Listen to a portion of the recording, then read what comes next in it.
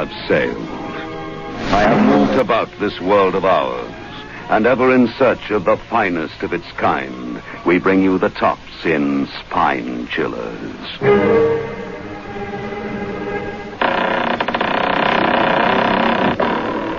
The Creaking Door.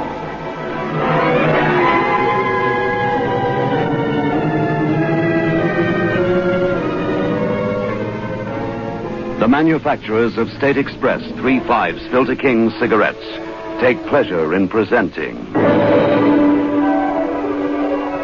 The Creaking Door.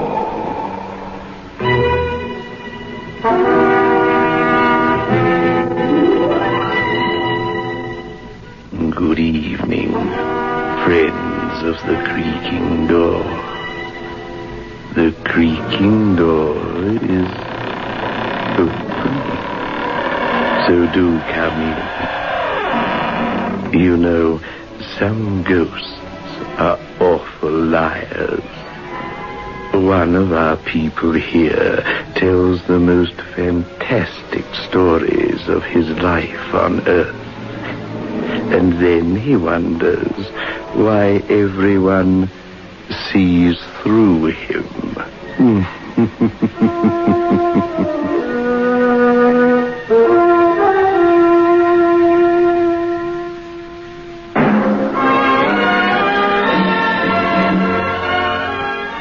Move in world class. Get the taste of new smooth State Express 3.5s today. We promise you, it's the smoothest cigarette you can get.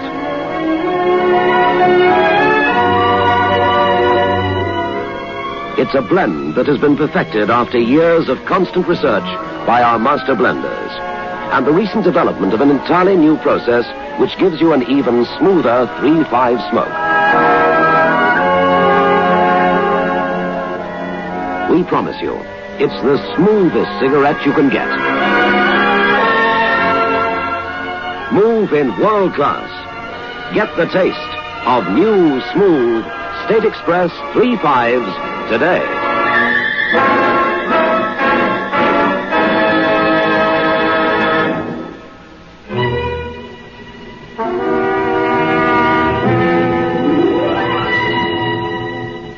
A man sits on a bench near the river. His suit is crumpled and ancient, his shoes broken. Now and then he sips from a bottle of cheap wine that has become his only friend. But he doesn't sip with good cheer and happiness. He drinks in horror.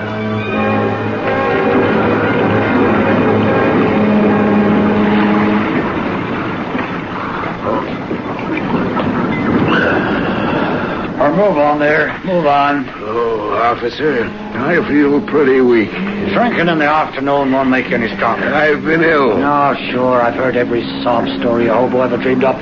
You know what's wrong with you? They used to call it lack of moral fiber back there in the war. You're just a spineless lump of humanity, not able to get the courage to jump in the river. Now get going or I'll run you in. Oh, very well. No hard feelings. I know you're just doing the job the city pays you for. You got the price of a meal. No, I'm a vagrant. Arrest me if you like. It doesn't matter. Another few days in jail. What's that to a guy like me? If I stake you to a You know meal... the answer? Booze. I know some people who help guys like you. Most of them are ex-drunks, and they understand. You sound like an educated man. He might be able to do something for you. No, thanks. I've got the greatest respect for people like that. They'd sober me up, and the one thing I couldn't stand to be sober. No, officer, the nightmares don't come to me through drink. It's the opposite.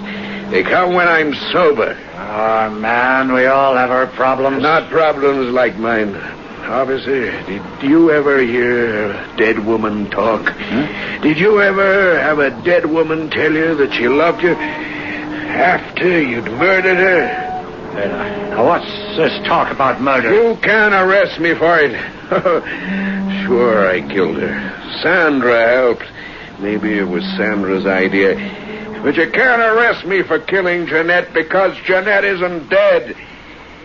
You see, I was married to Jeanette when I fell for Sandra. Sandra was beautiful. Jeanette was insipid beside Sandy. I loved Sandy.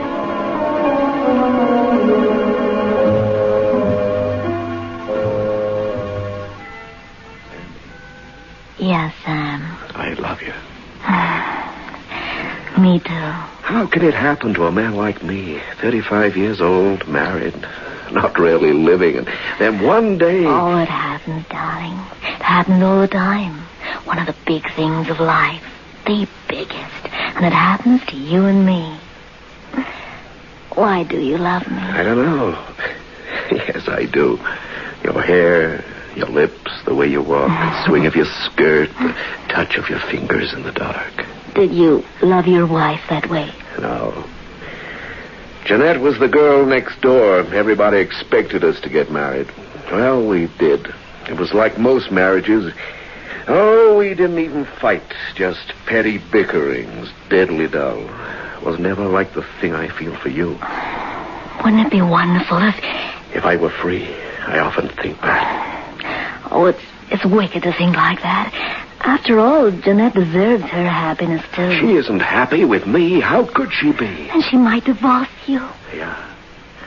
I'll tell you what I'll do, Sandy. I'll wait until we have one of our usual rows and ask her. You never know.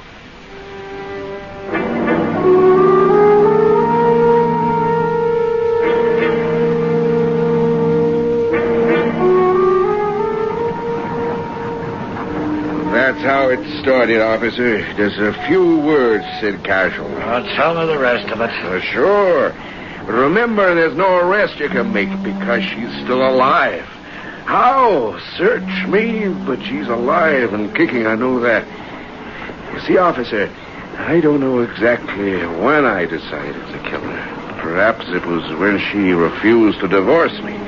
Yeah, I think that was it.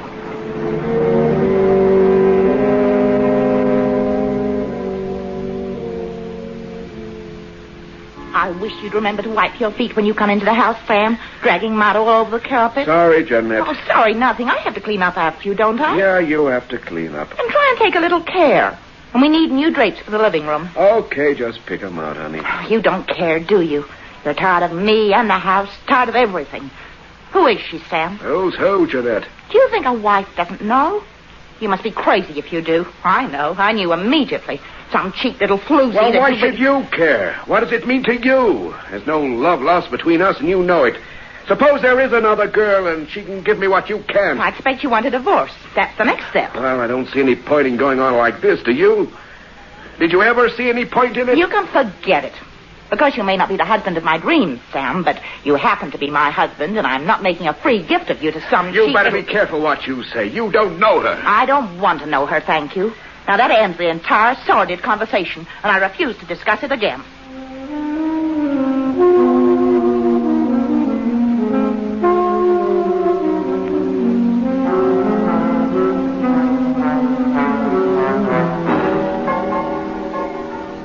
Make yourself at home, Sam. I'll fix us a drink. Here, take your jacket off. Oh, this is really like home. Why, Sam. Sam, you're wearing a gun. Yeah, I just bought it. Oh, I hate guns. This city just isn't safe at night anymore. No, that's true. I've never fired a gun in my life. Well, you'll have to get some practice. Yeah. Maybe we can go somewhere this weekend, huh? Sam, if I were you, I wouldn't wear that gun. I wouldn't let anybody know you've got it. Leave it here until you need it. Until I need it, yeah. Oh, boy, I'm with you all the way. Thanks, Sandy. Well, here's to us. Yep, here's to us. Shut away from the world in our little hideaway. That's how I want it, Sandy. I don't like people a lot, you know. I want us to be together for always.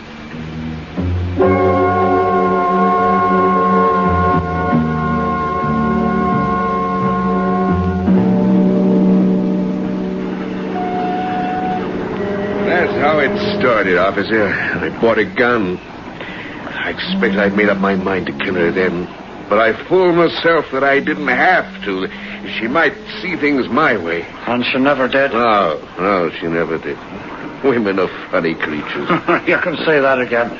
A woman, some anyway, like being married.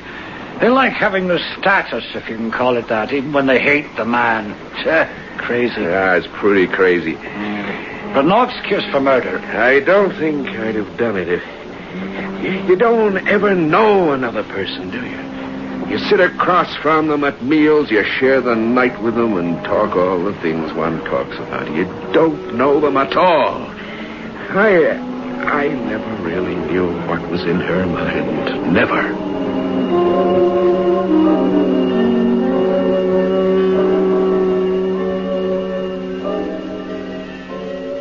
You were late home tonight. Yeah, that's right. Seeing your little sweetheart? Oh, lay off me, will you, Jeanette? I hoped we could go to a movie, that's all. You hate me. You show it every day. Why should I take you to a movie? Because we have to live normal lives, that's why. Does she look like me? No. You must know she doesn't. I'll bet she does. No, she doesn't. Younger, I expect, and prettier. I don't want to talk to you about it. I wonder how she feels. Guilty, I expect. Or is she without feelings of any kind? What good is all this doing you? You know I want you to divorce me. You know I want to marry Sandy. Oh, so that's her name, Sandy. How sweet. Or perhaps it's a nickname. Of course, you could leave me and simply live with her. Or is she insistent on the wedding ring? You'll lose a lot, Sam. The house, the car, it's in my name. The alimony won't be cheap. Can you keep your job? None of it matters. Can't you understand that? Oh, you have got it badly, my dear, haven't you? Yes, I have, Jeanette. Our marriage was a mistake, and we both know it. One day the right man for you will come along, and you'll be happy. Now you're just bitter and unhappy. Sam, a marriage is a marriage. It's for life, and as far as I'm concerned, that's that. If we're unhappy, we deserve to be. I just don't believe in divorce.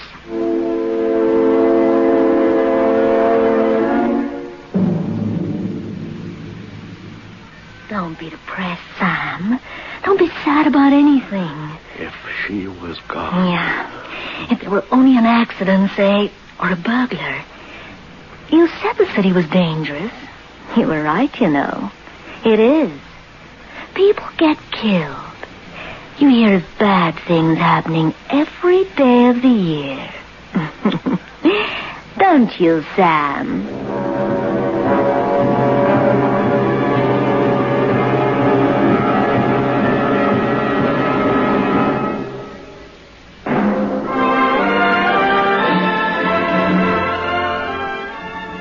In world class. Get the taste of new smooth State Express 3/5s today. We promise you, it's the smoothest cigarette you can get.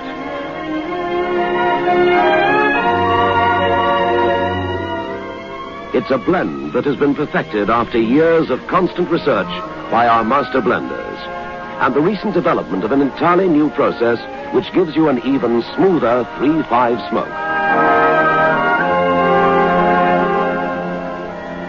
We promise you, it's the smoothest cigarette you can get. Move in world class. Get the taste of new, smooth State Express 3/5s today.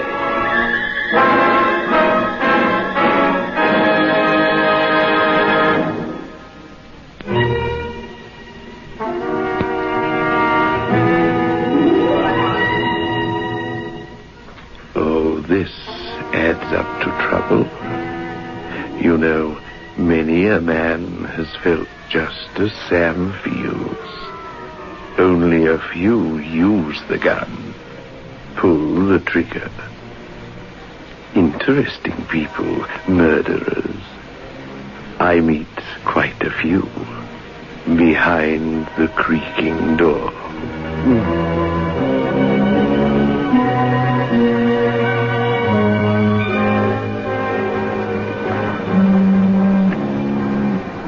Well, what did you do?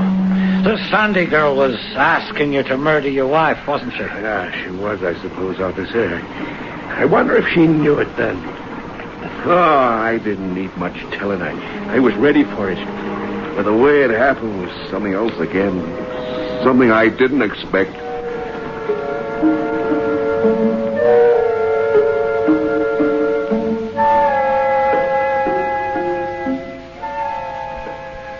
Sandy, you're falling asleep. I'm happy. Cat that ate the cream.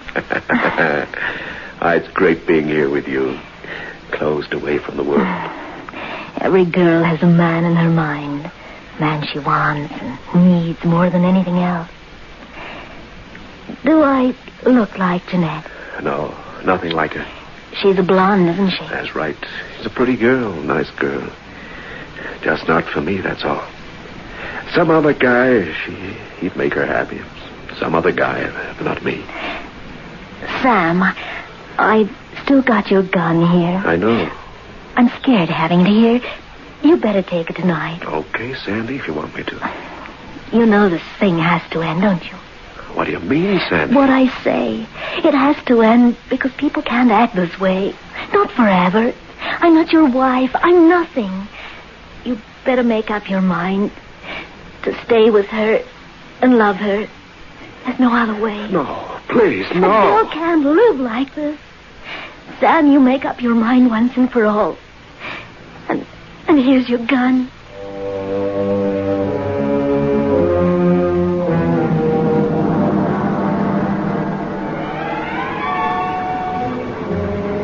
I took the gun and I walked home.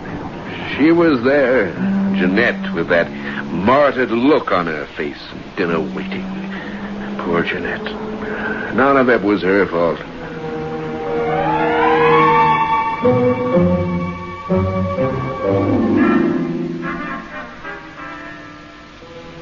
I've made dumplings the way you like them. Thanks. Can she cook? Sandy? Just leave me alone, Jeanette. Whatever you do is your own business, Sam. Oh, here, eat your supper. I don't feel hungry. Oh, she can cook, is that it? Take your jacket off. If you like. What's that? A gun? Yes, Jeanette, it's a gun. Oh, let's see it. I used to be rather a good shot. Be careful, it's loaded. Oh, thanks. You poor simp.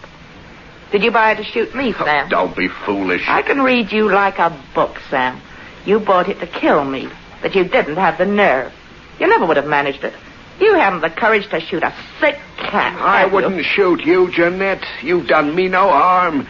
If we hurt one another, that's how things are. But now I have the gun. You pull back the slide, like this. Now it's cocked. Push the safety catch forward. Now it's ready to fire. Well, careful, it has a hair trigger, Jeanette. Don't point it at me. Goodbye, husband. No, it's... You're cutting my hand. Let go of that gun. Let go. Now, you fool. Jeanette. Jeanette. I swear I didn't mean it.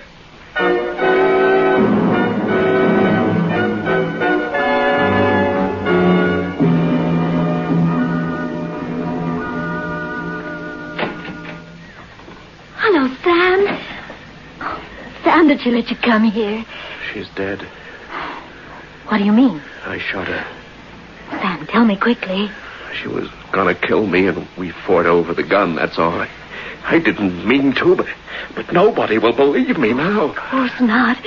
Did you leave her just lying there? Oh, Sam, tell me everything. Yeah, I just left her where she fell. Give me your door key. What for? I must go to the police, that's Give all. me the key, you fool. I'm in the stool, you know. Accessory after the fact. I can hang, too. The key, come on, quickly. Please, Jeanette. I'm Sandy, I'm not Jeanette. Oh, my mind's going. The key, quickly. There.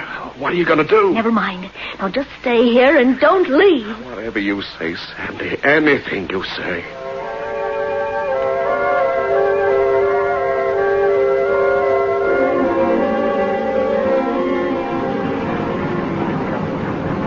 That's how it happened, officer. It was an accident. Oh, it sounds like something else to me. Where's your wife now? I don't know. How could I know? Well, this Sandy, what did she do with the body? I don't know. I was scared to ask. She came back that night, and she'd been away for an hour. The terrible thing is, she was looking exactly like Jeanette.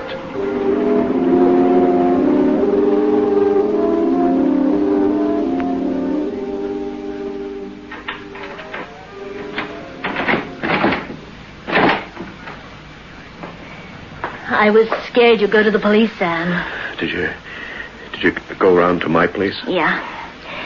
There's nothing to worry about. What did you do? Don't ask. Just don't go there again, that's all. But what have you done? I told you, don't ask me. Some things are better not talked about. Is there any brandy left? Yeah, almost a bottle. Pour us 2 drinks. Stiff ones. Oh, we need it now. All right. We're going to drink it all, then sleep. Anything you say. Here. You are. To us. I'm too weak to live. Nothing I do. I love you. That's all you have to remember. Why are you doing your hair like Jeanette? Drink your drink, Sam. You're coming apart.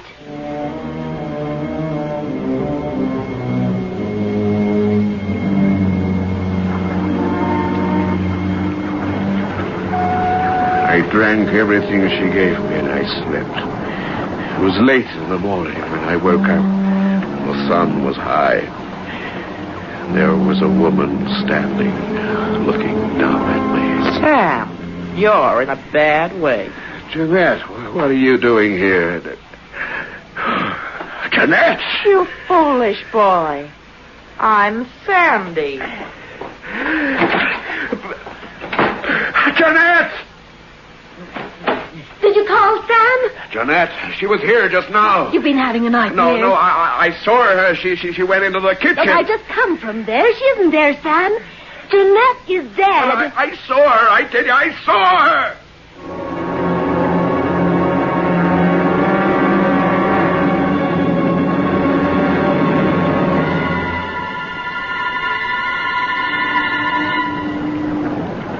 After that, I saw Jeanette everywhere. In the street outside my office, even sitting in my car. And Sandy changed her hairstyle and her clothes.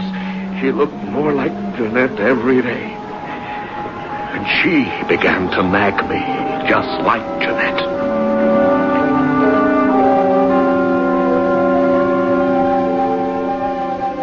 Your legs up, Sam. I can't clean the place if you sprawl there all day. Sorry. You must try to control these silly visions of yours. I know, but she's there. She's everywhere. I saw her just now, Sandy, as I came in. She was standing in the hallway just looking at me. Hello. Yeah, he's here. But nobody knows I'm here, Sandy. Well, obviously somebody does. Answer it. Oh, all right. Hello? Hello, Sam. Oh, no, you're dead. You're dead. Oh, give it to me, you fool. No spine at all. Hello? Hello? I rang off. But it was her. I know it was her. Sandy, it was her. Clear off out of here. I can't stand having you around. Man who schemes to shoot his wife and lacks the courage and gets himself into a state of nerves like a child. Oh, go on. There's the door. Beat it. Oh, please, Sandy, give me another chance. Just one thing I'll give you. The gun. Here, go on, take it with you. You may need it.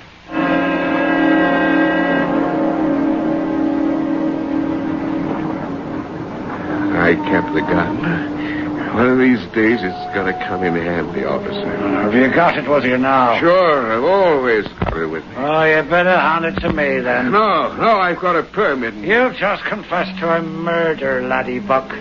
You're a vagrant on your own admission. Now I'm taking you to the police station, but first I want a few details. I don't want the sergeant to get all the credit. Your name? Samuel Wallace. Listen to And me. your address? 31 Hansel Crescent. But it isn't fair. She isn't dead. She can't be. Oh, we'll soon find out after we've dug up the back garden. Now, the gun. And it's over. But it's my last hope. Don't talk foolish.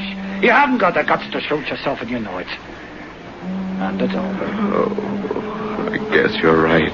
Here. That's better. Now, come along with me, son. Your troubles are over. My troubles are with me for eternity.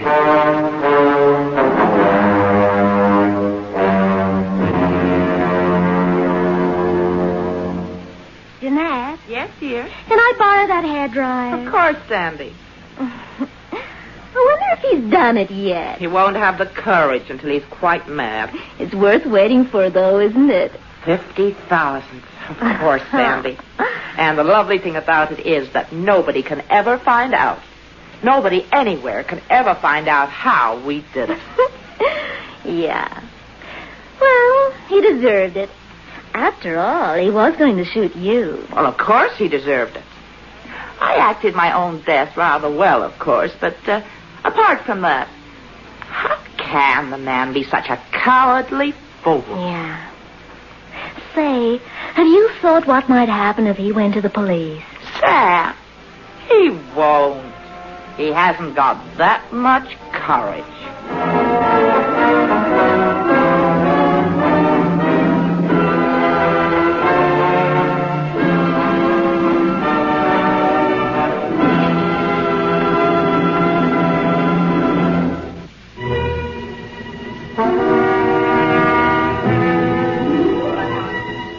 De Quincey once pointed out that many a man has owed his social downfall to a little murder he thought nothing of at the time. Poor Sam. Perhaps he would have been well advised to shoot both of them. One simply can't tell, can one?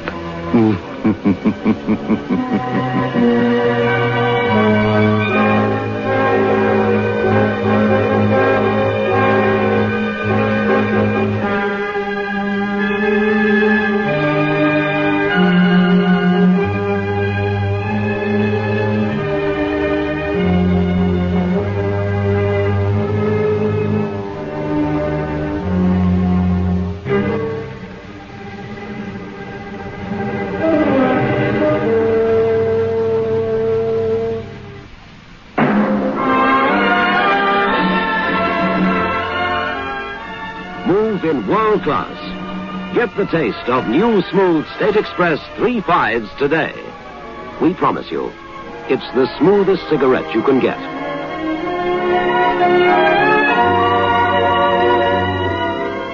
It's a blend that has been perfected after years of constant research by our master blenders, and the recent development of an entirely new process which gives you an even smoother 3.5 smoke.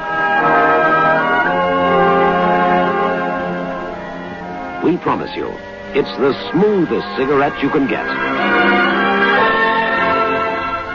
Move in world class. Get the taste of new, smooth State Express 3.5s today.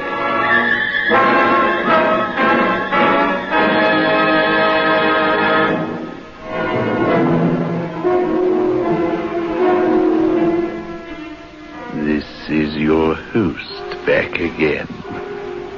Just a reminder of our rendezvous next week. Where are we going? Through the creaking door? Of course.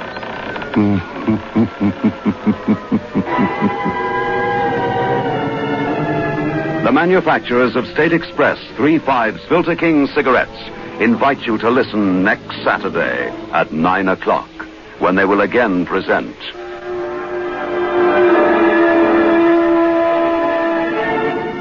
The Creaking Door.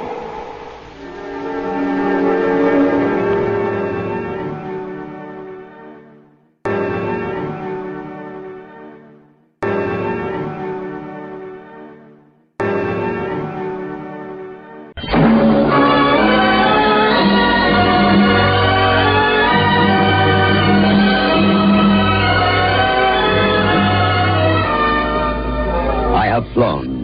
I have sailed. I have moved about this world of ours, and ever in search of the finest of its kind, we bring you the tops in spine chillers.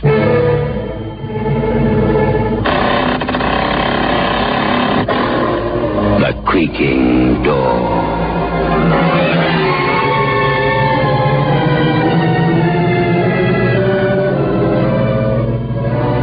The manufacturers of State Express 3.5 Filter King cigarettes take pleasure in presenting The A creaking door.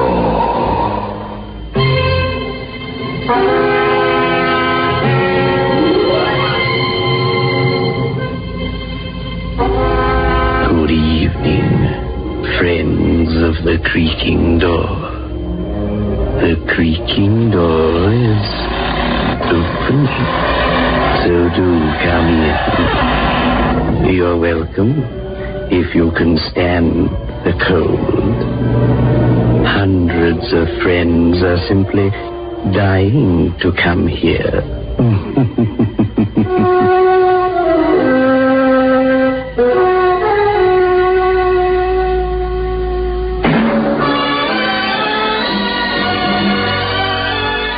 Move in world class.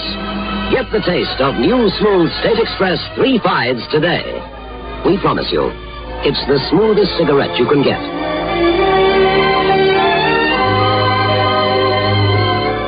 It's a blend that has been perfected after years of constant research by our master blenders. And the recent development of an entirely new process which gives you an even smoother 3-5 smoke. We promise you, it's the smoothest cigarette you can get. Move in world class. Get the taste of new, smooth State Express 3 5s today.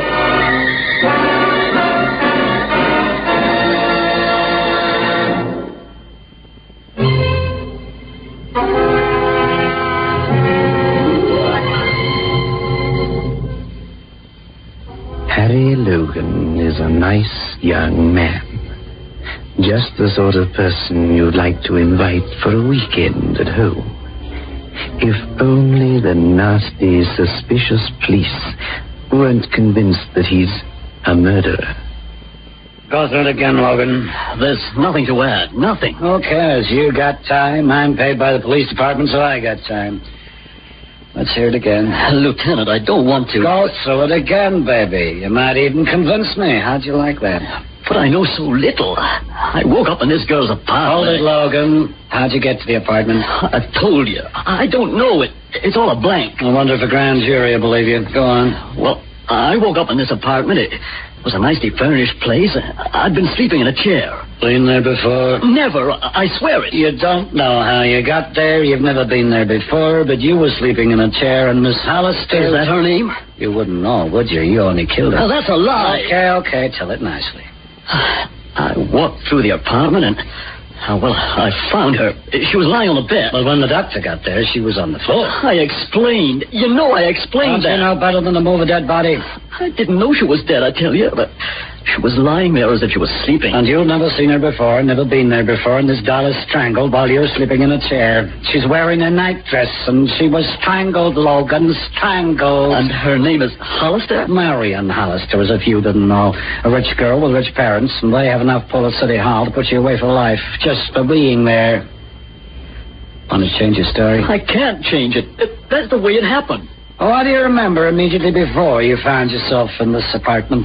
The last I remember is getting off a subway train at City Central. I was walking up the escalator and... there was a girl. Oh, there was a girl, was there? You missed that bit out. Where was she? She seemed to be sick. She was leaning against the wall of the station just beyond the escalator, and I think I stopped and asked her if I could help. And you remember nothing more? No, not a thing. This is a highly likely story. Let me tell you, Logan, amnesia has been put forward as a defense in a score of murder cases in the city. It has succeeded twice.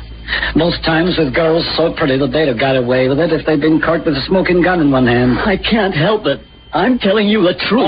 Okay. I'm going to put you back in a cell. Maybe you can remember a little more. Officer, take this man away.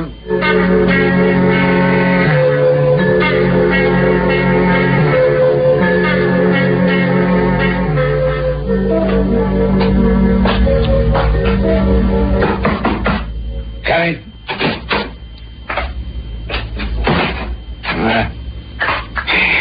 Chief, I hate to say this at my time of life, but I have a sneaking feeling this guy, Harry Logan, is telling the truth from the Hollister case. He just happened to get in this apartment where she was killed, and he can't remember a thing. He says he saw a girl in the subway. She was sick, or so he thinks. Oh, so he thinks. Yeah. How did he get to the apartment? How did he get in? We don't know yet. But there's something we do know. Logan's hands don't fit the prints on the Hollister girl's neck. She was strangled by a much larger man. I tell you what, Carly. If you can't tie this guy Logan with a kill, let him run for a while and we can find out how he goes. Have him followed. None of it makes sense, none of it. How did he get into that apartment? Well, maybe, Chief, if we follow him long enough, we'll find out. Have you asked him to identify the body? No, but we'll do that before we turn him loose. Maybe we can learn something from his reaction.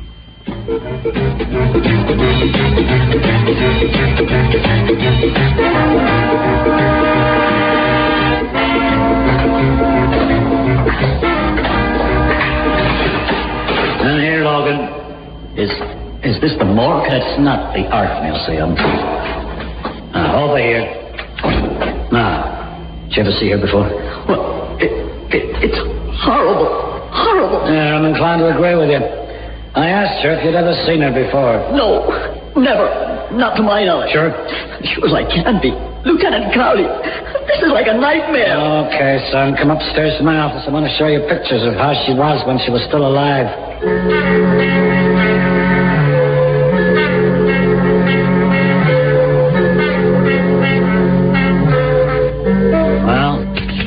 Recognize her? No, I'm sorry to say I don't. Was she the woman in the subway? I don't know. You know how it is there, all darks and lights. I just don't know. Don't worry then. Maybe we'll discover something. You're in the clear, son. Just go on your way. What?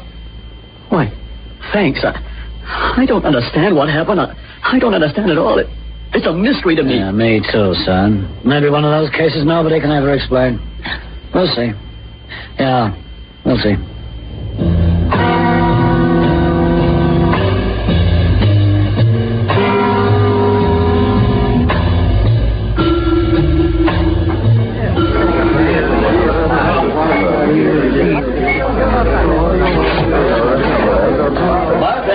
Give me a beer and a sandwich. Coming up, buddy. Thanks. Send it over the table there. Hello? Beat it, sister. I only wanted to thank you for what you did for me that night in the subway. In the subway? Yeah. I fainted, and you helped me. Who are you? The name doesn't matter. Sit down. Have a drink. Not now, thank you. The hat's hiding your face. I don't recognize you. I'll take it off. Hey, is that better? But you're Marion Hollister. Why not? Why not? Beer and sandwich, 80 cents. The girl here. Where did you go? What girl? I don't see no girl, mister.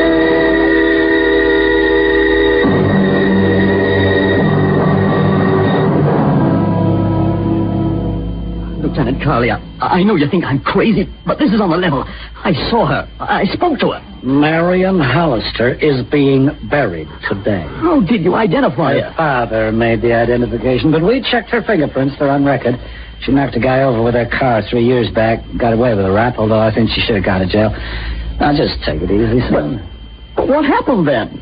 You've been under a bad strain, boy. Been in jail, accused of murder. Well, you got a dream or a hallucination or something, that's all. Oh, somebody was impersonating her. But she was exactly like her photograph. Just take it easy, son. Where was this bar you were at? Murphy's on the corner of Main and 60th. I can't see a girl like Marion Hollister going in a place like that. Now, we're busy on the case. I'll talk to the bartender later. Just you go home and relax. But it was her. I tell you, it was her. And if you aren't going to do anything about it, then I will.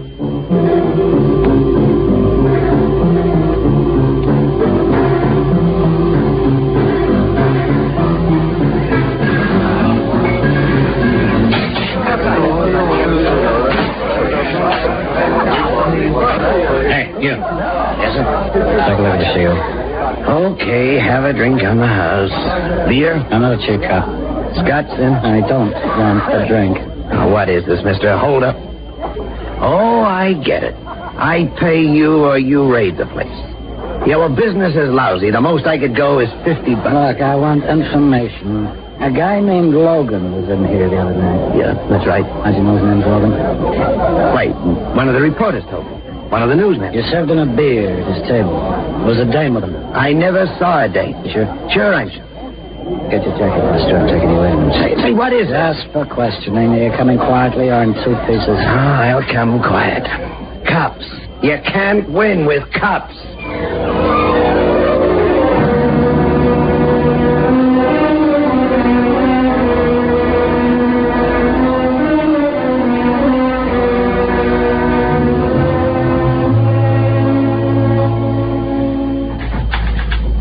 Mr. Parmenter?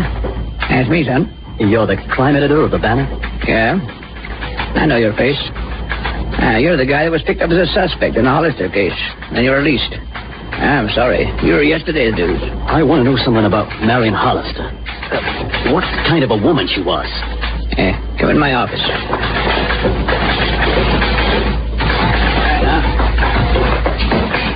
Take your seat. You got anything to tell me we don't know? What kind of person was she, the Hollister girl? Between you and me, strictly a hot rod. A poor little rich girl. Could you be more specific? Well, I'd lose my job. Her dad owns half this city and half this newspaper. Now, look. She lived for the kicks, drink or drugs or anything else. It was all the same to sweet little Marion. She didn't look that kind of girl. Oh, so you did see her? Only her picture. She was arrested once for driving stinking drunk, and she killed a guy. Her old man even sprung her on that one. She had a sweet face. No heart. Was there anywhere specific that she used to frequent? Fellini's gambling club on the east side. Duke Fellini was said to be her special boyfriend, but don't quote me. Say, what is this anyway? Oh, it's only that I saw her ghost. I'll let you know if I hear anything.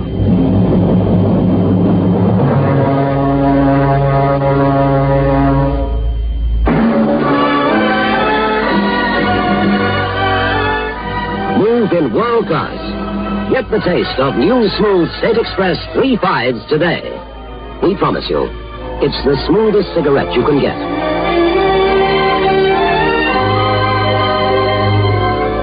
It's a blend that has been perfected after years of constant research by our master blenders.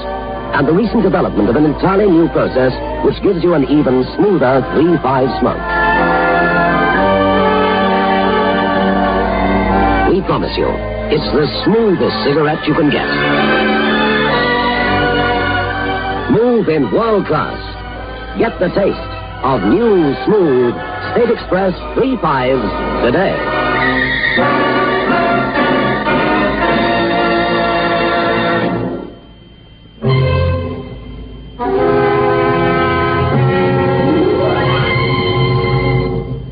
I don't think Logan believes in ghosts.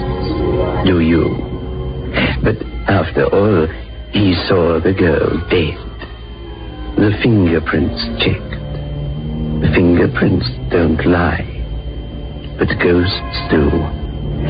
They lie uneasily in their grave.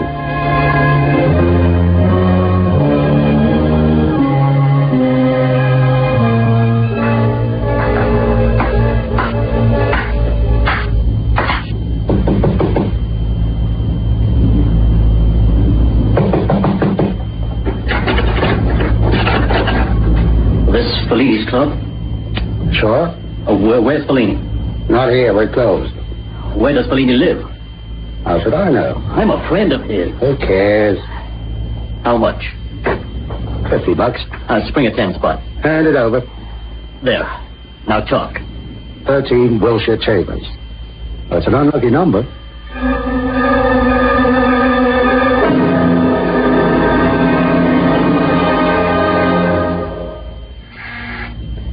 Come on. Come on.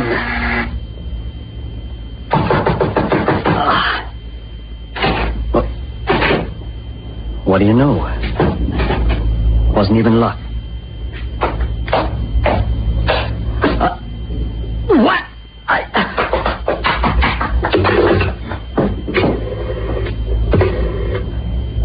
Police? Give me Lieutenant Carley. Hello, Carley? I'm in the apartment of Carlo Fellini at 13 Wiltshire Chambers. Come over quick. Fellini's dead.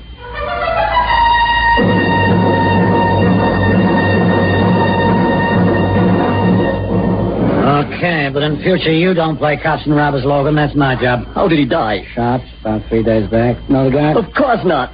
You don't know anybody, do you? No, I don't know anybody.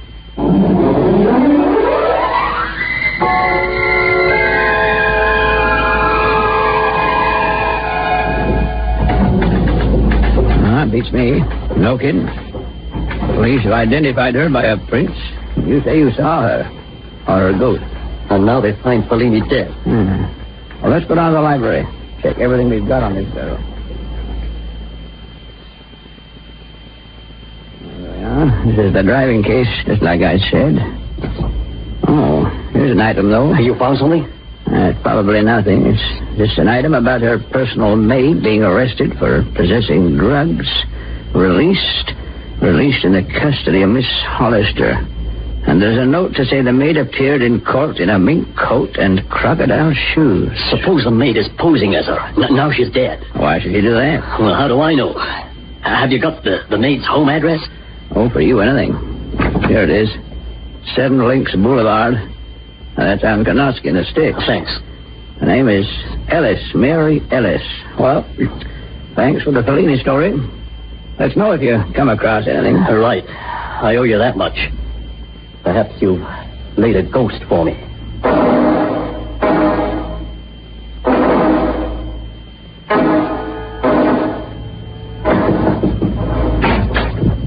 What do you want? I want to discover the whereabouts of Miss Mary Ellis. I understand she is about to inherit some money under Miss Hollister's will. I don't like me. Marion wouldn't have left Mary a red cent.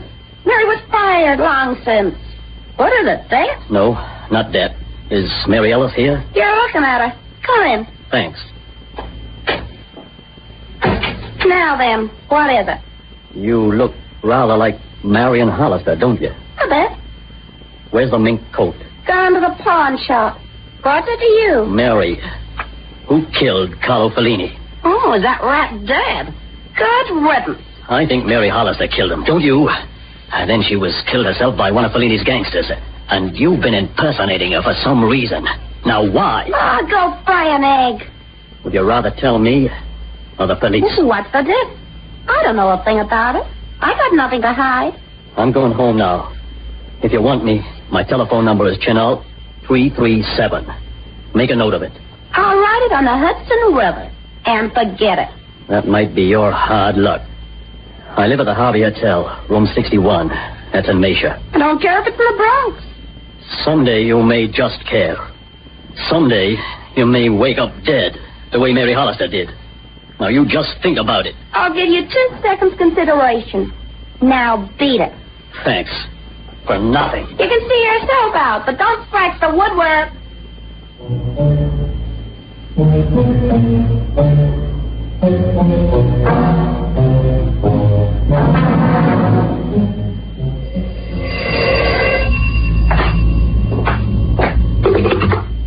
Logan here, room 61. This is Marion Hollister, Mr. Logan. I don't know what the game is, honey, but Marion Hollister is dead. And I don't believe in ghosts. Don't you, honey? Perhaps you should. Whoever you are, what do you want? To talk to you. Come over to the apartment. Where you found? Sure. And I'll bring the police with me. Oh, I wouldn't do that, darling, if I were you. Why not? Because they wouldn't find anything there. Are you coming? Okay. I'll be along. I'll leave the door off the latch. I'll be seeing you.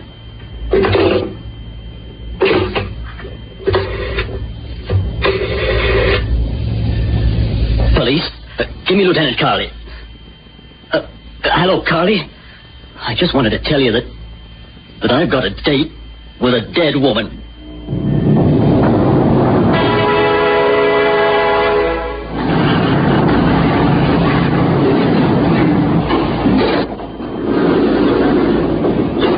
Ninth floor, mister. Thanks.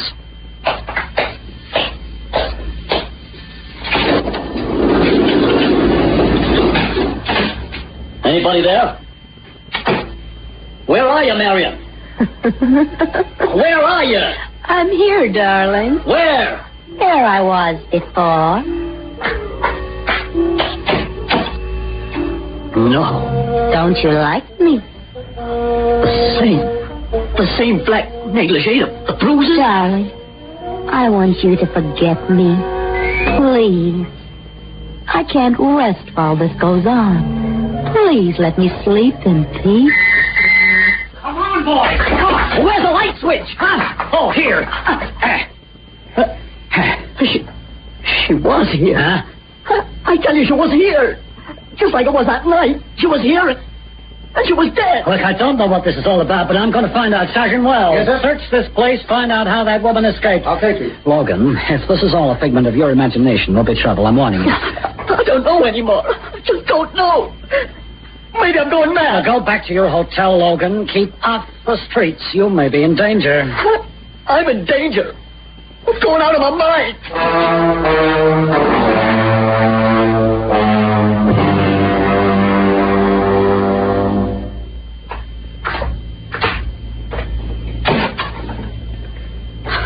Hey, what is this?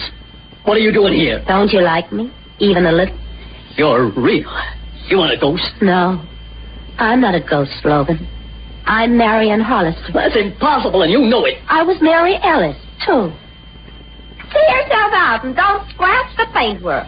But the Hollister girl's fingerprints were checked. Oh, surely. But you see, I was on a drunken driving charge. My maid looks a lot like I do. That's why I chose her. She could always give me an alibi. Well, I paid her well to stand in for me. It was her fingerprints they took, not mine. Then the real Mary Ellis was the dead girl in your apartment. That's right. My money comes from my dad. When I went to Fellini's place, Mary was seen around as me. I'd been forbidden to visit Fellini. Poor Carl. I killed him. I killed him with this gun. Put that thing away. I shot Carlo because he was through with me. All he ever wanted was money and more money. He called me names that night. Carlo has a brother. Carlo's brother has big hands. Poor Mary Ellis. She did look like me. Give yourself up. If you explain it... Oh, it won't help now. I was going home by subway and I suddenly felt faint. After all, I just shot Carlo. You wanted to help me and that was all. But I couldn't let you give evidence later that you'd seen me. That would have placed me too near to Fellini's place. What happened to me? I asked you to take me home. Then I rang a certain doctor I know. He just hypnotized you, that's all. Told you to forget and sleep. Logan, if I'd have gone into my bedroom, I'd have seen Mary Ellis dead. I didn't. Not till later. Then I couldn't move you, and I had to leave you there. And now? I tried to make you think I was my own ghost and shake you off the trail. I made up as Mary Ellis in case the police went to question her. They didn't. You turned up. But you didn't really believe in ghosts, did you? I began to, at the end. How did you get out of the bedroom? Oh, I just slipped past the police in the dark. Well, I decided to shoot myself, but the game isn't played out yet. It might be easier to shoot you. You're only making it harder for yourself. You know that. I don't think they'll do much to you for shooting a rat like Fellini. Sorry, Logan. You were good to me. You liked me, even. But I'm rotten, and I always was, and I'm going to do the selfish thing to the end. Put it down! Yeah, down, Miss Hollister. You see, Logan's been close-tailed ever since we let him out of jail. Well, here goes nothing. You rat. You stopped me doing the only decent thing I ever tried in my whole life. I hate you. I hate everybody. It'll pass, Marion. Everything does. Things can get better for you. Believe me.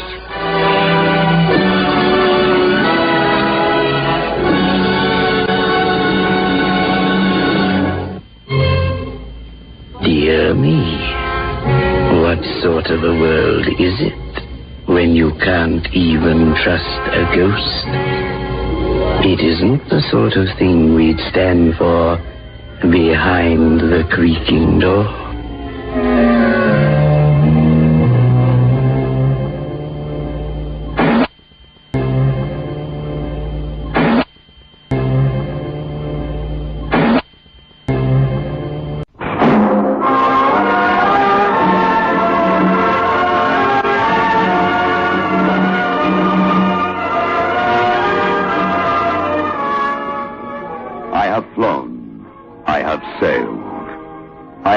About this world of ours, and ever in search of the finest of its kind, we bring you the tops in spine chillers.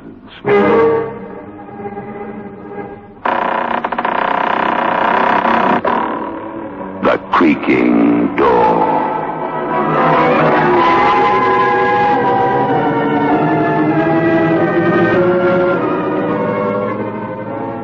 The manufacturers of State Express 3/5 Filter King cigarettes take pleasure in presenting the creaking door.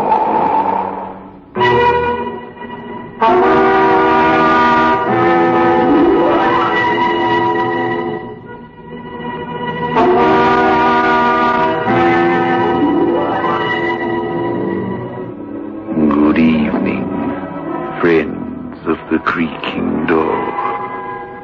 The creaking door is opening, so do come in. Oh no, you won't need that. Once you're through the creaking door, you'll realize that everyone who enters here leaves their mind behind.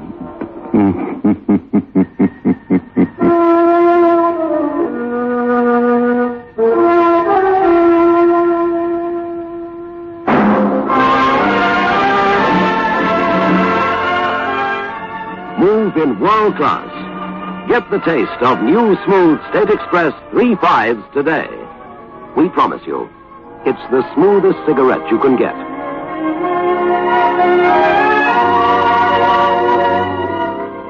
It's a blend that has been perfected after years of constant research by our master blenders, and the recent development of an entirely new process which gives you an even smoother 3/5 smoke. We promise you, it's the smoothest cigarette you can get. Move in world class. Get the taste of new, smooth State Express 3/5s today.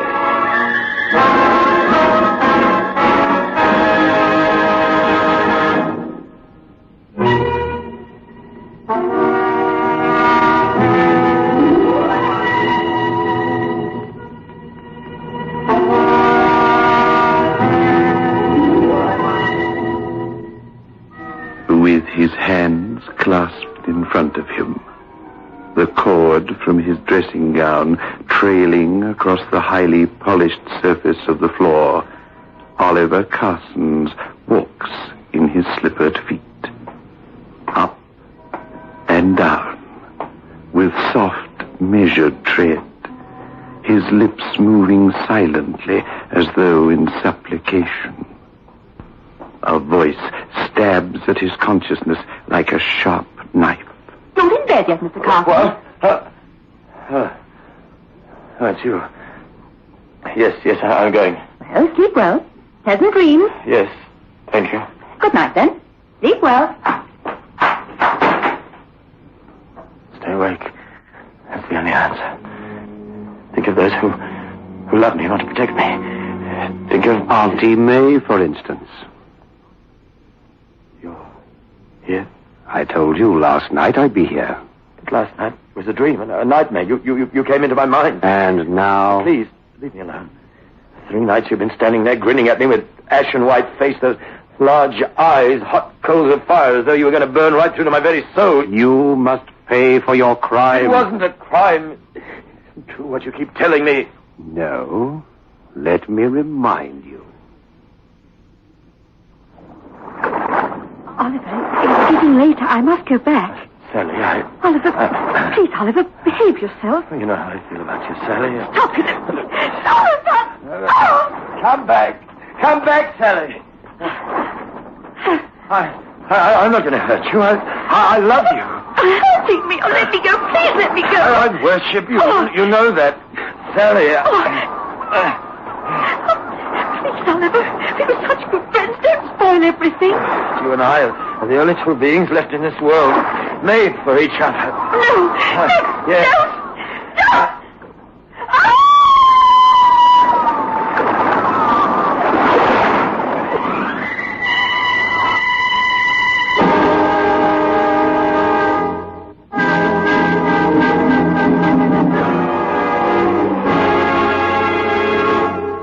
You You killed her.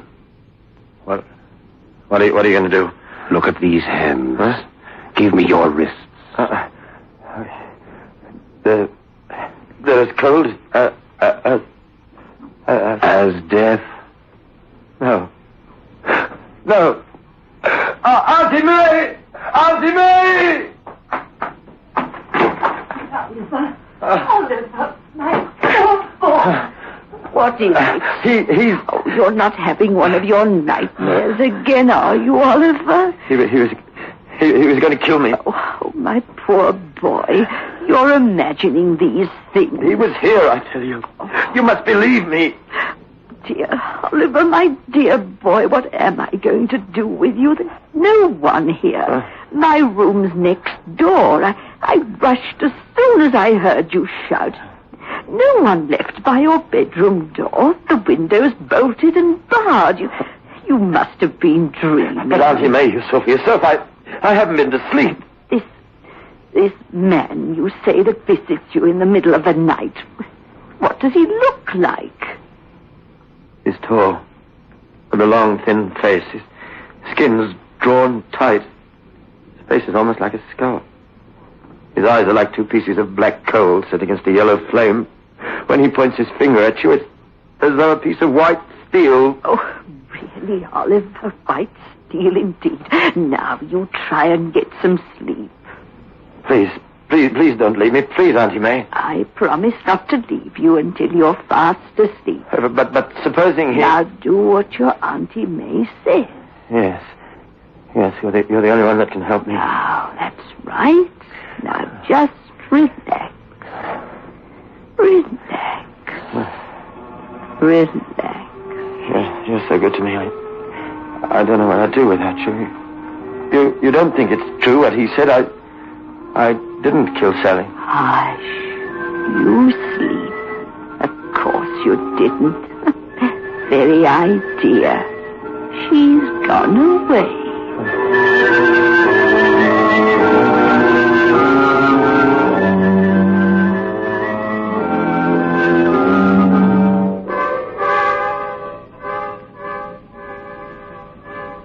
Hello, Oliver.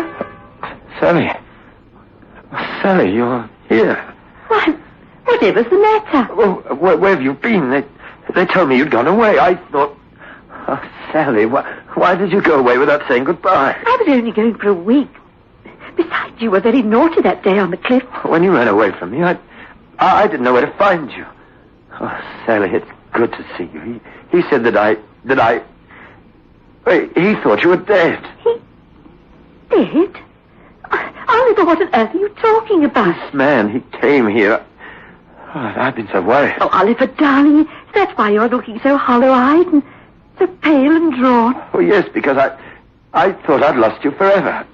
Somehow, I felt that you were calling to me, that you needed me. I do, Sally. You'll never know what this visit means to me. It won't be the last. I know I acted a little foolishly running away from you, but we'd only known each other just over a week. Just one little kiss, that's all I want. Here. Better? Better? Oh, Sally, you worked a miracle. I don't know who he was or what he was. Whether it was in my imagination or... Well, who cares? You've banished him forever. Sleep well, Oliver.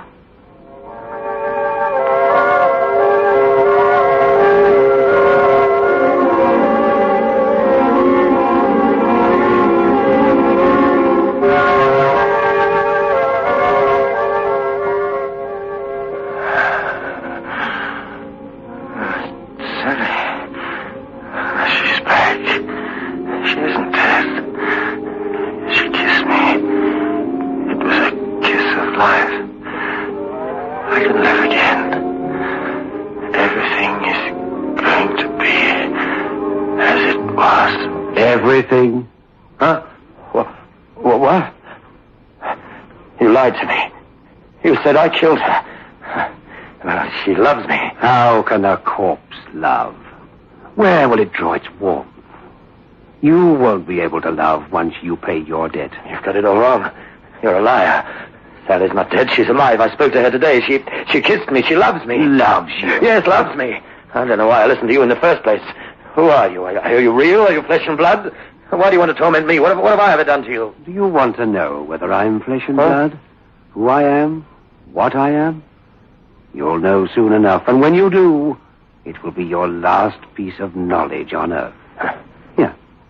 Take my hand. No. Go on, clasp it.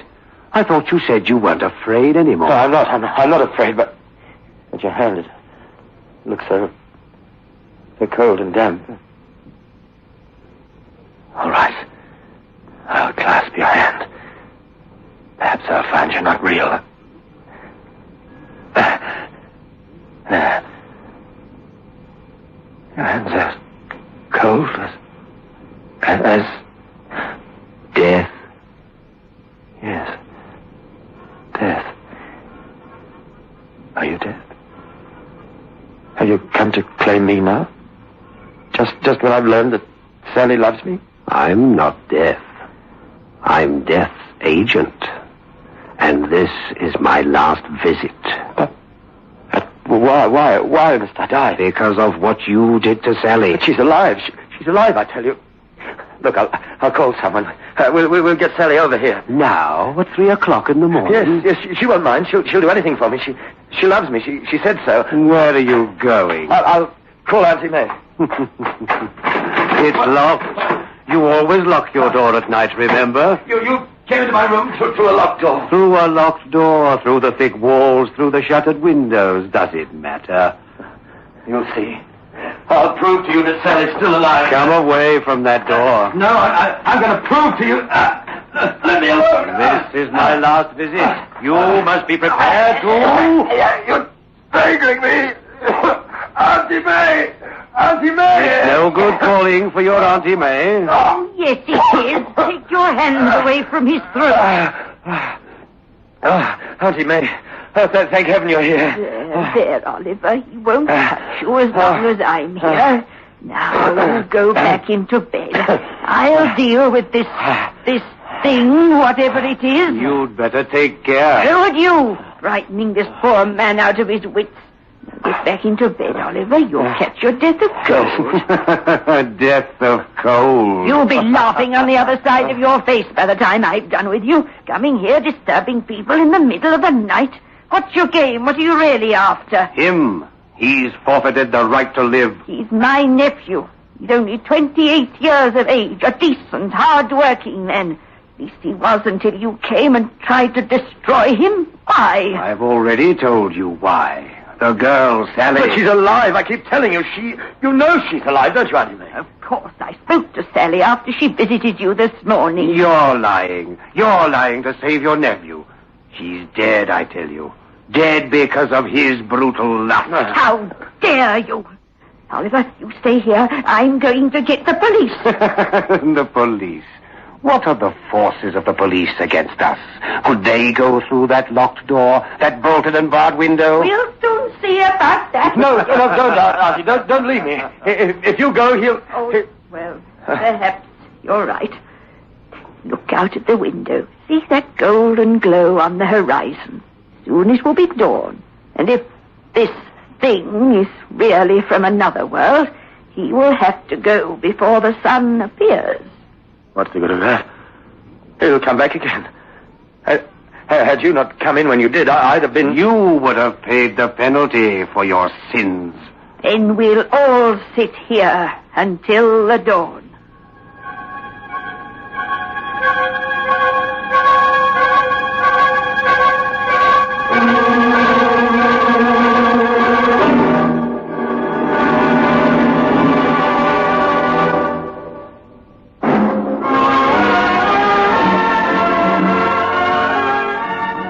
In world class. Get the taste of new smooth State Express 3.5 today. We promise you, it's the smoothest cigarette you can get.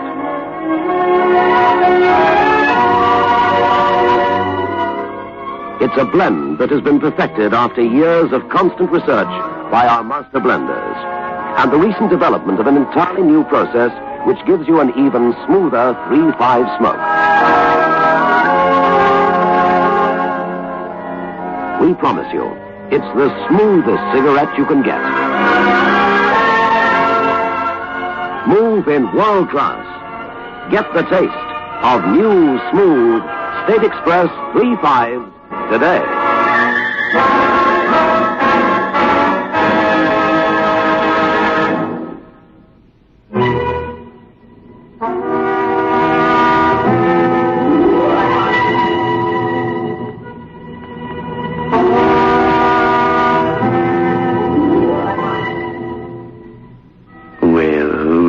Well. Poor, frightened Oliver, lying there on his bed, with his Aunt May sitting at his side. And the ghost, is he still there? Or has he gone to find his aunt? Wake up, Oliver. Wake up. He's gone. Oliver. Oliver, wake up. What? Look, the sun is high in the sky. Let's open the window. No, please don't do that, Auntie May. He's... Yes, he's gone. Oh, thank goodness you're all right. I'm ashamed to say I dozed off, and when I opened my eyes, he wasn't here anymore. Heavens, I have a lot to do. Why don't you get up and take a walk in the sun?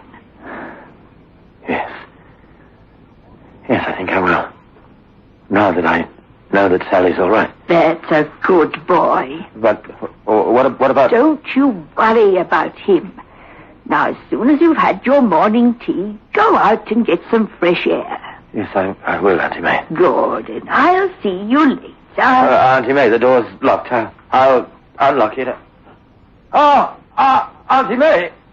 Auntie May, where are you? How did you get out? How did you get out of this door? Mr. Carson, what's going on? Oh, good gracious me, now look at you. Oh, here, let me help you get into bed. How did you get in here? The door was locked. I thought it was locked. Oh, dear, into bed you go. That's it. Oh, now look at the state this pillow's in.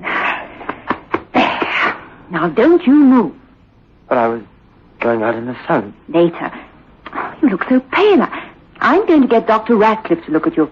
Now, please, Mr. Carson, just stay where you are. All right.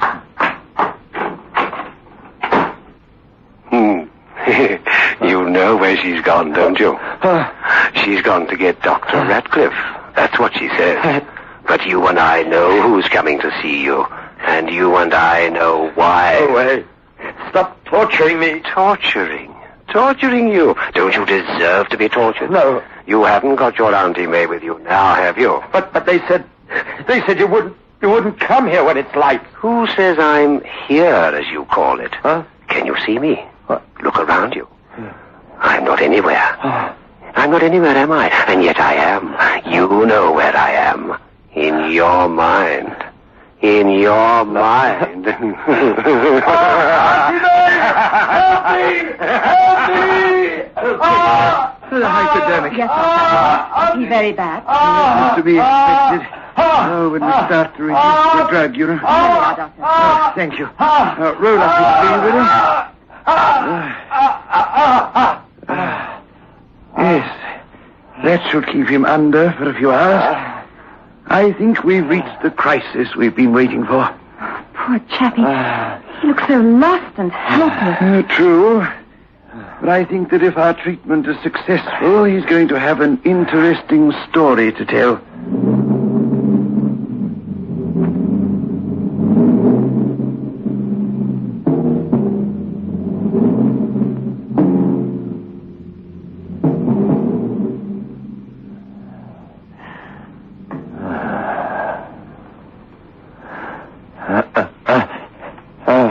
Auntie May? Auntie May? So you're awake, Carson. But you're... Yes, Dr. Ratcliffe. You've been having rather a bad time the last few days. How are you feeling now? Auntie May, she's... Carson's, for your own sake, we have to bring you down to reality. Huh? When you first came to the sanatorium, you were under heavy sedation. Then we reduced the amounts because we can never hope to cure any form of mental sickness unless we get at the cause. And you know what the cause of yours is, don't you? No. No, I'm not sick. I want my Auntie May. Now, listen to me, Carson. We're either going to put you on the path of recovery in the next few days, or you'll go into a home for the incurably insane. Which is it to be? She was here. She stopped him from torturing. Your Auntie May died when you were 6 years old. From that time on, she's been the only image you've ever had of warmth and comfort and security. But all your life, you've been living in a dream world, running away from people, inventing fantasies when you were alone in your own little room. But this last business, it was then that your brain snapped. You've got to get rid of your sense of guilt. It isn't true. She'll come back. Auntie May... You were charged with criminally assaulting this girl, Sally. No, and throwing her unconscious body from the top of Beacon Hill. I didn't. She's alive, I tell you. She's alive. She loved me. She loved me. She came to see me. She couldn't have done, because she's dead. Oh. Did you throw her deliberately, or was it an accident? It was an accident. I just wanted to tell her I loved her. She slipped. Well done. She slipped. But she's dead. You were charged with her murder, and you were found not guilty. Yes. Yes, they said I didn't do it. But he tortures me. He put his hands on my wrist. They were ice cold, like death. Oh, handcuffs. Yes. My compliments to Detective Sergeant Hinchcliffe, nurse. Tell him I'd be grateful if he'd come to the sanatorium. I need his help. Yes, Doctor. Carson's, 4 nights ago we gave you EST treatment. You've been having a bad time, but I think we're going to put you right. Now, you were charged and you were found not guilty. I told the truth in court. He doesn't believe me. We're going over the evidence of that day, of how you laughed and made love, and she ran out and her foot slipped and...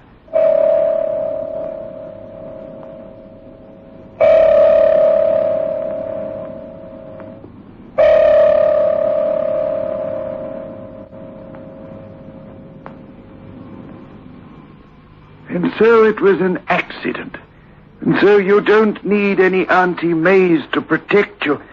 No one is punishing you except yourself. Keep him away! Keep him away! Come on in, Sergeant. Sergeant? Sergeant Hinchcliffe, you spent many hours interrogating Mr. Carson. Yes, I did, sir. You accused him of killing that girl. Yes, but it's all over now. The court found him innocent. You think that I'm innocent? Of course I do, Mr. Carsons. Now that the court has found you innocent, well, I accept that. Is he the apparition that's been visiting you? Yes, but I don't understand. Sergeant, do you solemnly promise to leave this young man alone from now on? Of course, but I don't quite understand how... Come with me, Sergeant. Just stay with Mr. Carsons, please, will you, nurse?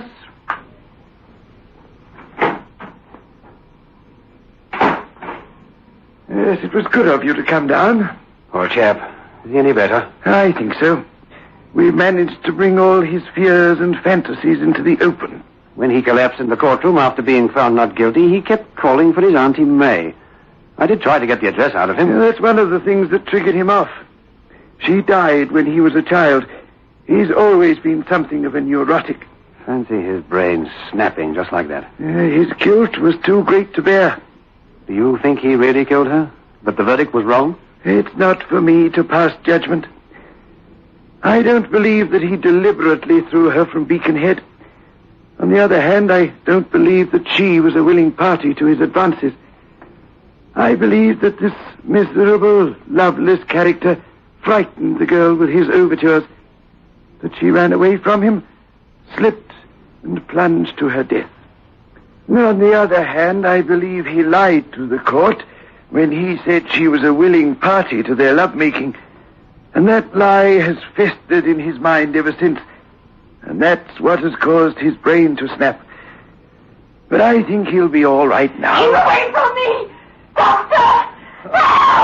No! All I want is a little love. Well, Doctor, it seems as though you're wrong.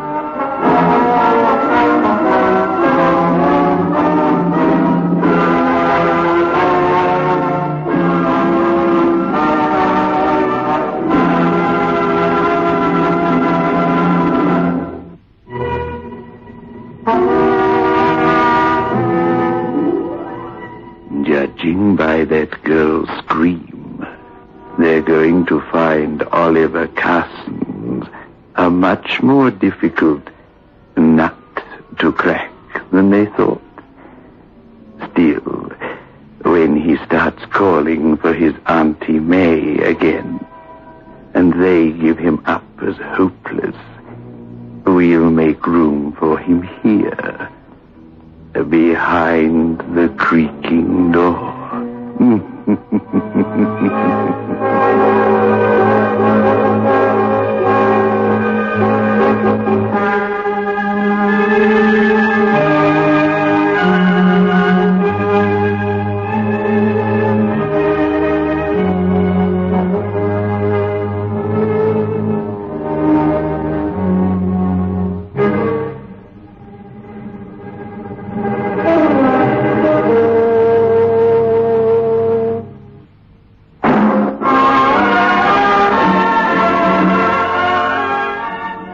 In world class.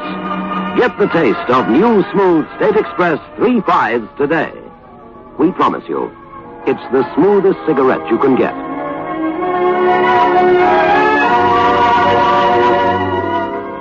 It's a blend that has been perfected after years of constant research by our master blenders, and the recent development of an entirely new process which gives you an even smoother 3/5 smoke. We promise you, it's the smoothest cigarette you can get. Move in world class. Get the taste of new, smooth State Express 3/5s today.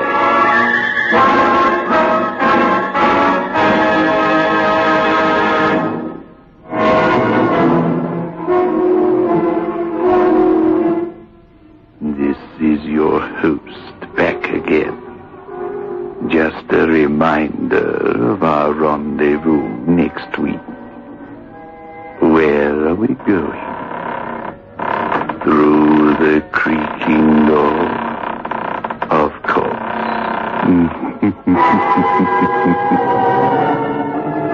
The manufacturers of State Express 3/5 Filter King cigarettes invite you to listen next Saturday at 9 o'clock when they will again present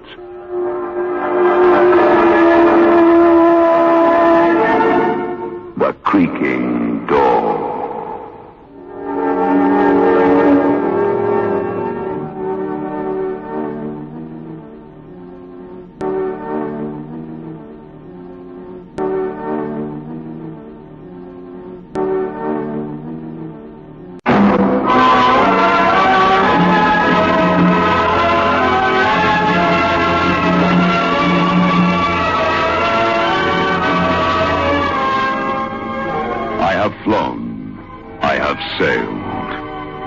Moved about this world of ours, and ever in search of the finest of its kind, we bring you the tops in spine chillers.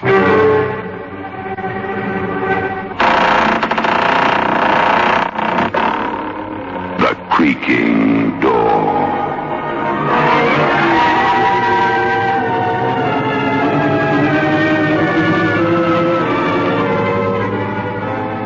The manufacturers of State Express 3/5 Filter King cigarettes take pleasure in presenting The Creaking Door.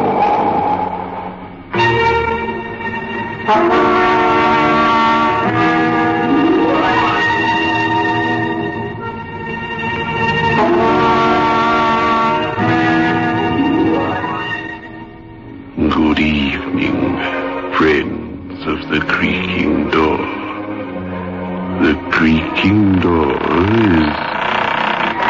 company.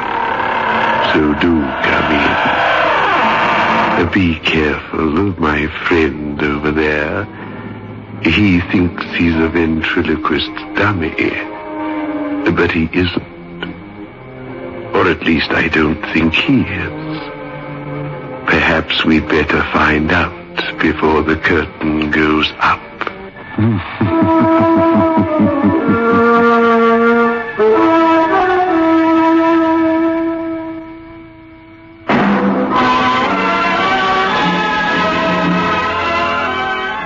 Move in world class. Get the taste of new smooth State Express 3/5s today. We promise you, it's the smoothest cigarette you can get.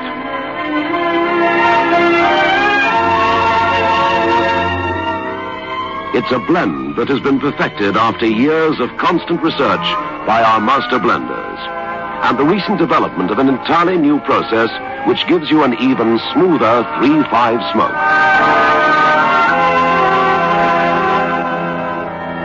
We promise you, it's the smoothest cigarette you can get. Move in world class.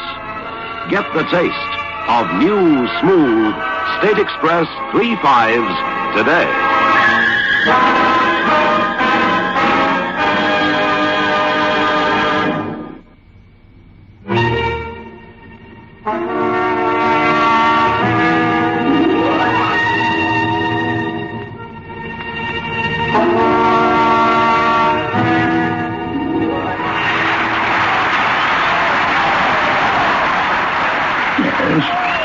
Yes, that Turpin's a fabulous ventriloquist.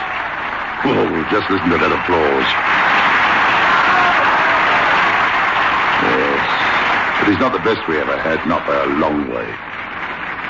Yes, I've been manager here for over 20 years, you know. I've seen them come and go. But the best ventriloquist, the greatest act I ever saw in my life, that was Bertini. He was an Italian, spoke broken English, but what an act. Funny the way I first met him. He came into my office on, yes, it was Wednesday morning. Came bursting in here, he did, with the dummy on his arm. First I thought he was joking. Then I realized he was deadly serious.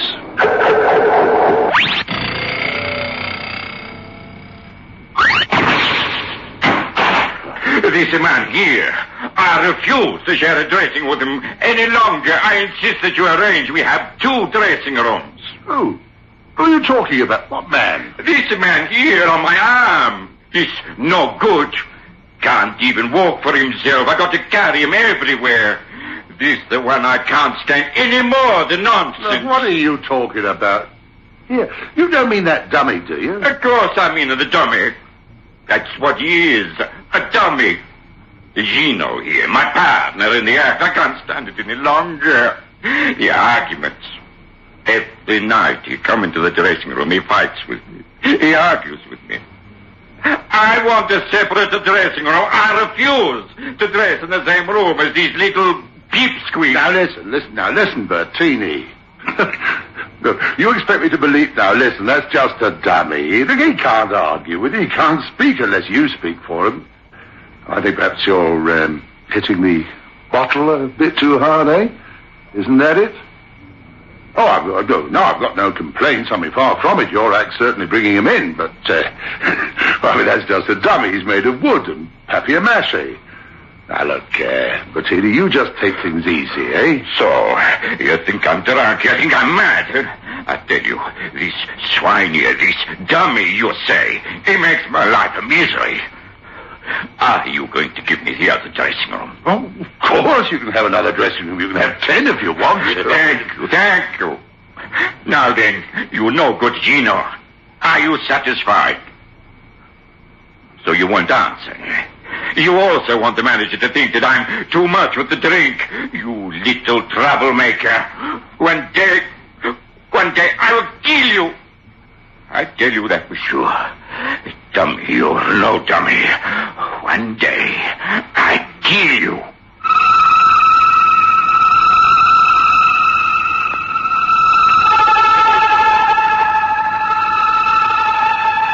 Well, I ask you, Have you ever heard anything like that? You see, well, as you no doubt know, but just in case you don't, a ventriloquist has his dummy, usually with a carved wooden face and hinged jaw. The ventriloquist himself operates this jaw and the turning of the dummy's head and so on by controls in the back of the dummy. And as for the voice, well, that's the ventriloquist himself, of course. He pitches his own voice a little higher. He speaks without moving his mouth or throat, and he throws his voice. He projects it so that it sounds as if it's coming from somewhere else and not from him. But it's him all the time. And that's what made me think that Bettini was hitting the bottle too hard. I mean, when it comes to imagining things like that, well, I ask you. Anyway, I gave him another dressing room for the doll, and the next day he was very much happier. Or he seemed to be much happier.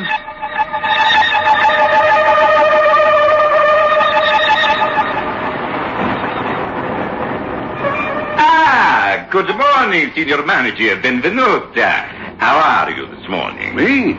Oh, I'm fine, Bettini. And you? Well, you look a lot happier today. Me? But of course I'm happy. Now at least I can get away from that doll. You think I'm mad, but I tell you, I'm not mad. Maybe one day I will be with that doll. He drives me crazy. Yeah? Well... But now everything fine. Now I put him in the dressing room and he stays there till the show. That's fine. Now I'm happy.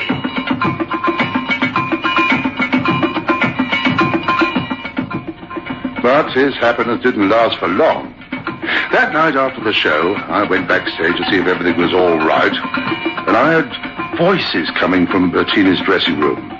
Not the one where he kept his dummy, the second one I'd given him, but his own dressing room. Yes, voices. Loud and angry voices. At first I thought he was fighting with one of the stagehands. Then I realized he was talking to himself. Pretending to talk with the dummy, Gino, you understand? But really talking to himself. So I stood outside the open dressing room door and I listened. Well, I've never heard anything like that in the whole of my life. Yeah. Who asked you to come in here, hey? Who asked you? If you don't like me in here, why don't you throw me out, eh? Don't provoke me, you little monster. I will do that one of these days. Talk is cheap. You stick me in another dressing room and you leave me there all day, all night. You take me back in this dressing room with you. Otherwise the show does not go on next time. You understand? Oh, shut up, you twisted little monster. You make me sick. You think you can blackmail me like that? I'm not frightened of you. You hear that? I'm not frightened of you. You better take care, my friend Bettini. If anyone were to pass and hear this conversation, they would think you were crazy. Shut up. Shut up. That's enough, Romeo. I'm telling you for the last time, Gino. If you don't shut up, I kill you.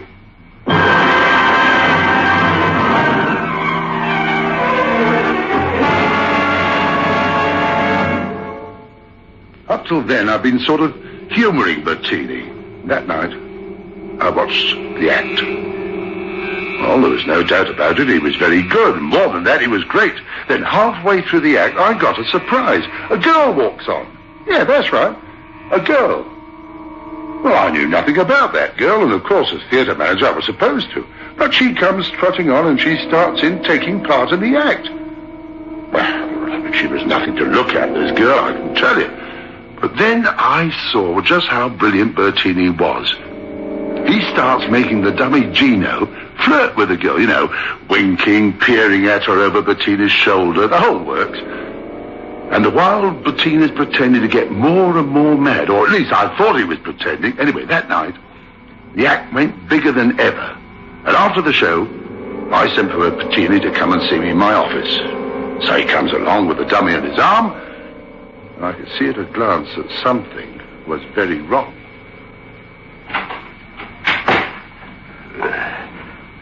to see me? Yes. Sit down, Bertini. Thank you. Now then, I caught your act tonight. Oh, so that's it. You saw the girl, I suppose. Yes, that's right. I saw the girl.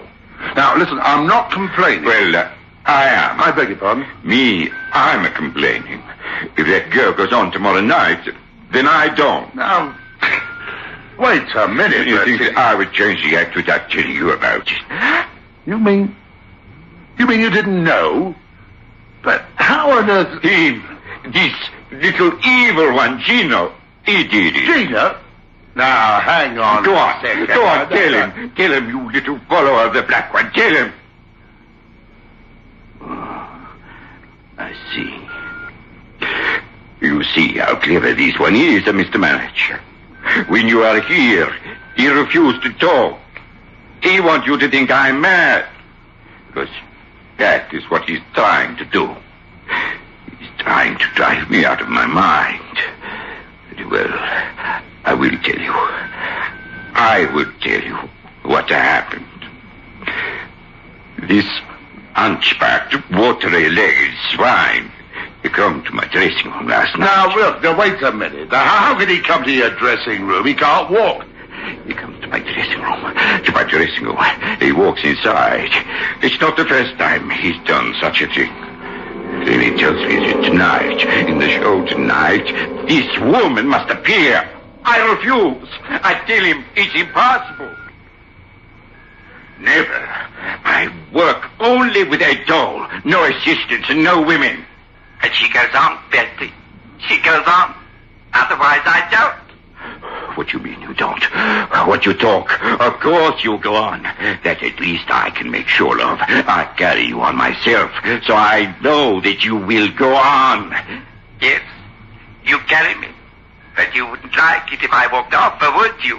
Walked off in front of all these people. You wouldn't like that. And I will do it. Unless Maria comes on stage in the act tonight. You're bluffing. You wouldn't dare. Yes, I would. I will do it. I will get off your knee and walk on these horrible little legs made of old clothes stuffed with newspaper. I will walk off. So you see, Bertie, my friend, you'd better do as I say.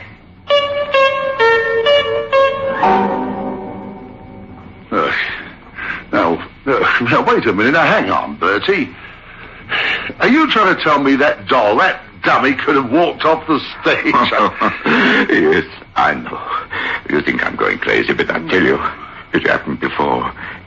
It happened in Milano before. He threatened to walk off. And he did. That's why I never work in Italy anymore these days. Now, look here, Bertie. Look, you're a nice guy, and I hate to see you getting into this state. Now, what you're saying is quite impossible, you know. You don't believe me. You say I'm lying. No, not at all. I believe that you think you're telling the truth. But what you've been saying is quite impossible. I mean, look at that dummy. Look at it. I mean, it isn't alive. It can't talk to you unless you do the talking, and it can't walk. What you say is impossible. Of course. That is what I should have known you would say. You think I work too hard and maybe drink too hard, and I imagine things. This is all your fault, you twisted little man. Why you no speak to the manager? Why you not tell him I speak the truth, eh? Drop dead, you stupid man.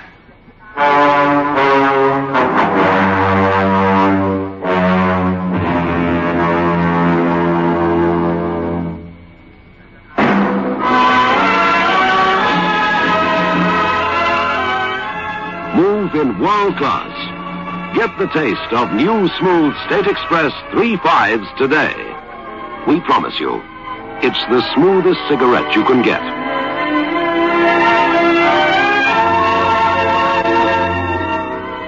It's a blend that has been perfected after years of constant research by our master blenders, and the recent development of an entirely new process which gives you an even smoother 3.5 smoke.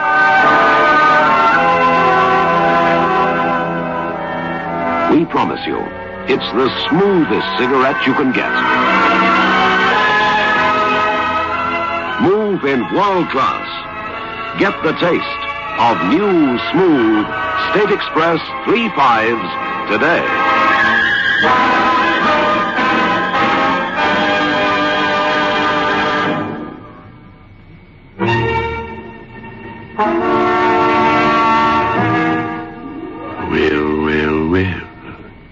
That isn't very nice, is it? I mean, would you stand for a dummy speaking to you like that? No wonder poor old Bertie thinks he's losing his marbles. Perhaps he's right. After all, we know that it's impossible for a ventriloquist dummy to speak on its own, don't we?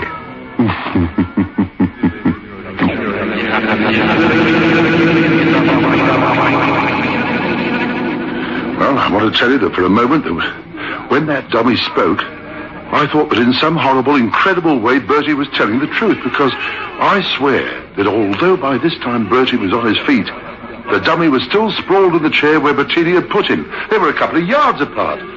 Bertie never touched him, that I'm sure of. But when the dummy spoke, I swear by everything that's holy that I saw the dummy's jaw move.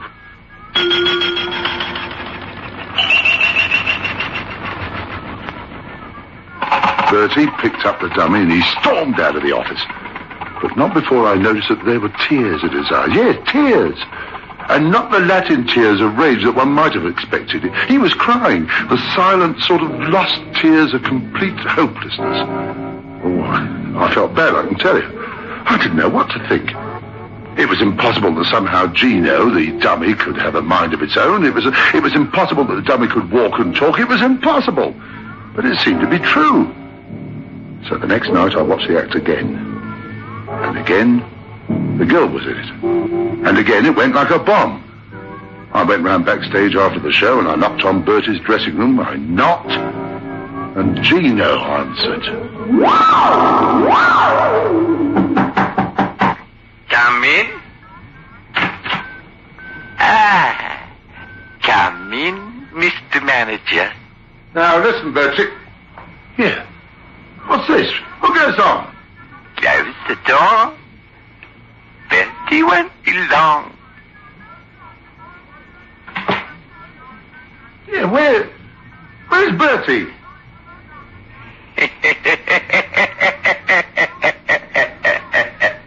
Bertie! Bertie, where are you? It's you, Mr. Manager. I won't be long.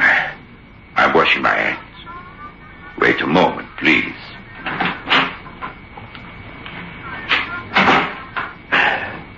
Yes. There is something I can do for you, maybe.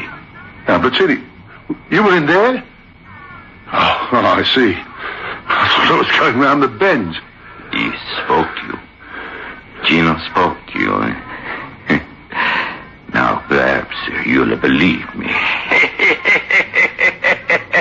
Believe you? Now, look, Bertie, look, don't try and get me believing the impossible. Any good ventriloquist like yourself could throw his voice from the washroom to in the air. That doesn't mean a thing. But don't you see? What?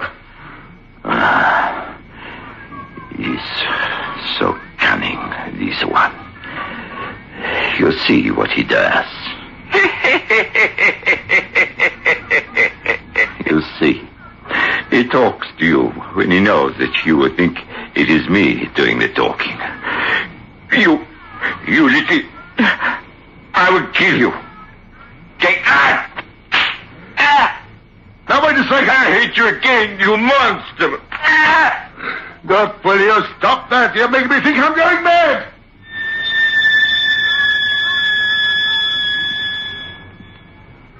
It was brilliant ventriloquist work. He was hitting the dummy and making the cry of pain himself, of course. But it made me feel sick somehow. At least, that's what I thought was happening at the time. But today, I don't know anymore. The show that night was the last one that Bettini ever did. And it was nothing short of brilliant. I watched from the wings, and once or twice I could have sworn that Bertie and Gino spoke at the same time. Impossible, of course. But once or twice... Anyway, they had a real set-to on the stage over this girl. Oh, it brought their house down. And once again, after the show, I went round to his dressing room.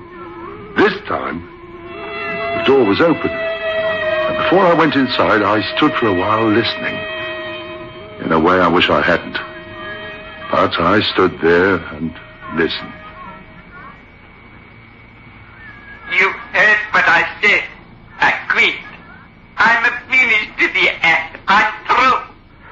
That's all right with me. Monster, go. See if you can get somebody else to put up with your nonsense like I do. You don't think I'll have any difficulty getting another job, do you? It's you that's going to have trouble. Then twist not do a penny. But where are you going to find another dummy like me? A dummy that does all the work for you. You going to be sorry, Bertie. I can't go on like this. You're driving me mad.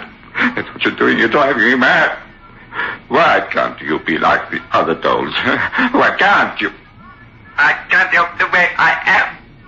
None of us can help that. Anyway, enough is enough. There's only one boss here. That boss is me. You heard me. I am the boss. Either you do as I say, or the act is finished. I don't care, Gino. I'm warning you, I don't care. I've made enough money. I'll retire. And what will you do with me? I'll lock you up inside your suitcase. I'll leave you in the cloakroom at the station. That's what I'll do. You wouldn't dare. Oh, yes. Yes, I would. You're frightened now, aren't you? That's good. For too many years, I've been the one who has been frightened. Now it's your turn. Yes, you are frightened. So, you would stuff me in a suitcase and put me in the station. Well, listen to me, Percy. That wouldn't do you any good, you see. Sooner or later, even in 5 years' time, someone would open that gate and I would still be there. You can't starve me to death or suffocate me, you know. Even after 10 years, I would still be there. And once they open that gate again, I would find you. I would find you. You couldn't. You're a dummy, a doll. Yes, that's what we want people to think, isn't it? But you are a doll. I made you myself. I carved your face and I stuffed your legs and arms with newspaper. I know it's impossible. What you are saying is impossible. You are a doll, a dummy. I'm not frightened of a dummy. Then if you're not frightened, why are you shouting like that? I refuse to talk with you any longer. Shut up. The matter is closed. I've made up my mind. Shut up. Shut up. Shut up!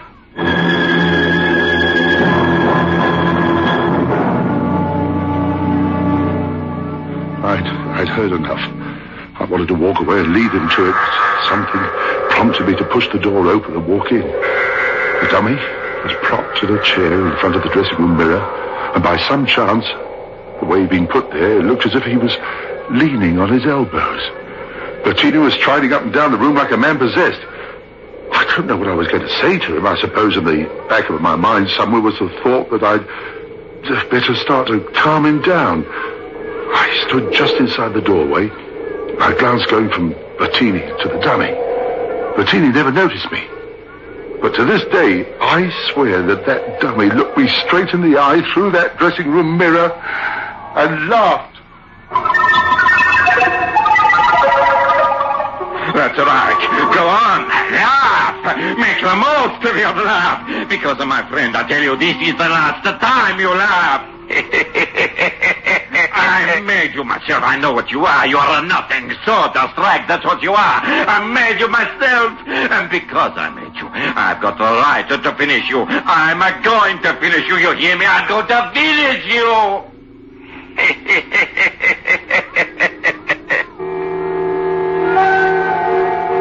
Bertini took 3 strides and knocked the dummy sprawling from the chair.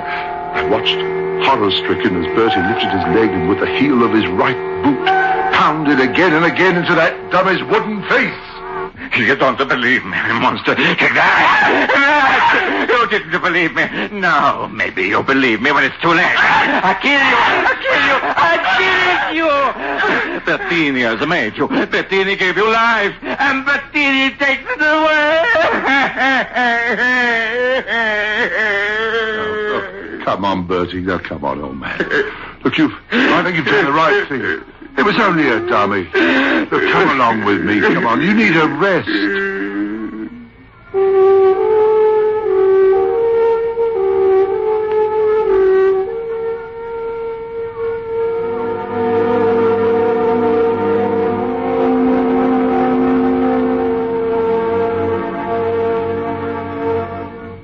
They had to put him away, of course.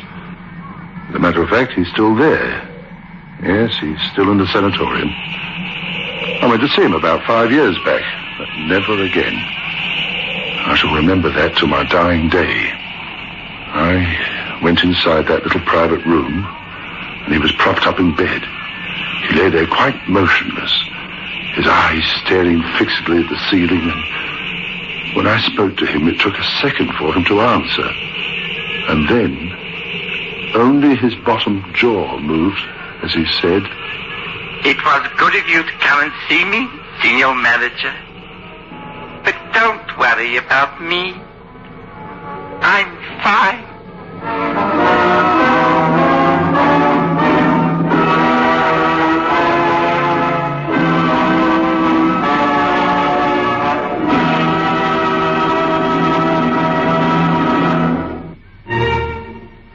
A sad story, don't you think? Poor Bertie doesn't know if he's Arthur or Martha. And we have a problem too. We're not quite sure who this dummy is that we have here behind the creaking door.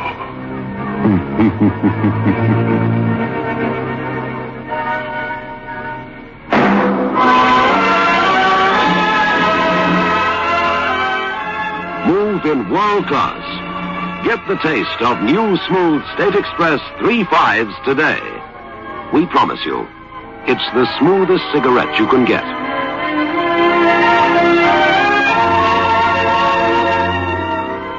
It's a blend that has been perfected after years of constant research by our master blenders, and the recent development of an entirely new process which gives you an even smoother 3.5 smoke.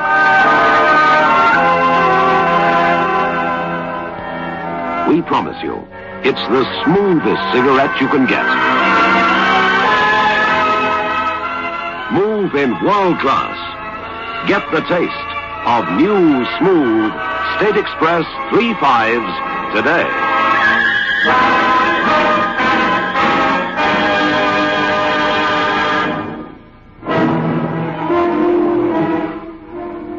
This is your host back again. Just a reminder of our rendezvous next week. Where are we going? Through the creaking door, of course.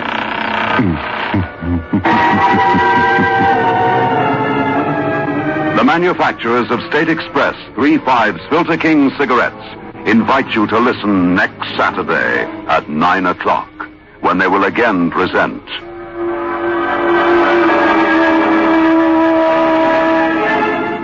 The Creaking Door.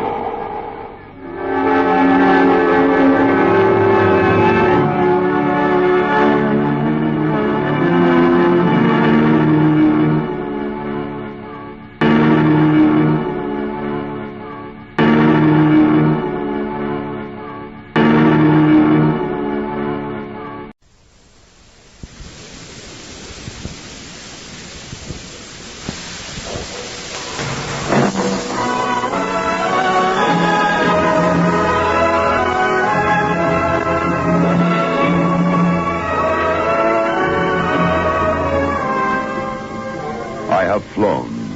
I have sailed.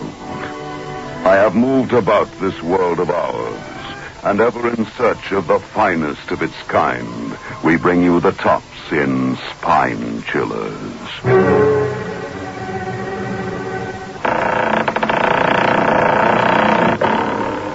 The creaking door.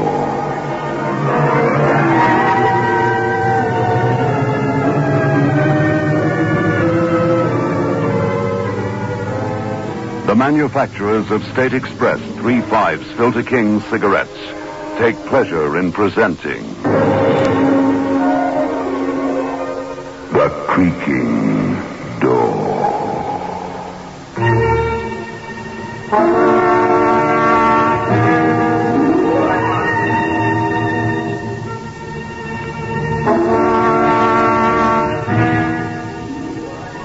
Good evening, friends of the creaking door. The creaking door is opening, so do come in. Tonight, we're going to listen to the music of the spheres. That's right. Haunting music.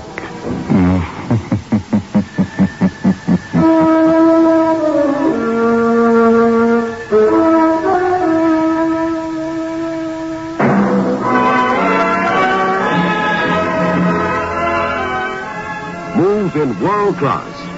Get the taste of new smooth State Express 3.5s today. We promise you, it's the smoothest cigarette you can get.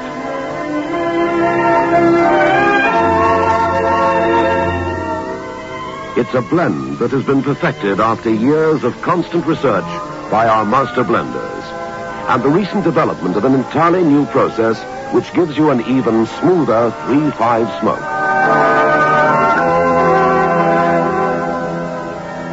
We promise you, it's the smoothest cigarette you can get. Move in world class. Get the taste of new, smooth State Express 3.5s today.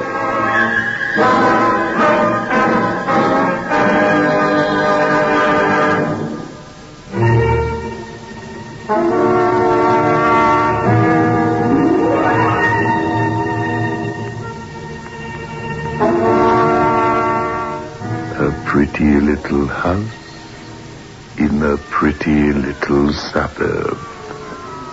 A sunny morning, and the alarm clock rings. Ho hum, just another day. Except when you follow an unusual occupation, like that of Don Winston, cosmonaut. Let me turn that thing up. Now, 6:30 in the morning and a lovely, lovely day for a blast-off, honey. Donna, I'm so scared. Oh, no need to be. Like the song says, fly me to the moon. Jane, you're going to have the most famous husband in the whole world. By tonight, I'm going to be the first man on the moon. How'd you like that, huh? Oh, I don't like it, Don. I'm scared. You're scared. How do you think I feel? I know you're never scared, Don. You're brave, and I'm just your wife. Can't you guess how it feels? Anything can go wrong, anything. Oh, Donna, I'm sorry if I make you ashamed of me. Kiss me, honey, come on. There we are. The first man on the moon kisses his wife. There's no danger, June, honey. Well, less than riding a streetcar. The eggheads are scientists. They got it all buttoned up. I just ride the capsule, that's all, promise. Oh, anyway, I'd better get down to Cape Kennedy for the briefing, I guess.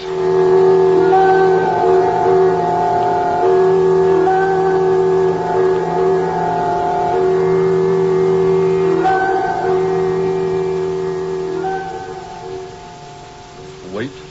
Your text, General, same as yesterday. Sutton, have you checked the pulse rate? Yes, sir. Normal as indicated. Respiration normal. No significant change. Well, General Miller, looks like I get to go to the moon, huh? Yeah, except that you aren't bound for the moon. How's that again? Look, General, the moon we is agreed. not your objective, Winston. Oh, I know you've been led to believe that this was the culmination of our moon trials. but it isn't. Now, look. I was promised. They told me I'll be the first man on the moon, and now you're cheating me out of it. Oh, that's not fair, General. No matter what you say. This is the biggest day of my life, and you stand there. Your objective is not the moon, Winston. Your objective is Mars.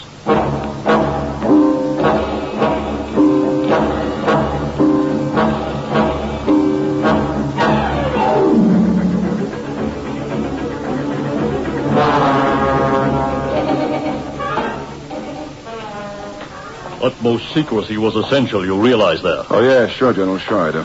Now, I want to introduce you to Professor Killefer, who will give you the true briefing for what your assignment is going to be. Come this way. Oh, Professor, this is Major Donald Winston, the cosmonaut chosen for this great and historic flight. What? Yes. How do you do, young man? Oh, I feel fine, thanks, Professor. Good. Well, let me put it to you simply. We have decided that the time has come for one of you young men to demonstrate that we lead the world in space travel. We have decided to make a manned space landing on the red planet, Mars. Is that possible, Professor? Oh, yes, yes, of course. But, you see, you will not merely be traveling through space. You will be traveling through time. Time?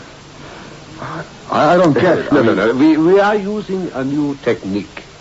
We have experimented exhaustively with it, and it shows no signs of possible failure.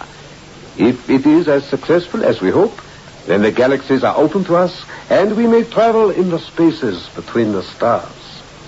Time travel, huh? Well, I've speculated about it, sir. I suppose we all have, but under some pretty rough snags. Well, as a matter of fact, that is exactly what we want to discover. We are using Reinhold's theory of the time slip. And once your ship has passed beyond the Earth's orbit, then the special gear will come into operation that will launch you through the fourth dimension. Are you willing to be the first man to undertake this great experiment? Willing? Oh, this will be the greatest thing ever tried. Your permission to mention this to my wife, sir? Well, all right. I suppose human feelings must be taken into consideration. Thank you, sir. Thank you. I'll speak to her and see you at the launching pad.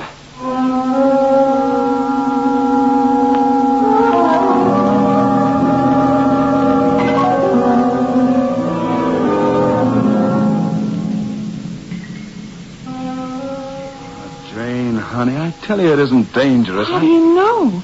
Travel through time? Who had that crazy idea? Oh, Professor Killefer. Oh, I know he looks like an old nut, but he's a great, great scientist. He wouldn't let a man run any unnecessary risk, honey. Before I could think of you flying to the moon or the stars, but where will you be now, Don? Between the minutes and the hours, between the centuries?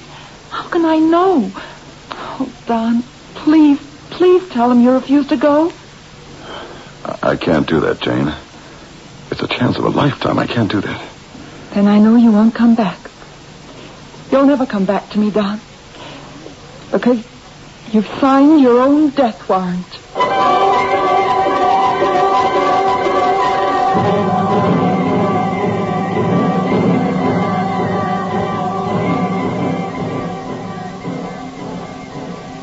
You have a check on uptime? For 50 centuries. And downtime? Back as far as the Second Ice Age. Good, excellent. The power required will be 2008 sun units, and the slip will be of a mere 50 years.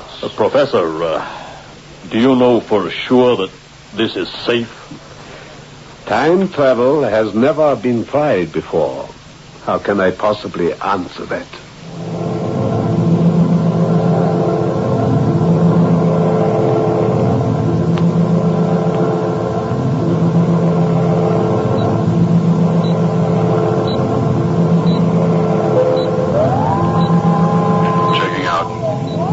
Responding as scheduled. Roger. Retro rockets controlled. Function appears normal, sir. Check airlines and fuel ballasting. Check. By instruments, all normal. Are you ready for countdown? All ready. I'm handing you over to Professor Killefer, who will complete this briefing.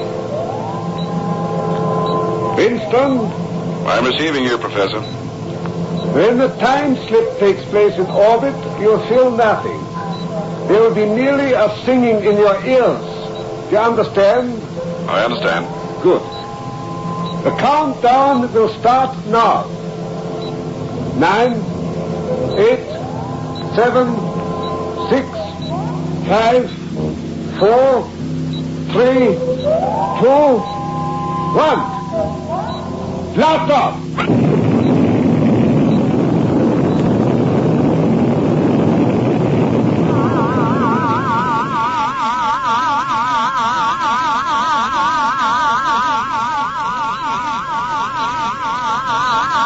Professor, you ready with the chronocord? Yes, I am completely ready. The capsule has established a steady orbit. Now, switches.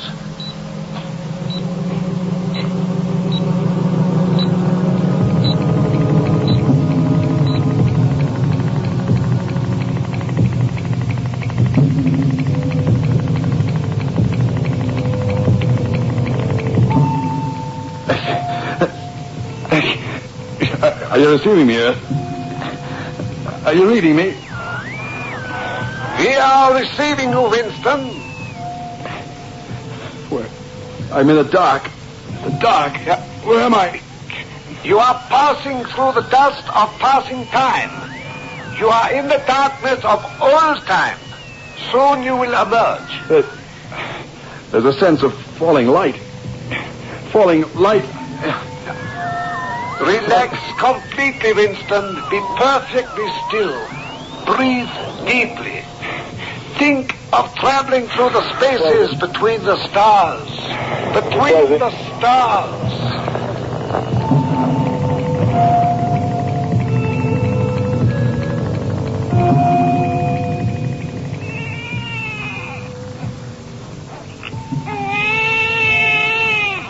Bye, baby bunting. Daddy's gonna hunt you. Oh, just a moment. Mrs. Winston. Shh, Professor. My baby's asleep. I simply have to talk to you. And I know exactly what you have to say. My husband isn't coming back. Is that it? How can you say such a thing? How can you remain so calm if you suspect that... Because I've looked into your eyes, Professor. And I know you're mad. You may fool the others, General Miller and Dunn and the rest, but I know your secret. You're stark raving mad. There has been a technical interference with the radio transmission from the capsule, that's all. You know it as well as I do. You're stark raving mad.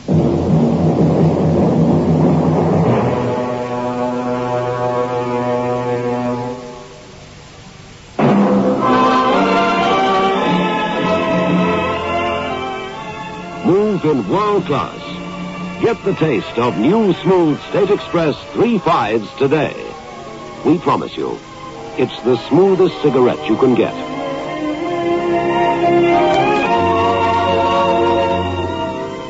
It's a blend that has been perfected after years of constant research by our master blenders. And the recent development of an entirely new process which gives you an even smoother 3/5 smoke.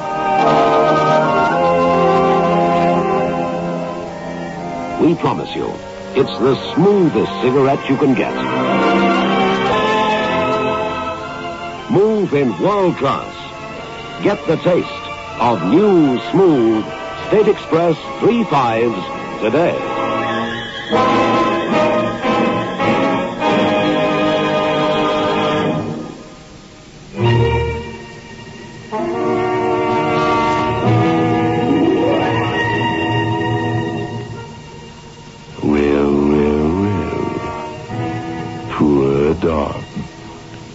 To be lost beyond the stars is serious, isn't it?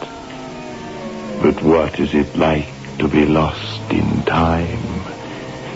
It must be like living 2 minutes away from sanity.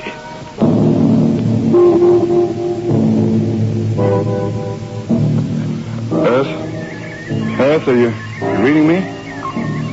Earth. It's dark. It's dark. I'm moving into nowhere. Earth? Earth, you're reading me?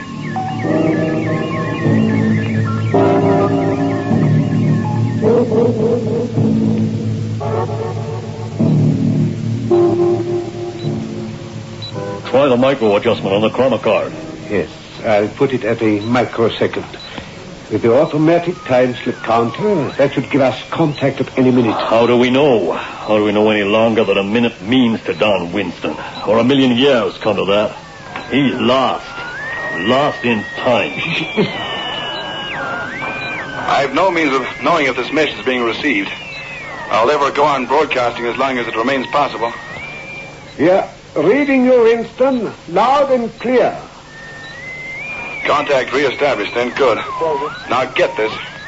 Mars, the red planet, is directly ahead of me. Estimated speed, 28,000 terrestrial knots. I can see the famous canals quite clearly. 2 minutes exactly, I'll fire the retro rockets to slow my descent. Understood. Miller, it's worked exactly as I knew it would. Succeeded beyond our wildest dreams. He's steering a direct course for Mars. Switch back. I am about to fire the retro rockets.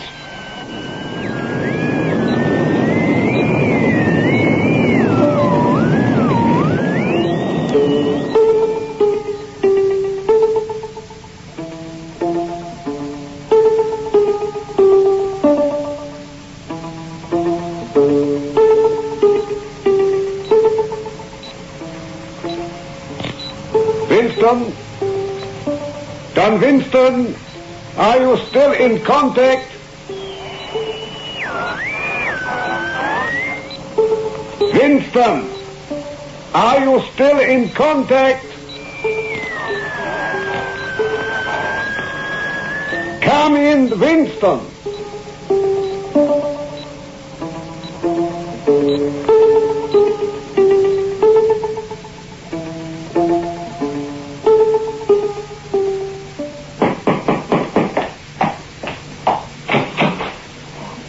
Yes, General Miller, come in. Mrs. Winston, we've established contact with your husband.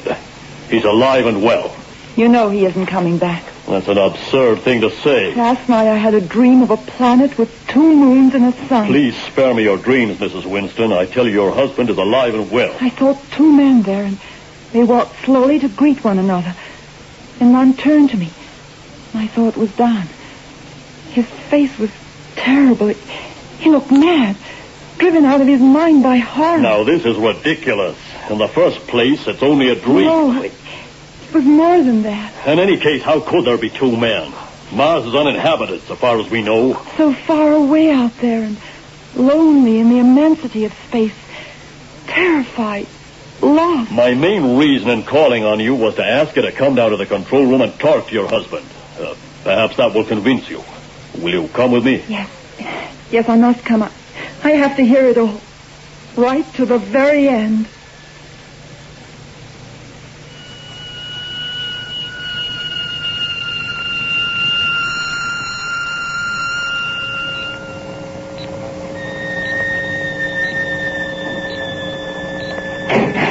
In here, Mrs. Winston. Thank you. Hello, Mrs. Winston. Please, come and sit down by me here. Have you heard anything further from Don? We lost contact on the landing, but that was to be expected. He hasn't been in touch for some 15 minutes, but there's no cause for alarm. Listen to the monitor speaker there, Mrs. Winston. There. That slight crackle means he's switched on his transmitter. Calling Earth. Calling Earth. You receiving me? I'm reading you, Winston. The capsule has landed safely. I am standing on the surface of the planet Mars. This is a historic moment, Winston. A journey safely made through space and time. Your wife is here, Winston. She wants to speak to you. Then I shall contact the President himself. I want to speak to June, please. Here, speak into the microphone. Don? Don, are you all right? Sure. Muzzy, I guess. I feel different, honey. It isn't easy to explain. Now look out yourself. I'll be back soon, huh? Don, I need you here. Hurry back. Now, Winston, I want to run down on your physical symptoms. Well, I feel okay, I guess. Just lonely. And as if, I don't know how to say it, as if I'd lost some part of me. Some part of me that's got away during those lonely miles in space and time.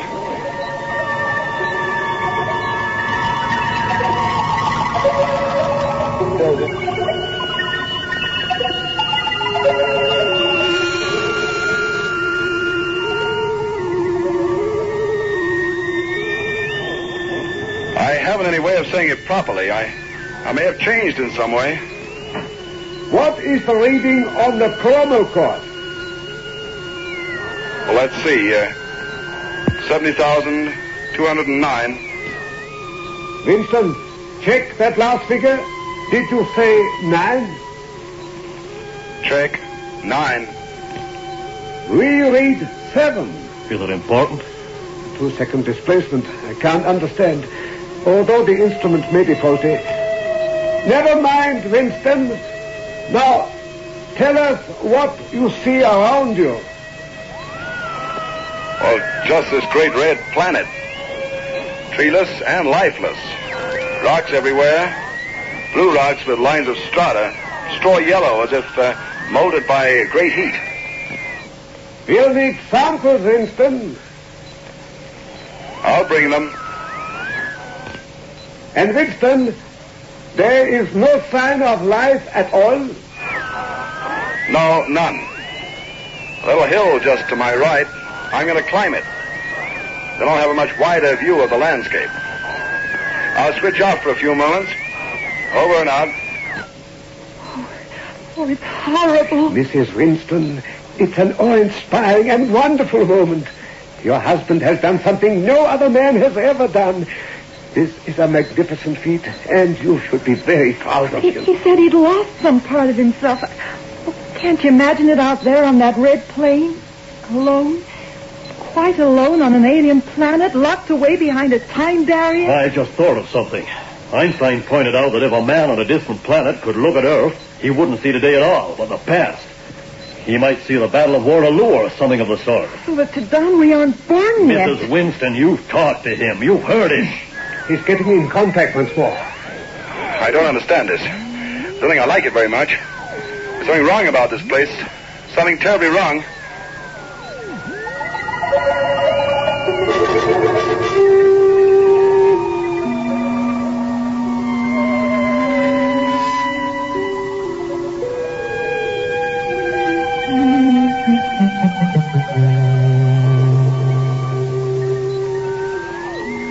Yeah, something's terribly wrong. It's impossible. I climbed the little hill with the muscle assisted. It was quite easy. I reached the top. I think I'm going mad. Because behind me and in front of me, it's a mirror image. The rocks, red earth, everything like a mirror image. Identical. Even the little hill. I'm going to walk over to that hill, but how can I? It's this hill. And I'm standing on it. I think I must be going mad.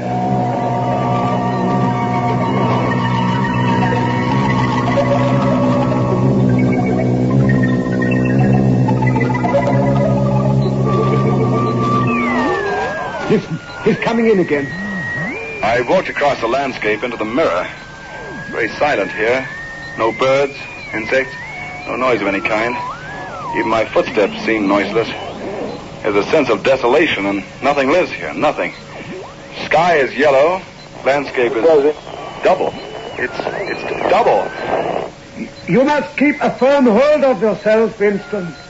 It's like a nightmare. Don, come back to me. I'm lost in a nightmare.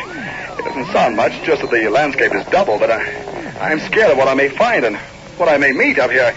But, man, you just said there was no living thing to be seen or heard. I'm not scared of living things. Will it be alive? How can it be alive? Yet time has images. Time is like a great pile of pictures. Endless and... Here he comes. walking down from that little hill over there. Be more explicit, Winston. Who is coming? A cosmonaut in a spacesuit. Tall, young. You know that's impossible, Winston. There can be no other man on that planet. Unless the Russians... No, this isn't a Russian. Someone I know quite well. Hi, Don. Hello, Don. Seems there's two of us now. We're twins, huh? I'm twins. This is the worst kind of horror. Do we both exist? Yeah, we both exist in time. Different parts of time we exist, and we don't. I am. Oh, wait. I am Don Winston. Then who are you? Don Winston. Cosmonaut. No, you're not. You can't be. You just cut that out. Keep your head, you fool. It's possible, then, for a man to meet himself in time. Can't be possible. I'm coming back. I'm going back.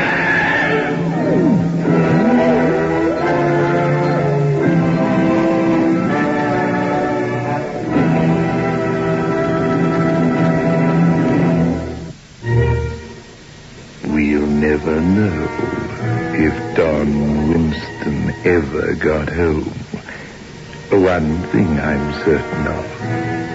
We've seen nothing of him here, behind the creaking door.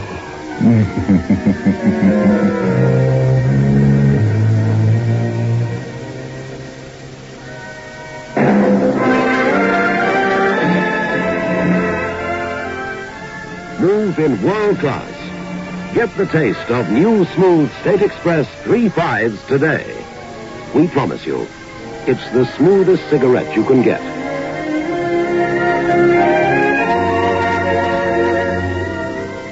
It's a blend that has been perfected after years of constant research by our master blenders, and the recent development of an entirely new process which gives you an even smoother 3.5 smoke. We promise you, it's the smoothest cigarette you can get.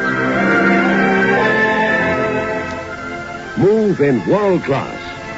Get the taste of new, smooth State Express 3.5s today.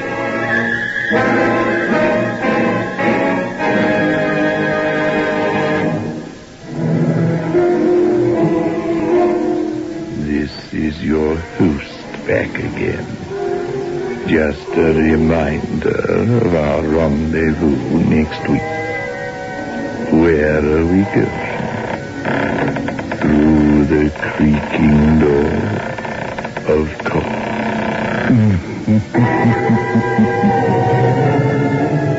The manufacturers of State Express 3.5's Filter King cigarettes invite you to listen next Saturday at 9 o'clock, when they will again present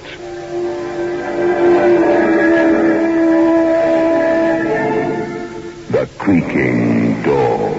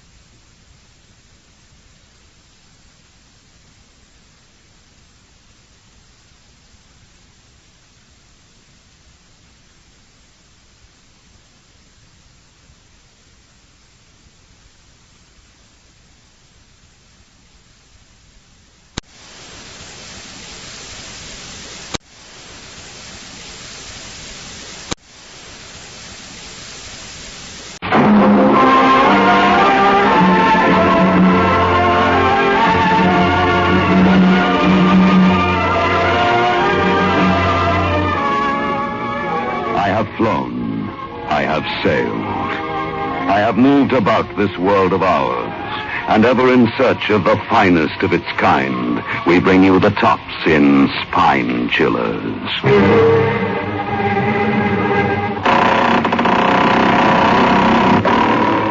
The Creaking Door.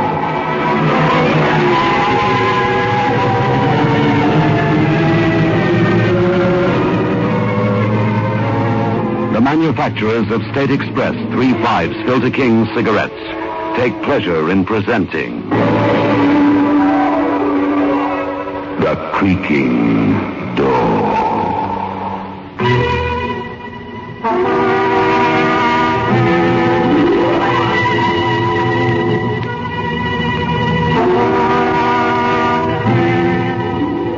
Good evening, friends of the Creaking Door. The Creaking Door is opening, so do come in. Why are you hesitating? Oh, I see. That apparition you met in your nightmare. Oh, yes. Yes, he is here, all right. Ready to drive you out of your mind.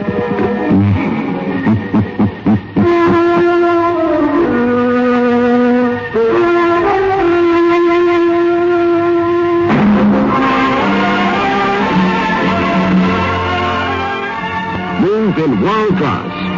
Get the taste of new smooth State Express 3/5s today. We promise you, it's the smoothest cigarette you can get.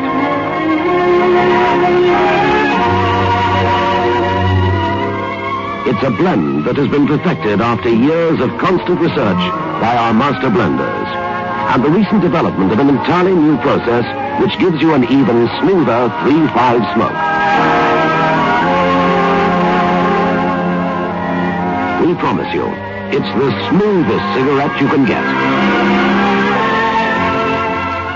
Move in world class. Get the taste of new smooth State Express 3/5s today.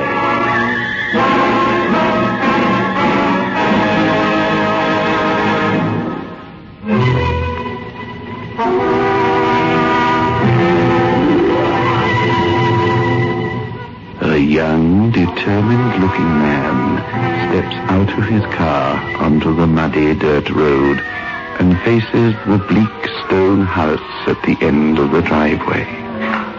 Hesitating a moment, he turns up his collar against the wind, then walks the long path to the forbidding door.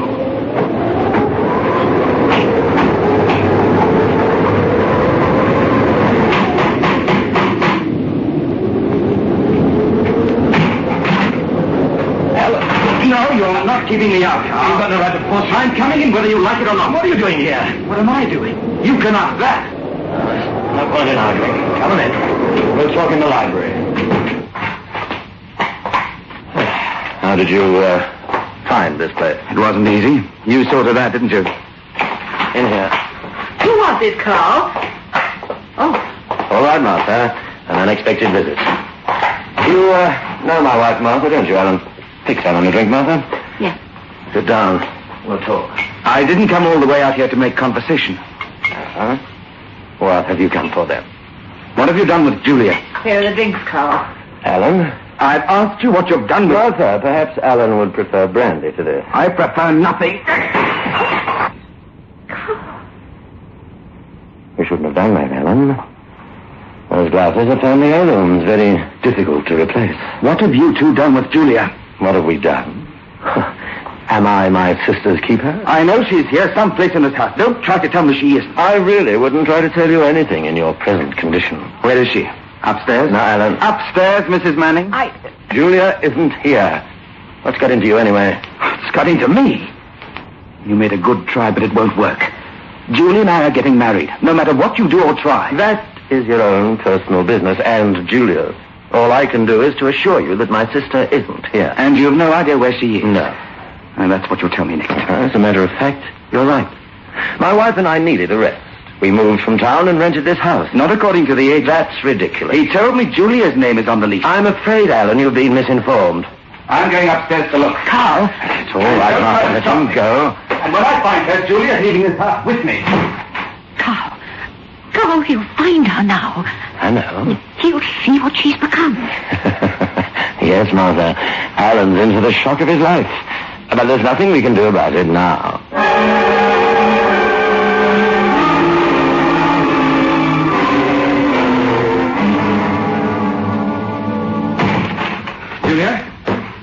Julia, are you in here?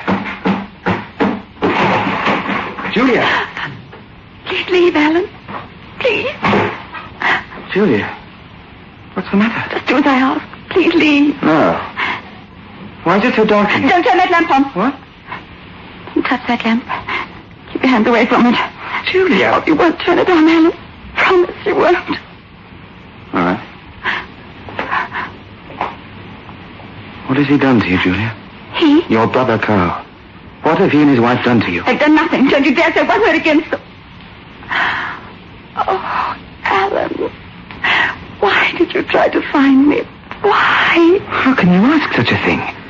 Just a month ago we were to be married and then you disappeared. You've got to leave here at once. Just make believe you didn't find me. What? You've got to. No. I'm going to find out what this is all about. For your own good, Alan, go away. Please. Go away and never come back again. I'm not budging until you tell me why. Why do you sound so peculiar? Why do you want to remain in the dark? Alan, please go. Not until you can look me straight in the eye and tell me you want me to leave. Alan, don't turn on that lamp. I'm sorry, Julia, but... Don't touch it. Julia. Now get out of here. Get out or I'll kill you.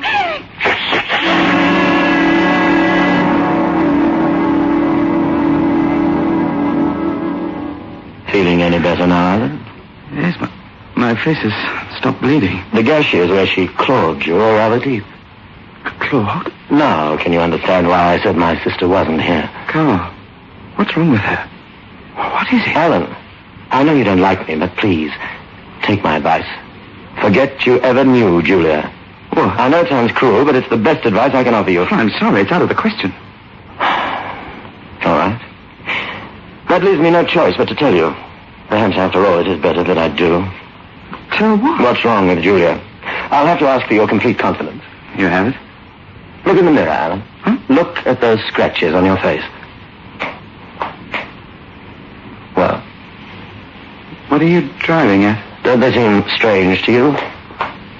A moment ago you used the term clawed. You said I was clawed. Exactly. Are those marks the marks the human hand would make? Or are they not more like the marks of an animal's claw?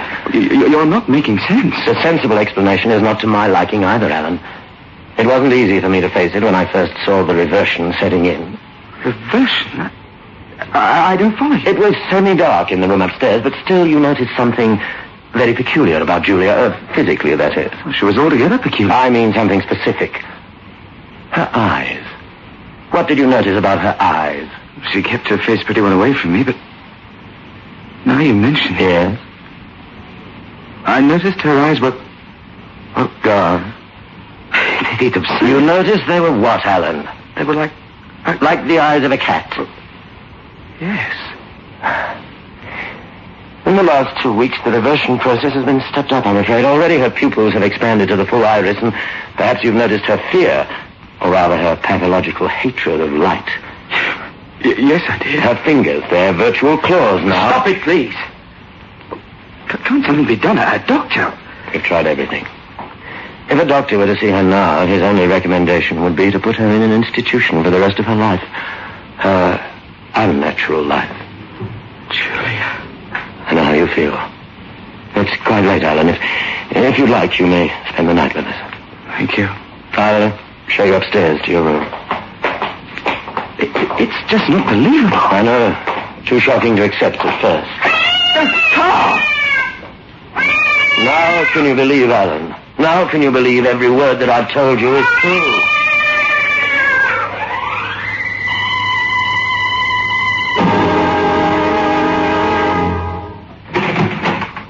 Julia. Carl. Julia, where have you been? Bean? I don't know. You promised me you wouldn't leave this room. I've been looking all over the house and grounds for you. Now, where were you? Oh, please don't be angry with me.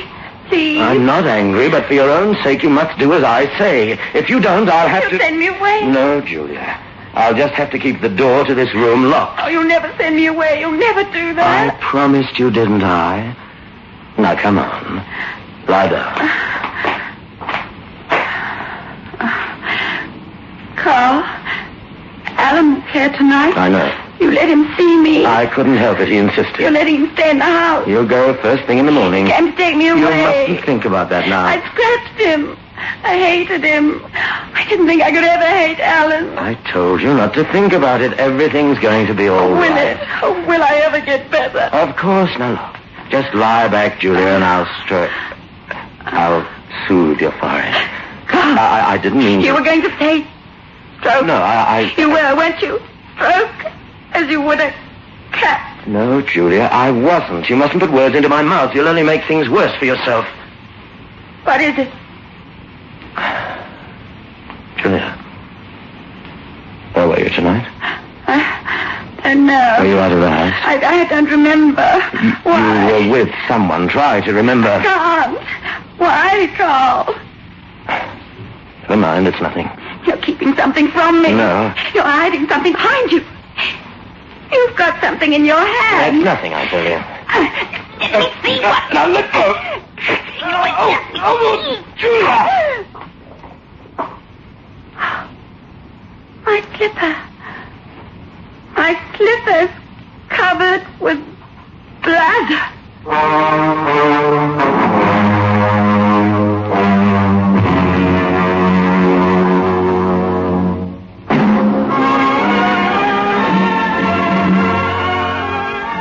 Move in world class. Get the taste of new smooth State Express 3/5s today. We promise you, it's the smoothest cigarette you can get.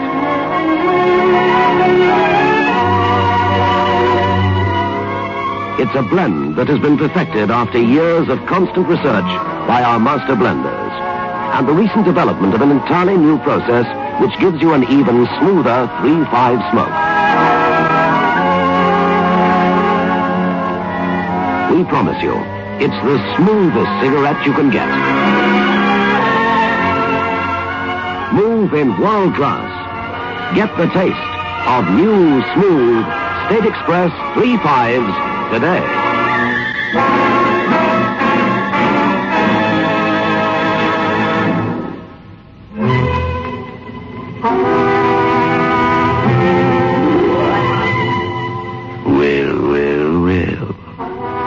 They say a cat has 9 lives. Poor Julia. I wonder how many she has left. Carl, look. Look at this. Easy, Martha. I came to this room to tell him breakfast was ready. I found him on the floor that way. His throat clawed open. You better get out of here. Carl, what happened? Don't come in, Julia. I heard Martha screaming. Julia, you mustn't look. That's why there was blood on my slipper. That's why. Martha, help me get her out of here. I was with Alan last night and I killed him. I killed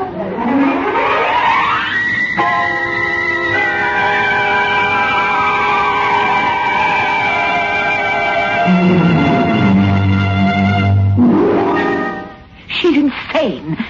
Julia really believes she's a cat now. Wasn't that our plan, Martha, to drive her out of her mind? It's gone too far. Not at all. It hasn't gone quite far enough yet.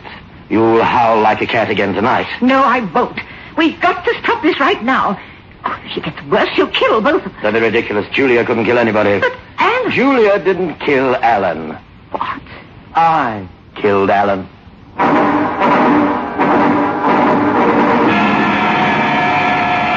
You? Of course. It was quite necessary. Oh, why didn't you tell me? Why did you let I me... wanted to get a legitimate performance out of you when you found his body. I wanted you to be horrified, and I wanted you to recoil from Julia, just as you did. You're a murderer. That's a very unpleasant thing to say. I was merely protecting my investment of time and trouble. You didn't have to commit murder. Oh, but I did. You see, I hadn't really convinced Alan at all. How do you know? I kept my eye on his room after he went up to bed. I saw him steal out and come downstairs here. I listened on the upstairs extension. I heard him telephone Peterson. And the doctor told him what was wrong with Julia? He explained to Alan the symptoms of hemeralopia, day blindness. And you killed him for that? Of course. But why? You've suddenly turned very sensitive, darling. I never bargained for murder. When you want money, as much money as my sister Julia has, you must be prepared to take any step, no matter how violent. But what did you expect me to do? Allow Alan to tell Julia that she was suffering from an eye affliction, after I built up in her mind that she was slowly turning into a cat? Or would you choose to allow him to walk out of here and go to the police? I don't want that money now. You're just excited. You'll feel differently about it later. No, I'll never feel differently after what's happened. I told you all along I had a feeling something would happen. What could possibly happen now? Alan's out of the way. His body will never be found. I'm not thinking of Alan. I'm thinking of your sister. What about Julia? Oh, I'm thinking of the terrible thing we've done to her. It's a little late to think about that, isn't it? I don't know. There must be something we can do. There's only one thing you're going to do, Martha, and that is, as I say, we're going to keep working on Julia until she's put away for the rest of her life. We're going to keep at it until I have every cent of hers.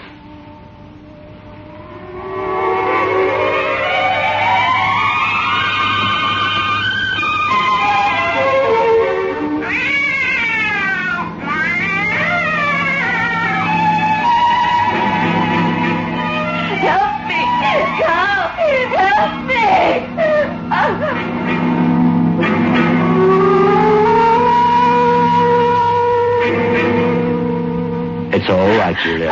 It's all right now. Oh, Carl. It's all right. It was me, Carl.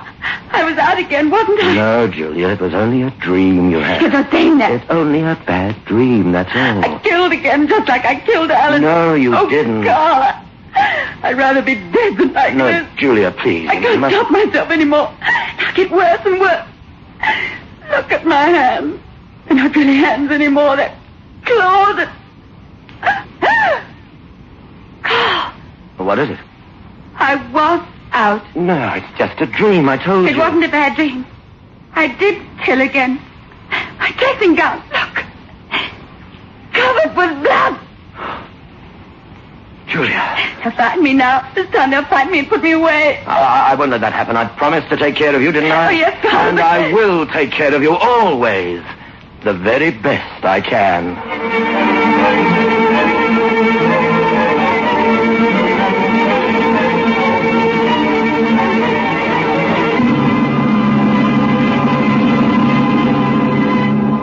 Carl, when are you going to leave her alone? When she's beyond help completely, and only then, Mother. I can't stand it anymore. You'll stand as much as I say you can stand. Now get hold of yourself. Won't be much longer. No, Carl. It won't be much longer. What do you mean? You'd better stop now. I'm warning you. Warning me? For your own good. Don't be ridiculous. You won't listen to me. You won't stop. Of course not. The plan is perfect. Nothing could go wrong now.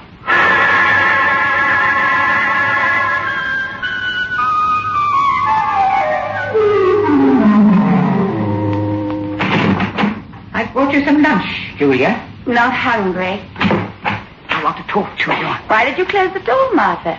Since Alan died, you've never closed it while you were in here.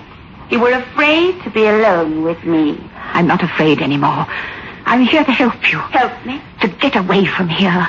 What? To get away from Carl. There isn't much time. I don't want to leave Carl. He's the only one who can help me now. No, Julia. I'm the only one who can really help you now. You must leave here tonight before it's too late. You're trying to trick me. No. Oh, believe me. You're jealous because Carl is good to me. You've always been jealous. Please listen. I'm only trying to help. If you stay here, you're lost. You'll end up in an institution. That's what Carl wants. That's what you want. You want me out of this house so they can get me and put me away. No, Julia. Oh, you must believe me. At first, I did want that. Carl talked me into it. But now, it's gone too far. Now I only want to save you from Carl. Julia, you're not a murderess. What? You didn't kill Alan. But I did. And the other people I killed. There were no other people, only Alan, and you didn't kill him. Carl did. No, Carl wouldn't do that. He knew I loved Alan when I... And I was... Before this happened to me. Carl killed Alan. I swear it. I can't believe. You must. It's your only chance. Carl put the blood on your slipper and on your dressing gown. It was all a trick to drive you out of your mind. And if you don't let me help you tonight, it'll be too late for you. They'll put me away? For the rest of your life. Well, Julia? You'll help me, Martha? Really? Yes, in every way I can. But what can you do now? I've planned it all. Tonight at dinner, I'll put a sedative in Carl's coffee. By 9, he'll be fast asleep, and I'll be waiting in the car for you. Do you understand? Yes, Martha, I understand. You'll be waiting for me downstairs in the car at 9 o'clock. And by the time Carl wakes, you'll be hundreds of miles away from here, safe.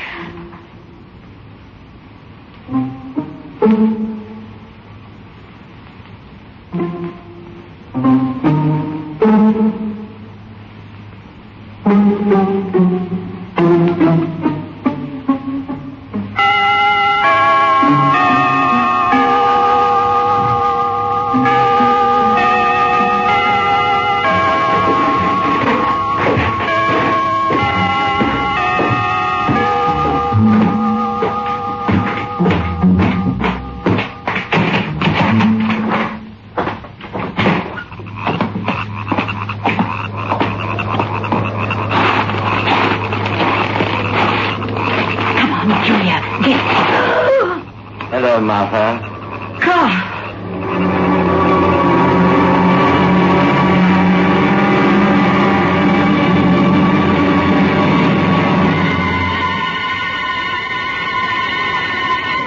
You seem surprised to see me, Martha. According to your calculations, I should be fast asleep at this point, isn't that right? I don't know what you mean. Don't waste time fencing. I replaced the sedative with a quite innocuous powder. You overheard Julia and me. Not at all. I had no idea of your scheme until Julia told me. What? Julia told me everything. She didn't believe me. Not a word. She thought you were only trying to trick her. You see, Martha, it was only a waste of your time and your life. What? Your life. Carl. I can't trust you any longer. That's fairly obvious, isn't it? Carl, you wouldn't... I've no other course now. Oh, you couldn't kill me. I once told you when you want something badly enough, no step is too violent. No. You see this, Martha? Oh! This is the iron claw that was used on Alan. Carl, no, please. After I'm finished, I'll call the police. I'll tell them about my sister. Carl! My completely insane sister, and the horrible thing she's done to my wife. No. And then I'll have everything I've worked for.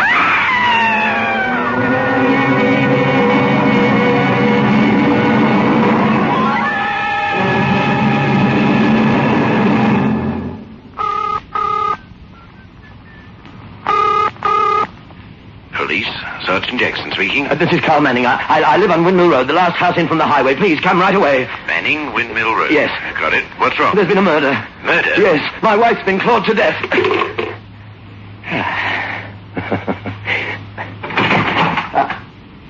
Julia, how did you get down here?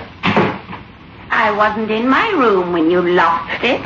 Get upstairs immediately. No, Carl, I'm not going back to that room again. Ever. Julia, you'll do as I say, or I... Oh. Why did you turn out the lights? I heard everything you said on the phone. What? And I saw what you did to Martha in the car. You... I wanted you to do that to her. That's why I told you everything. And you did believe her? It made no difference. It was too late for me. Julia, I want those lights on. No, Carl, I like the dark. Remember, I can only see clearly in the dark. But you can't see me, can you? Julia, now, listen to me. I can see in the dark because I'm a cat. No, Julia. And you can't hear my steps because I walk on cat feet. Julia, there's really nothing wrong with you. It's just an eye affliction, that's all. It's more than that now. I'm more a cat than a human being now. You bumped into the table because you can't see in the dark. You don't have cat's eyes like I have. You're not a cat, Julia. You're My not. hands are claws now with sharp, long nails. Nails that can rip and tear and kill. No, it's only in your mind. You can't kill. I'm a cat, Carl. You made me one. You turned me into an animal. Julia, please, to turn on the lights. You'll never see light again, Carl. Ever. Julia, Cat's up against the window now. Behind you is the steep cliff. You're in a corner and you can't get out. You're a mouse trapped in a corner by a cat. Julia, stand back, don't! A mouse trapped by a cat.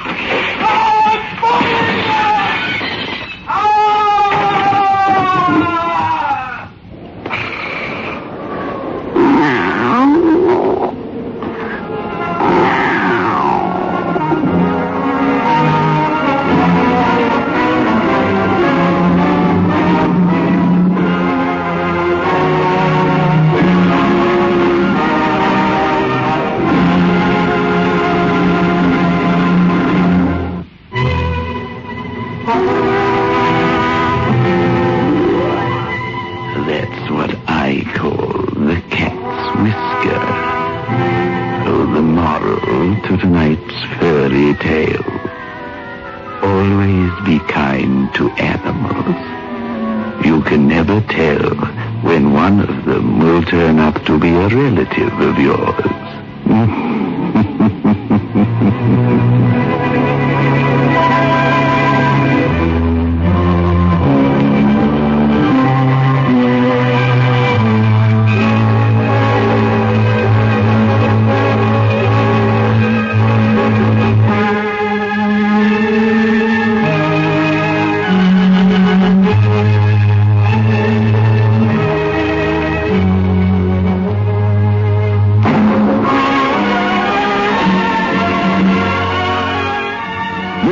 World class. Get the taste of new smooth State Express 3.5s today. We promise you, it's the smoothest cigarette you can get.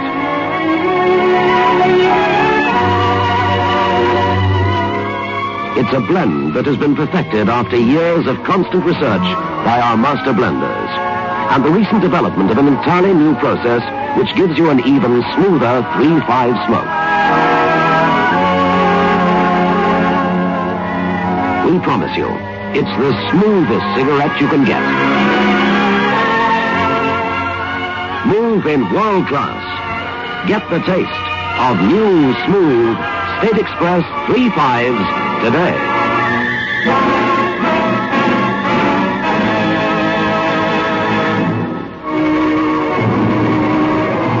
This is your host back again. Just a reminder of our rendezvous next week. Where are we going? Through the creaking door, of course.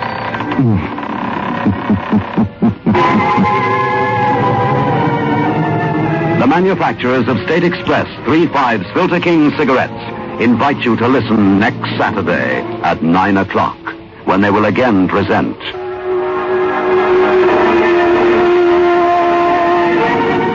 The Creaking Door.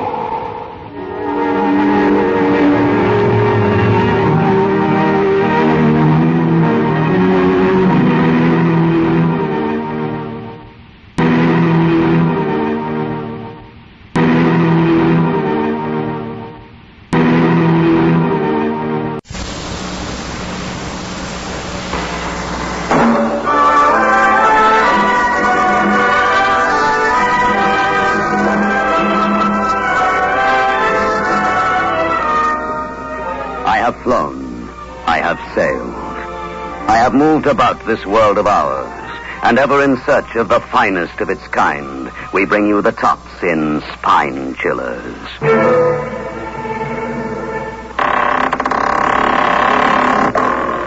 The Creaking Door.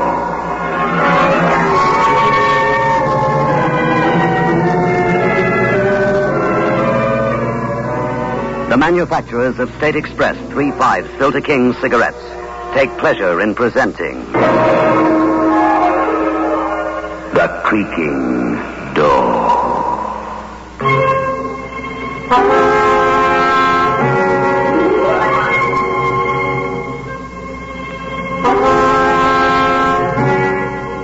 Good evening, friends of The Creaking Door. The creaking door is opening, so do come in. Come, my friend. But a word of warning. Once you've crossed the threshold, don't look over your shoulder too quickly.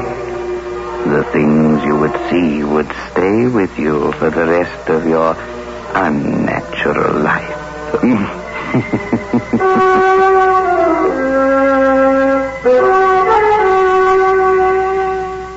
Get 3 5s. Get the taste. 3 5s by State Express. Get the taste of international success. The taste that's uniquely 3 5s. Only when no expense is spared in its making can a cigarette taste so right, so smooth, so satisfying.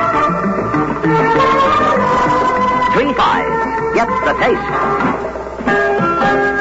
The taste that State Express created for you. The taste that has made 3 5s the king-size cigarette of international success. Get 3 5s. Get the taste.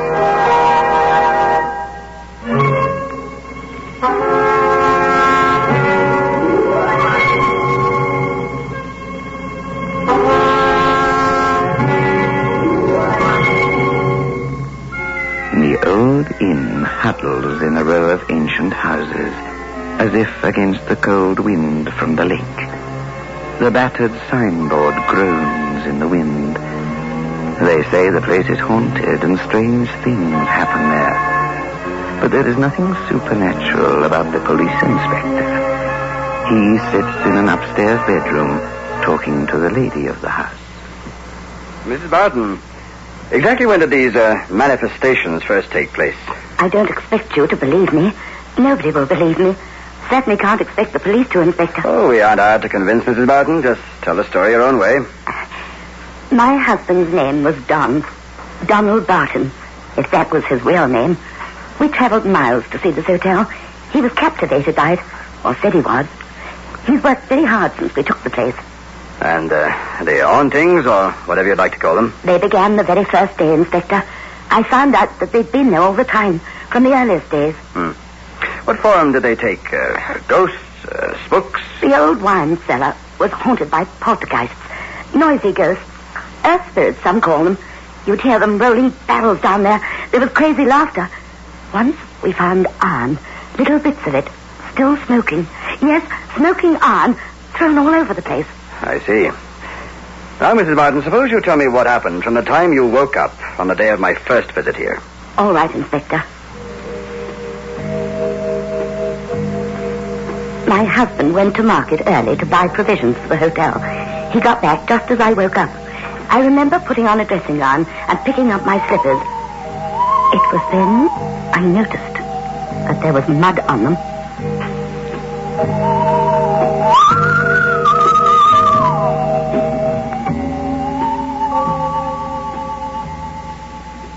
Good morning, Zelma. Awake at last, eh? Oh, I had a rotten night. Oh, I suppose I did, Don. I hardly slept. Don, look at my slippers. All covered in dried mud. Oh, yes. Well, that's odd. It must have been wet mud, I suppose, when somebody used them. But who? Oh, it was raining last night. Who do you suppose could have used your slippers, Selma? Oh, you mean me? Yes, I suppose I did. Don, please, let's get away from here. No, this is far too good a little business to leave, Selma. It isn't. You know it isn't. I was never like this before. Before what, Selma? I never walked in my sleep or picked up things in the garden. Never. Not until I came to this hotel. It's haunted, Don. I know it is. Oh, nonsense, darling. Now, you'd better see a doctor. No. You remember last time? Yes, but so what? You picked up a dead frog in the garden and put it in your pocket. It was horrible. Slimy and cold and dead. Oh, and I was so horrid to you, Don. Oh, that doesn't matter. I suspected that you and Beatrice... Yes, I know. Poor Beatrice. I may have little taste, my dear, but I don't have affairs with the staff. Would you swear it isn't true? That you've never been friendly with Beatrice? Oh, please, dear. Then get rid of her. You forget this pub is supposed to be haunted. I just can't get staff. If I asked you nicely, Don, would you get rid of Beatrice? No.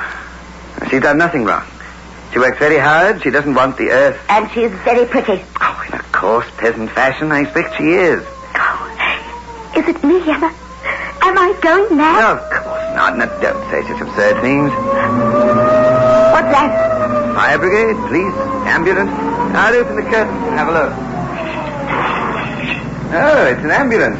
Stopping outside Mrs. Flower's place. I hope she isn't ill, even if I don't like her. Oh, come. She's an old lady. She called me a witch.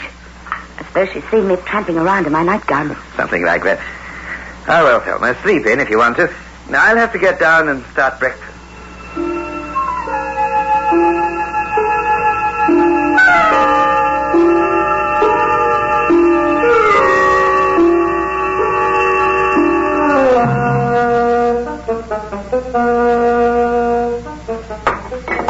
Salt, please, Beatrice.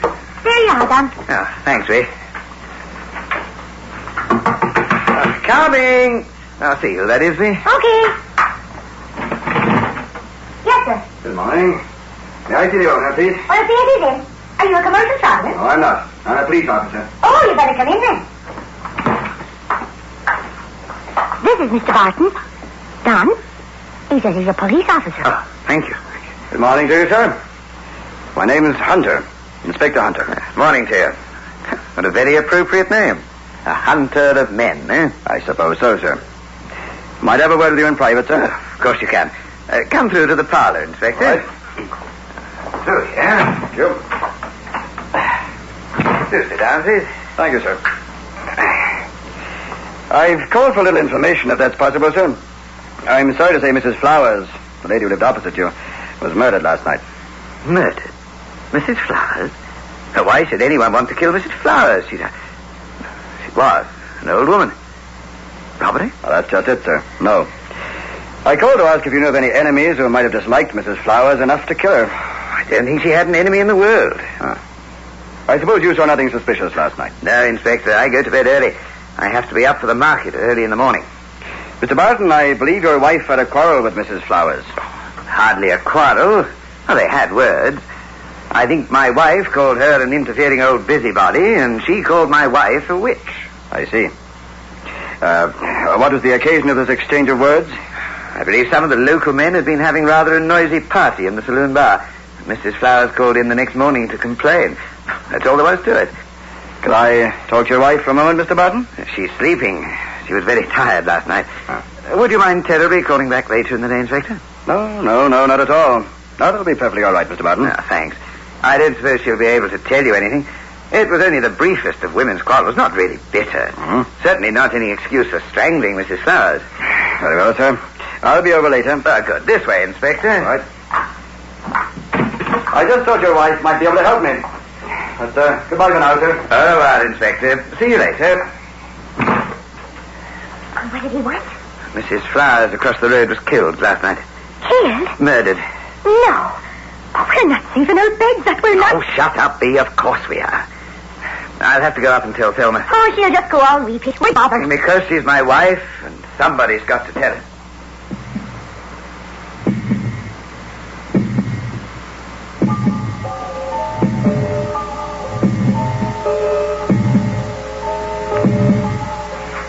He told me then. I suppose he gave me good advice. But I couldn't see it at the time. Of course, I was shocked by the murder of poor Mrs. Flowers. I didn't like her, and she'd called me a witch in a spiteful tone. But I never hated her. I was remembering the mud on my slippers, remembering the dead frog and the other incidents. I was frightened, Inspector, especially the first time you spoke to me. Now, Mrs. Barton, you say you knew the dead woman only slightly. That's right, Inspector. But on one occasion, she called you a witch. Yes. There was some sort of noise in the hotel, and Mrs. Flowers objected to it. Was she always so objectionable? Oh, no. Inspector, she was an old woman. Rather crotchety, that's all. I see. Now, I've heard this place is haunted. Oh, country people do talk. They exaggerate. But I'm told you said the place was haunted. Oh, no, you must be mistaken. Mrs. Barton, tell me, please, do you walk in your sleep? No. Oh, no, never. I see. I rather thought you did. No, of course not. Have you been told to say all this? Oh, no, how could you... Well, that's all right, madam, that's all right. It won't make much difference in the end. But tell me, have you seen or heard any unusual things recently? Well, yes. At night, a strange figure, the shadow of a strange figure has crossed the blind quite often. What kind of figure? The figure of a woman, It has a tall headdress with the figure of the crescent moon on top. The first time I saw it, I ran to the window, but the street outside was empty. Just a trick of the light, surely, Mrs. Barton. Perhaps. But you see, I live on the first floor. Nothing could throw a shadow there.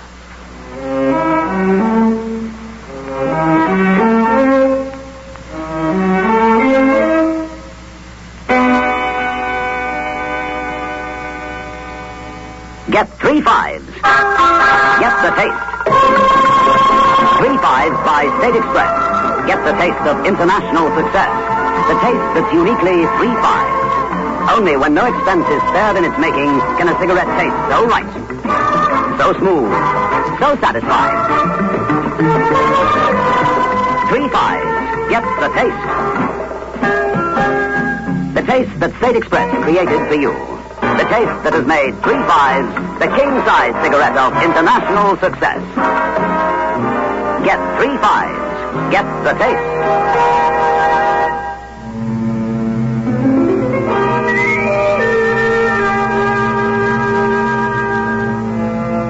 Well. A ghost, you think? The kind of ghost that haunts public houses is, of course, an inspector. But let's go over to the inn.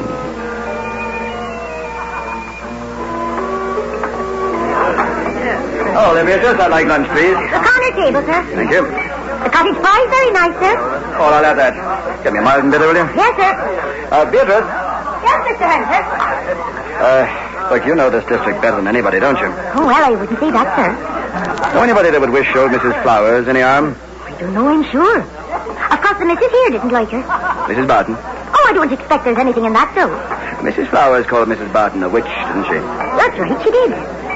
Tell me, Beatrice, does that mean anything to you? Oh, I know, it's just a manner of speaking. You've never heard tell of a coven of witches in the neighborhood? What an imagination you've got. Coven of witches, whatever next. Beatrice, just a minute. Oh, sorry, I'm very busy just now, sir. Oh, indeed. Too busy to help me solve a very strange murder.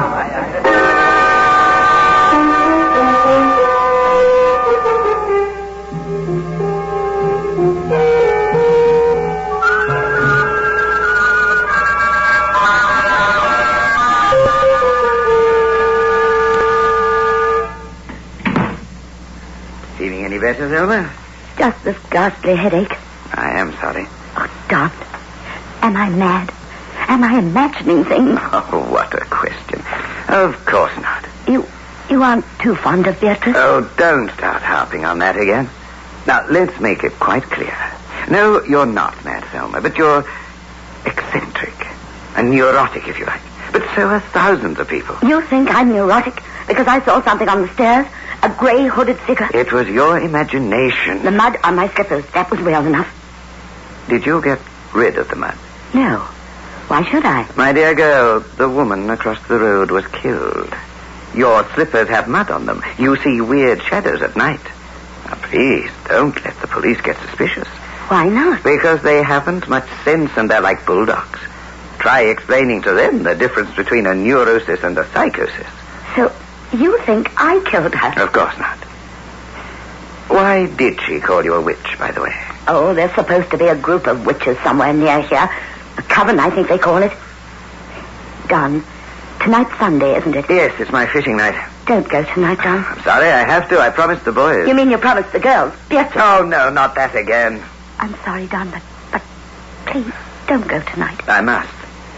Sorry, Thelma, but I can't tell Johnny and Sam, the chaps I go with, at this late hour. You've left it far too late. I'm not mad and I'm not a fool. I've been having you watched, Don. How long has this been happening? All last week. Someone from the private detective agency. Oh, you fool! Whatever. I know you've been seeing Beatrice. I suppose I can't blame you. She's prettier, younger, too. So you've been spying on me? I had a right, Don. I'm your wife. Beatrice isn't the only woman under your spell, is she? Tell me, how much do you know? Enough. Why did you marry me? Money? I had to have this place. But it loses money, Don. Everybody This says... is the Crown and Mitre. built on the site of an ancient Cistercian abbey. The abbot was named Cantior. That's where the name comes from, I think. Crown and mitre. But I still don't see Don't you? The figure you saw on the stairs. The red-hot lumps of metal that fly across the cellar. The bones spilled from nowhere. Don't you even recognize poltergeist phenomena? You've never seen a ghost before. The place is haunted. I know that. I felt it all along. My dear Thelma, why do you think I wanted the crown and mitre? I never could understand. Witches never exist alone. In every coven worshipping the dark prince who existed before your silly beliefs, there is a man. Call him a wizard. Oh, ridiculous. You can't believe that old nonsense. You've had me watched, you must know. I am master of a coven of witches here in this village. Witches are only foolish women pretending... Possibly. Or through them. They are bound forever to the rule of the old dark prince. What you mean is the devil. Why don't you say it? The devil. You know nothing of the mystery. Mystery, you call it. Please, Don, give up this madness. I beg you. Please, will you? Give it up. It's madness. Let me tell you what I shall do. Tomorrow is the night of the new moon. You talk to me of madness, but it is you who will become mad, not I, Thelma. Become? You are mad. You are suspected of murder. The mesh is closing round you. You will spend the rest of your life cooped up as an idiot in an asylum. Or in jail. I can tell them, Don. I can say what really happened. Will you tell them that I am the master of a coven of witches, that you have done nothing? Will anyone believe you? I think they will. It might be easier to close your mouth forever. You dare not, Don. My death will come too soon after hers. After the death of Mrs. Flowers. You couldn't explain it. You killed yourself in remorse. Why, you... Tonight, the coven will attempt the feat I have set them. I shall lead them in the task of raising the spirit of the long-dead abbot, Cantior. What are you saying? Yet his ghost walks with the poltergeists who throw hot rocks and burning irons. I know what I'm saying. I shall raise that lonely grey ghost and set it against you. You will face me in the morning, my dear, your reason gone. I shall be your sorrowful husband. Inspector Hunter, he won't... Won't he? Your history, everything about you points to you.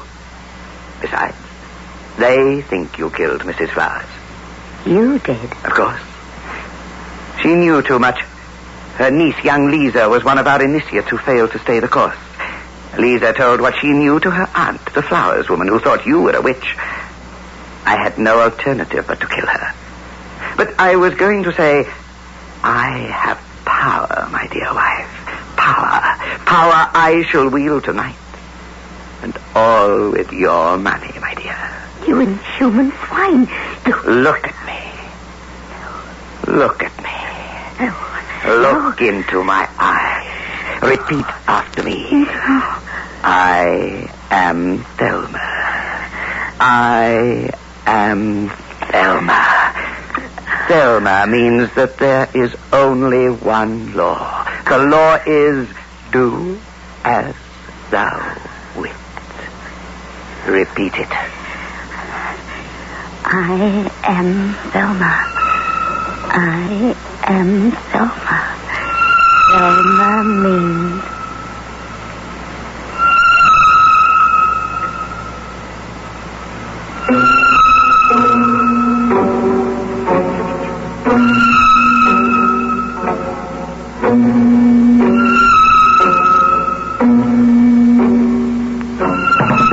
Oh, no. Mrs. Barton, who are you? Beatrice, go. Please, go away from me. Listen, Mrs. Barton. You are one of my husband's followers. Never. I thought it was a sort of joke.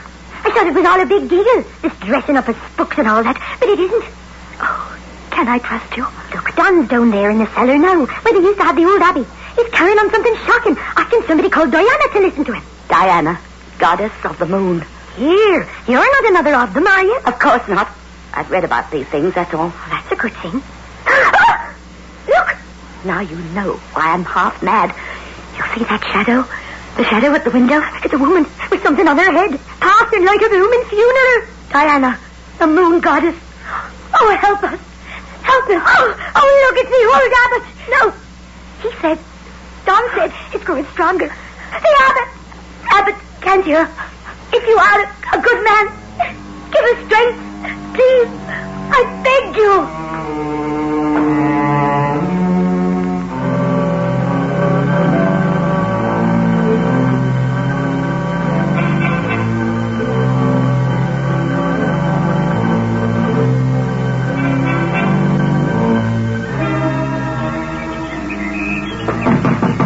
Come in.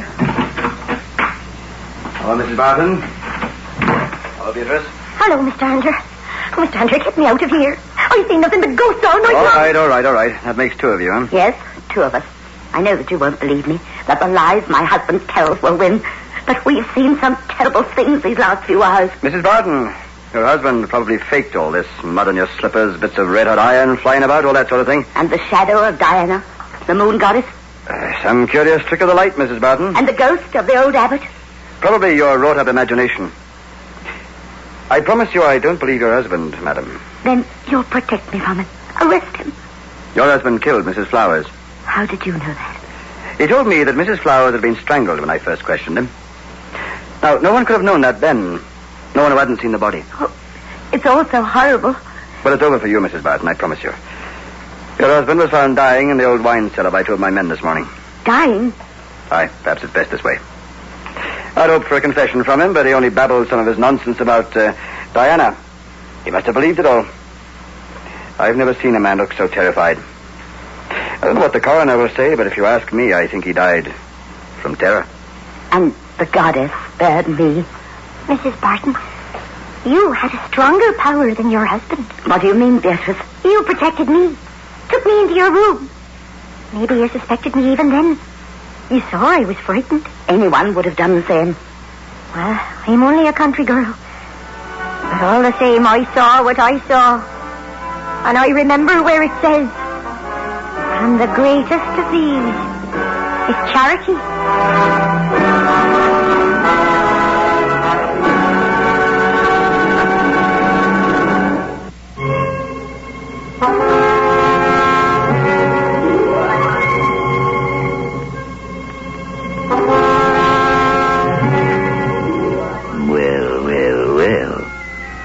So the spirit of Don Barton is in the ancient wine cellar, lying among the spirits, as it were.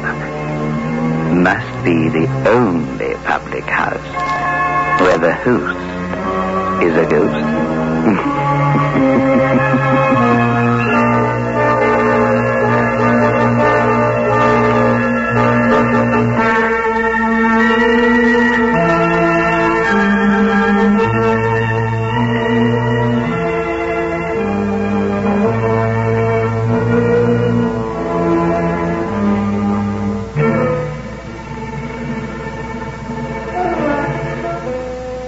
Get 3 5s.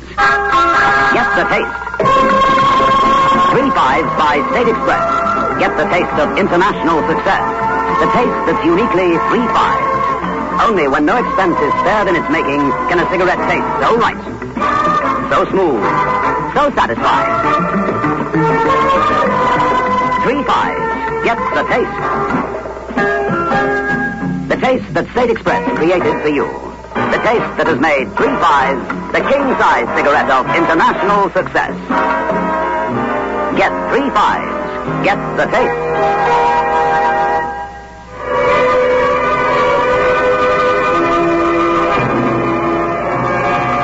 This is your host back again. Just a reminder of our rendezvous next week. Where are we going? Through the creaking door, of course.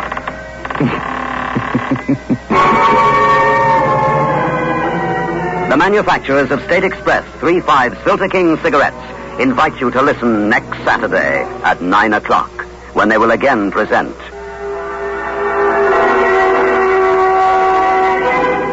The Creaking Door.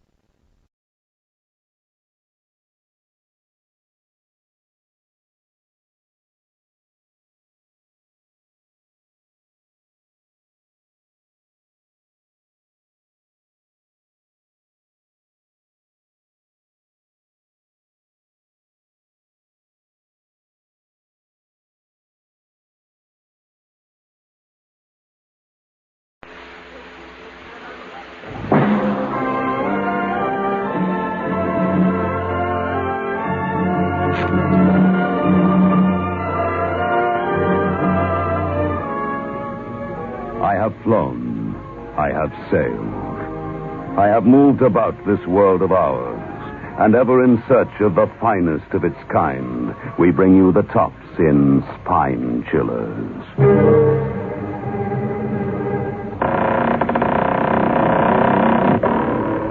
The creaking door.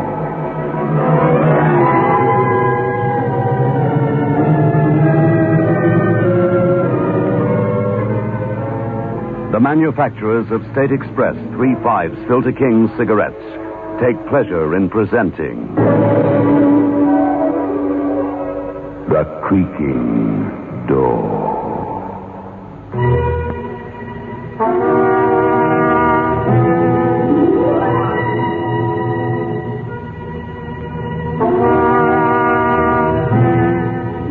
Good evening, friends of The Creaking Door. The creaking door is open, so do come in. Why the pause? Listening to the strange noises coming from above. Oh, don't let it worry you. It's merely the articulation of a worried corpse. He finds that he cannot enter into the spirit of the thing.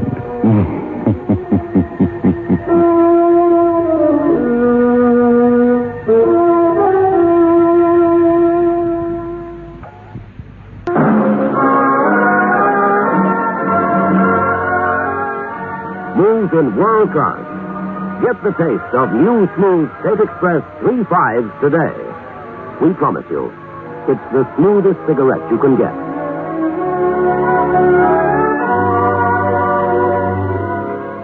It's a blend that has been perfected after years of constant research by our master blenders, and the recent development of an entirely new process which gives you an even smoother 3.5 smoke. We promise you, it's the smoothest cigarette you can get. Smooth in world class. Get the taste of new, smooth State Express 3.5 today.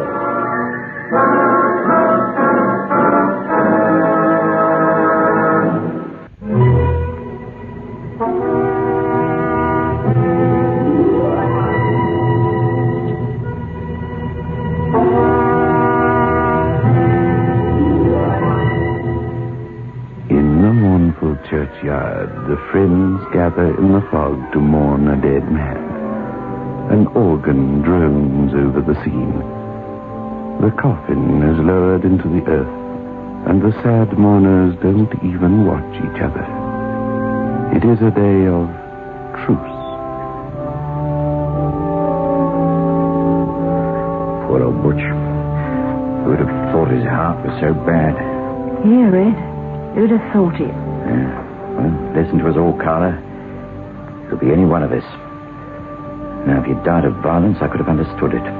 That cop, Inspector Sharp, he's watching you. Huh? Oh, the rat. Don't he show any respect on a day like this? It's coming over.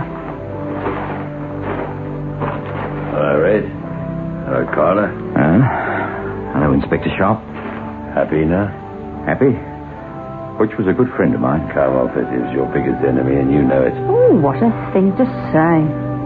If you'd killed him, I wouldn't be a bit surprised. It's a lie. I never done it. I was framed. Oh, I know he's dead. It's natural. Dr. Moore says so, and everything he says is true. That's right. He signed the death certificate. Yeah, you've got no grounds for suspicion. Unfortunately, no. See you around, Red. And you, Carla. I'm off now. The obsequies is over. Obsequies? Yes, the funeral rites. Don't be so suspicious, Red. Bye now.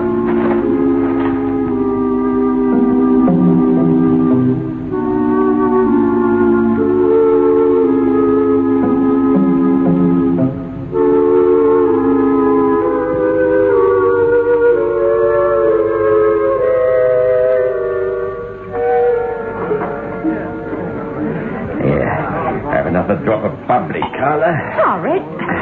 It's a sort of occasion, this. Not that I wish that on any man. I can't say that Butch Hennessy will be missed. No, Red, nobody could say that. Besides, think of the things he controlled, eh? All the best rackets, gambling machines, the racetrack bookies, protection and clubs. Yeah, and they do say a little spot of drug running. He got too big for his boots, he did. Yeah, and all the mobsters in the city will be running around like dogs looking for the master. Hey, Carter, imagine if I was your master. That'd be the most, Red, but you ain't. That's right, but I could be. I'd be governor of the whole scene. Carla, you used to know Butch well, didn't you? Yeah, I knew him since we was kids. Tell me, who would be second in the gang? I mean, after Butch. Bloke called Kentish Jack. Tough in a fight. Huh? He is he? I wonder.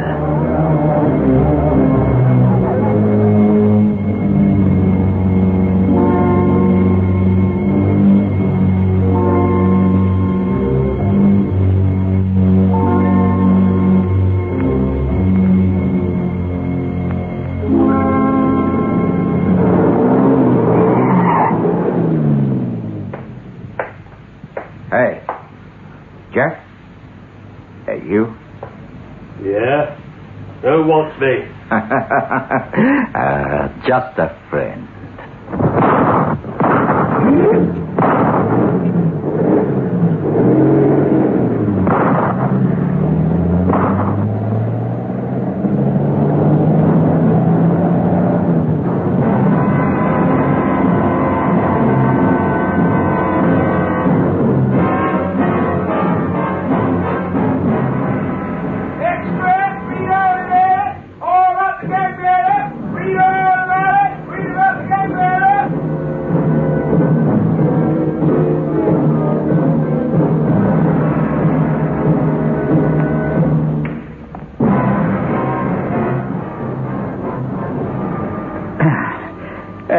There, Charlie.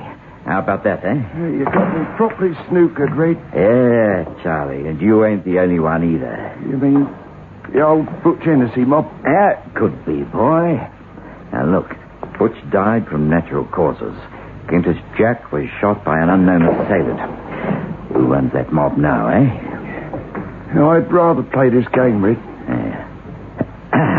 Oh, we don't keep racketeering up forever, boy. That's the mistake people make. They don't know when they've had enough. The way I see it, clean up in a year or two, goes to the Bahamas, somewhere like that. What do you say? Ray, nobody ever quits the rackets. Never. Everybody knows too much. No, they don't quit unless they go the way Butch Hennessy went. Or Kentish Jack come to that. Or the way I... Oh, that's the signal. Must be the cops. They're on their way. Yeah. But don't worry, boy. They can be on their way. They got nothing on me. Morning, boys. Hello, Inspector. Kentish Jack was killed last night, Red. So I see from the paper. Well, you didn't have anything to do with it, did you? Us? Well, whatever can you mean, Inspector? Well, we got no motive. Only his rackets, eh, Red? Red, you started something I'm going to finish. I won't have violence in the city. I'm a peace-loving man, Inspector. You got me all wrong, honest you have, Mr. Sharp. Red, you'll end up in jail for life or face downwards in a gutter. And I'll laugh, believe me. Understand this, Red. Break the peace of this city and you'll be destroyed. That a threat, Inspector? I don't have to threaten a rat like you. Your own kind will destroy you. Red, did you know that Butch Hennessy left a lot of money? No. Besides, I wouldn't touch that kind of money. Maybe you wouldn't. Or couldn't. But somebody has. There wasn't a penny in his safe deposit box. Been cleaned out. I'd nothing to do with it. Over 50,000 quid. Gone with the wind. 50,000 quid. Fancy that, eh? That's right, and the old underworld will be looking for it. Hard cash, Red. And I've heard that Butch isn't sleeping so soundly about it. Huh? What do you mean? They tell me that his ghost has been seen. That's all, Red.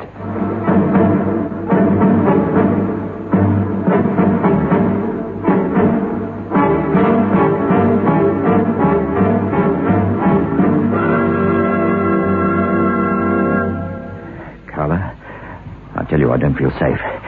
Even in my own flat. It's all nonsense, Red. There's no such thing as ghosts. Everybody knows that. I don't know it. Have another drink, Red. Right, yes, I will. Look, when I was in Carmore jail, there was a ghostly cell. The door used to swing open when there was nobody there. You couldn't lock it or nothing. I believe in ghosts, all right. Yeah, but not ghosts of blokes like Butch Hennessy. I do, I tell you. If there's ghosts of old geezers with their heads cut off, why not of a smart boy like Butch? Well, what would you be looking for, Red?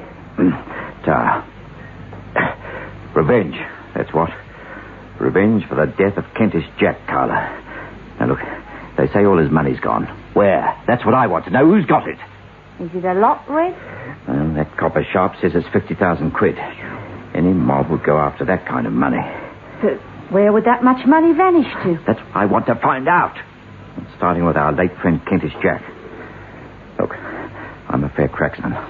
I'll take Charlie, and we'll do Jack safe. I'll bet there's nothing there. Yeah, well, there may be some kind of clue. We'll try it anyhow.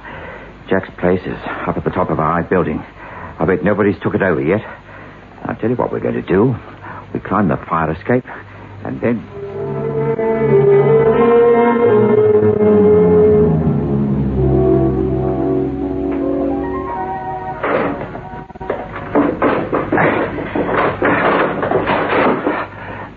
Right. Now come in, Charlie. That fire escape was easy. Yeah, well, shut up and follow me. Got your gun? Hit right here, Red. I got the torch, the tools, the lot. Okay. Now for the safe.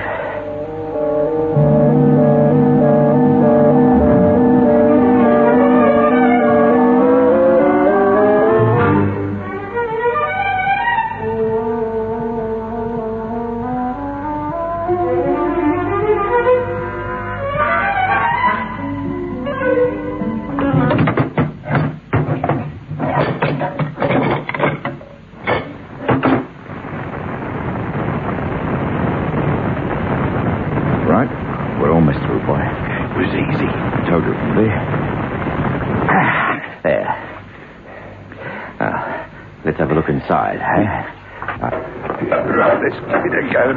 Come on. Easy, Charlie. There we are. Easy now, right. Nothing. Huh? Can you beat it? Not a thing. Well, I didn't expect the cash, but... Oh, isn't there something, a clue, but... not a thing. Who's there?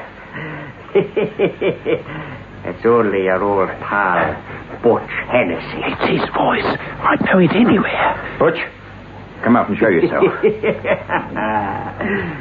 Are you worried, boys? Where are you? Butch, look. I've nothing to do with your death, honest. Where is he, Red? Shine your torch. There. Nothing? Are you looking for something, boys? There it is again. Look, that voice is coming from the next room. That's all. The skylight's open. We'll soon find out. Nobody there. Look, there's the stairs going down. Come on, quick as you like. There he is. Get him. We'll soon find out if he's a ghost. Clean away, Charlie boy. He ain't a ghost, that's for sure. But it don't make sense. You saw him buried. Old Doc Moore signed a certificate. That's right. And what I want to know is this. Who was in that coffin I saw buried the other day? And there's only one way to find that out. You mean, have a look? Yes, that's just what I mean. We'll have to dig up that coffin tomorrow night. Now, let's get out of here before we get pinched.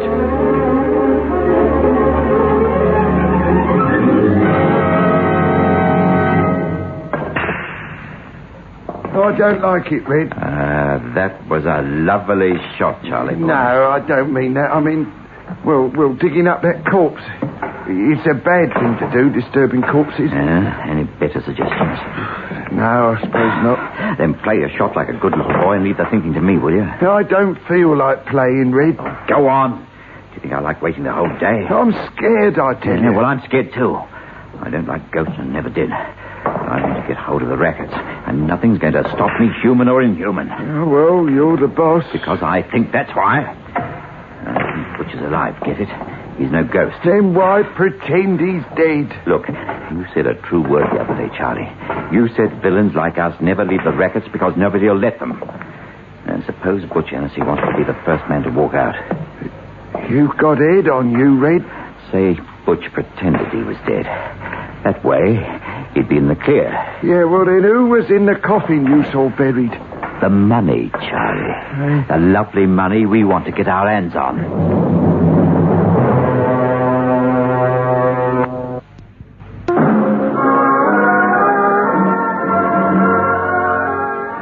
Smooth in world class.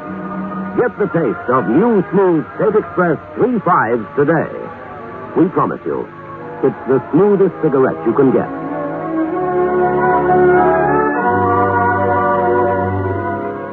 It's a blend that has been perfected after years of constant research by our master blenders. And the recent development of an entirely new process which gives you an even smoother 3.5 smoke. We promise you, it's the smoothest cigarette you can get. Smooth in world class. Get the taste of new, smooth State Express 3.5s today.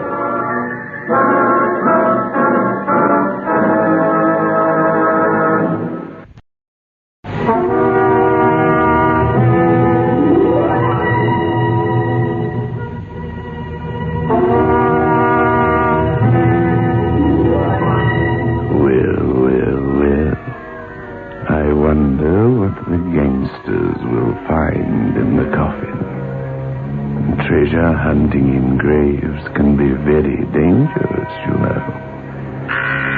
However, let's find out what the police want with Charlie and Red, shall we? Yeah, I bet it's that copper Sharp. Yeah, well, what's in now? Lovely shot, Charlie. Morning, boys. Hello, Inspector. Why, if it isn't Mr. Sharp, eh? Someone broke into a safe last night. I thought you'd like to know. Well, I never. The things people do for a few quid. The robbers were armed and fired a gun at somebody. Or something. That's a serious charge, that is. Isn't it, Inspector? You wouldn't know anything about it, would you? Me? But I was home all evening. Wasn't I, Charlie? Oh, yes. We was at home. Yeah. Anybody hurt Mr. Sharp? Not this time. But I don't like guns and I don't like safe breakers. And I needn't tell you that both you boys are in serious trouble. Mr. Sharp, we can't be in much more trouble, can we? Ask Butch Hennessy. He ought to know. No, he's dead, Mr. Sharp. Yeah. Do you believe in ghosts, Charlie? Oh, that's for kids, Inspector. Well, the whisper's gone around that Butch has come back from the dead. And then you fellas don't believe in ghosts, do you? So, that's all right. Well, you don't believe in ghosts, do you, Mr. Sharp? I don't know, Charlie. I don't know. I didn't. Once. Enjoy your game. Oh, well, he's gone fast enough. Yeah, but you've got to use your head in this racket. The point is, why did he come here? What's he after? Us. He'd give good money to put us in jail. Well, I'll tell you what I think. He came here to rattle us. Act as if nothing happened. Look, I'm going to see Carla, and we'll meet tonight. Okay? Yeah, okay. Yeah, I wish it was all over, Red. I'd rather face a squad of cops than that graveyard tonight.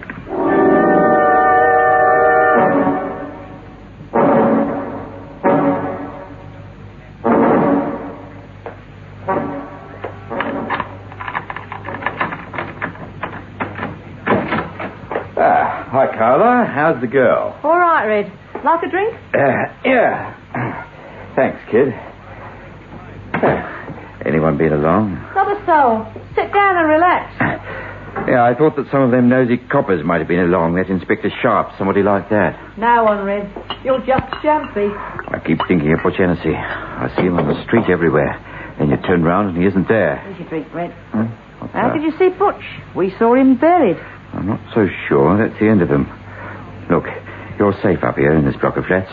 If you lock the kitchen door, no one can get in by the fire escape. That leaves the front door, and if you put the chain on it... Oh, you have got it bad. Oh, no one will come in here, silly. Yeah? Well, maybe. But better safe than sorry. There. And you see, if Butch is alive, he might come after you. Yeah, I suppose you're right, but What's that? A cat. The wind, anything. Yeah. That noise came from the bedroom. Nobody could be in there. Nobody. Of course not. It's Butch. He's in the bedroom. Oh, that's nonsense. Yeah? Well, I'm going to see. See? There's nobody there. Yeah? Well, he must be hiding. Come out of there. Well, why don't you look under the bed? Look, I'm sorry, Carla. I'm jumpy, that's all. I could have sworn it. Look. Didn't you hear a laugh? No, of course not. I thought I heard a bump. Yeah, well, let's go back to the living room. Okay, Red. I see Butch everywhere. Well, I don't see him. I hear him. If he ain't a ghost, he's mighty like one. Well, I didn't hear anything anyway. Look, love, I'm going to settle this one way or the other tonight. Charlie's coming with me, and we'll dig up Butch's grave. I reckon the money's there. The money? Yeah. Look, Carla, I'm going to spend all the day well out of Ennis's way, see? There's something you can do for me. Oh, anything at all, Red. You know that. Take this gun and ditch it. The clip, ammunition, and everything. It's the gun I used to kill Kentish Jack. And it's too hard to carry. Understand? Whatever you say, Red. Good. I've got a sort of feeling that something's going to happen. I'll get picked up or something. So drop it in the river. Sure, Red. I'll put the gun where no one will ever find it. Where will you spend the day? Where no one will ever find me, kid. That art gallery. So long, love. So long, dreamboat. Butch. Butch? You can come out now, he's gone. Thanks, Carla. Oh, it was a bit cramped in that wardrobe. Well, you had to make a noise, that was the only way. I didn't expect him today. If he had found me, it would have meant a showdown here. You make a lousy ghost. Oh, I don't know. I groan and crackle very convincingly, Carla. That poor boyo, he doesn't know if I'm dead or alive. You've been seen too much, Butch. Butch Hennessy's a chap people don't forget in a hurry. I've still got her fixed up, Carla. I'm dead. We pick up that money from the graveyard and scram, the both of us. Just you and me. Sure. Leave these boyos to look for the ghost. I'll quit the rackets. Come with me overseas. A new life is waiting for us. I'll invest in legitimate business, okay? Sounds wonderful. Butch, why hide the money in your coffin in the first place? Doesn't make sense. Don't you see? It's in cash. Small notes, negotiable currency. Every racketeer in the place was after it. I had to hide it somewhere. Remember what happened to poor Kentish Jack's safe? Oh, that's right. Did you square Dr. Morse? Sure, he signed the death certificate for money. Morley the undertaker, too, he worked for money. No, Carla, I've been seen around, but people think I'm a ghost. I'm the first man to break clean as a hound's tooth with the rackets. You make it sound wonderful, Butch. I hope it stays that way. I swear it will. Everything's fixed. All we have to do is go to the grave and dig up that coffin. Well, you better be fast, Irisher, because Red's got the same idea. Has he now? I wonder what I'd do without you, baby.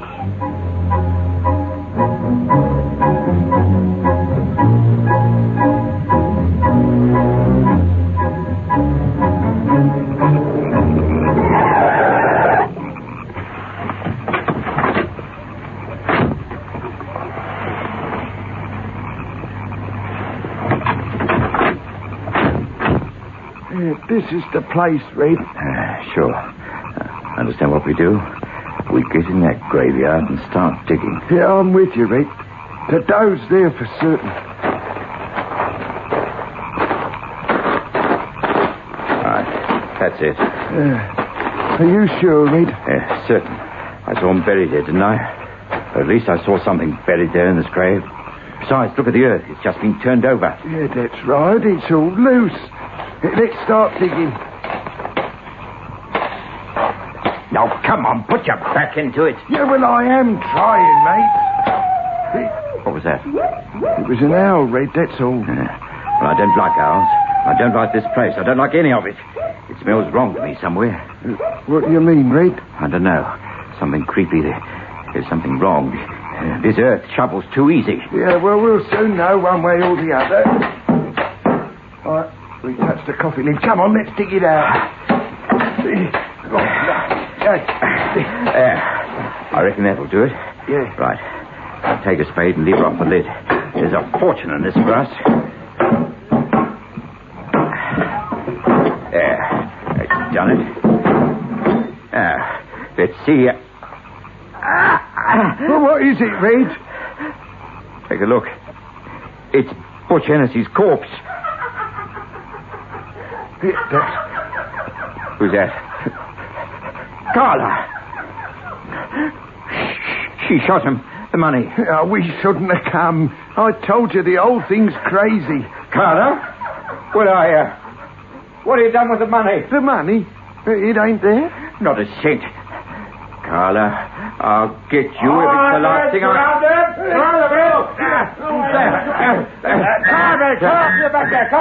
I've got you this time, Red.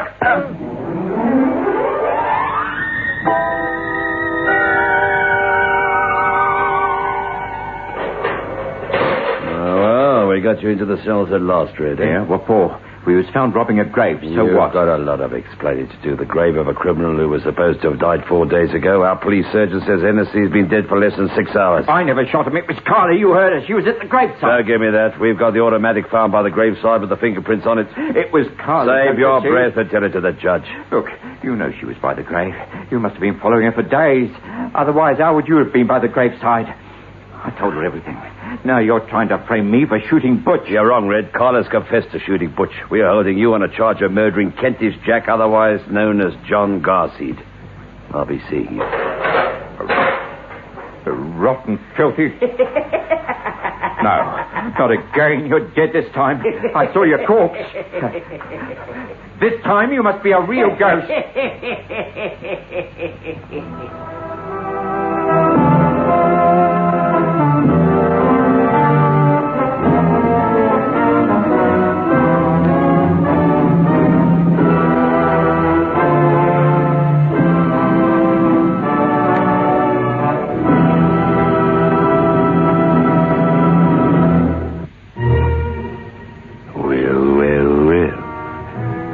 Confusing for poor Red and his friend Charlie.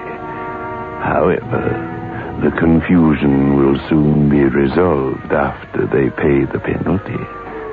Once they've made the big drop, the 4 of them, Kentish Jack, Carla, Red, and Charlie, will all be meeting here, behind the creaking door.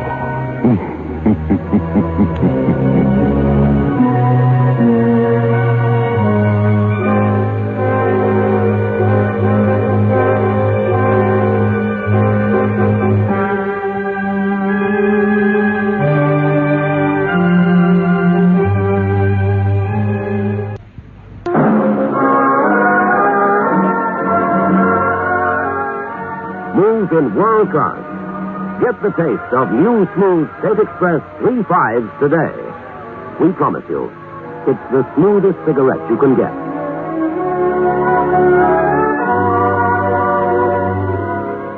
It's a blend that has been perfected after years of constant research by our master blenders. And the recent development of an entirely new process which gives you an even smoother 3.5 smoke. We promise you, it's the smoothest cigarette you can get.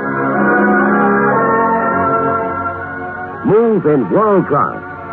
Get the taste of new, smooth State Express 3.5s today.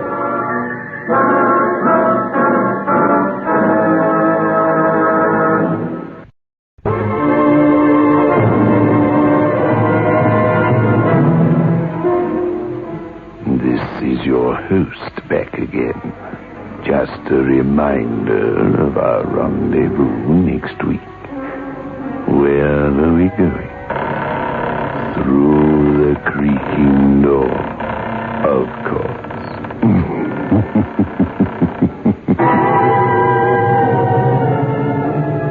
The manufacturers of State Express 3.5 Filter King cigarettes invite you to listen next Saturday at 9 o'clock.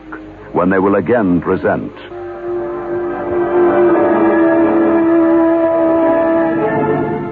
The Creaking Door.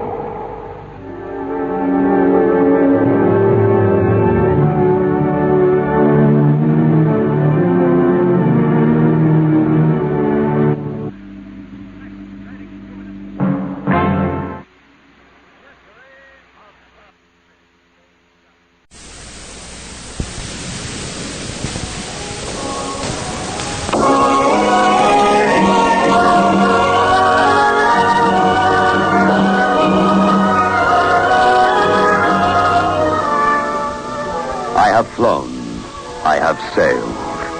I have moved about this world of ours, and ever in search of the finest of its kind, we bring you the tops in spine chillers.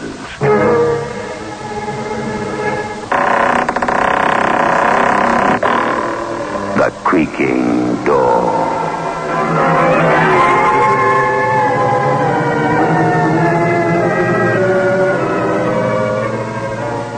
The manufacturers of State Express 3.5 Filter King cigarettes take pleasure in presenting The Creaking Door.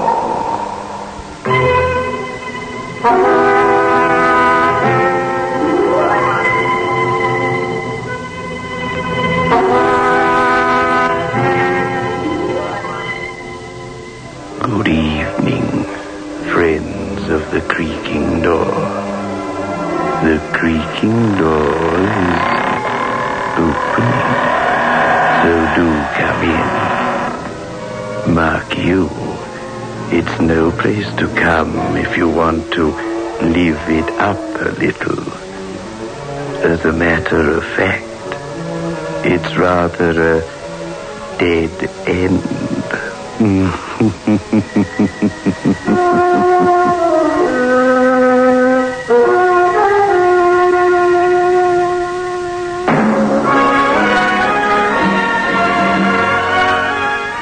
Move in world class.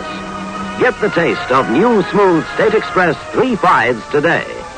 We promise you, it's the smoothest cigarette you can get.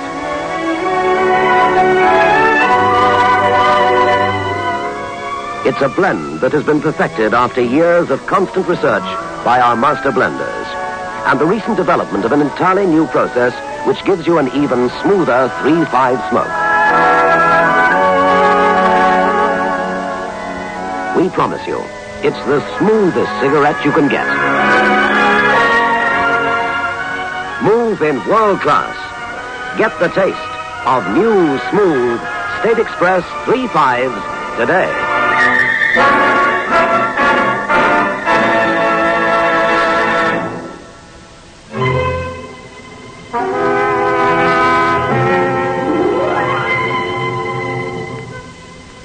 What could be more harmless than a village fete run by the vicar for charity?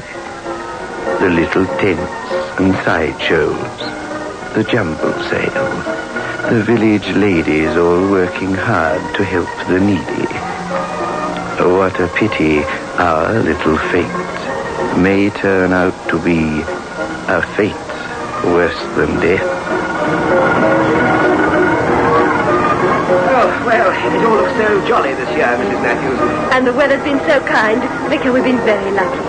Oh, do please have your fortune told before you leave us, won't you?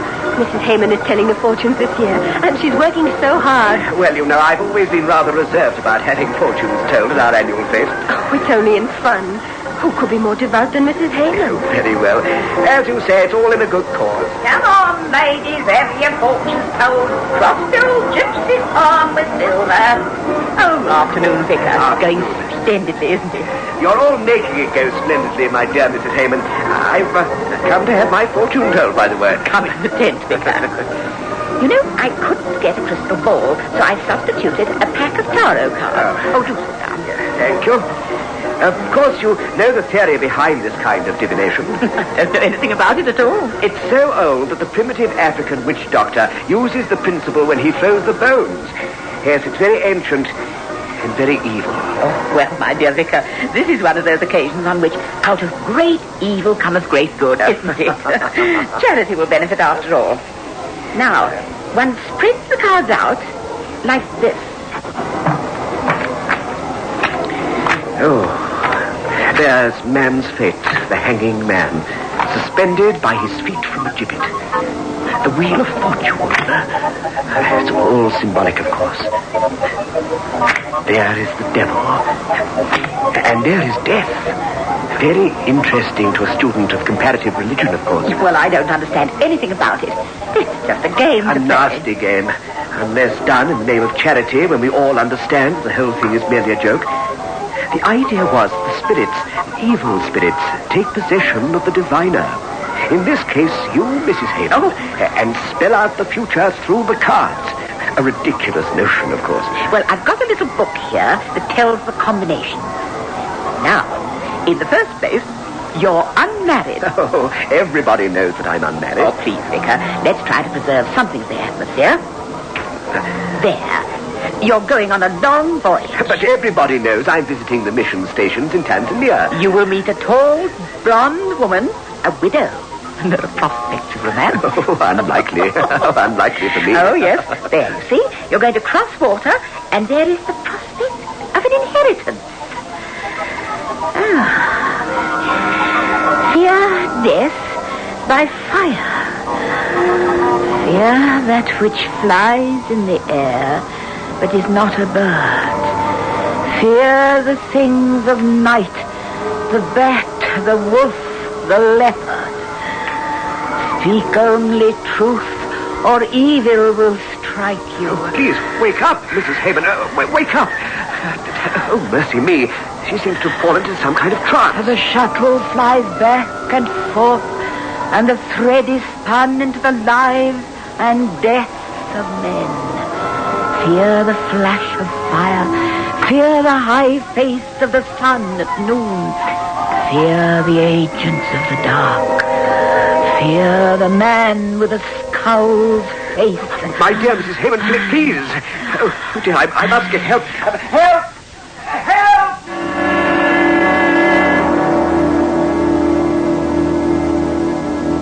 Most extraordinary business, Mr. Matthews. Some sort of possession by spirits, eh? Well, I wouldn't go as far as to say that. No, probably the spirits came out of a bottle. So far as I know, the lady has never let a drop of spirituous liquor pass her lips. Only joking, Vicar. But it is most uncanny. Mrs. Hayman went into a trance of some kind. Excuse me, I'd better go to inquire if she's fully recovered. Are you feeling better now, Mrs. Hayman? Oh, it was only the heat. I am sorry. It must have been a most unpleasant experience. Tell me, can you remember exactly what occurred? Well, I was telling your fortune, and I've simply passed out, that's all. You seemed to go into some kind of trance. Do you remember what you said? Oh, it was some nonsense I was making up. You said, fear death by fire. Fear that which flies in the air, but is not a bird. No. Fear the things of night, the bat, the wolf, and the leopard. Speak only truth, or evil will strike you. Oh, I'm sure I did. Well, I can assure you that you did, Mrs. Hayman. I feel that something caused you to give me a warning.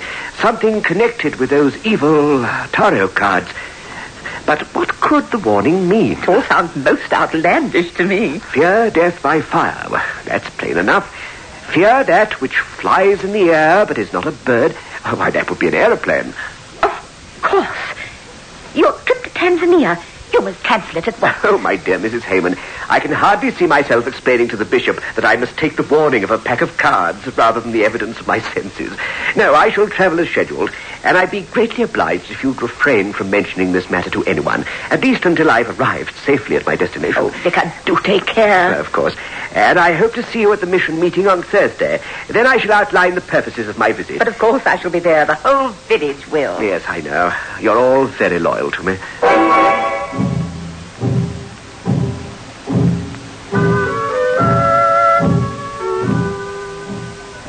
And now, without further ado, I'm going to ask the Reverend John Simmons to tell us about his coming visit to Tanzania. Well, you all know the story. Tom Shelby was born in this village. He was a wayward boy, but did splendidly in the war. Later, he became a prospector in darkest Africa, but he never forgot his home village. Here. After the famous diamond find by Dr. Williamson, Tom Shelby took a quick look at the Ubongi districts and discovered the fabulous Shelby diamond pipe.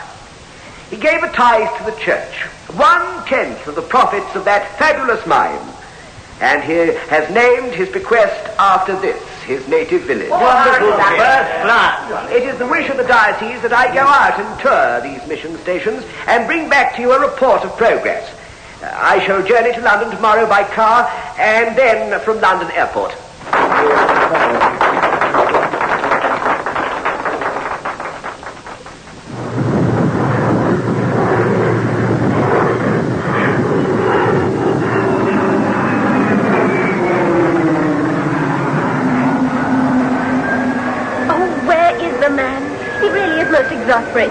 mind. Don't worry yourself. He'll show up. But that's the plane for Tanzania standing on the tarmac now. He's only got a few minutes. Oh, let's ask him to wait for him. I'm afraid they won't do that, May. He's got scarcely 5 minutes before she takes off.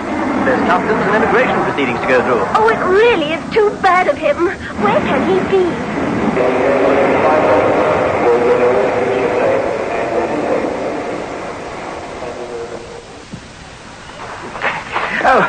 I say, please, a moment. Where can I hire a car or something? Car? Hire a car? Well, why no, sir. I don't know. My dear man, where is the next village? Behind you, sir. I mean, in front of me. Oh, that I can't say. I be a stranger, you see, from Wemsbury Parver. That's 5 mile away. Oh, it isn't any use, is it? I'm too late anyway. I say, want to live? Oh, yes, indeed. It's frightfully important. You see, I'm catching a plane this morning for... Okay, jump in.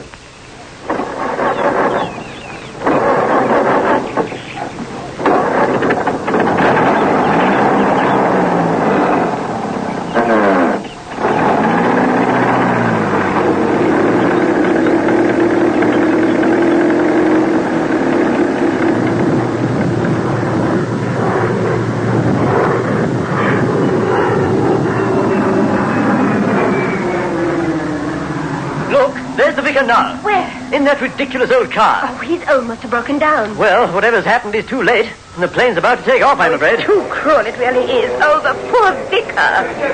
Have I missed my aircraft? Oh, you have, but never mind. There's another leaving tomorrow. Look! Look at the plane! There's something wrong! She's crashing!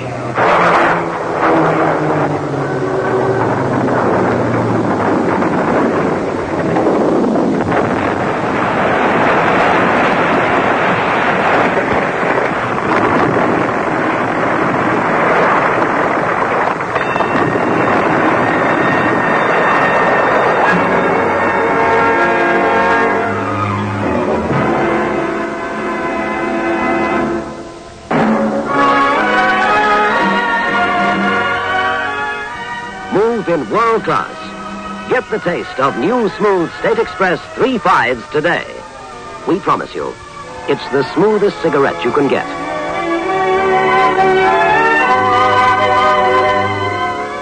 It's a blend that has been perfected after years of constant research by our master blenders, and the recent development of an entirely new process which gives you an even smoother 3.5 smoke. We promise you, it's the smoothest cigarette you can get. Move in world class. Get the taste of new, smooth State Express 3.5s today.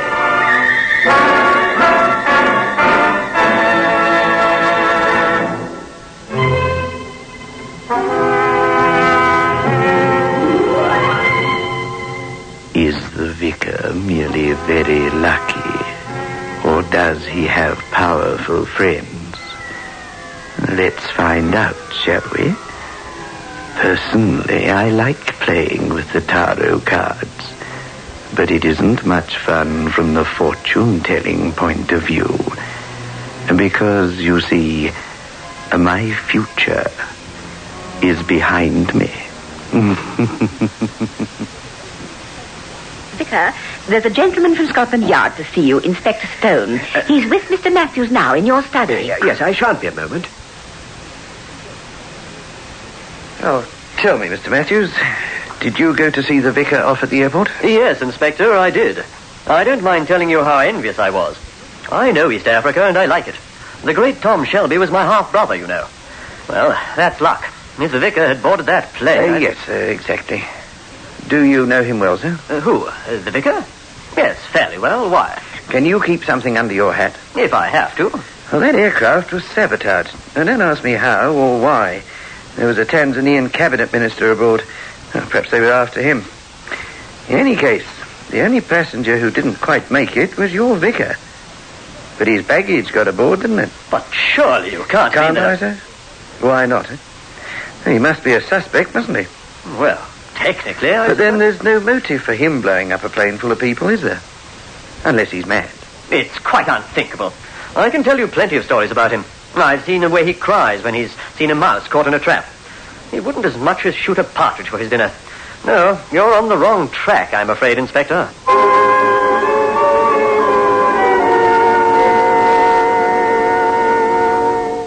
May, I'm going to lay out the tarot cards again. Oh, you're mad. Haven't they caused enough trouble already? You aren't thinking very clearly, my dear. The cards warned of the accident. It didn't cause it. Fear the things of night. The wolf, the bat, and the leopard. Isn't that how it went? Then there was a bit about telling the truth or evil coming. Yes, I might get another message. Just let me look out of the window. We can see the vicar's house from here. Yes, the light is still on in the study. Is the police car still outside? Yes. Oh, but they've been with him for hours and hours. That poor man is plagued by the most awful misfortunes. Well, I think he was extremely lucky this morning. Don't you? With a little less than his luck, he'd be where the other victims are. Lay out the cards. Very well.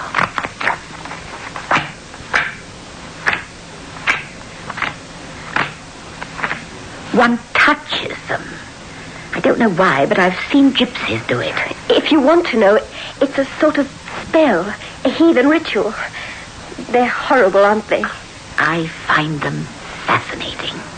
I can see that you're in accord with them somehow. You know, May, I do feel that I am. I felt it from the first time I held them in my hand. Harriet, where did you get them? I bought them from an old gypsy woman. She told me they were true cards. Of course, I didn't believe her. Not then. She showed me how to use them. I wouldn't have had the nerve to go down there alone. Shh. Just a moment.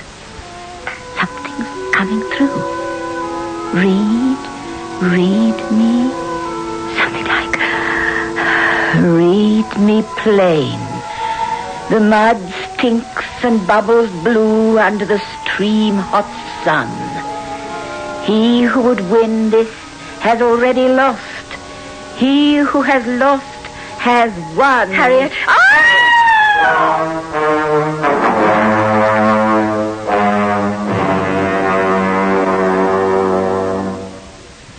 Now, I want you to go over that bit again, Mr. Simmons. Oh, dear, I'm dropping off to sleep. You want the swine court who blew up that aircraft, don't you? Yes, you know I do. Then give me your cooperation. You came down the road towards 12 Trees Junction, and there something went wrong with your car. What went wrong, sir? I know nothing about cars, Inspector. There was petrol in the tank. The little lights were burning on the dashboard. Oh, that's all I know. It just stopped. But I always thought you knew quite a lot about cars. You used to do your own repairs when you was a lad. Alas, I'm a lad no longer. You can't compare a car of those days with a modern box of tricks. No, I suppose not, sir. Now, how did this car stop? Did it just cut out? Did it splatter, or what? Spluttered, I think. You think? Don't you know, sir? No, I can't remember. I am far too tired. Now, let's come to the Tom Shelby estate. How long has Tom Shelby been dead? 6 weeks, that's all. Do you know how much he left? Oh, it must be a colossal amount. And with the mine's earning potential, 1,000 million wouldn't cover it. What a lot of good one could do with that money. Can you imagine a man who wanted to do good to the world so much that he'd sacrifice 100-odd people for it? The greatest good of the greatest number, as it were? I can't imagine a man so monstrous. But I'm perfectly prepared to believe that he could exist. Yeah. Do you know who is the beneficiary under the will? Oh, I've no idea. And I refuse to answer any more of these silly questions. I don't care who benefits. Although I'm sure Tom will have left a tithe for the church. So you don't know who's the beneficiary? Why, you are, Mr. Simmons. You are.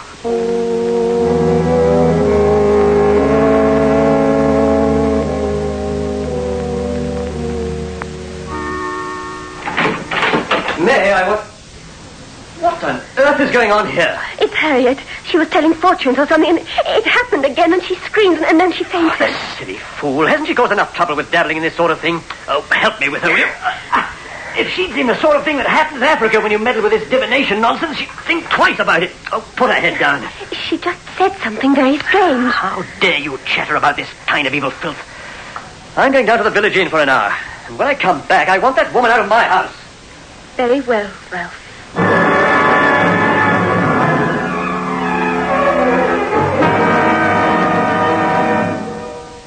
Well, Vicar, good night to you. I can let myself out. No, I shall see you to your car. I feel like a breath of fresh air in any case. Oh, as you wish, sir. You'll understand that it's my business to get to the bottom of this matter. What a terrible business it is, too. My sympathies are with you, Inspector. Have no fear. That's a fine night, sir. Yes. On a night like this, I can hardly believe there's such a thing as evil in the world. If only... Down! Get down, man! There he goes. He's running off.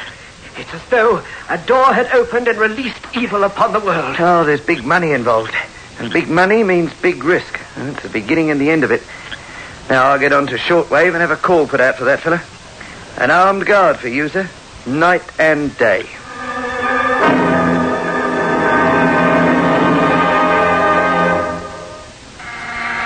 I'm coming. Oh, good morning, Mrs. Hayman. Please come in. I was told your servant hadn't arrived and that you'd no one to look after. Not in the mundane sense, no.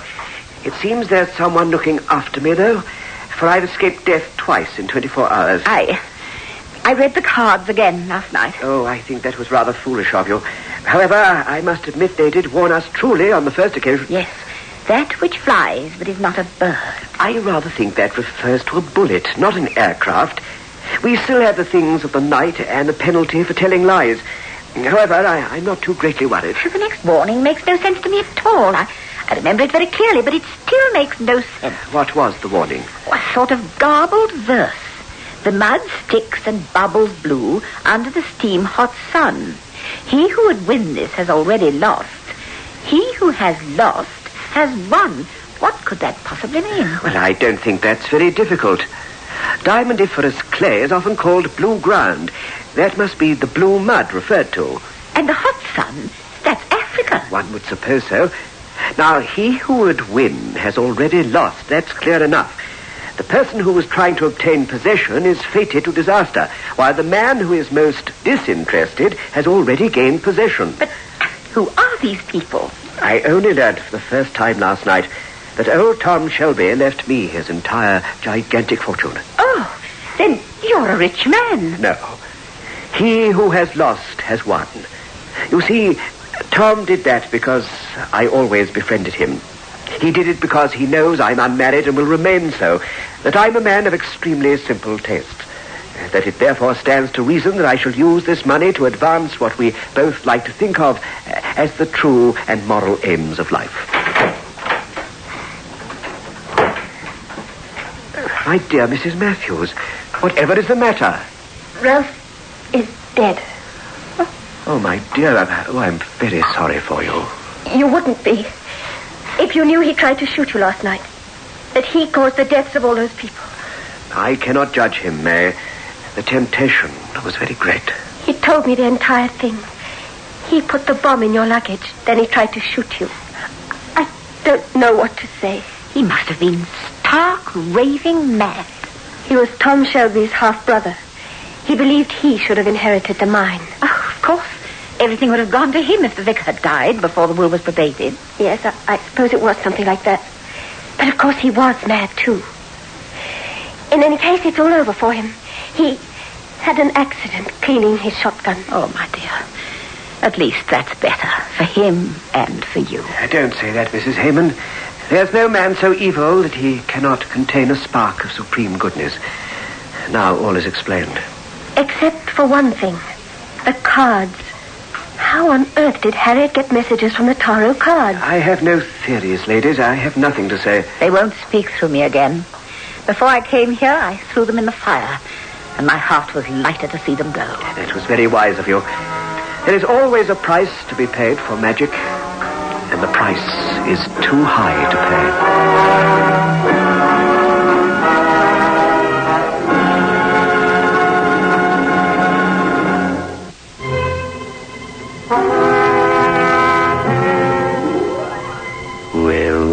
Well. Poor Ralph Matthews' scheme collapsed like a pack of tarot cards. Would you like a pack? You can get them here, behind the creaking door.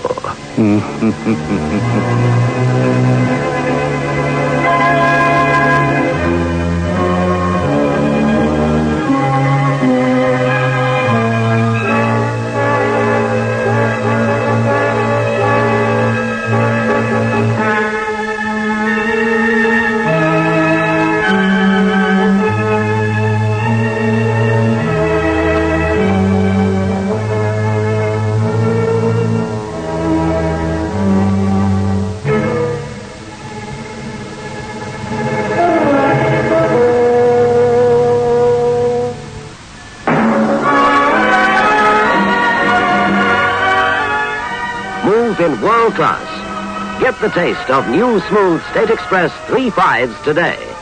We promise you, it's the smoothest cigarette you can get.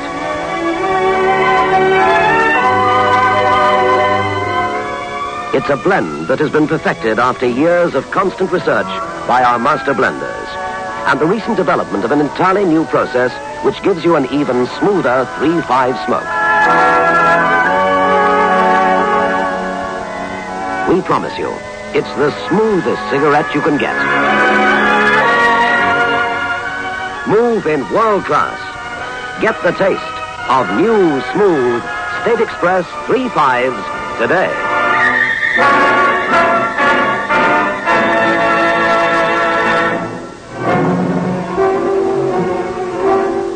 This is your host back again. Just a reminder of our rendezvous next week. Where are we going? Through the creaking door? Of course.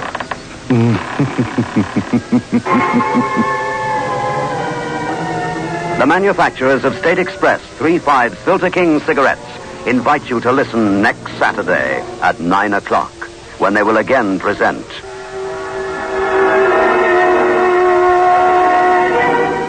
The Creaking Door.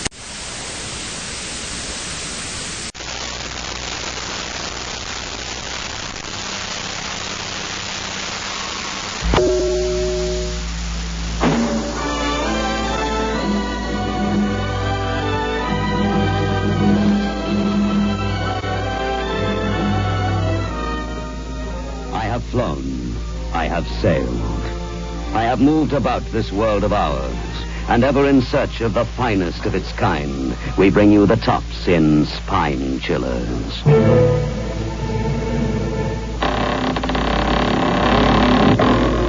The creaking door.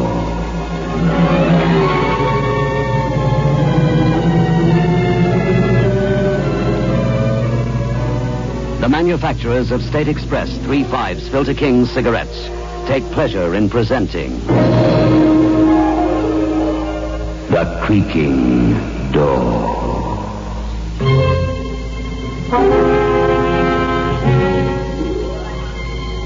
Good evening, friends of the creaking door. The creaking door is open, so do come in. Have you ever wished for anything? I'm sure you must have done. But supposing your wish were to come true, would you really like it?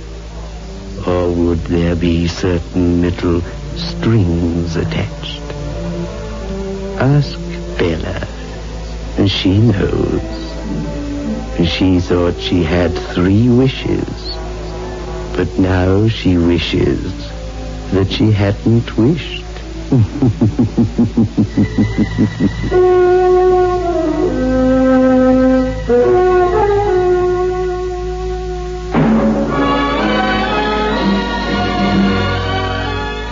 Move in world class.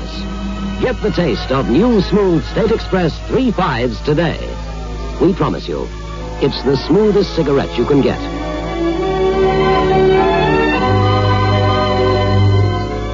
It's a blend that has been perfected after years of constant research by our master blenders, and the recent development of an entirely new process which gives you an even smoother 3/5 smoke.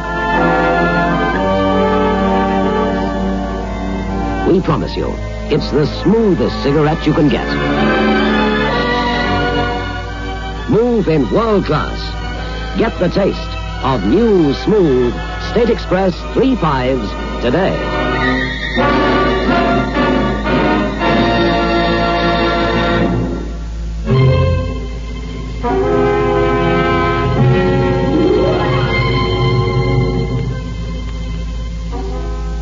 You see, darling, it's a sort of pendant. I don't know what the stone is. It might be jade, but it's more translucent than jade, isn't it? Anyway, the price I paid for it couldn't possibly be jade. I wonder what it is. Let's have a look. It's certainly an odd-looking thing. This must be some sort of inscription, I suppose. I suppose so. The man I bought it from didn't know anything about it. Where did you buy it? Off one of those barrows down by the docks. You know, in Michaelhouse Street. Just took my fancy, and it was so cheap.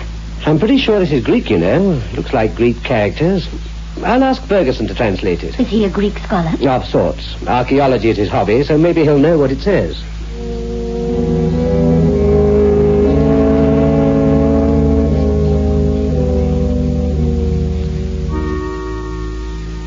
Well, it's difficult to access its age, Harold. Might be almost anything. I suppose they could do it with radioactive tests or something, but I'm not equipped for that sort of thing. No. It's pretty worn in places. Can you make out what the inscription says? Oh, yes, I can, but I can't make any sense out of it. Well, for better or worse, this is what it says. Pandora's box is opened and evil blows abroad, but I am good and evil. Beware, I will grant thee 3 wishes, but the price must be paid, and I am the one who chooses the coinage. Now, what on earth is that supposed to mean? I told you, I don't know. More than likely it's some sort of ancient talisman, you know. Good luck symbol. Although it does say that it'll grant you 3 wishes.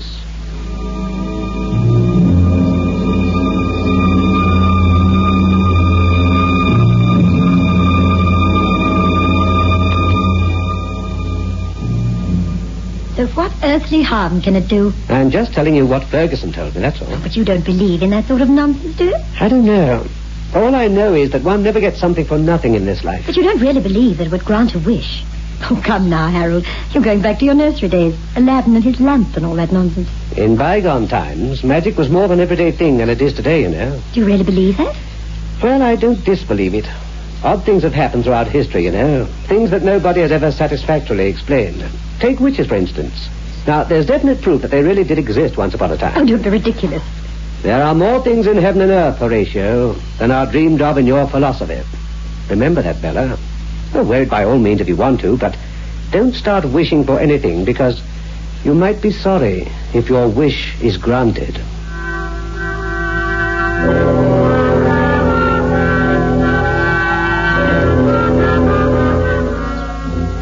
If only I'd listened to him. Harold would be alive today if I'd listened to him. But I didn't, you see. That's why I had to kill him again. Even after he was dead. I had to kill him. You see, one day, Harold and I were talking. Things hadn't been going so well for us for a couple of months or so. We were starting to get into debt. I wasn't fully aware of it at the time, but I know now that that thing had brought its own personal aura of evil with it. It was all around us, like a spiritual swamp. There was just bad luck and disaster, vaguely in the air.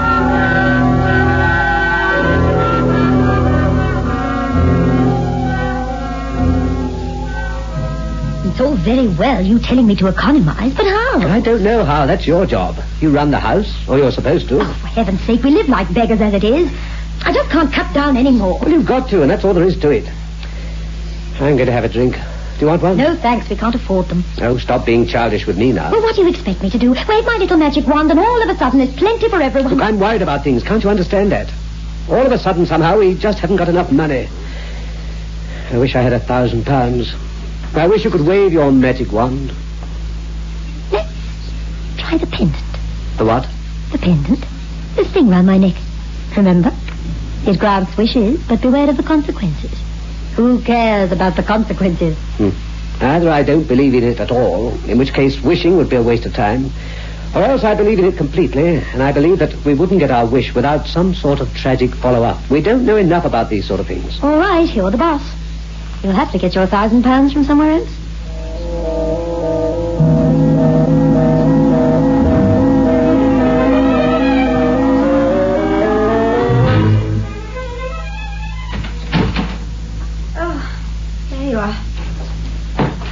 Couldn't sleep. Why don't you come to bed? I couldn't sleep either. I'm not tired. Oh, what on earth are you sitting up like this for? It's so cold down here. Fire's nearly dead. Yes, it is cold. Come on, darling, cheer up. Things can't be that bad. They are that bad, Bella. I've embezzled money from work, Bella. And what?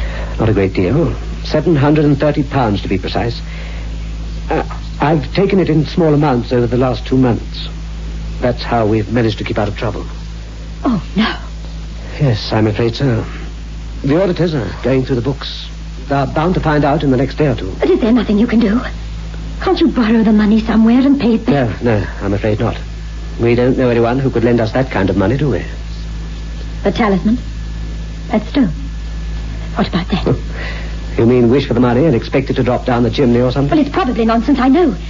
It can't do any harm, can it? It can. That's just the point, isn't it? Oh, for goodness sake, are we just going to sit here and mope and let them arrest you tomorrow, or whatever they do? If you put it that way, it does sound pretty spineless, doesn't it? Well, I'm going to make a wish. I'm going to go and get that thing from my jewelry box upstairs. And we'll both hold it and make a wish.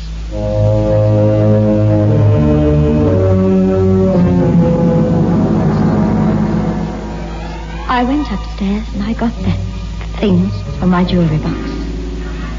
I went back down into the lounge, and the two of us sat on either side of the dying fire. At first, we felt a bit self-conscious and silly about it. But as we both held the peculiar green-colored stone, and as our fingertips touched, I was aware of a presence. An evil presence, I know that now. We sat there by the fire, and we wished for enough money to get Harold out of the jam that he was in.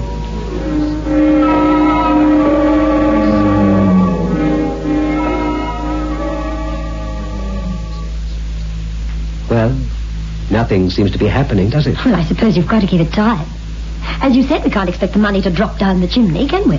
I feel a bit silly now, don't you? I don't know. Empty, too. I feel sort of empty. Yes. Well, nothing's happening, is it? I suppose we'd better go to bed. Yes, all right. You'll feel better in the morning. I wonder.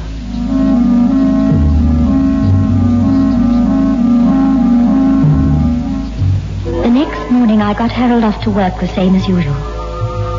That was the last time I saw him alive. Until he came back from the grave, I mean. Then about 3 o'clock in the afternoon there was a knocking at the front door. Somehow, don't ask me how, but somehow I knew this was it. I knew that the pendant had done its work and granted our wish.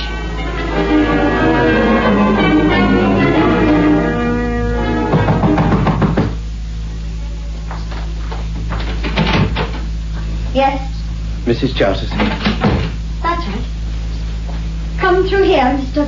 Ashley. I'm afraid you must prepare yourself for a shock, Mrs. Charters. What I have to tell you is rather bad news. About Harold, isn't it? He's had rather a bad accident at work, I'm afraid. One of the machines... He's dead, isn't he? His jacket was unbuttoned. Somehow the coat got caught up. Death must have been pretty instantaneous, although the body was pretty badly battered, I'm afraid. Oh, no. Oh, no. What am I going to do? Poor Harold. Because of the nature of the accident, he'll be covered by workman's compensation, of course. I've been on to them, as a matter of fact.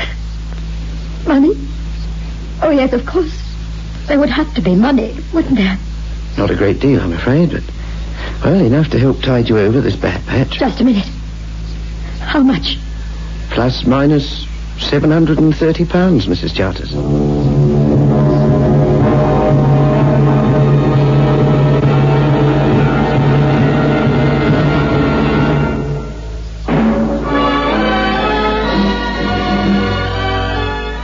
Move in world class. Get the taste of new smooth State Express 3.5s today. We promise you, it's the smoothest cigarette you can get.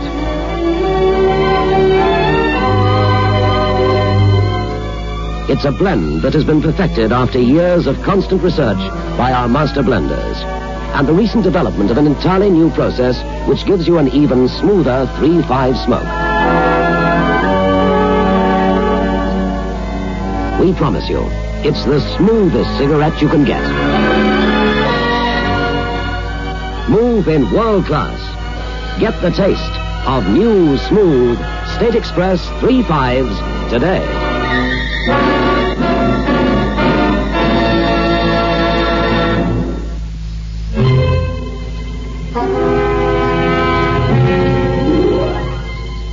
You see what happens when one starts to get greedy.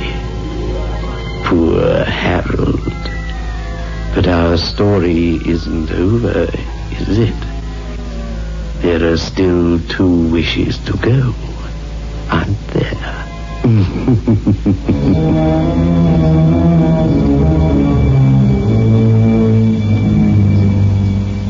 For weeks, I was just numb, Doctor. I couldn't do anything. Then I began to be obsessed with the idea that somehow this locket was responsible for the whole business. I should have thrown it away. I know that now. But I didn't. I went to see Harold's friend, Mr. Ferguson.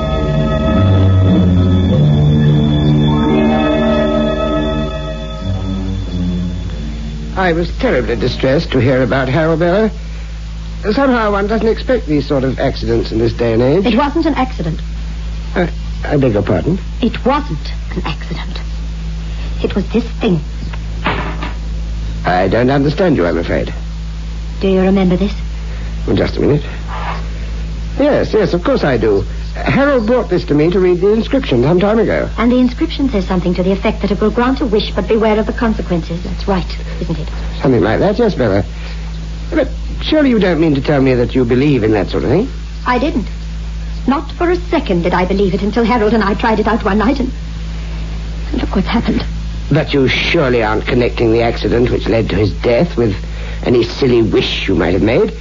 Things like good fairies and wishing wells just don't exist these days. But you believe that they did exist once, don't you? Oh, I don't know, Bella. Lots of unexplained things in antiquity, you know. This pendant. This is very old, isn't it? This is a remnant of antiquity, isn't it? Yes, I know, but really, believe me, these sort of things don't happen anymore. Well, Harold and I wished for £730. The next day he was killed. And the workman's compensation paid out £730. How do you explain that? Well, there's only one explanation, isn't there? Absolutely 1,000,000 to 1 coincidence. If you really believe that, and I don't think you do, then there's nothing more to say. But if you don't believe it, perhaps you'll give me your advice. When one reaches my age, one is always giving advice. People seldom take it, but we still enjoy giving it. Go ahead, what's on your mind? What could go wrong if I were to wish for things to be exactly as they were before we got the talisman? Well, now, that poses a bit of a problem. In order to answer it, we'll have to assume that this thing does work, that it does grant wishes. All right, let's assume that. I know it does anyway. Yes, well, the point is that anything which has power only has power within terms of its nature. Do you understand what I mean? Not really. Take a motor car. It's within its nature to travel along the road. Therefore, it has power within terms of this nature. But it can't, fly, for instance. It can't use its power to build houses. Do you follow me now? Yes, I think I do. Go on. Therefore, this stone would not be able to take you back to the time before it was in your possession. That would be out of its province, so to speak. Yes, I see. But supposing that I wished that things were as they were before we actually wished, what then? The pendant was in our possession, but we hadn't used it. Well, again, the same thing would apply, my dear. You see, this is a magic stone, let us assume. Magic as it was understood when this stone was fashioned. Philosophies and viewpoints were much simpler things then, and I'm pretty certain that time travel had never been envisaged. Putting it simply, you mean that the stone wouldn't know what I was talking about? That's putting it very simply, but you've grasped my meaning. But can it do any harm to try? Well, again, we come back to the nature of the stone. If time travel is in its power, then it might very well be capable of transporting you back. But you must be careful, you know. Beware of the attendant dangers when the wish is granted, you mean? That's right. The warning is quite explicit. If you believe in this stone's magic power, then you must also believe that only evil can come when the wish is granted.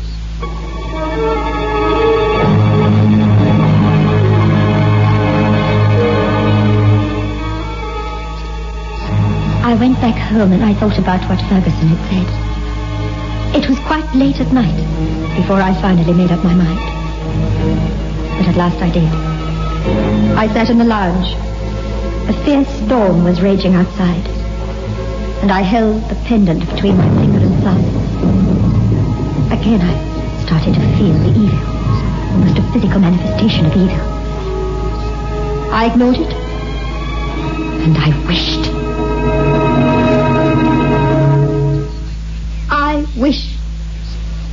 I wish that things were as they were before Harold and I made that wish.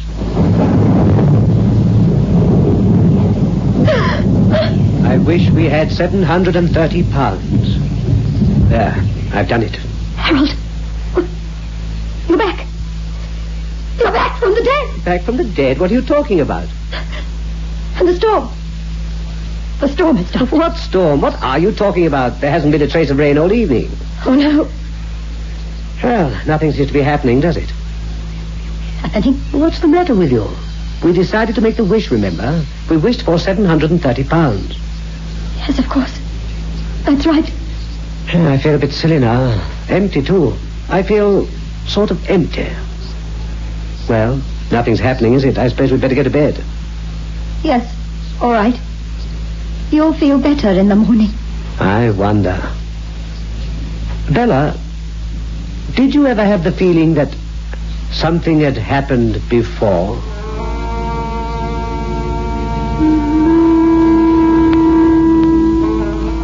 And that's what happened. The stone took us back in time, all right. But nothing changed. I had to live through it all over again. I tried to stop Harold from going to work, but I couldn't. It was inevitable, you see. He went to work, and at 3 o'clock the next afternoon, the same man came around and told me that my husband had been killed in an accident. And they were paying out £730. After that, I was hardly a person at all. I sat at home, stared into the fire, and stared at the pendant, the stone that had brought me so much sorrow. I was lonely, Doctor, terribly lonely. And it came to a head last week, Tuesday night. It would have been our wedding anniversary. We would have been married 11 years. I sat in the lounge, as usual, and looked at the fire.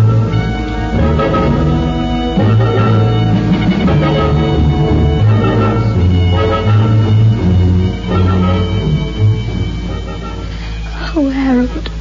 My Harold. What did I do to you? Who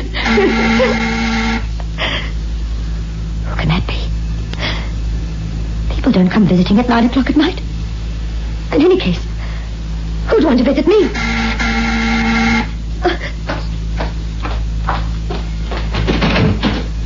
Oh, Mr. Ferguson, come in. I must tell you, Bella, I don't know what possessed me to come over tonight. Well, come in anyway. I was feeling in the absolute depths of loneliness and despair. I've been thinking about Harold all day, and I suddenly remembered that last year I helped him choose an anniversary present for you. It is your anniversary, isn't it? It would have been. I've brought us a drink. Come on, you've got to cheer up, you know. Life goes on. Yes, all right. Yes. Yes, I'd like to have a drink with you. Oh, it was good of you to come. Yes, let's have a drink. Let's have several.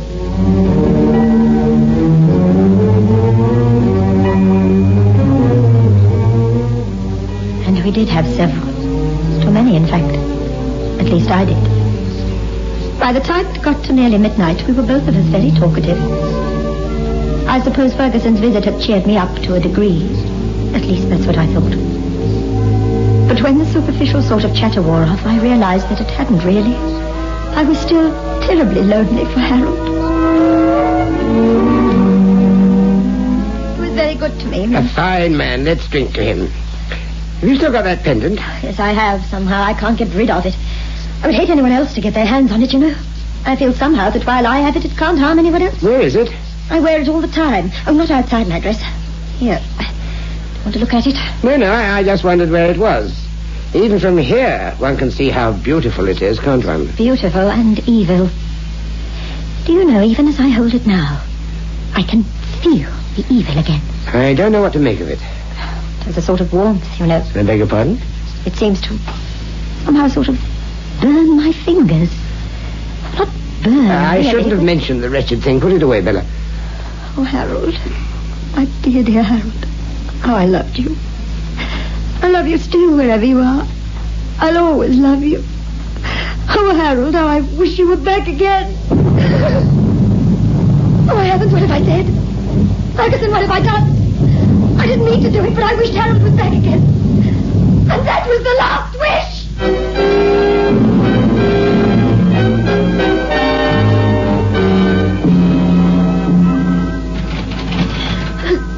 It's him. It's Harold. He can't be. It can be, and it is. You know that. For heaven's sake, you can't let him in. Do you think I'm afraid of my own husband? But he's been dead for 4 months. I don't care. I love him. I'm coming. Bella, don't do it. Coming. Just think what he must look like. Harold. I've come back, Bella. You brought me back. Why did you bring me back?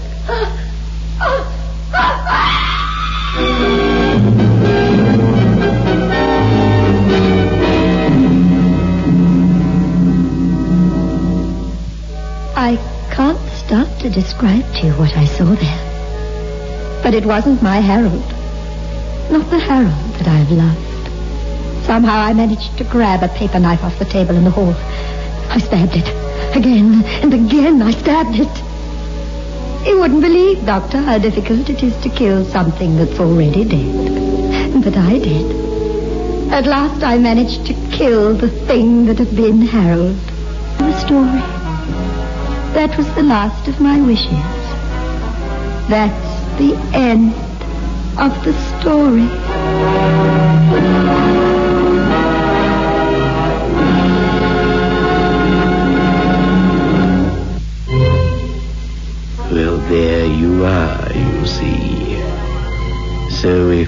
you possess an old pendant with funny writing on it. Whatever you do, don't make a wish while you're holding it in your hand. Think what happened to poor Bella.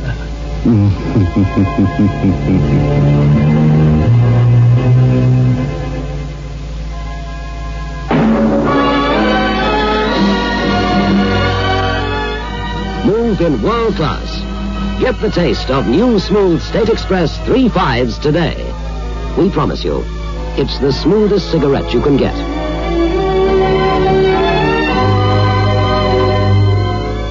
It's a blend that has been perfected after years of constant research by our master blenders, and the recent development of an entirely new process which gives you an even smoother 3.5 smoke.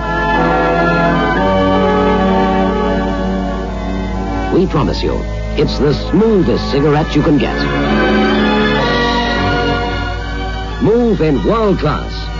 Get the taste of new, smooth State Express 3.5s today.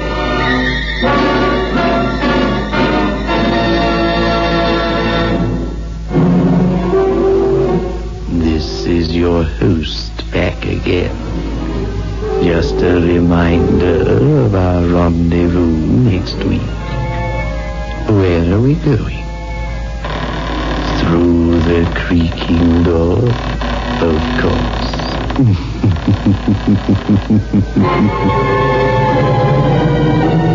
The manufacturers of State Express 3.5s Filter King cigarettes invite you to listen next Saturday at 9 o'clock when they will again present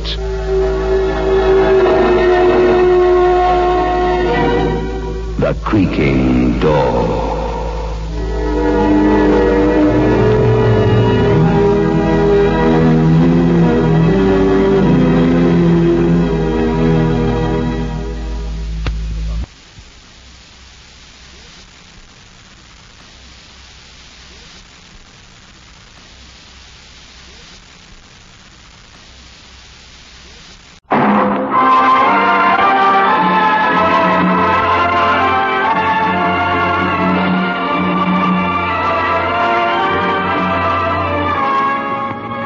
I have flown.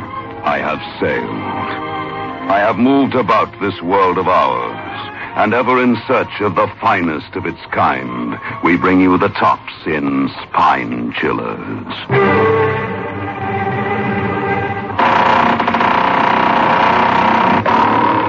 The Creaking Door.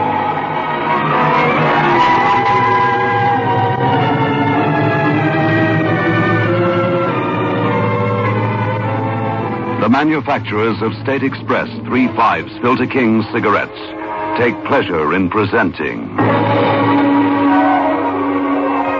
The Creaking Door.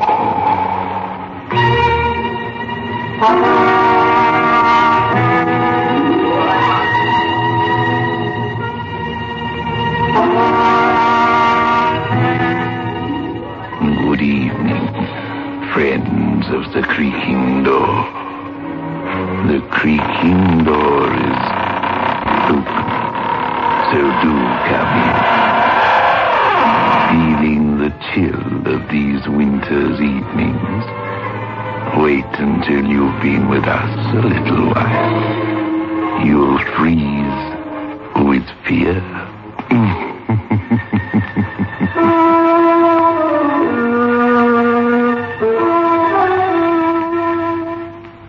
Get 3.5s. Get the taste. 3.5s by State Express. Get the taste of international success. The taste that's uniquely 3.5s. Only when no expense is spared in its making can a cigarette taste so right, so smooth, so satisfying. 3.5s. Get the taste. The taste that State Express created for you. The taste that has made 3.5s the king-size cigarette of international success. Get 3.5s. Get the taste.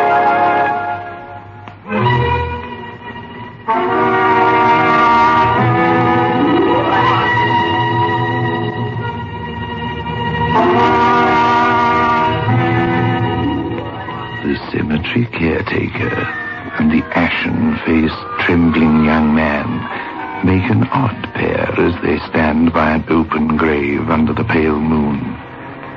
In the grave itself is a coffin.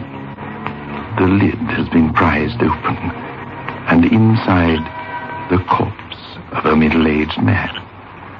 The caretaker warns, "Oh, I've heard about blokes like you. Read about grave robbers. But never thought I'd come across one. Here, I've sent for the cops, young man. Don't you try no rough stuff. I'm a match for you any day." But you don't understand. Hey. I tried to save his life, and now it's too late. Hey, don't you give me that. This fellow was given a decent Christian burial. You've desecrated... Desecrated, you say?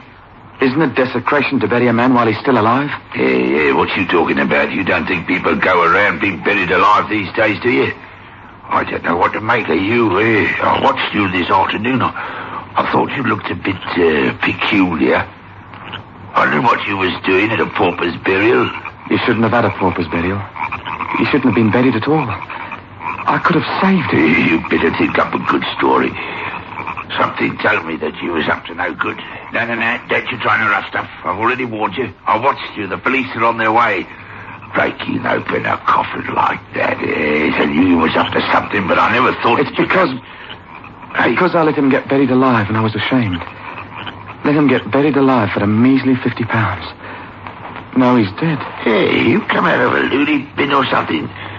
Now that I've had a better look at you, you don't look like no grave robber. I'm not. Listen. What's he to you, this fellow we buried today, eh? Nothing. Except I'm responsible for his death. I touched him. He's cold. Cold as death. He's only been in the ground a few hours. They don't stay cold like that. Sometimes we get an exhumation order. We have to dig him up, see? You'll be surprised how warm they get. He is dead, isn't he? I mean, I brought this piece of mirror with me. There's no breath. Look. I don't have to look. He's been in the municipal morgue for 2 days. He's given a pauper's burial. Now then, what's it all about, young man? I want to go home. He was dead all right when they buried him. But not when the ambulance took him to the morgue. You see, I know. You know? Oh, is he a relative of yours? I never knew he existed until 2 days ago. I've been tramping the streets looking for work. I didn't want to go home. If you could call that one-room bedsitter let an eye occupy a home. It was still ringing in my ears, the things she shouted at me as I left them. I've come to the end of my tether. I've pawned everything. Look, even the wedding ring you slipped on my finger in the church. What did he say? And all thy worldly goods. Huh. That's a laugh. You were going to share all your worldly goods, were you? Well, if you don't get some money or a job, I'm walking out on you, do you hear? I'm walking out on you, and I'll go and live with my sister. At least I'll get some warmth and 3 square meals a day. Oh, don't say that, Lil. Was it my fault that I fell sick? That I'm not allowed to work in the factory anymore? I've tried, Lil, I really have. Everywhere I go, they look at me and say, no vacancies. Not my fault either. I warn you, Joe Harris. I can't take much more of this. I know, honey, I know. I'll get something today. Really, I will. I promise.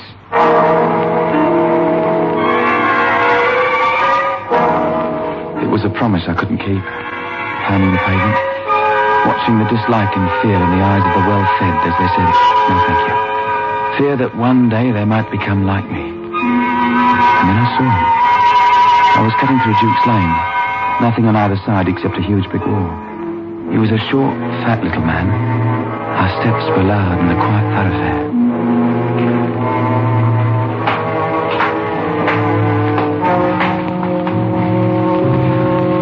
What are you stopping for? Do you think I might crush him? That I'm a gangster or something?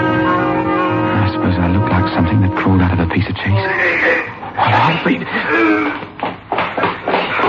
Governor, you all right? It can't be.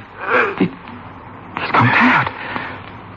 Don't seem to be any breathing. I wonder who he is. Let's see. He must have something in his pocket. Holly. Blimey. All this money, but must be 50 quid here at least. Poor swine. What good is his money now? I better call a cop. If you don't get some money or a job, I'm walking out on you, do you hear?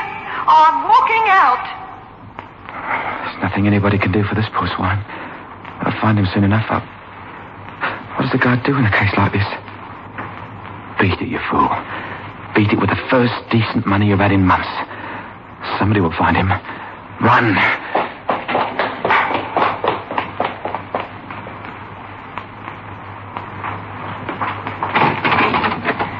Lil. Joe, you've got some money. That's right, Lil. 2 £5 notes, 31 notes, and the rest in 10 bob notes. Oh. It all adds up very nicely. 50 quid in all. Oh, Joe, honey. Hi. How did you get this money? You didn't go and do anything silly, did you? Such as what? Rob a bank? I wouldn't know how to start. But how did you get it? You'll never believe it. Remember I told you that when I was in the sanatorium, there was a fellow there with the same lung trouble named Ted Brown? Yes. Well, I lent him a quid. You lent him a quid? Well, I was still drawing my wages, wasn't I? We didn't know that the doctor wouldn't let me go back to the factory. Wasn't so bad then. All right. But what about this Ted Brown? Well, I'll meet him in the street, see? Says he'd been looking for me everywhere. Wanted to repay me the quid. Go on. Well, we goes into a pub to have a drink. There was a bookie there, and Ted said he'd had a hot tip for the double. It won, Lil. 50 smackers. Oh, Joe. 50 smackers. Oh, I love you.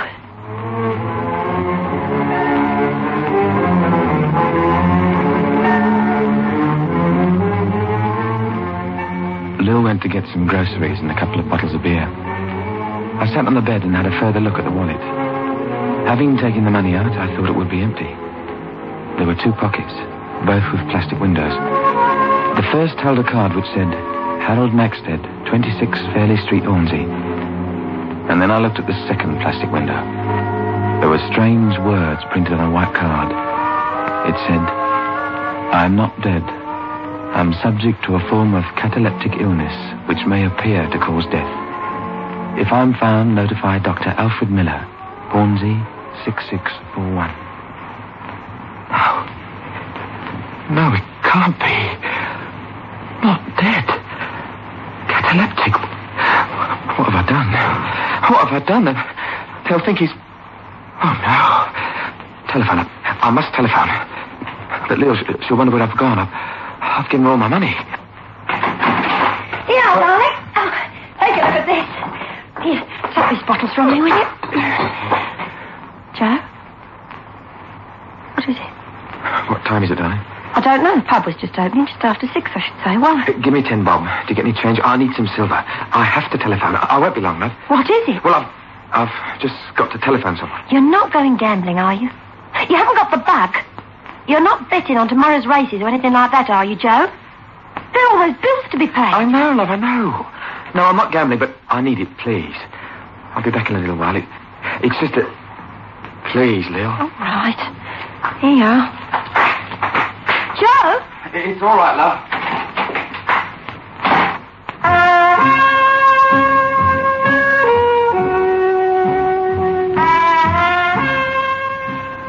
Would I be too late with the phone call? Would they bury this poor guy Maxted, not knowing he was a cataleptic, thinking he was dead?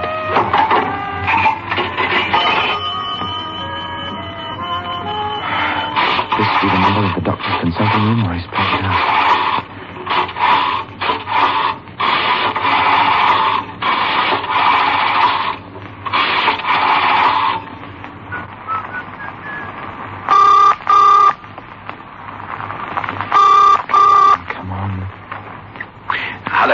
Can I speak to Dr. Miller, please? Dr. Miller's gone abroad. He's been away for the last 6 weeks. Abroad? Oh, no. Have you taken over his practice, sir? No, I'm not a medical man. But if you're in need of a doctor, there must be plenty. Oh, no, isn't that... You don't know which hospital Dr. Miller was at? I'm afraid I can't help you. I must go. My wife's shouting. The dinner's on the table. I'm sorry. Thank you.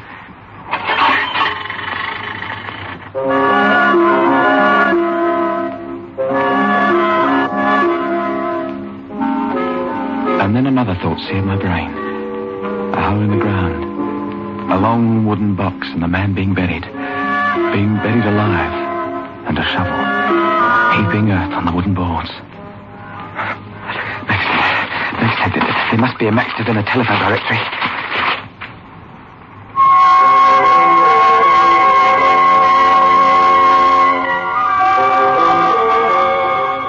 There was 14 Maxteds. everyone alive and bad-tempered. No, I have no relatives who suffer from a cataleptic illness. There are plenty of other Maxteds in the book. Try them. I have. You're Mr. Zachariah Maxted. You're the last on the list. Well, I can't help you.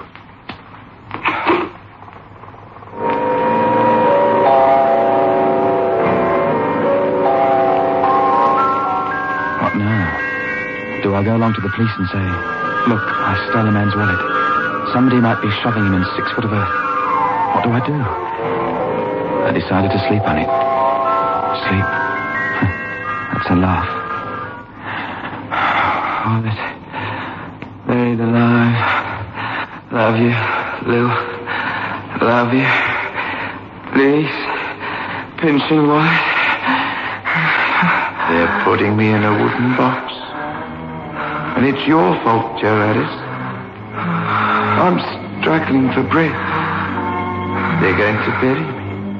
Bury me deep.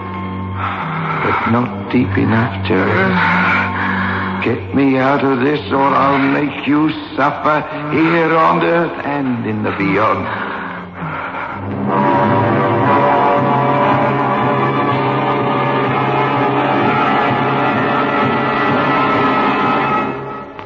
Get 3 fives. Get the taste. 3 fives by State Express. Get the taste of international success. The taste that's uniquely 3 fives.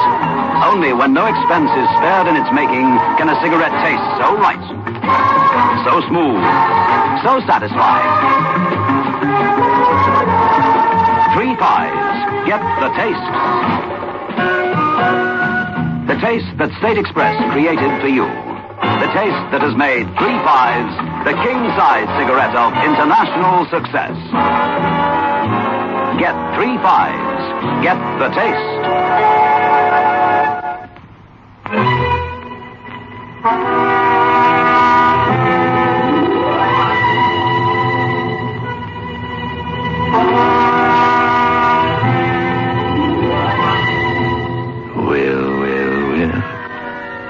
Joe Harris had better do something about it pretty soon.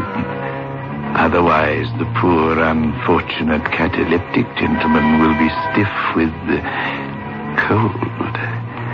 But let us see what he does do. Do? I didn't know what to do. It was less than 6 hours since I saw that chap fall.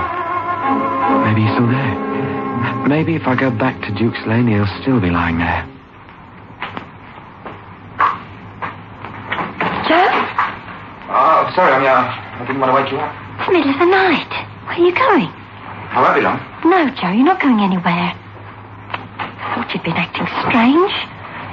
Oh, Joe, I know I've nagged you and threatened you, but it was only because you were getting so down, so beaten. I love you, Joe. I don't want you to be doing anything that will put you in prison. It isn't that at all. Well, what is it? All right, Lou, I'll tell you. And then you'll see why I have to go.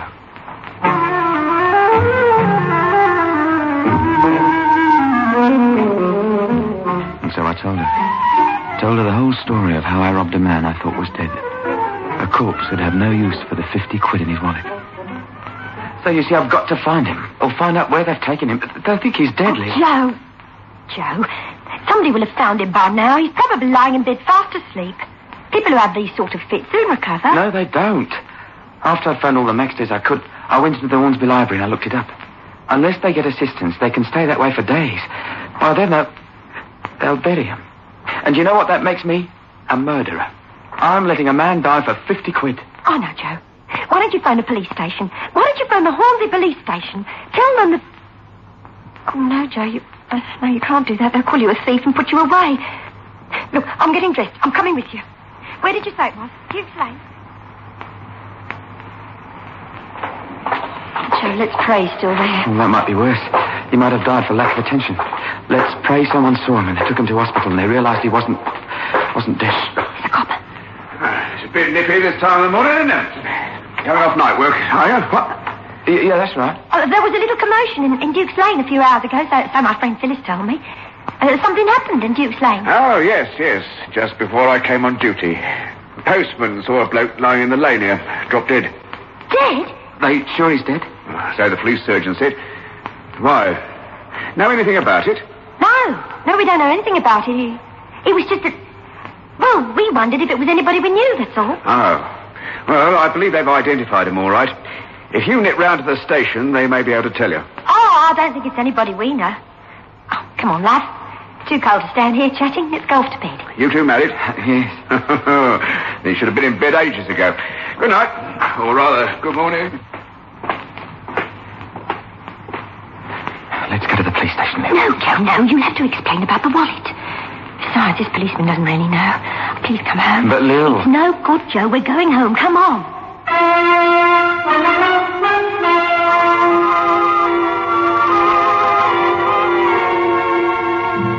Some more coffee, Joe? No, thanks. Look, it's no good. We've got to go to the police. We committed murder. It's 2 days now. I didn't sleep a wink all night last night. Kept having nightmares. Hearing Maxted's voice pounding in my brain. Telling me to save him before it's too late.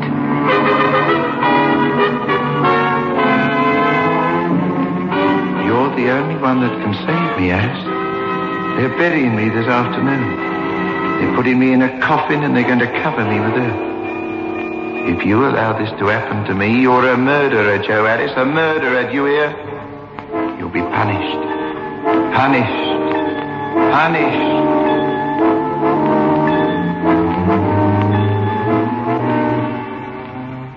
He kept saying I'd be punished. But you said yourself it's only a nightmare. All right, don't you go. I will. I'll say that I know... What was his name? Maxted. Harold Maxted. Yeah, I'll say I know him and he's a cataleptic. That's it. I'll go there right away. Excuse me? Hello. Aren't you the young lady I saw down Duke's Lane the other night? Yes, that's right. Oh, I'm so glad you're here. You know we were talking about someone who dropped dead that afternoon. Well, were you able to identify him? Yes, we were able to identify him all right. Why? He's a cataleptic. He's not really dead, you know. Oh, don't be funny. Got the card here. They're burying him this afternoon. He's in the Ornsey mortuary. Cardiac failure. This is the release for the body for him to be buried, signed by the police surgeon, Dr. Herbert Spencer. He may have been a cataleptic, I don't know about that, but he died of heart failure. Being buried in a pauper's grave at Hornsey Cemetery, 3 o'clock this afternoon. Didn't die of heart failure, indeed. Not dead. Oh, well, maybe I'm being a bit silly. Thank you, Constable. Good day. Sure, he said the death certificate was signed by the police surgeon. Oh, what did that copper know about cataleptics? Had the doctor known he was a cataleptic? I'm going to stop the burial. You can't, Joe, you can't. Once you tell the police about that wallet... Where are you going, Joe? I don't know. Get drunk. I don't know anything anymore.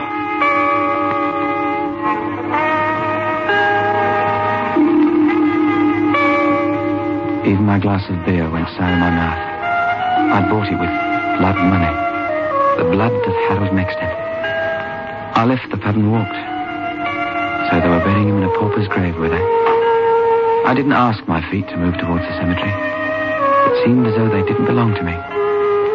They were burying him as I got there.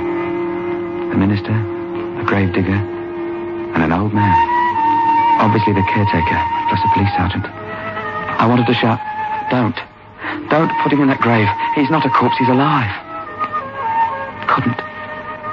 Those 3 stripes on a copper sleeve seemed to represent a number of years I might get for stealing and for withholding information. I ran from the cemetery as though I were running from the vengeance of Maxted himself.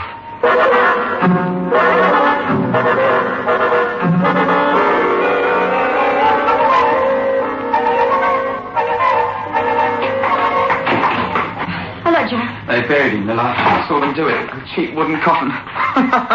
Or maybe it's a good thing the coffin was a cheap one. Maybe the death watch beetle got it in. Maybe there are holes in it.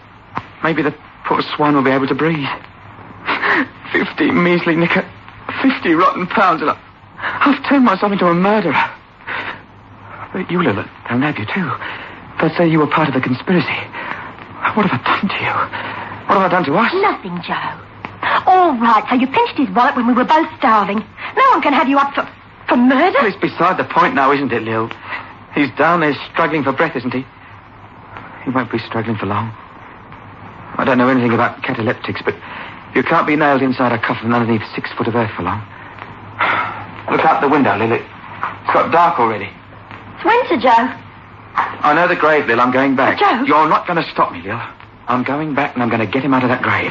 Please, Lil, I've got to. All right, Joe. I'll come with you. Oh, no, I couldn't bear that. I've got to do this on my own. Supposing he's too heavy for you. You're not strong, Joe. It's a pauper's grave, Lil. They didn't take much trouble with him. With why a pauper? With all that money in his wallet. That makes it worse, doesn't it? Maybe they couldn't raise his relatives. What with his doctor gone away and everything. Here, Lil, get me that hammer out of the drawer. It's got that thing at the end for taking nails out, and that piece of mirror. All right.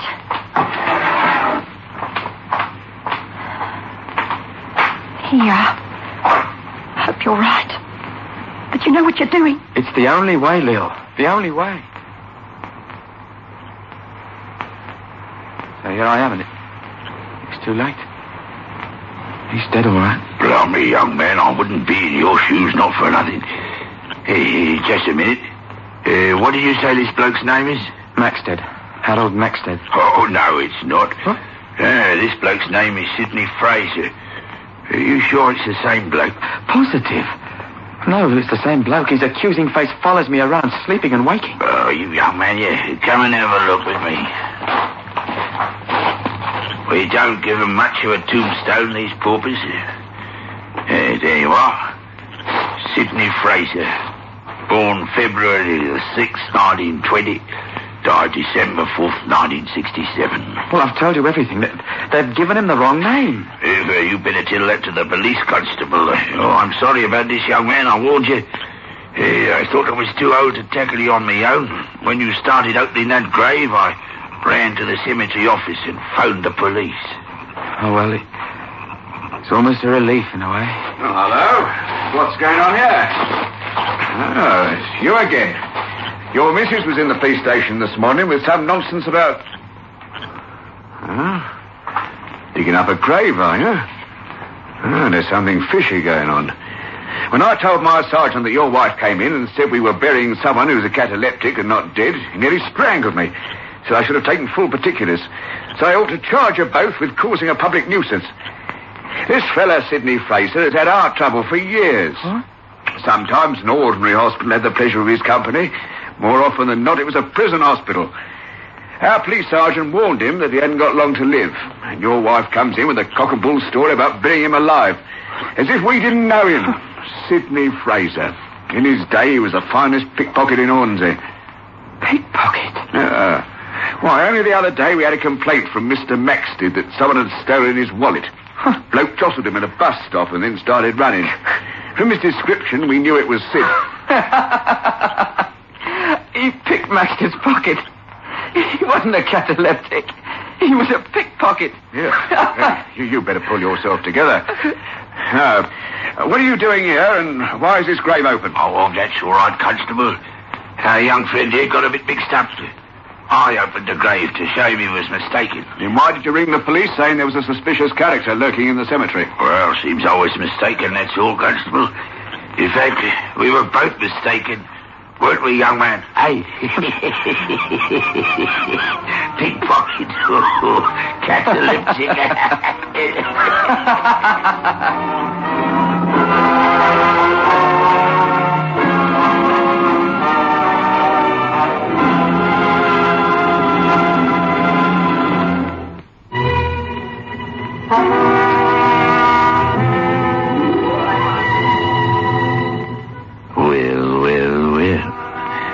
Somebody should have told Joe Harris that lifting wallets from cataleptic gentlemen is a most grave offense.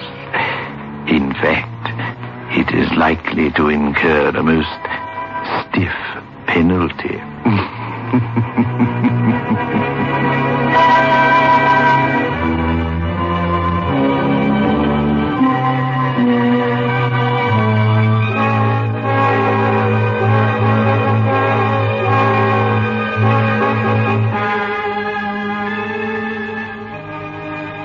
Get 3 5s. Get the taste. 3 5s by State Express. Get the taste of international success. The taste that's uniquely 3 5s. Only when no expense is spared in its making can a cigarette taste so right, so smooth, so satisfying. 3 Fives. Get the taste. The taste that State Express created for you. The taste that has made 3 Fives the king-size cigarette of international success. Get 3 Fives. Get the taste.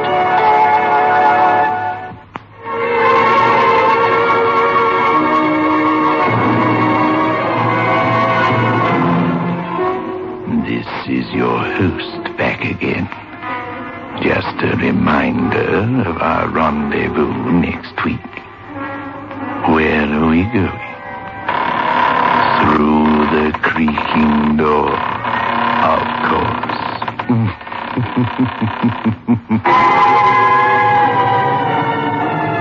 The manufacturers of State Express 3 Fives Filter King cigarettes invite you to listen next Saturday at 9 o'clock when they will again present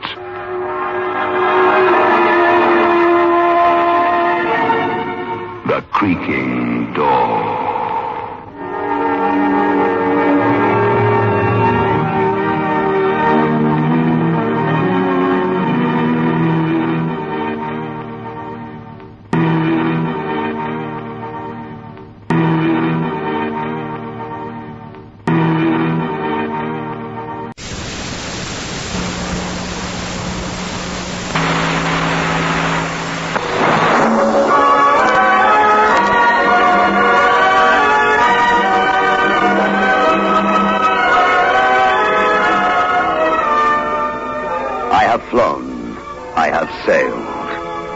Moved about this world of ours, and ever in search of the finest of its kind, we bring you the tops in spine chillers.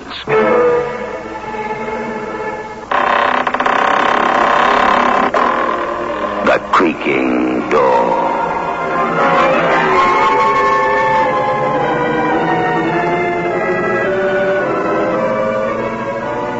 The manufacturers of State Express 3 Fives Filter King cigarettes take pleasure in presenting The Creaking Door.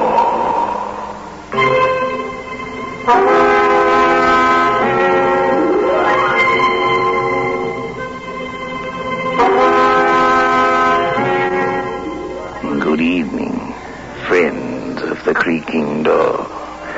The creaking door is opening, so do come in.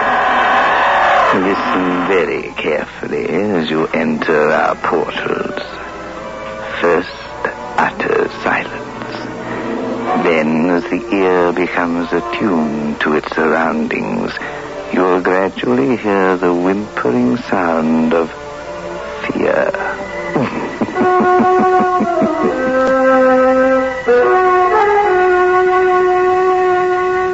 Get 3 Fives. Get the taste. 3 Fives by State Express. Get the taste of international success. The taste that's uniquely 3 Fives. Only when no expense is spared in its making can a cigarette taste so right, so smooth, so satisfying. 3 Fives. Get the taste. The taste that State Express created for you. The taste that has made 3 Fives the king-size cigarette of international success. Get 3 Fives. Get the taste.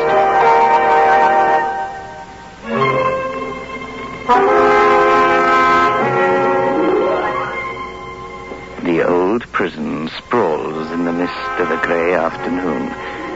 Along one of the interminable corridors, 2 men are walking. Men from different worlds. A warder and a prisoner. The prisoner is a young man with his life before him. Life behind bars. And yet, this man is in the grip of something stronger even than the soulless jail. He is terrified of something that lurks in wait for him out there on the moors. Wait here, Bolton. Come in. Bolton, sir. Number 773842. Wait outside, Warder. Yes, sir. Here you go, Bolton. You wish to see me, Bolton? Yes, sir. I request a change of occupation, sir. But you must see the chief warder. I'm the governor of this prison, and our functions are different. Warder Grayson refused me a change of job, Mr. Hall. And you wish me to override his orders? Bolton, you must remember that you're a prisoner, and that you're imprisoned for a most heinous crime. I'm innocent, sir. It was a mistake. Yes, Bolton. Bolton, you were found guilty by a jury and sentenced by a judge for the crime of murder. I merely administer the law. But I might point out that until very recently you would have hanged for this crime. Sir, please listen to me. Very well. This sounds crazy. Maybe it is. Please put it down to mental illness, anything you like, but I'm haunted, sir. Haunted? Bolton, I've now heard every excuse for a man wishing to change his occupation. Where are you working? On an outside working party, sir. I'm working outside the prison walls, digging in the peat bog, sir. It's only when I'm working that I see it. The ghost, eh? Describe it. It's the figure of a woman in a long dress, sir. And do the other prisoners see it? I don't think anybody but me sees the ghost, sir. Or somebody else would have come to you. I have your file here, Bolton. You were sent to imprisonment for life by Mr. Justice Wellworth for the murder of Norma Jane Harrison. Is it this unfortunate young woman's ghost you see? No, sir. Norma was a blonde with a ponytail, a small girl. This is a tall person with chestnut hair. She stands in the peat bog and beckons to me. Give me another job. I can't stand it anymore, please. Your occupation is a most important one. With the other prisoners in the party, you're engaged in digging the foundations for a new portion of this prison. You are, in fact, working on the section to be occupied by the new wall. You're young and strong. The work must prove beneficial. Request dismissed. I shall ring for the warder to return you to your cell.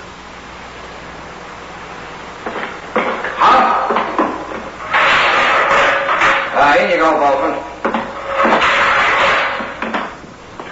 Hello, kid. Where you been? I've been to see the governor, Len. I wonder why you went to see him now. Trying to get my job changed, Len, that's all. You know, kid, I like you. I wouldn't want nothing to happen to you. What could happen to me? Well, one of them needles we use for sewing mailbags might slip.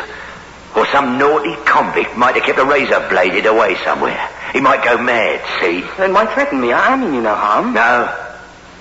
Listen, son, this is a jail. It's the man who strikes first that wins here, not the scholar like you. Please, Len, I swear I'd never hurt you. You're my cellmate. Look, son, I was one of the big-time gangsters outside. That's no lie. I know, Len, it was in all the papers. Look at my record. Robbery with violence, attempted murder, grievous bodily harm, and the rest. I got pals on every landing. Len, I'm not working against you. Then why go to the governor? You grassing on me.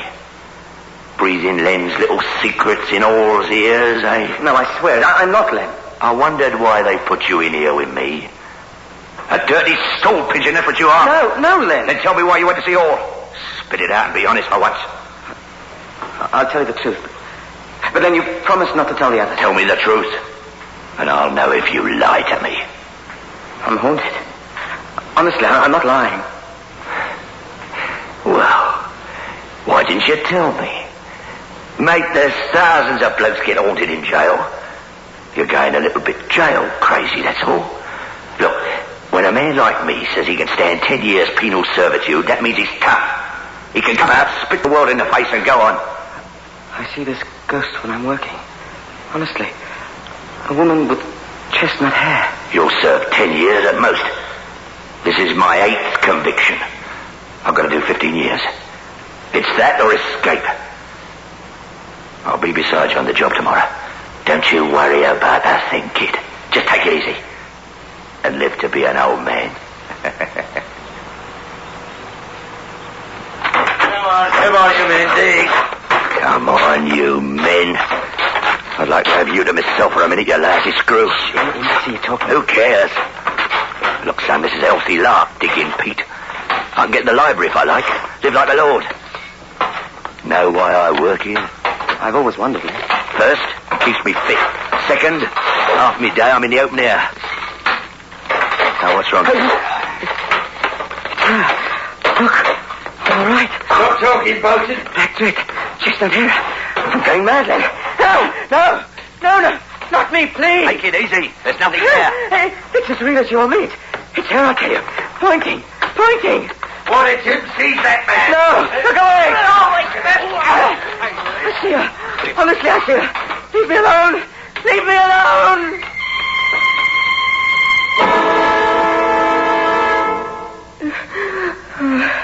Kid, let me tell you something. You're lucky to be back in the cell. They might have clapped a straitjacket on you. I was scared of that. Thanks for everything. Why did she pick me? Why me? You didn't see her. Yeah. Is it this dame you killed? I didn't kill anybody. If I was to take a poll, every man in this jail would be innocent. Wouldn't be a guilty man inside. You won't believe it, but I'm innocent. Tell me about this murder, son. I hardly knew her. I met her a few times. She was very pretty, very small. Nice figure. What was her name? Norma Harrison. Well, she must have got too deep in with one of the gangs. She was that sort. Not much more than a teenager. Pretty. An eye for quick money. The coppers must have had a case against you, son. Some of her stuff was in my room. A handbag, umbrella, the knife that killed her. My fingerprints on all of it. You got no hope. You're in for life. So am I. Well, I've decided to do something about it. What can you do? What can any of us do? Escape. No, anything but escape, Len. You lose all good conduct marks and have a sentence too on top of it for escaping. Listen, kid. Sorry, Len, I'd like to be free, but I'm not trying anything. I've told you too much, kid. I can't trust you now. Before I leave, I've got to take care of you. All my friends will. Please, Len, please. It's too bad, Bolton. You come my way or I'll make dead sure you meet with an accident. Now, what do you say? What can I say? That's a good boy. I thought you'd see reason.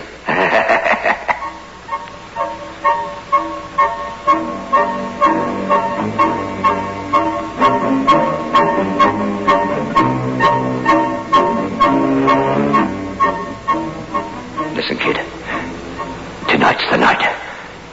Don't make no mistakes, eh? I'll try not to. The guard will be along any minute. I'll deal with him. Then we head for the inner walls. Now, the minute we...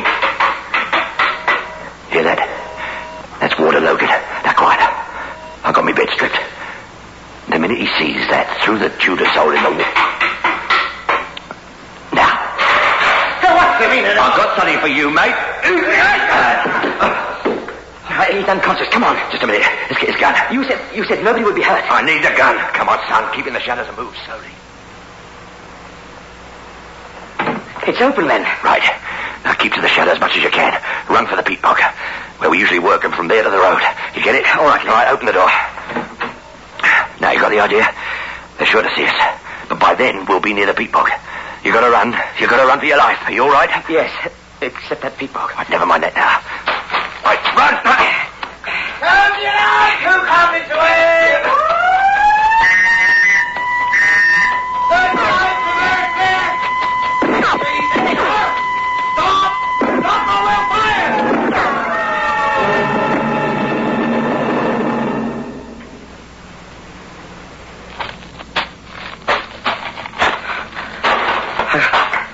Can't. Have I?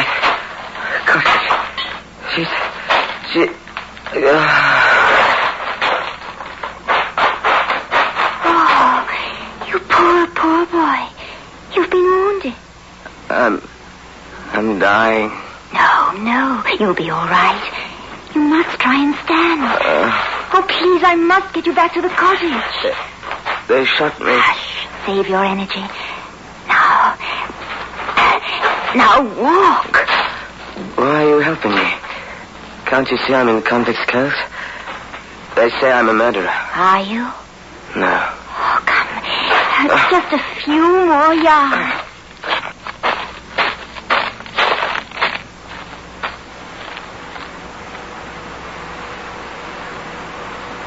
There was a lot of blood, but you're going to be all right. 2 hours ago, I thought my end had come, but no. Did I tell you? Did I tell you why I'm in convict's clothes? You're in convict's clothes because you've been punished for a crime you did not commit. Just as I, too, was wrongly accused. Why do you live here on the edge of the moors all alone? Because I have to. But I don't understand. Understanding will come to you in time. Then you will know that the things they have said about me are also untrue. But you don't know me. How can you believe in my innocence? I haven't told you about the... You are innocent. And in that lies my future, my hope. You're the woman I've... By the peat bogs, where we were digging. What are you? Who are you? And you, a creature of flesh and blood, have gazed upon me without fear. I have lived alone because of my sorrows. And now you have released me. I, Anna. Thank you. Goodbye. I must go.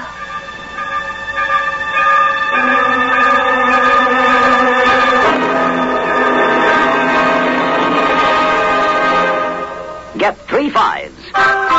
Get the taste. 3 5s by State Express.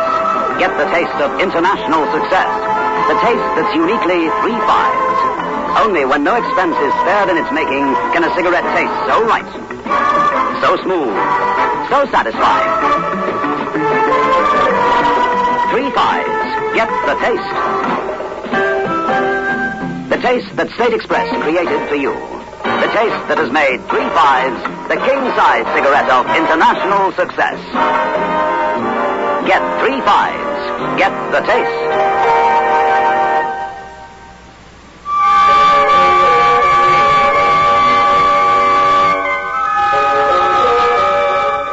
Well. Young Bolton certainly has got himself bogged down, so to speak. Something very creaking doorish seems to be happening. Certainly it has had a disturbing effect on our would-be escaped convict. Anna, come back. He's coming round, sir. Still delirious. Bolton, can you hear me? Anna, come back. Anna. I don't think we can do anything with him yet. How long did you say he was lying in the peat bog before he was picked up? No, not long, sir. Found him in a matter of minutes. I gave strict instructions that Waters... Excuse me, sir. It wasn't the water who shot him. It was the prisoner he escaped with, Leonard Grover. Poor Bolton. I'd give anything for this not to have happened. Oh, what a terrible mistake we made. Anna. What do you say, terrible mistake, sir? Oh, perhaps I should have told you. However, even though you are Chief Warder, I was asked by Scotland Yard to keep the matter secret. Secret, sir? Inspector Fairweather of the murder squad received information that suggested that they'd probably convicted the wrong man. Wrong man, Governor? Seems so. Well, although he was in charge of the investigation, Fairweather asked me as governor to see that Bolton and Grover were placed in the same cell. We had the cell bugged.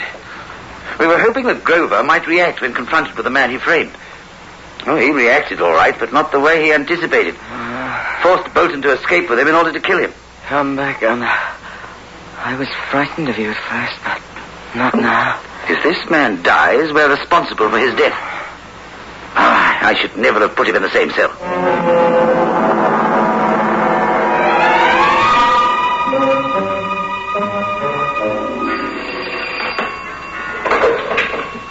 Governor Hall speaking. Sackford Police Station. Sergeant Forrest speaking. All right, Sergeant. Governor Hall, sir. We've got your man. You have? Good. Where? How? He was found asleep in an airloft. I'm afraid he wounded Farmer Mugridge. Luckily, Mr. Mugridge had a couple of his farmhands with him. Oh, well done. Keep him under lock and key. I've just received information from Scotland Yard that the case against him is complete. Bolton is to receive a free pardon, and Grover is to be charged with the murder of Norma Harrison. I'll send one of my men over right away. Very good, sir. Yes? Dr. Simmons sends his compliments, sir. You can see the patient now if you'd like to. Oh, yes, I would. Very much indeed. Have you seen him? What's he like? Well, sir, once I gave him the glad news that he was going to be set free, he was a changed man. Oh, poor chap. Suffering as he did, crime he didn't commit. No wonder he was delirious. Oh, well, I'll go and see him right away. Well, that's the story, Bolton. We'll try and make you as comfortable as possible until the doctor signs your release certificate. Of course, you can walk around and do anything you wish. Grover killed Norma? Unbelievable. But why? Because of you. When he found out that you and she were having an affair, He decided to kill her and then left a series of so-called clues to incriminate you. The fact that you'd threatened her publicly didn't help. I must get back to the cottage. The cottage, Mr. Bolton? Yes, where the warders found me. There's some mistake. You were recaptured within half a mile of the prison. You were shot down in the peat bog where you'd been working. But the cottage... Anna, she helped me. Cottage? But there isn't a cottage for at least 10 miles. I'm afraid you were rather delirious. But I ran from the peat bog. I saw a light in the cottage window. And she, Anna, she came and helped me. Oh, remember how I came to you, Governor, and asked for a change of job? I was so afraid of the apparition. I thought it was an apparition. And all the time, it was Anna. Anna, whom I've known for but a few minutes. And yet I feel she's been part of my life. It's your imagination, old chap. You were overwrought. Oh, who wouldn't be? Sentenced to life for a murder you didn't commit. I tell you, I spoke to her. She took me into her cottage. Don't you understand? Of course, I understand. That swine shot you in the back. You were delirious. Now, you get some rest, old chap. Otherwise, I'll have Dr. Simmons on my tail.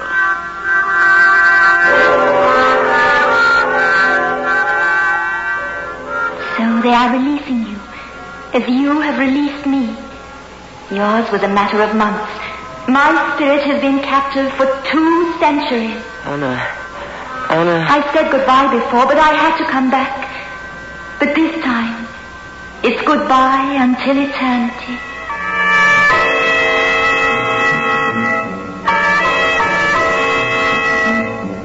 Anna! What's the matter? Look at you. You look as though you've seen a ghost. Hey, you mustn't get out of bed. I'm not a prisoner now. The governor said I could do what I liked. I'm going over to the peat bog. That's where I first saw her. Perhaps... Never mind. Get my clothes, please. I'll have to... Oh, here comes the governor. Sir, this patient says he wants to get dressed, wants to go out to the prison hospital. He can do whatever he wishes to do, orderly. Mr. Bolton is a free man. Where do you want to go to? I'm going out on the moor. Is that wise? You're still very weak, you know. You yourself said that... Yes, all right, Mr. Bolton. But do you mind if I and 2 warders accompany you? Just for your own safety. I have no objections. What's the matter with you, warder? Oh, I don't know, sir. It's a warm night, and yet I feel a chill come over me suddenly. Look at this, sir. It's a bit strange. Show me. What's strange? This earth. Working party was over there. It looks as though the earth has been turned over or something. The earth is quite fresh. For the second time, Governor. You're going to think I'm mad. I don't know why or how, but I need this spot to be dug. Deep, deep down. Oh, come now. You said you would do anything to compensate me for what has happened. I want a working party to dig here by the spot. All right. Warder, get hold of a working party. Oh, look, Bolton, we've been digging now for 3 hours. Well, Arpy, it's a woman. Show me.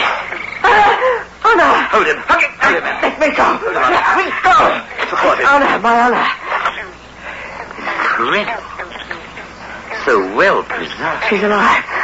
I know she is. I told you I saw her walking over the peat bog. I don't care whether she's a ghost. Please, Governor Hall, bear with me in this. Look, Bolton, if we're to retain our sanity, there's an explanation for all this. Although, how anybody could be in such a perfect state... Remove the rest of the feet. Now, please try and control yourself, Bolton. Control yourself. I'll have the body removed to the prison mortuary. The mortuary? She's not dead. To the hospital.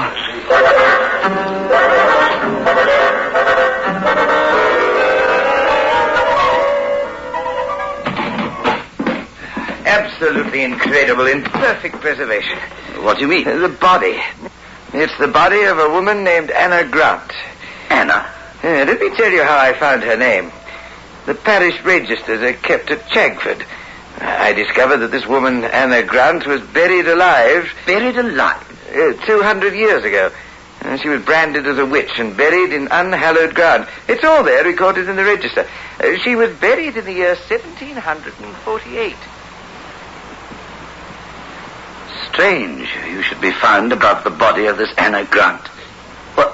Why? What's the matter? I don't know. You with your practical mind. Why was the body so well preserved? Tell me that. Oh, the answer to that is simple. Dr. Simmons supplied that. It's the chemicals in the peat. Have you no imagination?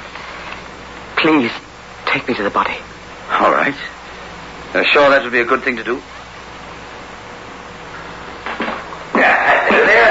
Where are you two up to then? Mr. Bolton wants to look at the body.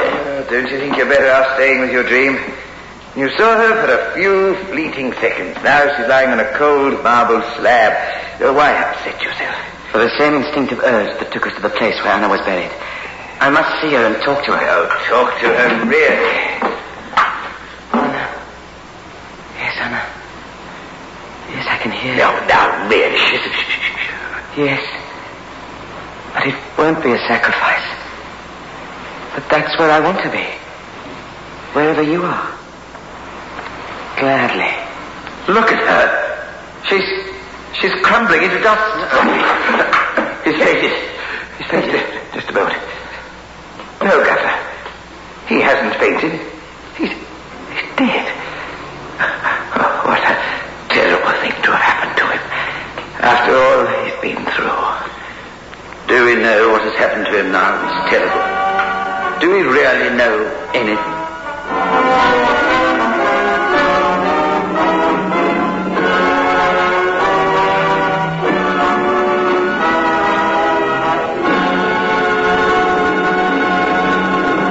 Well. Ashes to ashes and dust to dust. And show me the ghost that a convict can trust. Or to paraphrase the words of another old song, can a body meet a body coming through the moor?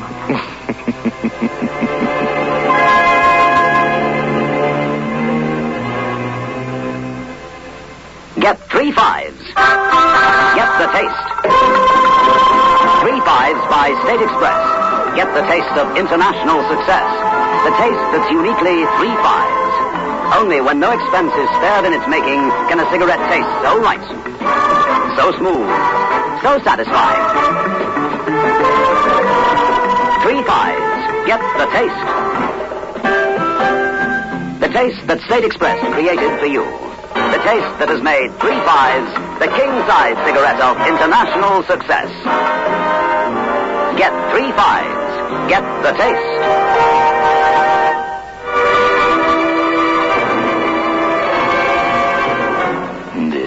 Your host back again. Just a reminder of our rendezvous next week. Where are we going? Through the creaking door, of course.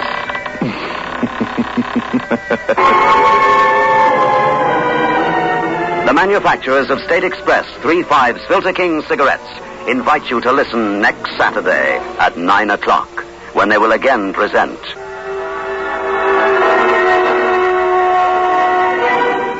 The Creaking Door.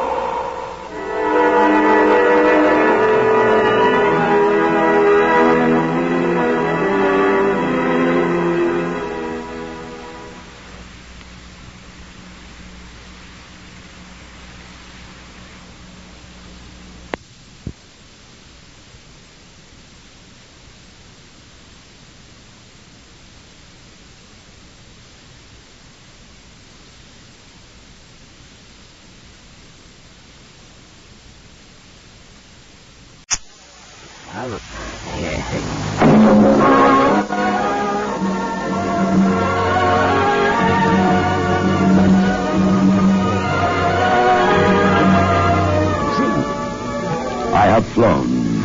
I have sailed. I have moved about this world of ours, and ever in search of the finest of its kind, we bring you the tops in spine chillers.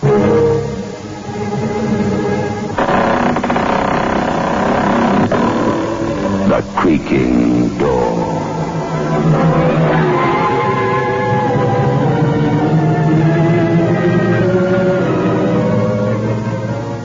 The manufacturers of State Express 3 5s Filter King cigarettes take pleasure in presenting The Creaking Door.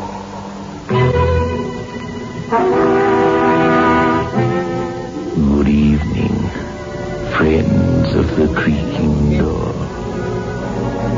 creaking door is opening. So do come in. We've got some rather interesting specimens on view here. Some old skeletons and a skull or two, which proved quite fascinating once I'd managed to remove the outer covering. Come to think of it, one of those skulls looks just like yours.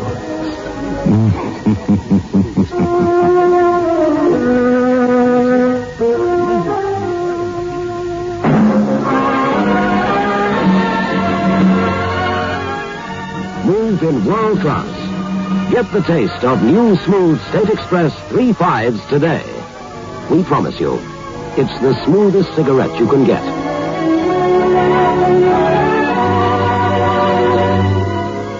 It's a blend that has been perfected after years of constant research by our master blenders. And the recent development of an entirely new process which gives you an even smoother 3.5 smoke. We promise you, it's the smoothest cigarette you can get. Move in world class. Get the taste of new, smooth State Express 3.5s today.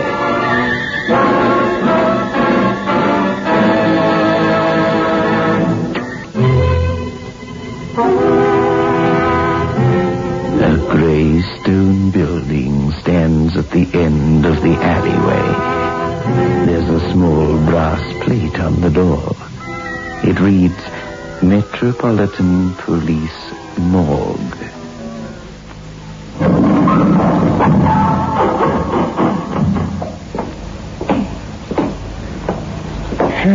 You don't miss much, do you, Tom? I mustn't miss anything, Willie, if I'm going to keep my job as a crime reporter. What is it, another hit-and-run case? That's what they said when they brought him in. Oh, made a proper mess of him. Multiple fractures, Dr. Wilson said. Anyone interesting? Is it worth a paragraph in my paper? No. Just another tramp. Never had a bob on him. Oh, pity. Stuck for a story. Accidents aren't my department. Yeah, you never know. It might be. Struck from behind he was. Like to have a look? Yes, Willie, I won't.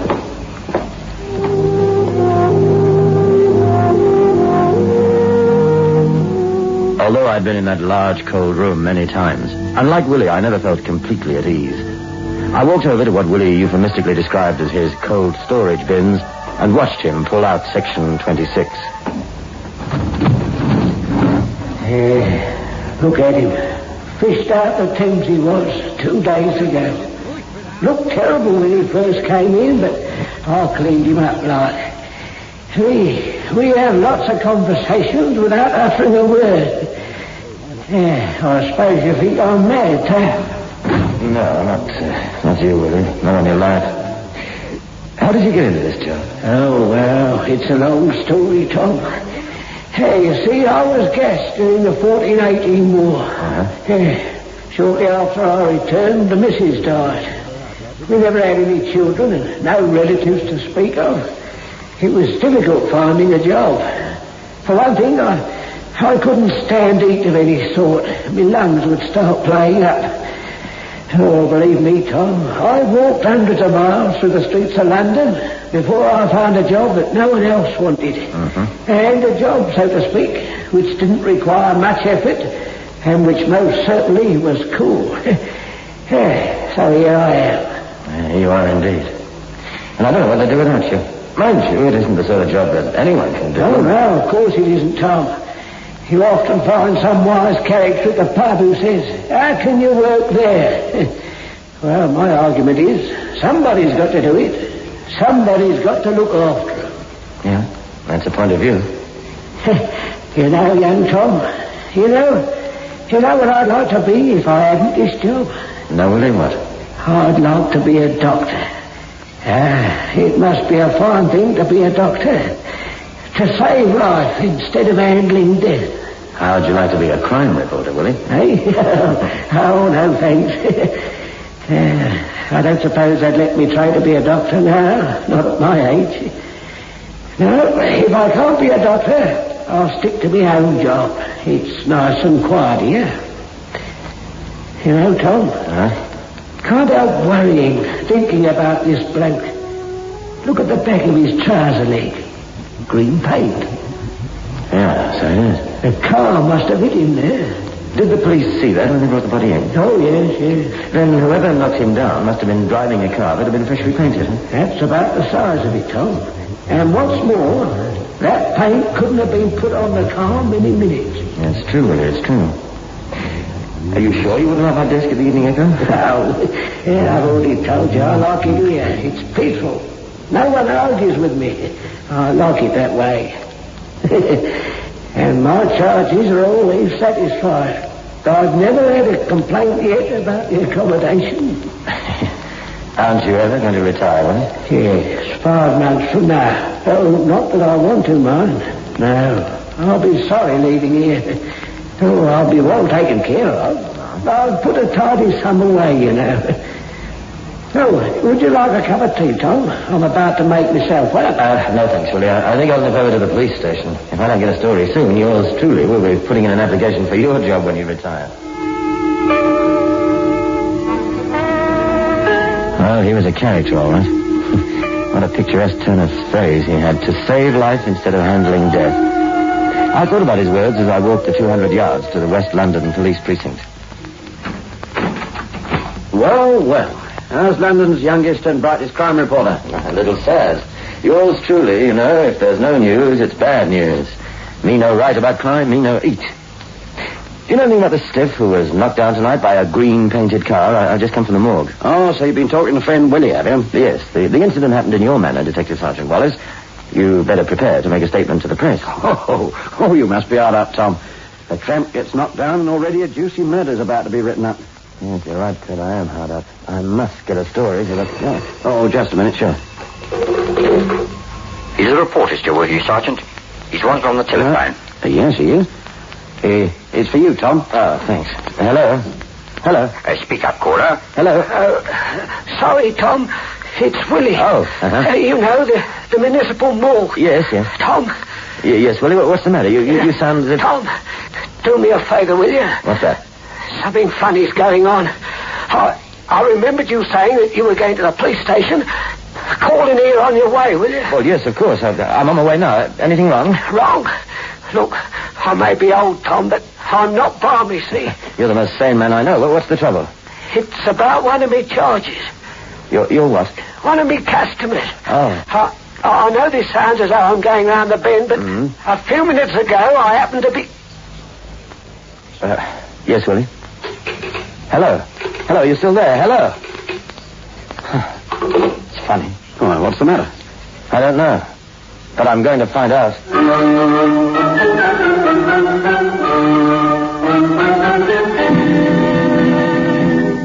It could have been anything. The telephone line going dead. 70-year-old Willie getting so absent-minded as to forget to finish the telephone conversation. As I say, it could have been anything. But I wasn't prepared for what it really was. I got to the front door, and I knocked. I waited. I knew that Willie kept the gate locked always. Said with that soft, kindly grin of his that he didn't want anyone to come messing around with his charges. No answer. I knocked again. Still no answering call from Willie. No croaking voice cheerfully saying, I'm coming. I tried the handle.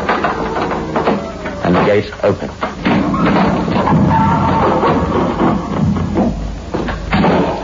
Willie!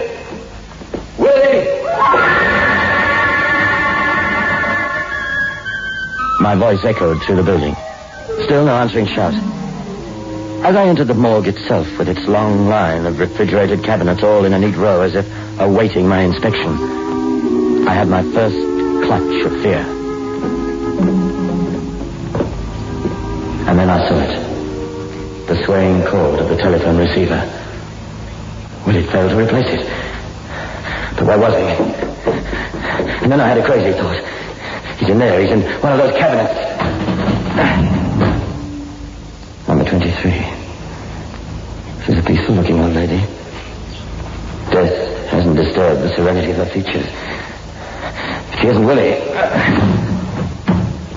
Number 24.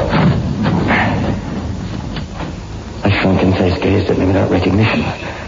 Why should he recognize me? I've never seen the guy in my life before. Nor in his life either. Or death.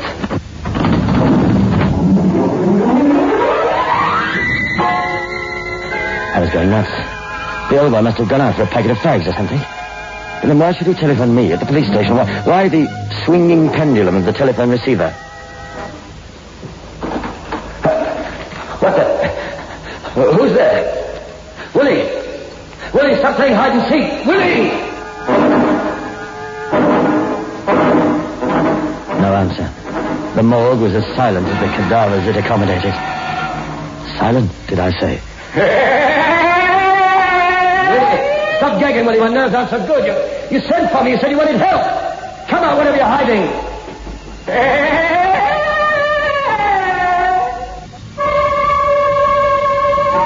My blood froze. It wasn't Willie laughing. Dear, shrunken, croaking-voiced Willie. That mad laugh came from no human agency. That's a joke, isn't it? Tough young crime reporter Tom Dixon going nuts in the Metropolitan Police morgue. Now it had become an obsession.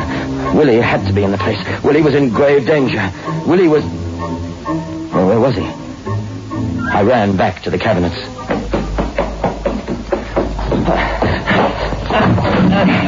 Not you, old chap. Sorry to disturb you. That's your Willie. Where are you, Willie? Where are you? I'm being accommodated in refrigerating cabinet number 28. Well, of course, you don't recognize me as you're lying there. How could you? You're dead.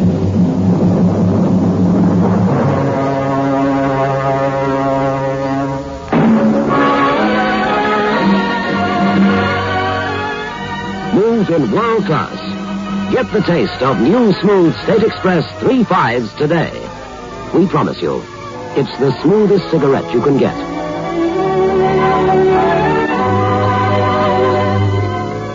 It's a blend that has been perfected after years of constant research by our master blenders. And the recent development of an entirely new process which gives you an even smoother 3-5 smoke. We promise you, it's the smoothest cigarette you can get. Move in world class. Get the taste of new, smooth State Express 3 5s today.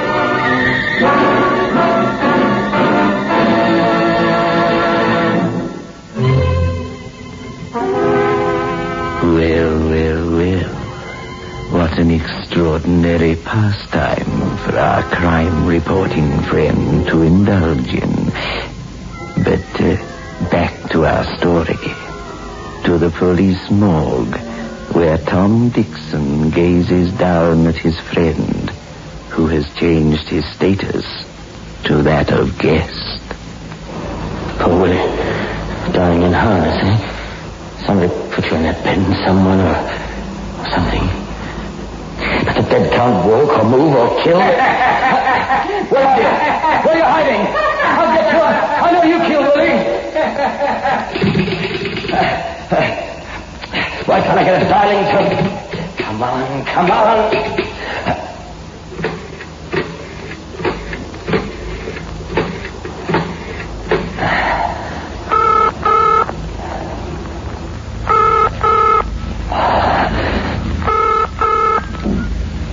West London CRD, Sergeant Wallace speaking. Ted, thank goodness you're there.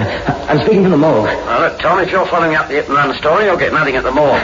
We've taken a sample of the paint from the tramp's trousers. No, could be a stolen car. You don't understand. It's Willie. Willie? Yes. Oh, you mean old man Dalton? Yes. Well, what about him? He's there, isn't he? He's here, all right. He's no longer in charge. He's one of the charges. Here, look. Are you drunk? No. What are you talking about? I'm trying to tell you. I've just found him. Refrigerator cabinet number 28, reserved for corpses awaiting autopsy or identification. We won't need an autopsy to discover how Willie died. He was murdered. The back of his head's bashed in. Yeah, what are you saying? You mad? Lying in a... Yes. Now, look, Tom, if this is a joke or a newspaper... Do I sound as if I'm joking? You better go over quickly. I'm not joking, Ted. I'm scared. I'm scared out of my wits. Maybe I've lost them already. My wits, though. But maybe that's what he wants, whoever it is listening to me now. He wants my fear to drive me away from here. Keep hold of yourself. Keep hold of yourself. I'll be right over. All right. Did you hear that? Whoever or whatever you are, that was my friend, Sergeant Ted Wallace of the CID. In a couple of minutes, he'll be here. Ted and a couple of constables. You can't escape that, can you, huh? No windows. Everything's air conditioned. There's only one way for you to get out of this morgue, and that's through that door. Now, that you have to pass me, eh? Well, go on. Why don't you laugh, eh? Go on, laugh. I know you're hiding behind one of those cabinets. Laugh, you rotten, filthy murderer. Go on, scare me.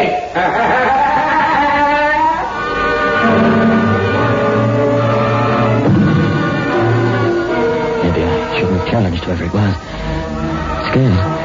Every nerve in my body began to tremble. If I didn't pull myself together, I too would become a candidate for one of those cabinets for corpses. What was the matter with Ted Wallace? Why did he take so long? Then I saw it. In the fifth row of the cabinets was one that I pulled out and not replaced. It had contained the dead body of a man who must have been in his early 40s. Slowly it began to rise until it stood erect. It spoke. Go, mortal. Go. Leave the dead to the dead. You can't fool me. Let us rest in peace. The old man was sent to his final rest because it was decreed that he would want to end his mortal days. Oh, wait a minute. Who are you? Go, lest we claim you.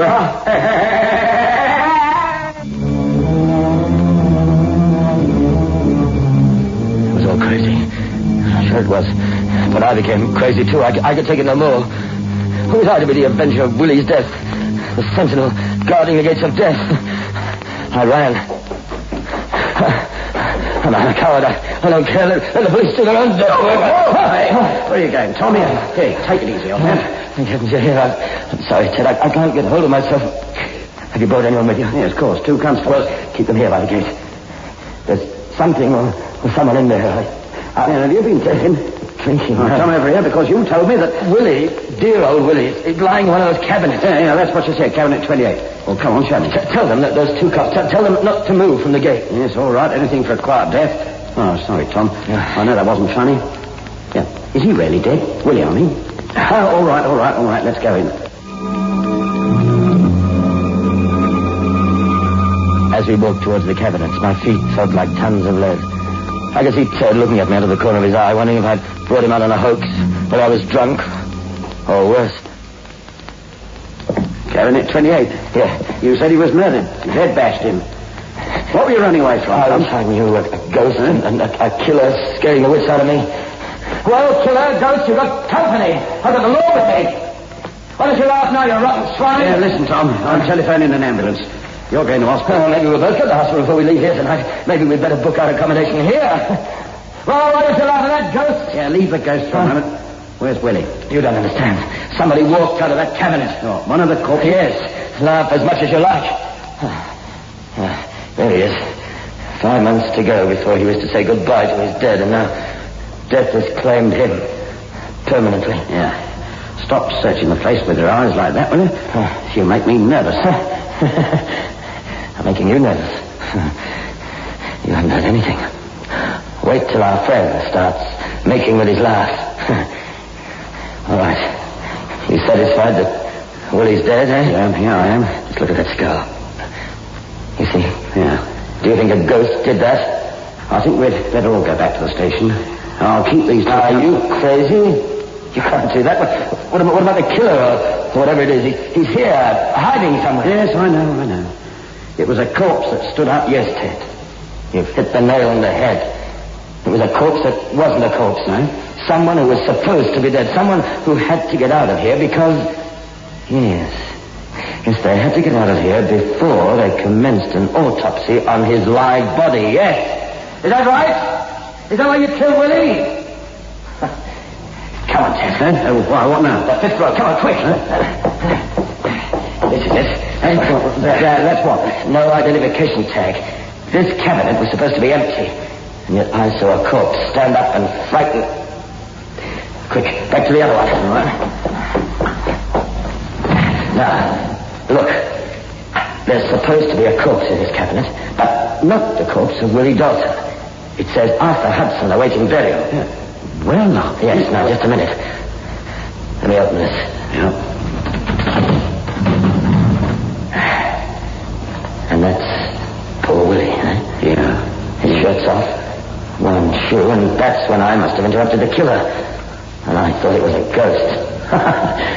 But don't you see, Ted? The undertakers would have arrived and poor Willie would have been buried as Arthur Hudson. Yes, and that means... That means the corpse that frightened me out of my wits was Mr. Hudson, who isn't a corpse. Yeah. Now, look here, Tom. This sounds crazy. Now, look, sir. Even before I started getting scared, I couldn't search the morgue properly because I daren't go too far from the entrance hall, or the exit, if you like. But now that our two friends are at the gate, we're going to search this place until we find friend Hudson. There's nothing here, Tom. He must have changed his hiding place when I ran like a scared rabbit. He must be in... Yes, he must be in one of those refrigerating cabinets. What do you mean, playing at being a corpse for the second time? That's it. We're going to get you. You'll swing for this. All right. Nothing there. Try the next one. Not there. What about this one? Yeah. Well, I'll be... Quite a bloom on your cheeks for a dead man. Get up, corpse. Get up, chiller. Have you got him? Yes, here he is. He looks pretty, doesn't he, with his eyes closed? Yeah, careful, Tommy. Maybe... Yeah, we'll soon see. All I've got to do is press his nostrils together like this. If he stares, he won't mind. Like that. Stand up, ghost. Poor corpse. It's very cold, isn't it, without your clothes on? I'll bet you 100 to 1 this swine didn't bother about his fingerprints. Willie would be missing, not dead. He was killed 10 minutes before the morgue was due to shut for the night. Stop him! Well done, Constable. They've got him. Well, is your name Arthur Hudson? I'm arresting you for the murder of... I'm cold. I'm shivering. Oh, cold, are you? I thought Ghost didn't feel the cold. Please, blanket or something. It was all right in the drugstore. Please, I catch my death of cold. Oh, he'll catch his death of cold.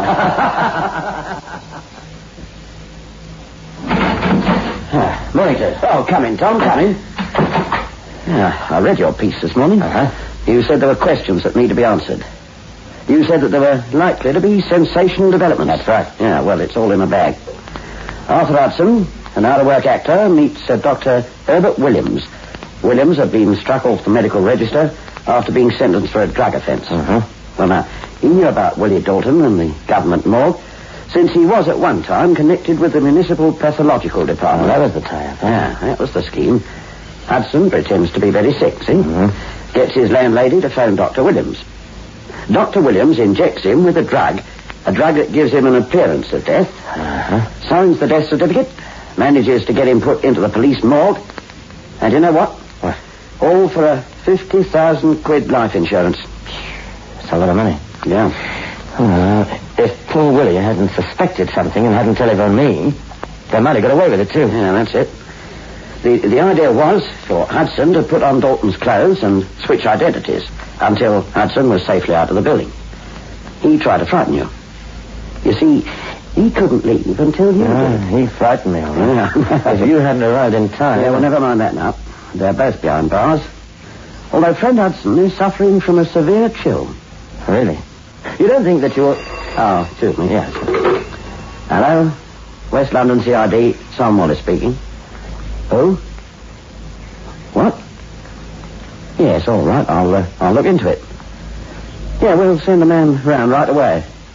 No, not at all. I've got another story for you, Tom. That's good. What is it? Yeah, that was Morgan and Sons, wholesale butchers.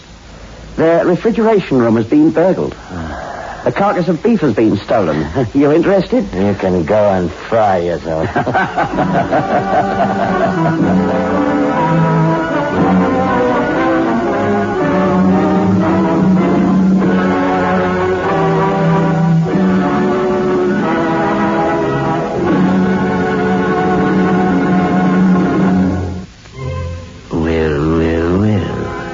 What a chilling experience for our young crime reporter.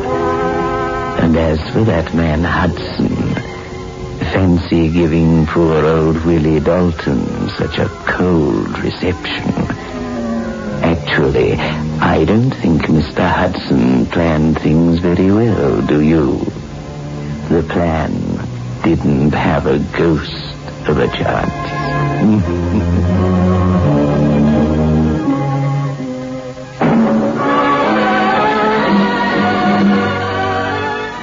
Move in world class.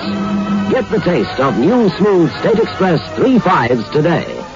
We promise you, it's the smoothest cigarette you can get.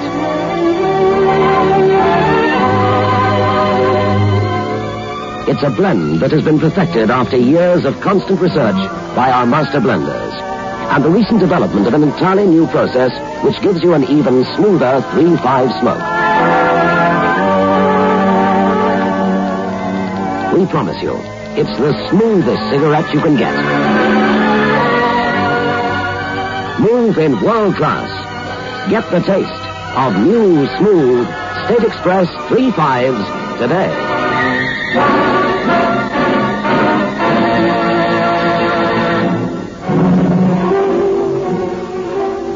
This is your host back again.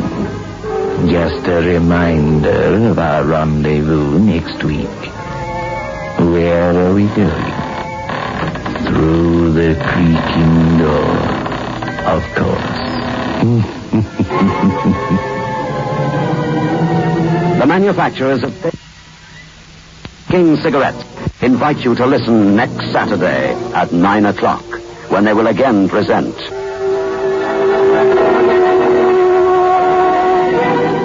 The Creaking Door.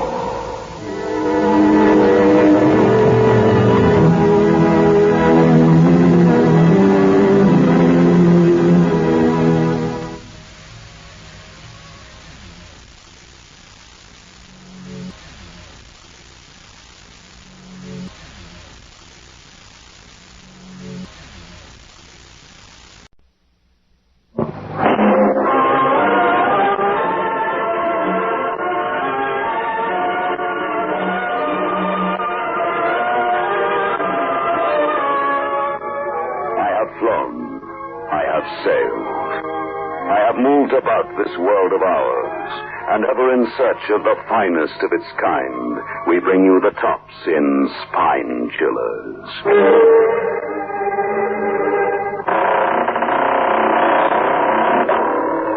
The Creaking Door.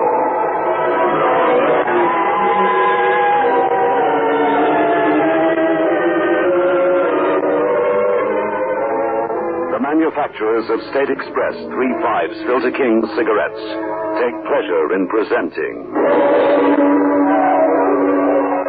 The Creaking Door.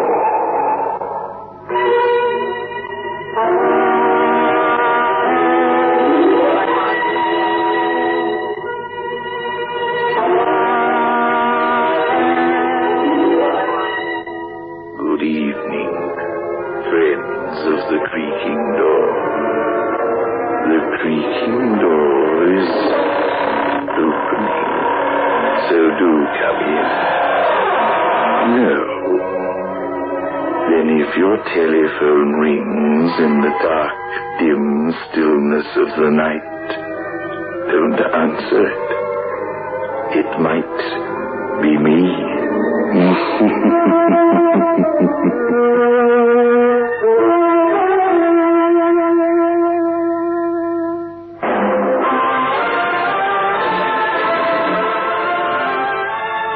In world class. Get the taste of new smooth State Express 3.5s today. We promise you, it's the smoothest cigarette you can get.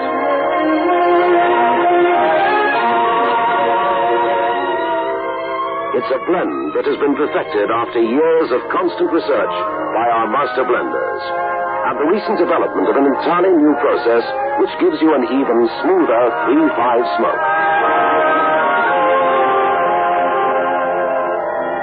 We promise you, it's the smoothest cigarette you can get. Move in world class. Get the taste of new, smooth State Express 3 5s today.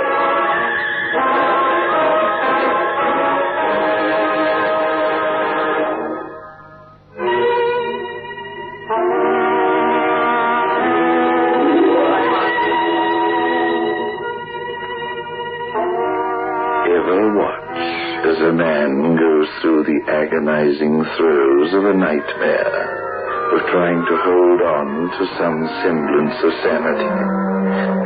Such a man is Bill Sampson, as he lies in his dingy bedroom near the docks.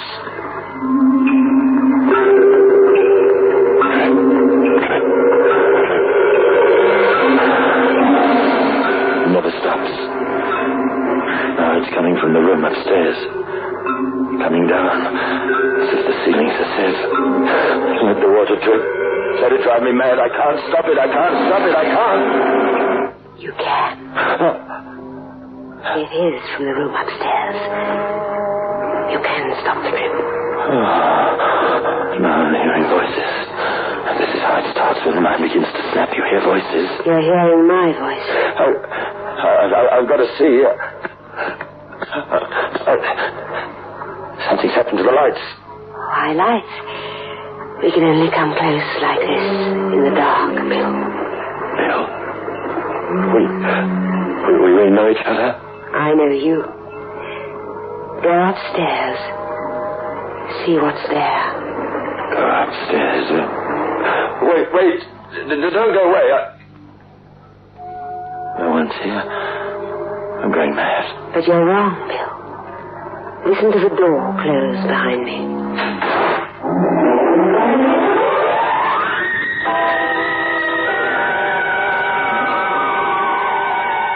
I went upstairs to the room above immediately.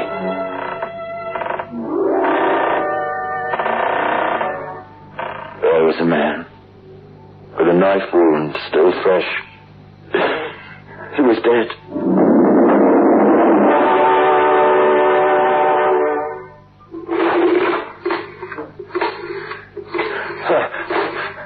Hello, police. Hello, police. The telephone. It's dead too.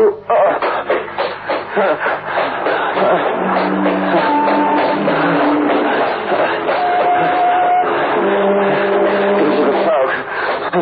Police. I must find a policeman. Police! Bill. You? Fancy calling the police. There's been a murder. Didn't you know? Didn't I? Well, why? How could I know? Because you murdered him. What? I saw you do it. Why would I want to kill a stranger? Why? Unless I was... Mad. Who are you? I can't see you. Does it matter? Here in the darkness and in the fog. What when the fog lifts? It will never lift for us. Are you still going to call the police? I don't know. They'll never understand what drives you to kill. As I do. As you do? Yes. As I know you, Bill. Now go back to your room. My room. And then back to the room upstairs. Change to a suit of clothes and carry him down to the street. And then? I've a car. I'll help you hide him. From the world. But I... Go on, Samson. Let me think for you. You prefer me to, don't you? I don't know. All I know is I'm afraid. Afraid to think for myself. Afraid.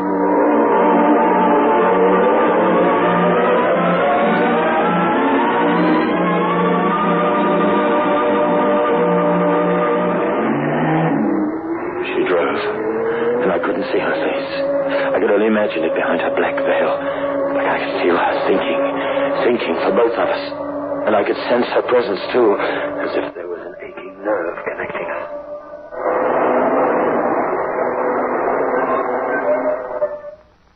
We're there, Bill. Where? Where the dead sleep. cemetery? Yes. Carry him in your arms behind me as I show the way.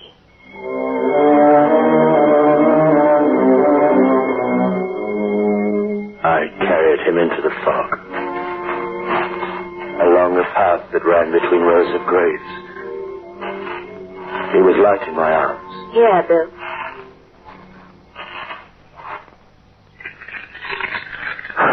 It's a mausoleum. Yes.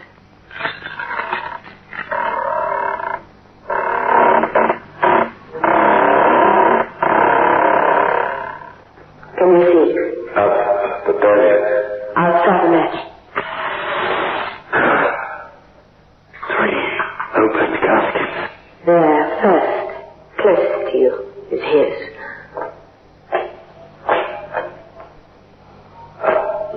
There's a nameplate on it. Richard. Just one name. Just Richard. Put him to rest. Oh, wait. There's a date scratched on the plate. The date is today. Tonight. Of course, Richard did die tonight. Yes, but how? Put him to rest. Drop the lid. He's hidden from the world. But not from me. I shall always see it. Always.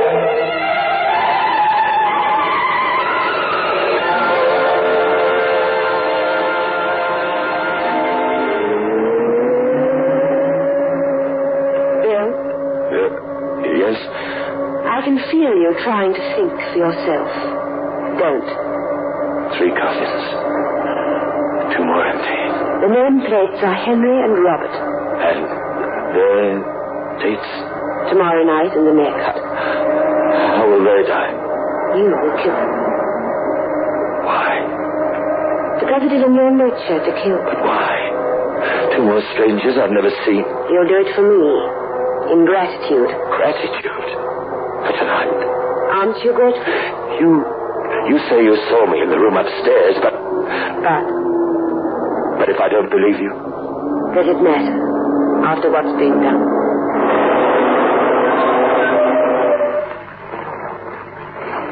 You're getting out here. Goodbye. Until tomorrow. Tomorrow? Where's it to be? Outside the Beacon Club at midnight. How will I know you? I'll know you. Good night, Bill.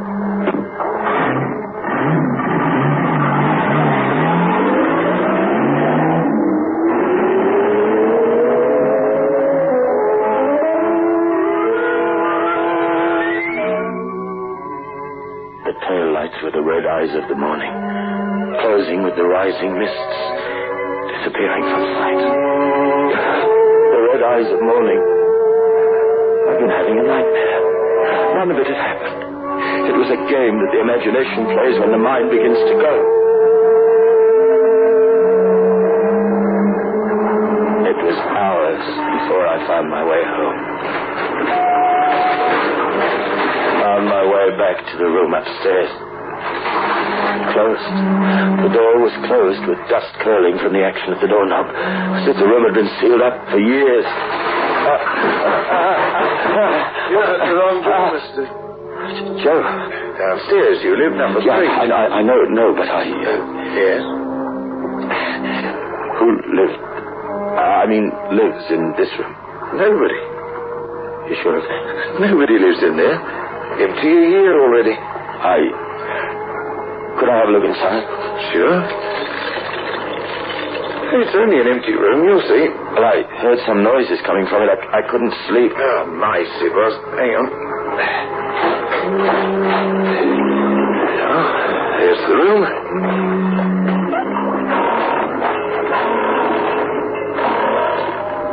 It's empty. It smells empty. Well, the furnishings are gone. The couch was here, and over here a lamp. Are you furnishing the place? I'm remembering it, as it was furnished. There was a straw rug on the floor, stained red and seeping through down through the floorboard. And a picture hung here. A wolf, howling at the moon. Picture by Sargent. These things... where are they? What have you done with the furnishings? Let me go. Joking me like that. I'm going to call the police. No, Joe, please. No, policeman. I'm not well.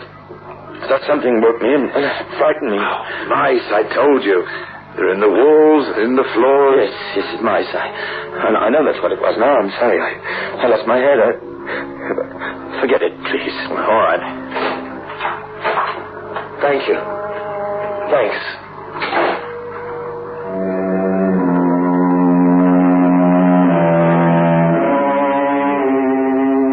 Downstairs. In the room below. In my room. It all became vivid again.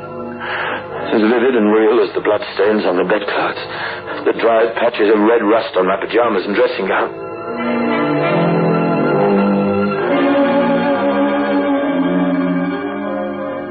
I went to her the following night. I tried not to, but the streets were one road leading to her. You can't. I couldn't help myself. I know. I came to see your face, if you have a face. You think not? I think sometimes you're a shadow thrown by my imagination. A shadow thrown by a sick mind. Look at me with your own eyes. I am looking. And what do you see? No veil. This time there's a mask, the smiling mask of a goddess. The goddess of Ju. And a costume to match. See? Yes. Why this masquerade? It's carnival night inside the cafe. We're going in. Wear this mask. And put this in your pocket, close to your fingers. Yes. Henry prizes it most in his collection. Henry is the nameplate on that second casket. Yes. He's an expert. You'll return the dagger before he misses it. Henry's inside. An honored guest. You know him by his laughter. The loudest laughter you hear inside. I'm to do a murder for you? For you, too. You're forgetting I know you, Bill. I know what drives you.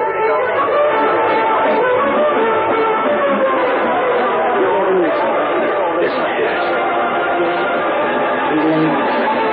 Like murder. That's Henry laughing. Bill? What? When you return his prize, do it only when he's laughing. I did it like that. Exactly like that.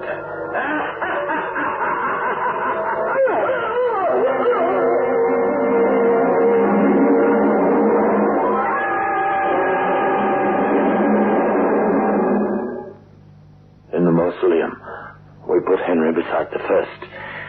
We put him to rest with his cheeks and eyes still wrinkled in laughter.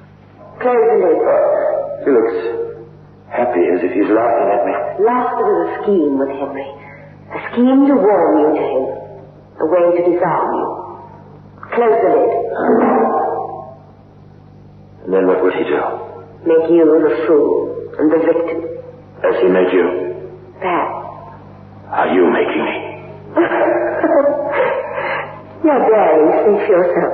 No, but how did you know I could do what I did? I know you. Tell me about myself. You sleep through the day. Yes. I hide until night. You were born as a man, with no memory of boyhood. No memory. No. You're afraid of your hands. What you said, you've described me. It's as if it's me talking. It's me telling me about myself. It's as if the agony inside me found its own voice. I told you I understand you, Samson. I told you I understand what drives you. Come now, back to the center of the fog. I'll leave you there again to find your way home. Well, when is it to be for the third coffin? Tomorrow. Robert's good. Where will we meet? I'll find you. Come. It's almost morning.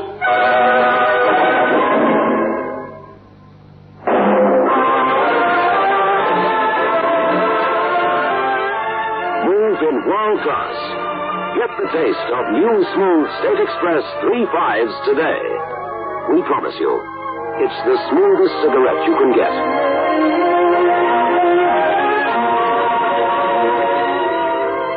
It's a blend that has been perfected after years of constant research by our master blenders.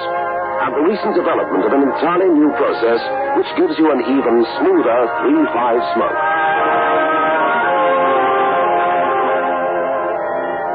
promise you, it's the smoothest cigarette you can get. Move in world class. Get the taste of new smooth State Express 3.5s today.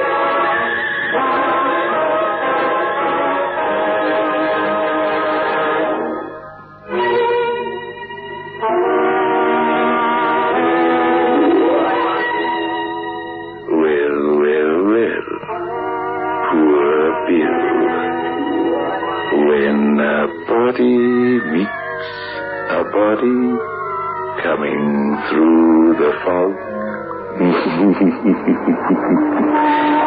Let's get back to the mystery of the mausoleum, shall we? The fog stayed another day, another night. As heavy as it was and oppressive. The mind groped towards a light that wavered in the mists, a light that wouldn't hold still for even a moment's sanity. And questions that ran together as my mind fell to pieces.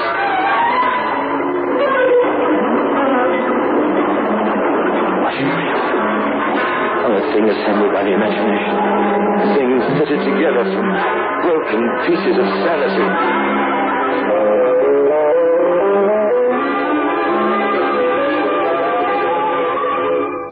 The third coffin is for Robert. Only Robert now, and they're filled. And your revenge is complete. You're trying to think for yourself again. You'll meet Robert in his home. Come, I'll show you where. How will I know him? He'll know you. Know me? He expects you. I told him to prepare for death. Why did you? To wring every suffering from him.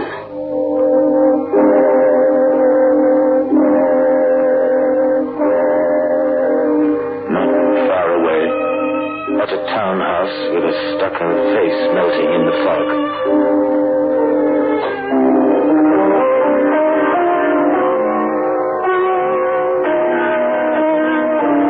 An unbolted front door.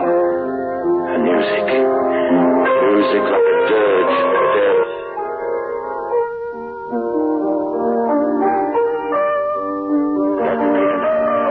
A short, stumpy little man with eyes watching my approach. Go away. Go home. I was told you'd expect me like this. Go home. I was told that you were prepared to die. No.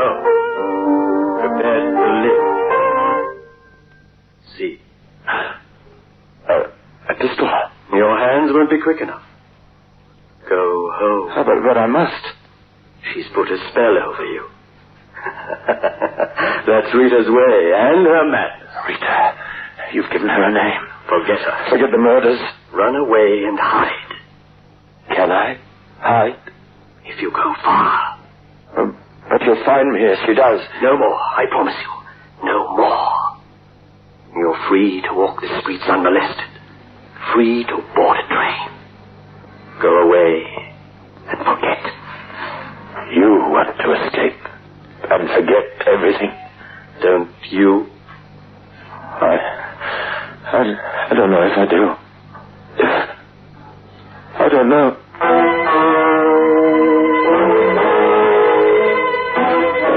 I walked the streets unmolested. Hours and hours with no one beside me. No voice. It was as if she, Rita, had evaporated into the mist. The sound of cars. I could see as if my sight was suddenly back, as if I'd wakened from a walking sleep. As if I'd snapped back to the night I ran from the room upstairs, screaming, "Police! Police! Police!"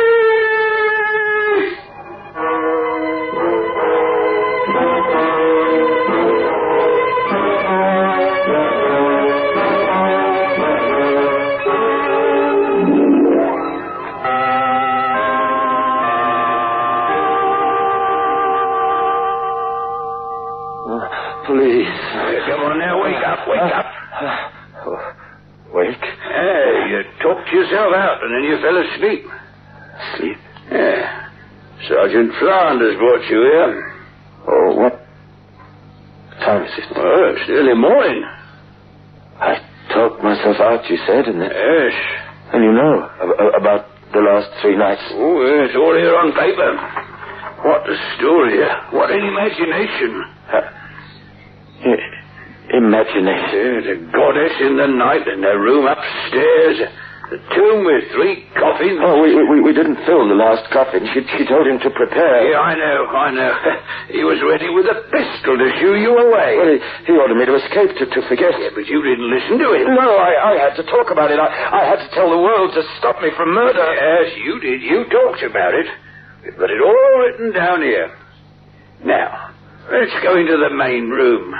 There's someone I want you to meet. No, stop it! Keep him away from me! All right, Doctor, we got him under control. All right, now.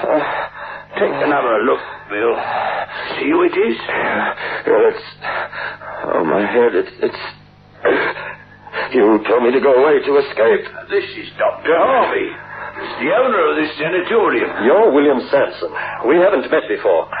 I've been meaning to visit you, as I do all our patients. Patients? Yeah, you mean I... Take it easy, Bill. You were charged with a homicidal attempt on your girlfriend. As a result of a psychiatrist's report, you were given a suspended sentence so long as you went into a sanatorium. It's for your own good, Bill. You've got an instinct to kill. Yes, that's what I've done. Heaven help me. Rita, she made me kill. Now, it's all in your mind, son. You haven't killed anyone. You've been in this sanatorium. Here, wait a minute. When you escaped, did you... She's there! I've got on the lawn. She's not in my mind. It's not. She stands like marble. The cold sun on her, looking like I'd imagined she'd look. A painted smile on her face. Her lips are too thin for laughter. You're identifying one of our patients. That's Rita. Quick, get to her! Rita, tell her what you made me do. The things you said out there in the fall. All right, then, watch you. We better watch that young lady, too.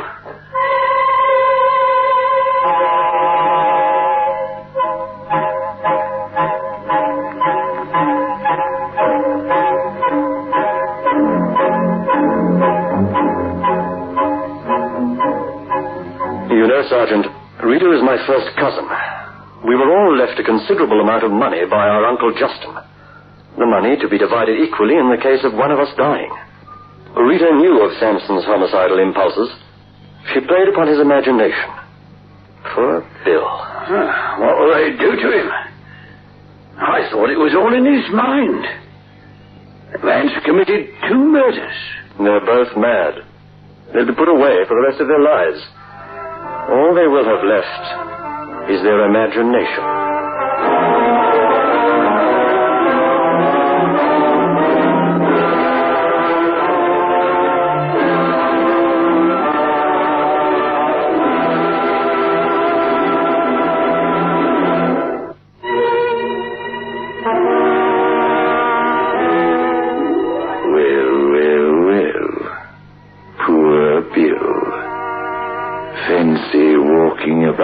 In all that fog and mist, not knowing who he was, or where he was going, or whom he was going to kill next.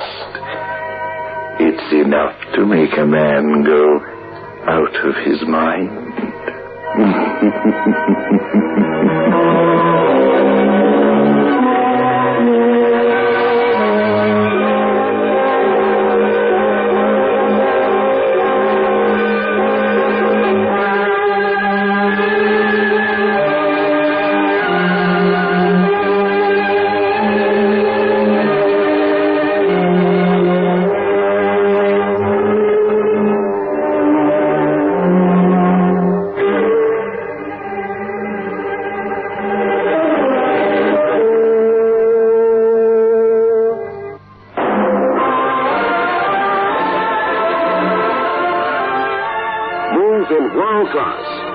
Get the taste of new smooth State Express 3/5s today. We promise you, it's the smoothest cigarette you can get.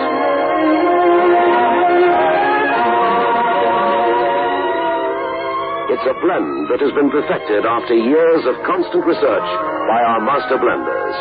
And the recent development of an entirely new process which gives you an even smoother 3-5 smoke. We promise you, it's the smoothest cigarette you can get. Move in world class. Get the taste of new, smooth State Express 3-5s today.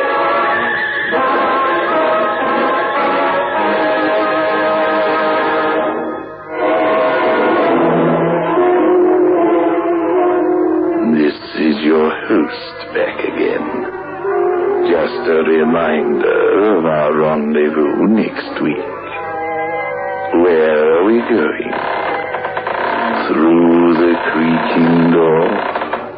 Of course. The manufacturers of State Express 3-5 Filter King cigarettes invite you to listen next Saturday at 9 o'clock when they will again present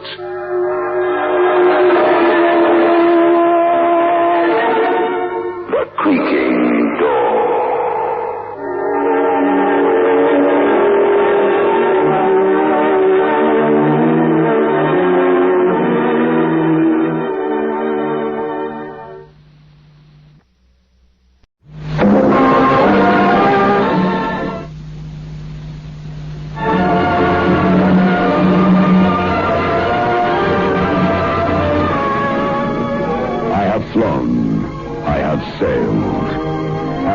About this world of ours, and ever in search of the finest of its kind, we bring you the tops in spine chillers.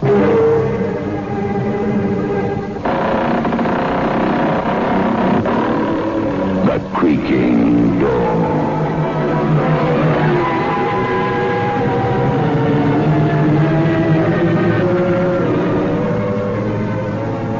Manufacturers of State Express 3-5 Filter King cigarettes take pleasure in presenting The Creaking Door.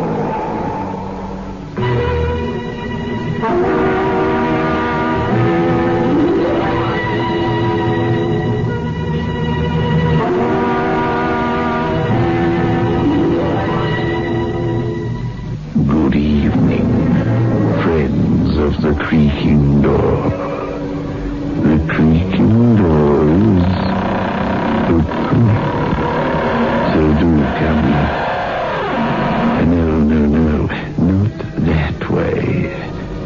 Follow me into the dark tunnel. Careful. It's very dark. You must be very careful that you don't tread on any corpse. It might be yours.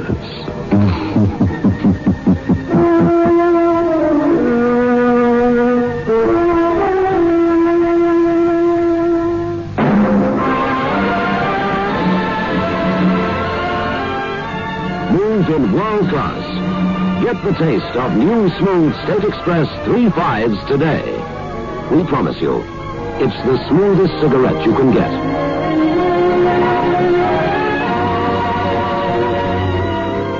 It's a blend that has been perfected after years of constant research by our master blenders. And the recent development of an entirely new process which gives you an even smoother 3-5 smoke. We promise you, it's the smoothest cigarette you can get. Move in world class. Get the taste of new, smooth State Express 3-5s today.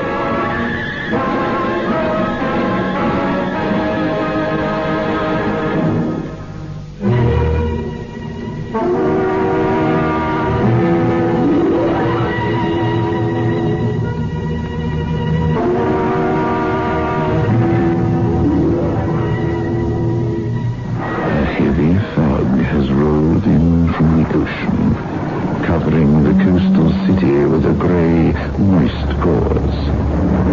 On the shoreline, police patrol cars move slowly through the thick mist in their search for an unknown killer. A mysterious man wearing a white scarf who has already strangled 3 women.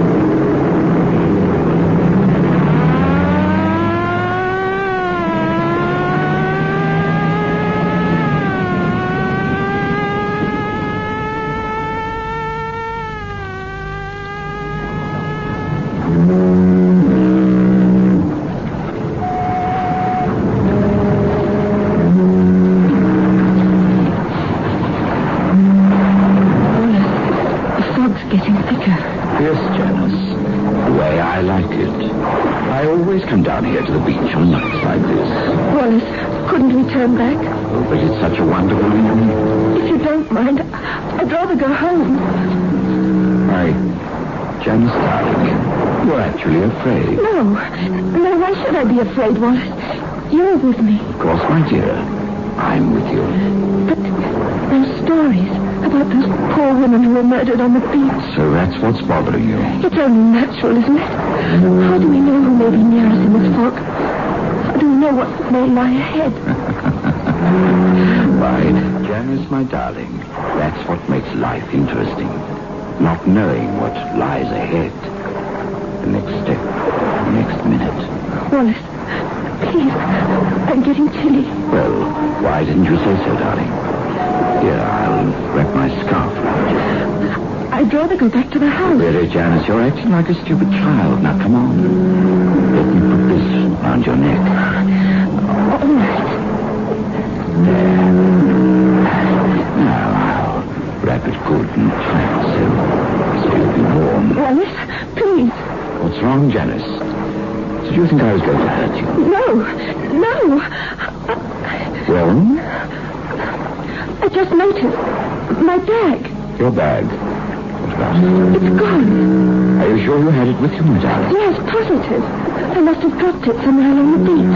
Well, we'll look for it in the morning. It may be gone by then. I had a pin in it, the diamond pin my mother left me. Why do you lie to me, Janice? Lie?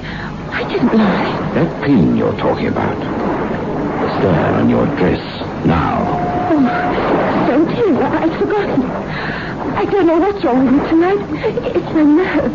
Well, perhaps we should look for your bag after all. If you don't mind, Wallace, I'll wait here till you come back. But I wouldn't want to leave you alone, my dear. Here in the dark and the fog. Your nerves, my dear. Oh, I feel much easier now. I'm not afraid. Very well. I'll be back in a moment. Now be sure to stay right here. All right, Wallace.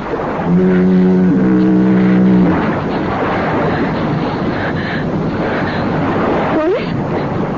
Is that you? I thought you went the other way.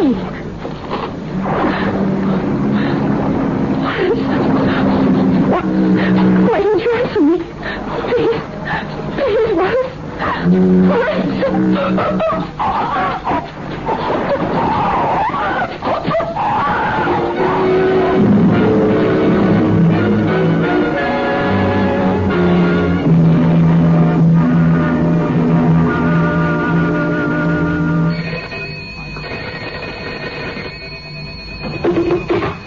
Hello?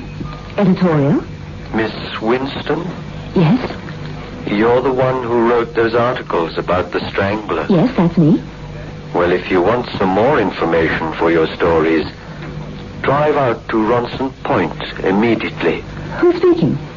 The man in the white scarf has just claimed his 4th victim. What? What did you say? Alec, get on the other phone quickly. All right. Call the police. Ask them to trace the call. All right. Now, would you please tell me again what it was you said? Are you saying that another murder has taken place? Hello? Hello? Oh, don't bother about the call, Alec. He hung up. What's it all about, Dottie? The strangler in the white scarf. What? The man on the phone gave me a tip on the 4th victim. It may be a crank, but I'm going to make sure. Ronson Point, he said. Dottie, you can't go out there, but don't you realize that it might have been the Strangler himself who telephoned you? I wanted to get even with you for the stories you wrote. Yes, Alec. It has occurred to me. And that's the reason we're going out to Ronson Point right away.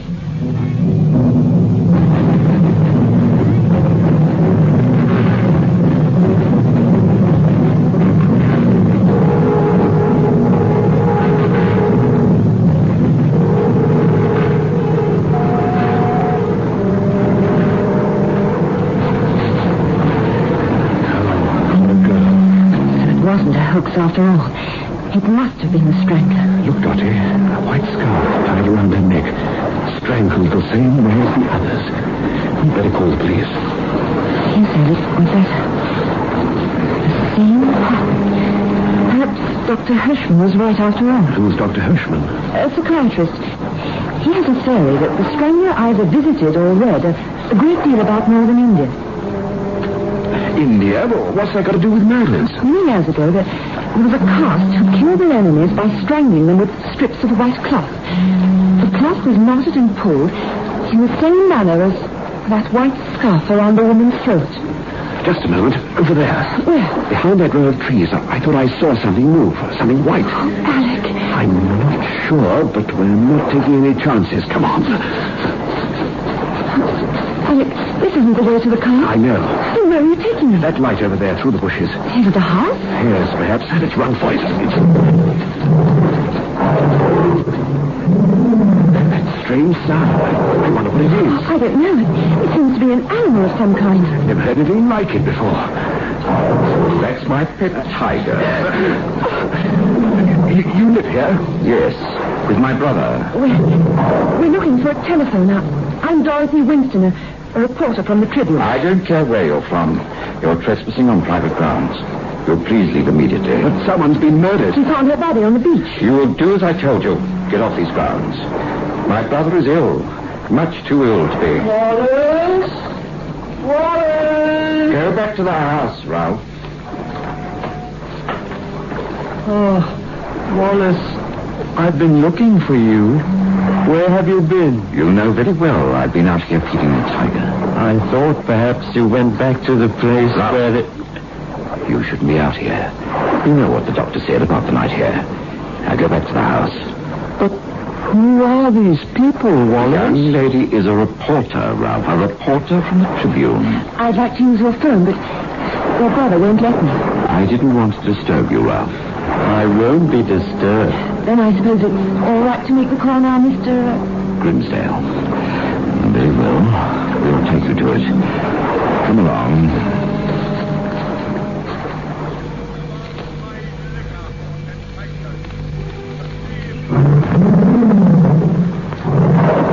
If you're a reporter, I suppose you want to phone your paper about... Wallace! My arm, you're hurting. Forgive me, Ralph, if I held you too tightly. You know how unsteady you've been lately. I didn't want you to fall. You squeezed my arm because you didn't want me to talk. Now, really, Ralph, you'll have these people believing I'm some sort of monster. You're free to say anything you please. You know that. Say anything you wish. You see... You've nothing to say. Oh, Wallace. Please forgive me. I'm just upset because you left me alone so much tonight. But I haven't left you alone, Ralph. I don't know why you say such things. I've been in the house with you all evening. Don't you remember? Oh, yes. Now I remember. You've been with me all evening in the house.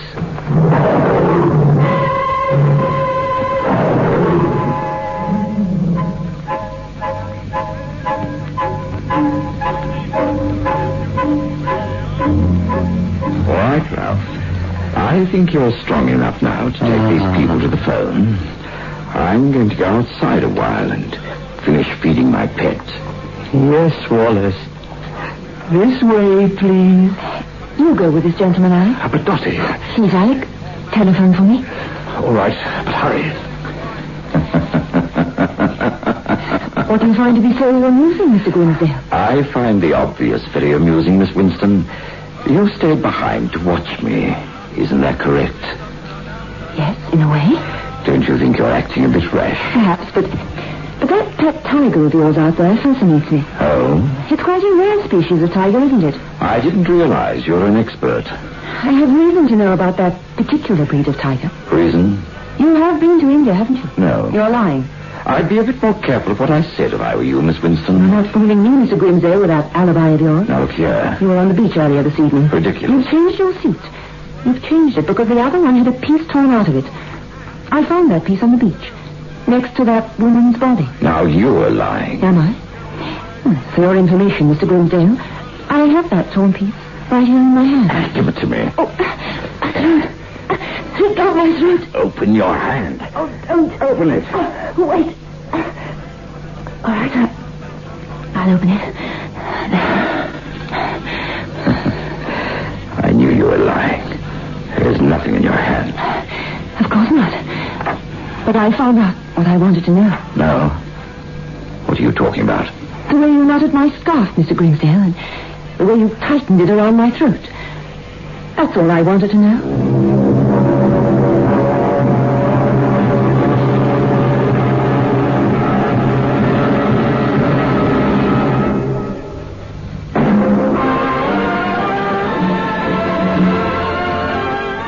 Move in world class. Get the taste of new smooth State Express 3.5s today. We promise you, it's the smoothest cigarette you can get.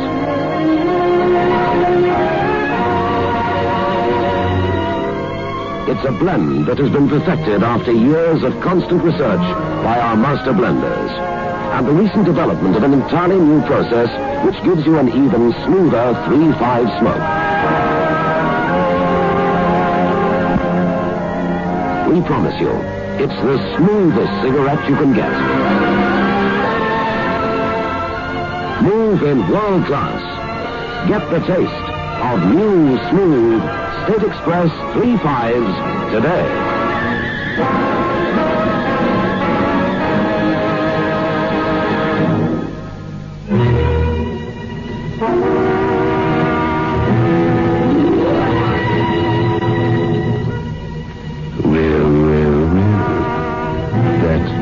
Reporter and her boyfriend weren't very clever, were they?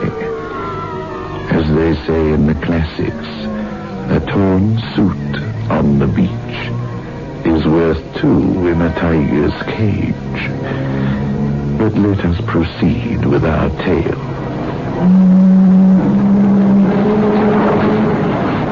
Grimsdale, what are you doing here? Looking for you. I suppose it's your turn to keep tabs on me now, is it? Dottie told me you tried to choke her with the scarf. Why did you run away? You knew I called the police and ran away. Really? You're talking nonsense. I have nothing to fear from the police. Where do you think you're going? I'm going back to the house to tell no news. What news are you talking about, Grimsdale? The fact that you and Miss Winston are outrageous liars. What? I looked all along this section of the beach. I found no trace of a woman's body. You're just saying that. It's a trick you're trying to pull. The body's over there by those rocks, and you know it. Lying, am I? Then go and see for yourself. I will. Believe me, Lancing, you're just wasting your time. It's gone. What did you do with the body, Grimsdale? What? Where did he go to? Where did he...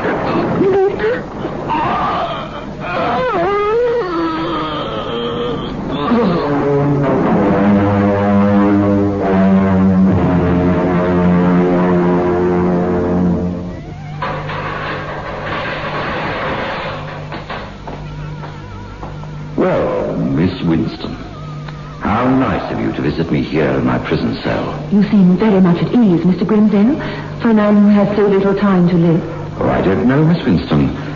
I've an idea I'll live longer than you will. Don't you think it's a little late for you to threaten me? Miss Winston, you're meddling in something that shouldn't concern you. Alec Lancing was my fiancé. You'd do better to let the police capture his murderer. They already have. They won't keep me here another 24 hours. And when I'm free, Miss Winston... Oh, you can't frighten me. Janice Craig's body was found this morning. in a clump of bushes. Very interesting. All right, Kingsdale. You can go now. But you can't let this man go. Now, look, miss. I got my instructions. This way, Grimsdale. Just a moment. Oh, you have something else to say, Miss Winston? I haven't given up, Mr. Grimsdale. I'll prove that you murdered Alec and the others. It's the last thing I ever do. I see. Well, Miss Winston, who knows? It might very well be the last thing you will ever do.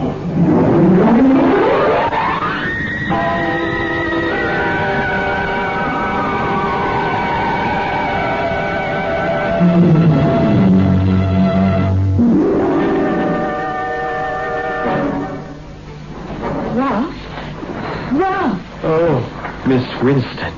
Thank heavens you're here.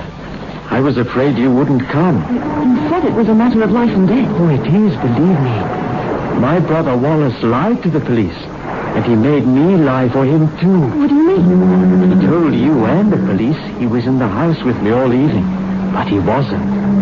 I was the one who telephoned you that night. I thought it was your voice, but I wasn't sure. Go on. Wallace was out with Janice that night. I saw them walk toward the beach. Why did you call me instead of the police? I was afraid to call the police.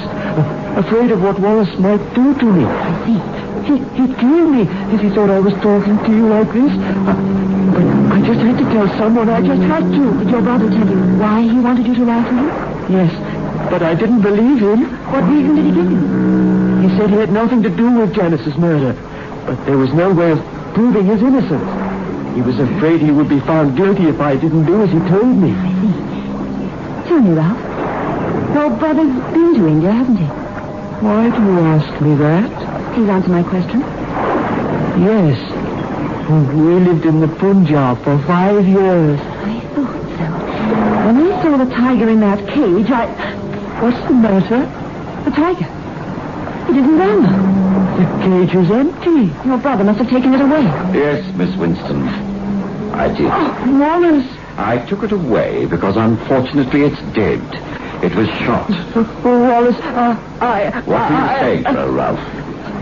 I didn't say anything. Not anything. Go into the house immediately. Now, wait a minute. Are you meddling again, Miss Winston? I'm going to protect the Crown's key witness in the case against you, Mr. Grimsdale. So, Ralph, you told her. Yes, I told her everything. I don't care what you do to me. I don't care because Stop that. Stop that. You're through giving orders to anyone, Mr. Grimsdale. Put that gun away, you fool. Don't you dare move. I promise if you do, I'll fire. Ralph, hurry. Call the police. I'll keep him here until the police arrive. Ralph, don't do it. Call the police, I say. He'll kill you too if you don't. Yes, he will. I'll call him right away. Ralph, come back. He'll be back, Mr. Grimsdale, with the police. You're making a mistake. There's no mistake about you now. Not after what your brother told. For all you know, I may just have been trying to protect Ralph. It's obvious how strange he is. It's too late to blame it on him. But I'm innocent. And I can prove it if you'd only give me half a chance. Like the chance you gave my Alec? I wasn't anywhere near Lansing when he was killed.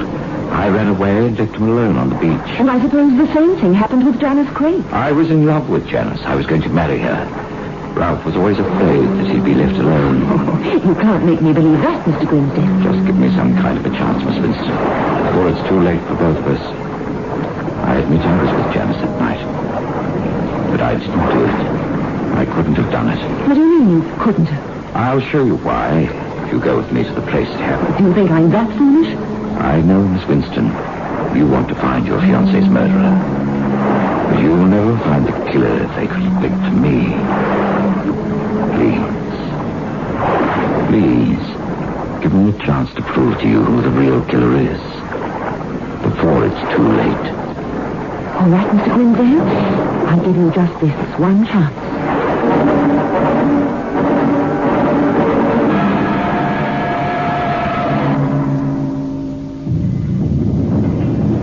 Janice and I were standing just about here on the beach. Go on. Janice was frightened. She had good reason to be. Please, will you She says you'll give me a chance to explain. All right, continue. But remember, I'll fire this gun on the slightest provocation. Janice had just made mention of the mysterious strangler. She felt a sudden chill. So I placed my scarf over her shoulders. A white scarf? Yes, I've always had a preference for white scarves.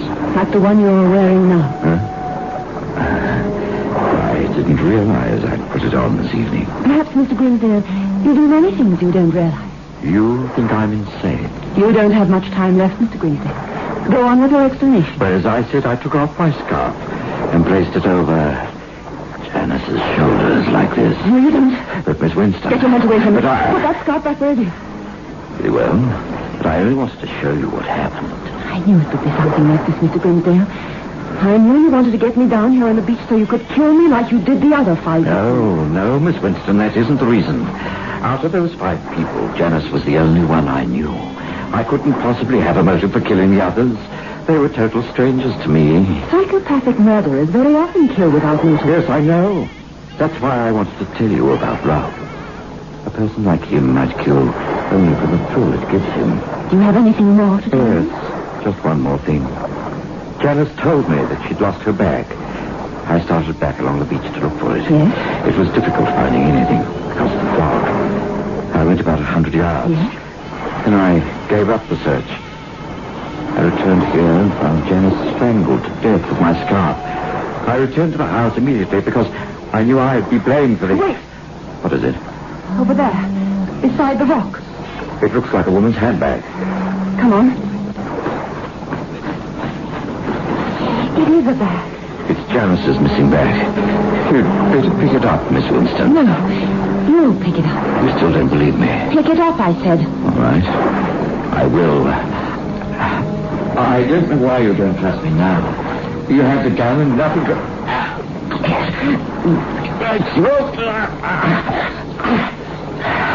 I knew you couldn't resist another victim, Miss Winston. I knew. That's where you're wrong, Mr. Grimsdale. Entirely wrong. There are other ways of committing murder. I just wanted to feel the scarf tighten around your neck just for a moment. Get up. And I knew it was you. I just had to prove it. How did you know? That night I ran from the beach. I saw a woman at the edge of the woods. A woman wearing a white scarf like you're wearing now, Miss Winston. I followed you back to town to your office. That's where the police were wrong. They were looking for a man, and all the time it was a woman. But they'll never know. After I kill you with a gun with which I killed the tiger, it'll be all over. There'll be no more strangling. No, Miss Winston. You couldn't stop killing any more than you can stop breathing. I know exactly what I'm doing. I'll tell the police you tried to murder me like you did the others, and I had to shoot you in self-defense. After the gunshot, it'll all be over. Finished.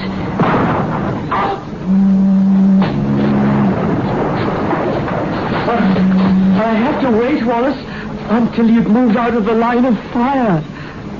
Oh, she's dead. Yes, love. Just as she said. After the gunshot, it will be all over. Completely finished. Let's go back to the house.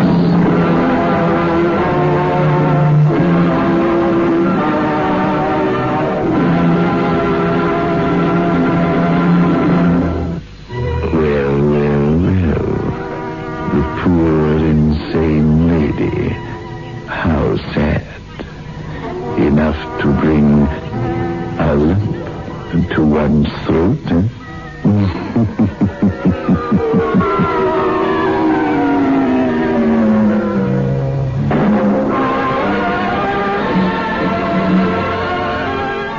Moved in world class. Get the taste of new smooth State Express 3.5s today. We promise you, it's the smoothest cigarette you can get.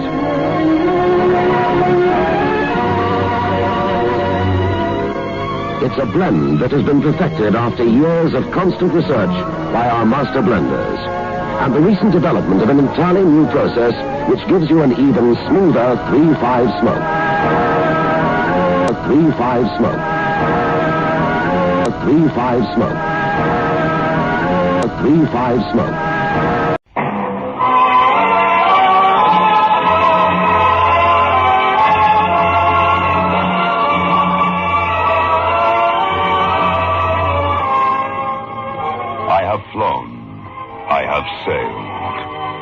have moved about this world of ours, and ever in search of the finest of its kind, we bring you the tops in spine chillers.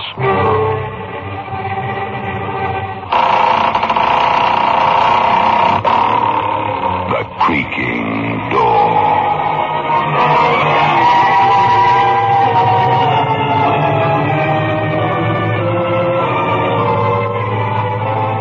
The manufacturers of State Express 3/5 Filter King cigarettes take pleasure in presenting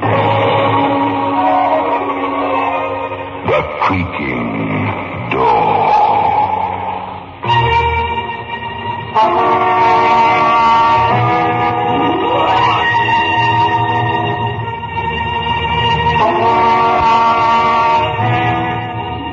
Good evening, friends of The Creaking Door. The Creaking Door is so do come in. It's no use, you know. There's no point in pretending we haven't met before.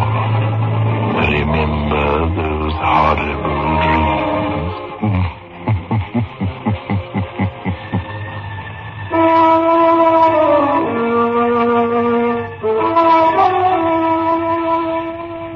Get 3/5s.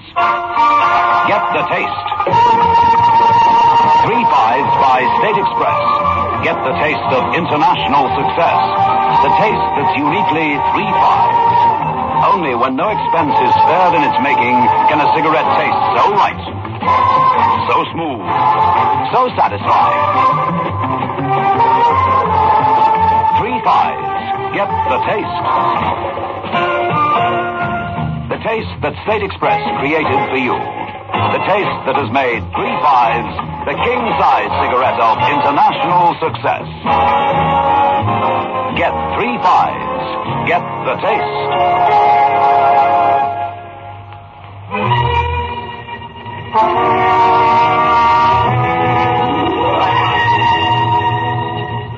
In the dim-lit parlor, the old fortune teller and the doctor talk in hushed tones. River noises drift into the room.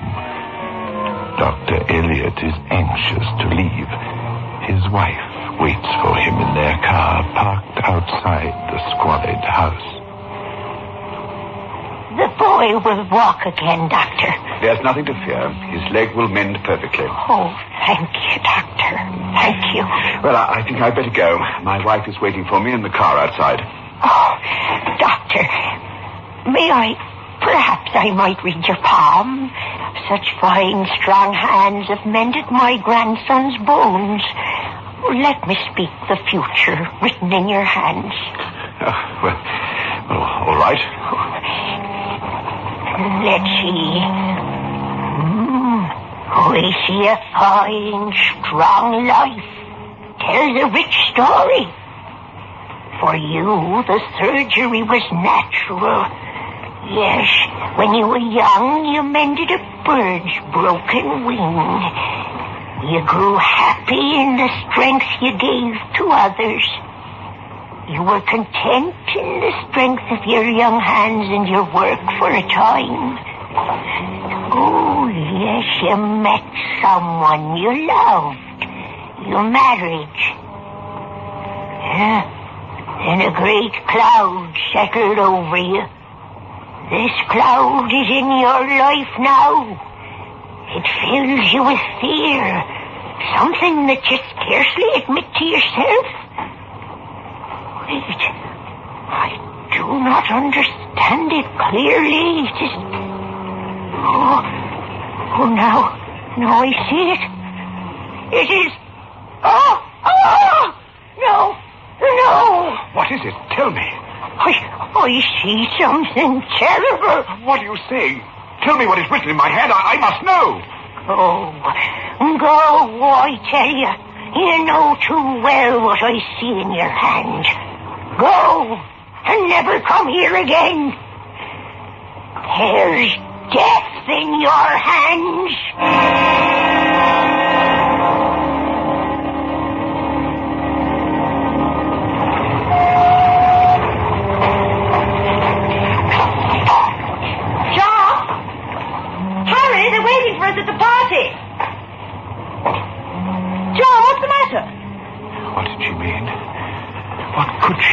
seen? What could she have seen? Marion, I must get some air. They're expecting us, John. Carl Cherney and all his friends. Yes, I know, Marion. Please, just for a few minutes. Let's go over to the water there, near the wharf. John, you haven't been listening to me. Is something wrong? Was everything all right? I can't understand what she meant. What did she see? The gypsy walk. See where, John? In my hands, she saw something horrible written in my palm. She spoke of my childhood, about meeting you, my love of surgery. Everything she saw was the truth. And then suddenly she screamed. She refused to go on, talked of death. Oh, John, don't think about it. The woman was half crazed with fear for her grandchild. John, listen to me.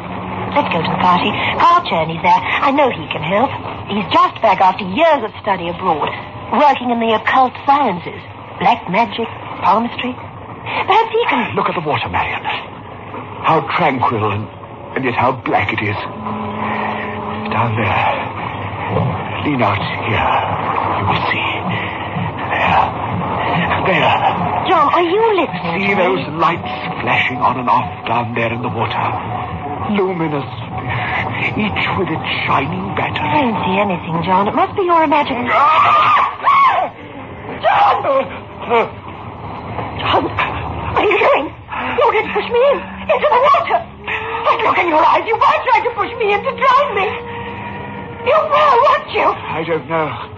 I don't understand what's happened. I felt an irresistible urge suddenly, and then you scream. I realized how nearly I pushed you over the edge. You talk as though you had no control over yourself, as if you were an automaton, a tool in someone's hands. Someone's hands? Perhaps my own, Marion. Perhaps that's what the gypsy saw, what she wouldn't tell me. Yes, that must be it. Oh, Marion, please try to understand. I don't know what happened just now. I can't even try to explain it. You said before that Carl Cherney was at the party. He's returned here after years of study abroad. Perhaps he could tell me. Perhaps he might know the answer. Tell you what, John? You said he was a student of palmistry. Perhaps then he can tell me what is written in my hands.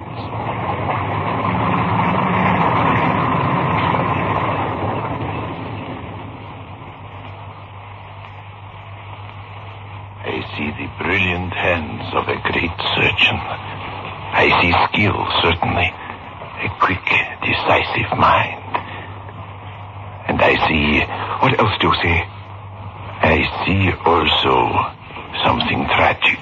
Tell me what it is, Cherney. I see also death in your hands. Death. That's what it is. Death at my hands. That's what she saw, too, the gypsy. That's why she feared for her grandson's life. It is there, written, incised, burnt into my hands. Death! Earlier this evening, at the water's edge, I nearly pushed Marion in. She said it. I was an automaton, a tool in someone's vast scheme greater than all of us, driving me, forcing me to fulfill the prophecy written here in these hands. Death!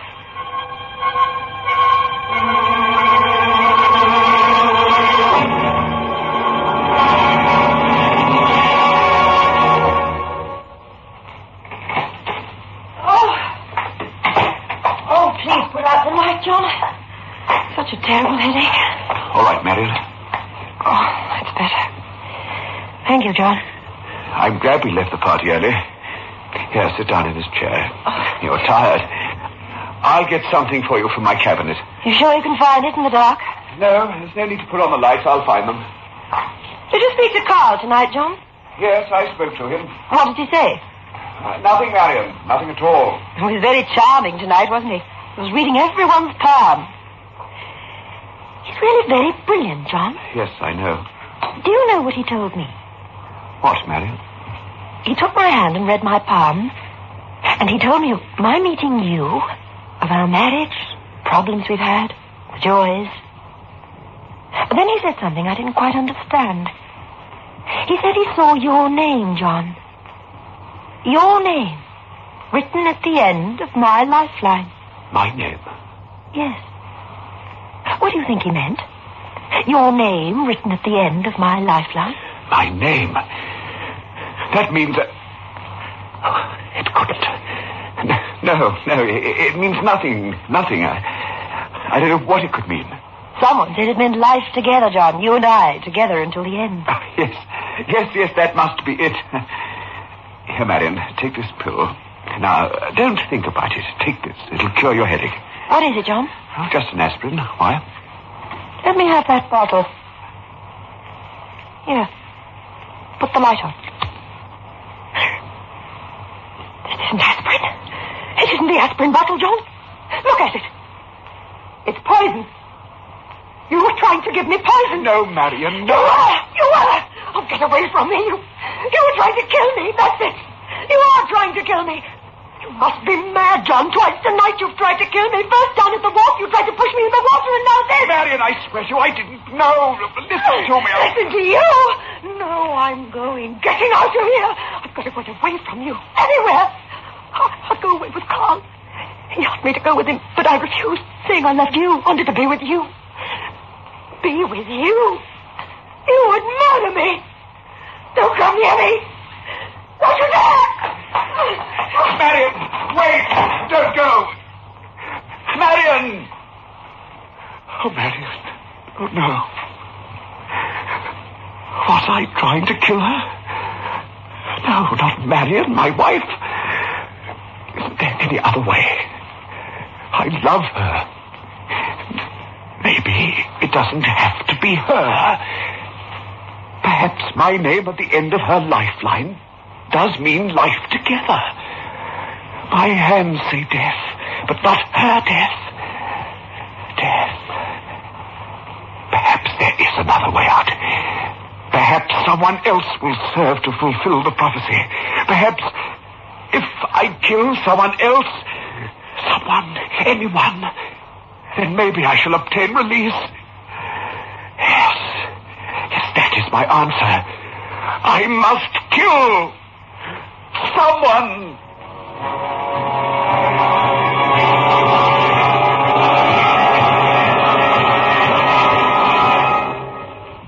Get 3 5s. Get the taste. 3 5s by State Express. Get the taste of international success. The taste that's uniquely 3 5s. Only when no expense is spared in its making can a cigarette taste so right, so smooth, so satisfying. 3 5s. Get the taste. The taste that State Express created for you. The taste that has made 3 5s the king-size cigarette of international success. Get 3 5s. Get the taste.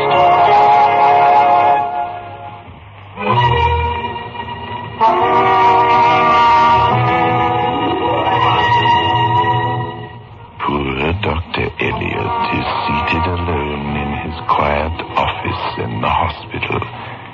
He has had no sleep. A thought keeps burning itself into his brain, torturing him. Can I kill someone else? Not Marion? Can I? Who will notice what I'm about to do? So much death here in the hospital. All that is needed is a simple error, a miscalculation, the merest slip of the scalpel, and I'm free, released from the fate that is written here in these hands. But I'm a doctor, a physician. I have sworn. I swear by Apollo the physician, and Aesculapius, and Hygia, and Panacea, and all the gods and goddesses, that according to my ability and judgment as a physician, I will keep this oath forever, and this stipulation. The Hippocratic oath. The oath of a physician to his profession. The oath I swore to uphold. But I cannot listen, I cannot. Mariam's death is written in my hand. This I swear. Into whatsoever house I enter, I will go unto them for the benefit of the sick, and will abstain from every voluntary act of mischief and corruption. This I swear. Into whatsoever house I enter, I will go unto them for the benefit of the sick, and will abstain from every voluntary act of mischief and corruption. This I swear. This I swear. Hello. Nurse. This is Dr. Elliot. Prepare the patient in surgery A immediately for operation.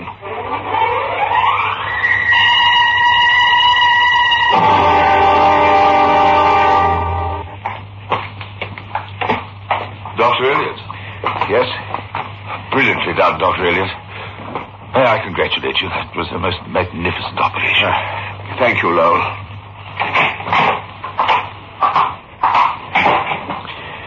Yes, it was a brilliant and magnificent operation. But with that success, I know I cannot kill another person. I could not bring myself to kill the patient, try as hard as I would. No, I know now that I must. That it must be her, Marion, who dies at my hand. There could be no one else. There could be no other answer. I must write my name at the end of her lifeline. Accidents, emergency, death all around me. And yet hers is the death that must come at my hands. This is what must be. Calling Dr. Peters. Calling Dr. Peters. Please come to surgery B immediately. Accident, emergency case. Calling Dr. Peters. Calling Dr. Elliot. Calling Dr. Elliot. Please go in surgery C.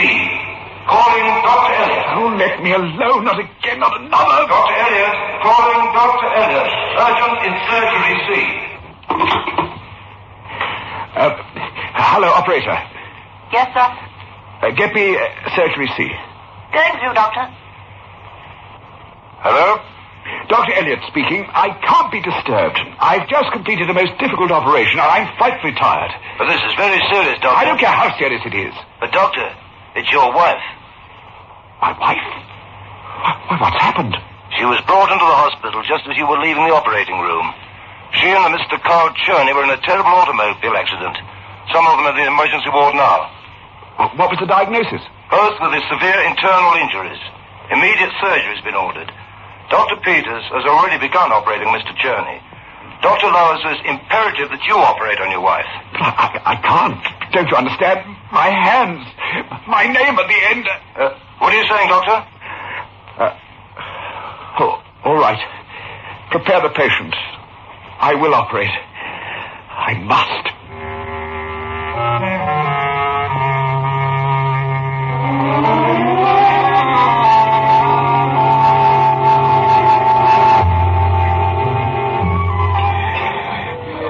Dr. Elliot arrived yet? Yes, Dr. Lowe. He said he'd be in a moment. Well, doesn't he realize that this patient's status is most critical? Well, I told him what you said, Doctor. Well, where in heaven's name is he? Doesn't he know his wife is dying? Here I am, Lowe. This patient needs instant operation, Doctor. This patient, as you call her, is my wife. I know that, Doctor. That's why I couldn't understand. I'm sorry, Doctor. Will you begin now? Yes. I will operate. Lowell, you will stay and assist me.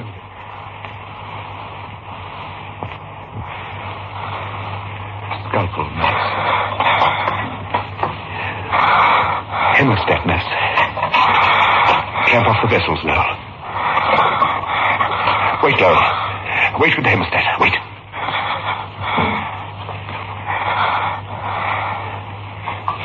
Dr. Elliot, the bleeding is profuse. Lowell, I said wait. I tell you what to do. Dr. Elliot, the patient's pulse is beginning to fall rapidly. Dr. Elliot, quiet. I'm in charge here. I see death at your hands, Dr. Elliot.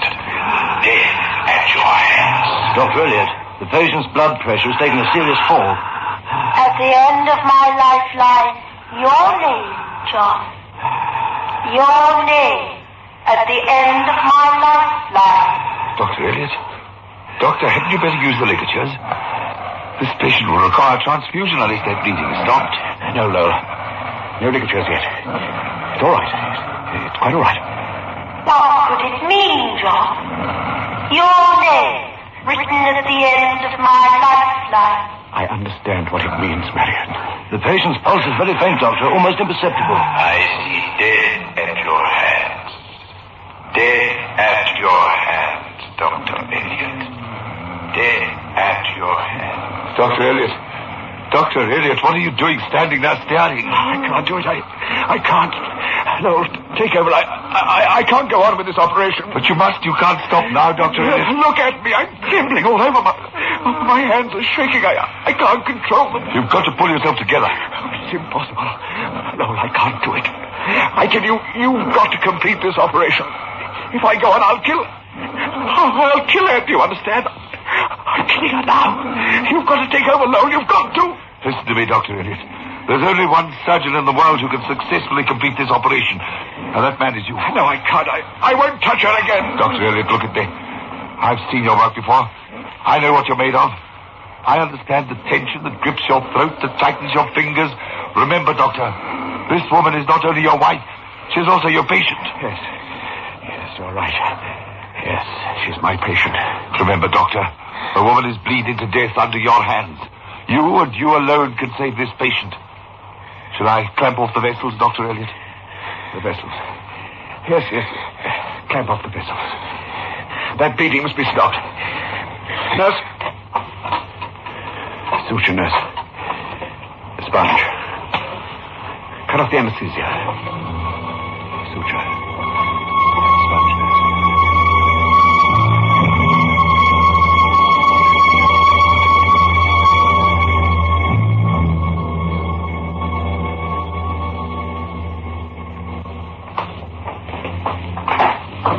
Dr. Elliot? What is it, Lowe? May I say something?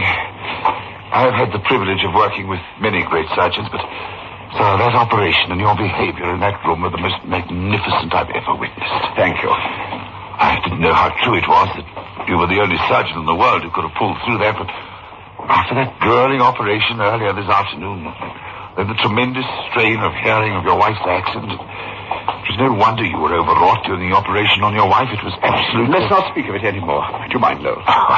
Sorry, Dr. Elliot. Dr. Elliot? Dr. Elliot? Yes. What is it, Lowe? It's the patient, Mr. Cherney. What about Cherney? He was crushed horribly in the accident. Dr. Peters performed the emergency operation, but I'm afraid without success. He was too far gone for man's aid. Is he dead, Lowe? No, he's still conscious. He's got a few minutes left. He said he had to talk to you. Oh, I know it's asking a lot, but... Would you mind, Doctor? That's all right, Lowe. I'll be glad to see him. Where is he?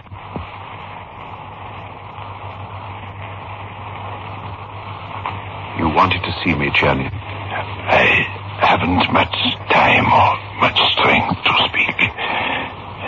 You know that I love Marion. I have always loved her. And last night, when I spoke to you, when I read your palm, I said I saw death at your hands. I hoped that would drive you to murder. I wanted you to kill, that Marion would be free to come to me, to be mine. But you said you saw my name at the end of Marion's lifeline. You knew I would understand. That meant her death at my hands. Why? I knew you would understand. I spoke to Marion after you left, after I read your palm. I told her I loved her, asked her to come away with me. She refused. She loves you, Elliot. You alone. I knew then that even if you killed and Marion were free, she would still be yours. I would never have her. I've been mad, insanely jealous. I determined that if I could not have her, neither could you, nor anyone else. And when I saw your name at the end of her lifeline, I told her so. I knew you must understand the meaning of those words. That you would kill her. Then you did see my name at the end of her lifeline. It is true, then, that I must kill her. Am I to have no peace until I've killed her? No, Elliot. Your name is written at the end of her lifeline. But her lifeline is very long. As long as yours. Both of you have a long life ahead of you. Together. But the death that is written in my hands, you saw it. The gypsy saw it. Death is written in my hands. You said so. Yes. Death is written in your hands. Death, the constant companion of the great surgeon. Death is with you always. Death at your elbow at every operation. Death stands by at every stroke of the surgeon's knife. Death is in every line of your hands. But you triumph, Dr. Elliot. You triumph over death. Yours are the hands of a great surgeon, a great healer, winning victory after victory over what it is your destiny to struggle against. Victory over death.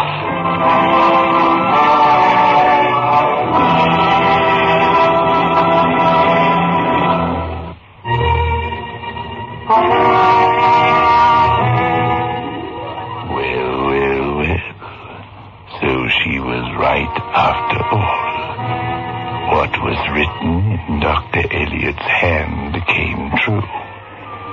His destiny was a struggle against death, the battle of all great doctors.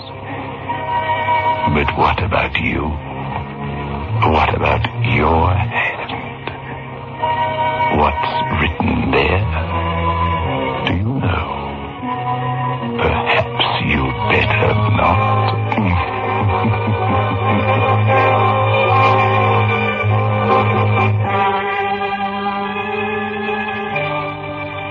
Get 3 5s. Get the taste. 3 5s by State Express. Get the taste of international success. The taste that's uniquely 3 5s. Only when no expense is spared in its making can a cigarette taste so right, so smooth, so satisfying. 3 5s. Get the taste. The taste that State Express created for you. The taste that has made 3 5s the king-size cigarette of international success. Get 3 5s. Get the taste.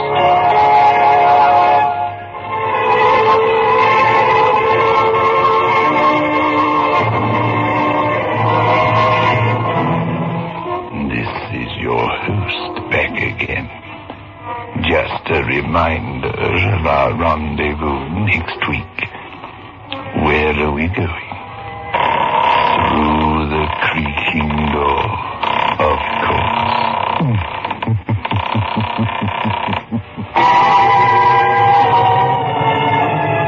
The manufacturers of State Express 3 5s Filter King cigarettes invite you to listen next Saturday at 9 o'clock. When they will again present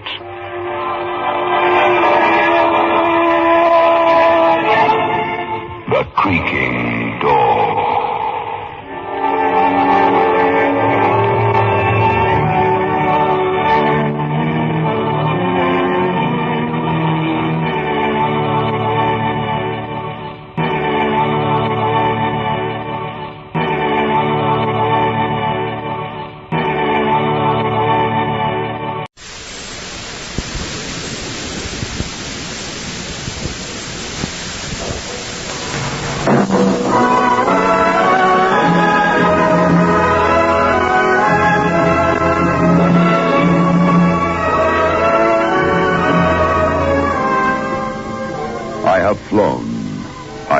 sailed. I have moved about this world of ours, and ever in search of the finest of its kind, we bring you the tops in spine chillers.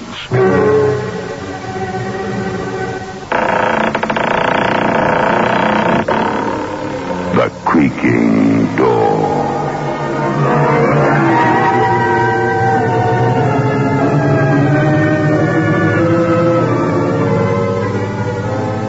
The manufacturers of State Express 3/5 Filter King cigarettes take pleasure in presenting The Creaking Door.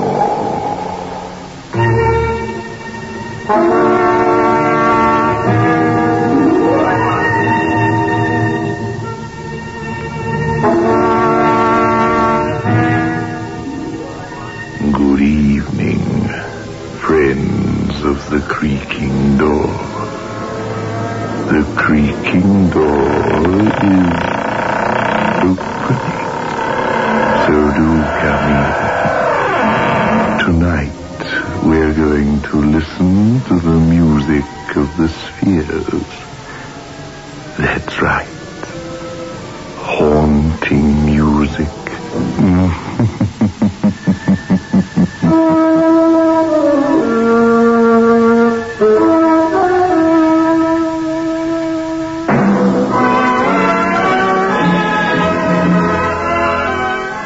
Move in world class.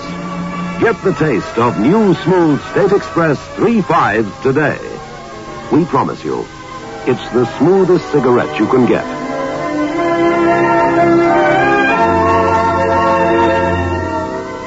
It's a blend that has been perfected after years of constant research by our master blenders, and the recent development of an entirely new process which gives you an even smoother 3/5 smoke.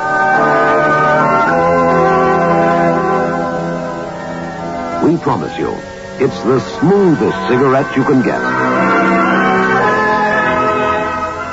Move in world class. Get the taste of new, smooth State Express 3/5s today.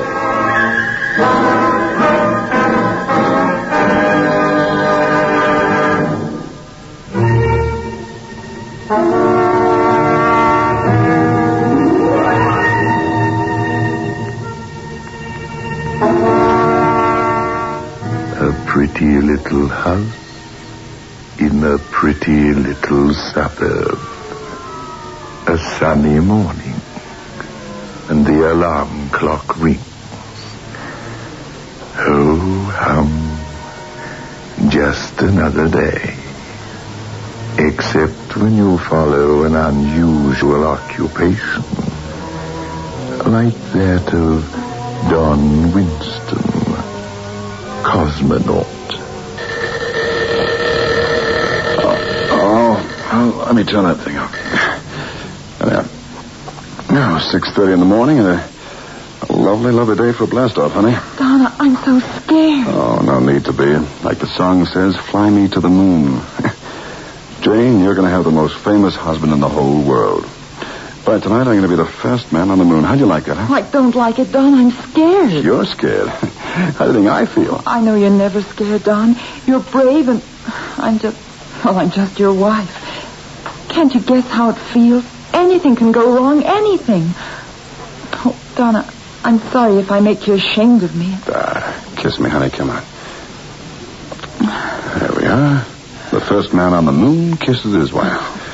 There's no danger, June, honey. Well, unless I'm riding a streetcar. The eggheads are scientists. They got all buttoned up. I just ride the capsule, that's all, promise. Oh, anyway, I'd better get down to Cape Kennedy for the briefing, I guess.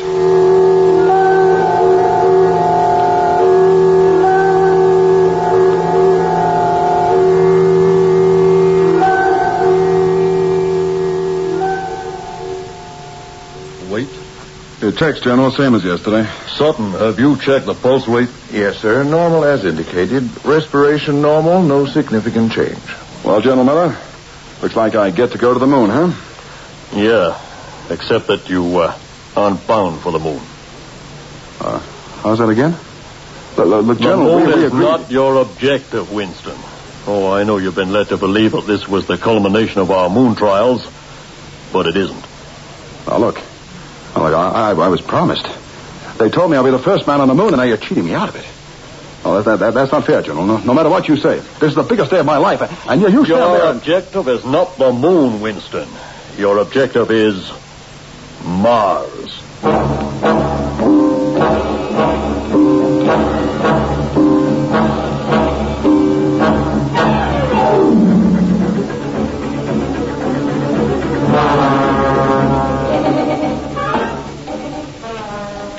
Utmost secrecy was essential, you realize that? Oh, yeah, sure, General, sure I do.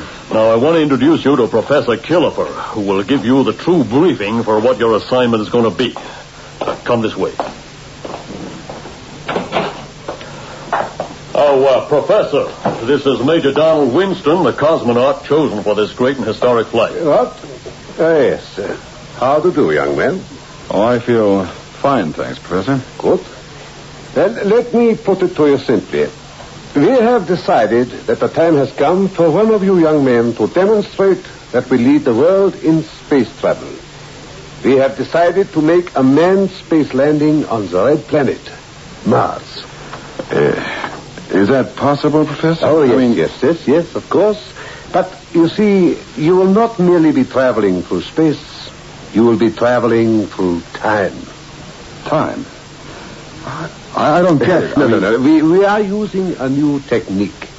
We have experimented exhaustively with it, and it shows no signs of possible failure.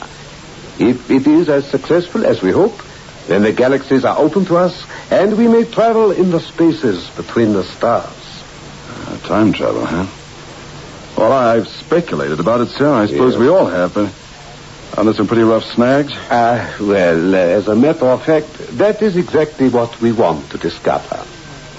We are using Reinhold's theory of the time slip. And once your ship has passed beyond the Earth's orbit, then the special gear will come into operation that will launch you through the fourth dimension. Are you willing to be the first man to undertake this great experiment? Willing? Oh, this will be the greatest thing ever tried. Yes. Your permission to mention this to my wife, sir? Well, all right. I suppose human feelings must be taken into consideration. Thank you, sir. Thank you. I'll speak to her, then see you at the launching pad.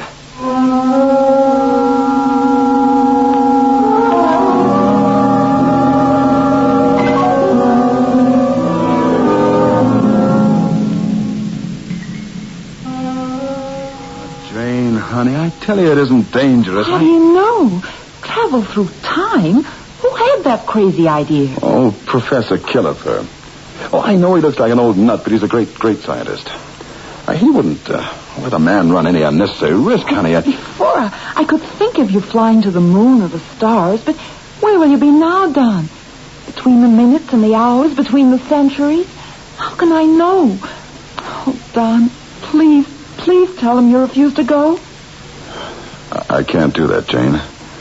It's a chance of a lifetime. I can't do that. Then I know you won't come back. You'll never come back to me, Don. Because you've signed your own death warrant.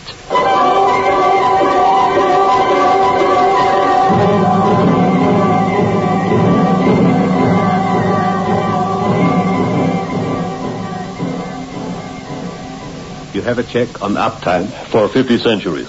And downtime? Back as far as the Second Ice Age. Good, excellent.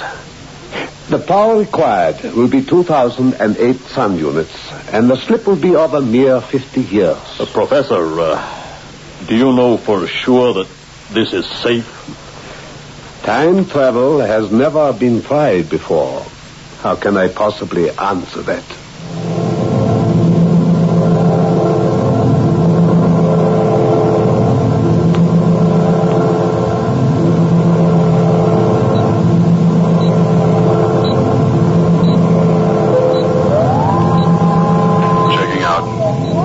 Responding as scheduled. Roger. The retro rockets control.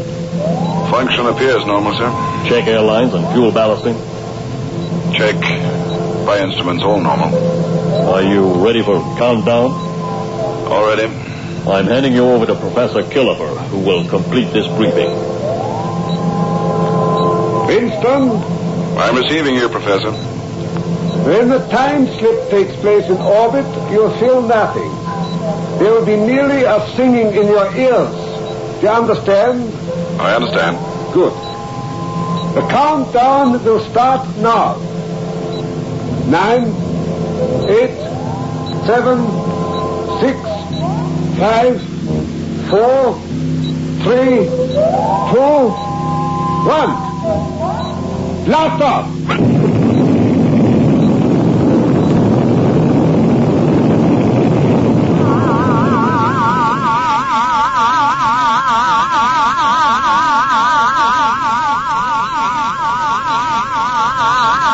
Professor, you ready with a chronocard? Yes, I am completely ready.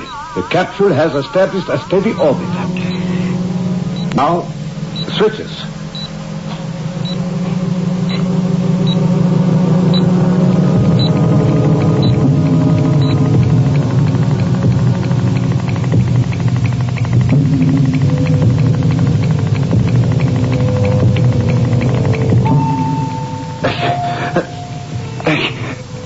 Are you receiving me, Earth?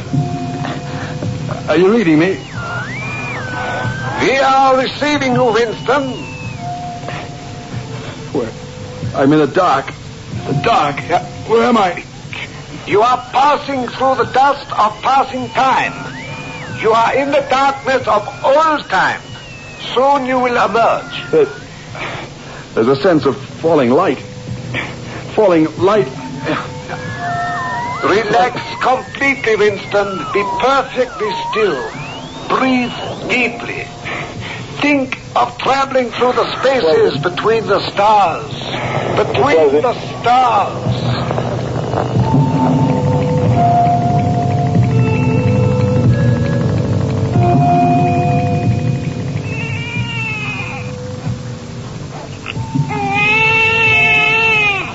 Bye, baby bunting.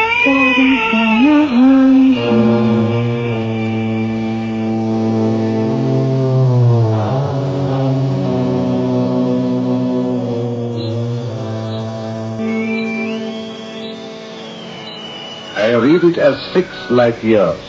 Do you check, Miller? Yeah, that checks. But there's no word from him. Even at this distance, we ought to hear the signal. No. He's moving in time. Moving in time, Killefer. Or lost in time.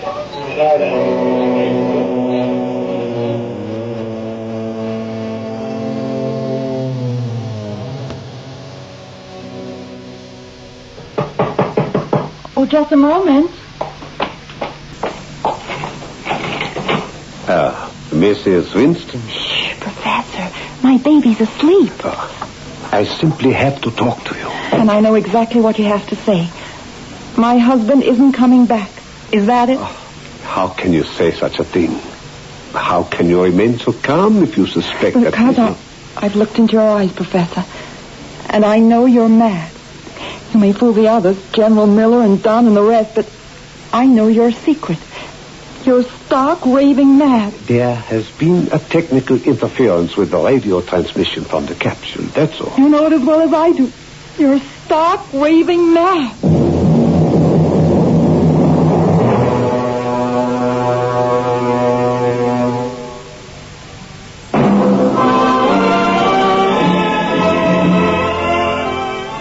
Move in world class. Get the taste of new smooth State Express 3.5s today. We promise you, it's the smoothest cigarette you can get.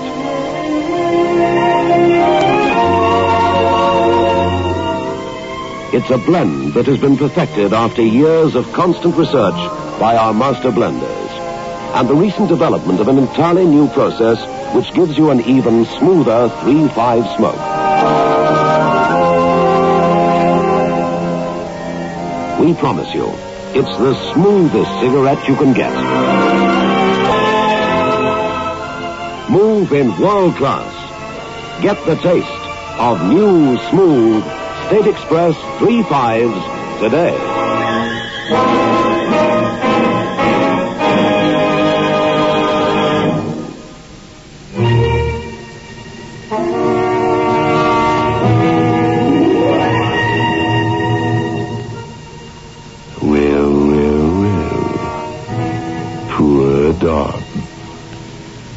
lost beyond the stars is serious, isn't it? But what is it like to be lost in time? It must be like living 2 minutes away from sanity.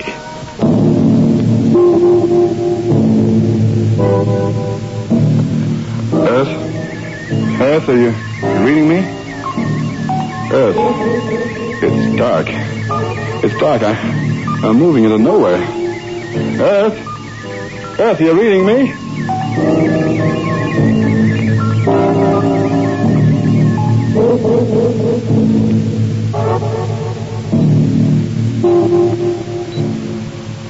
Try the micro adjustment on the chroma card.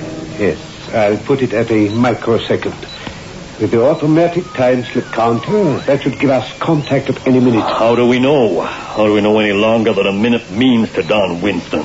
Or a million years come to that? He's lost. Lost in time.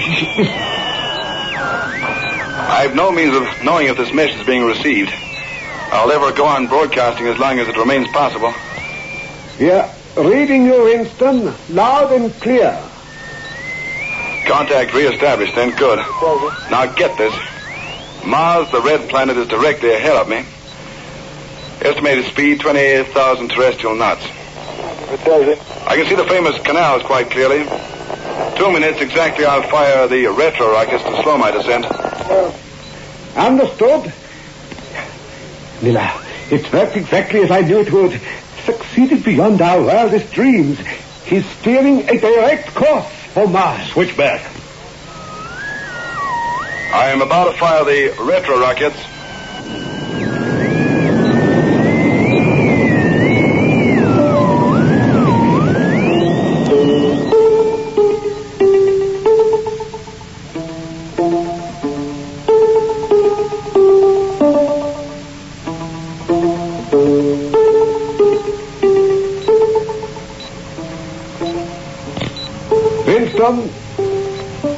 Don Winston, are you still in contact? Winston, are you still in contact? Come in, Winston.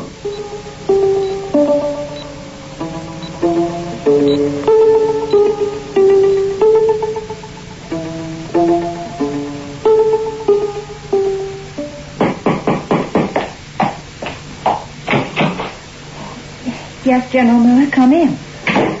Mrs. Winston, we've established contact with your husband. He's alive and well. You know he isn't coming back. That's an absurd thing to say. Last night I had a dream of a planet with 2 moons and a sun. Please spare me your dreams, Mrs. Winston. I tell you, your husband is alive and well. I saw 2 men there, and they walked slowly to greet one another. And one turned to me. I saw it was Don. His face was terrible. He looked mad, driven out of his mind by horror. Now, this is ridiculous. In the first place, it's only a dream. No, it was more than that. In any case, how could there be 2 men? Mars is uninhabited, so far as we know. So far away out there and lonely in the immensity of space. Terrified. Lost. My main reason in calling on you was to ask you to come down to the control room and talk to your husband. Perhaps that will convince you. Will you come with me? Yes, I must come. I have to hear it all. Right to the very end.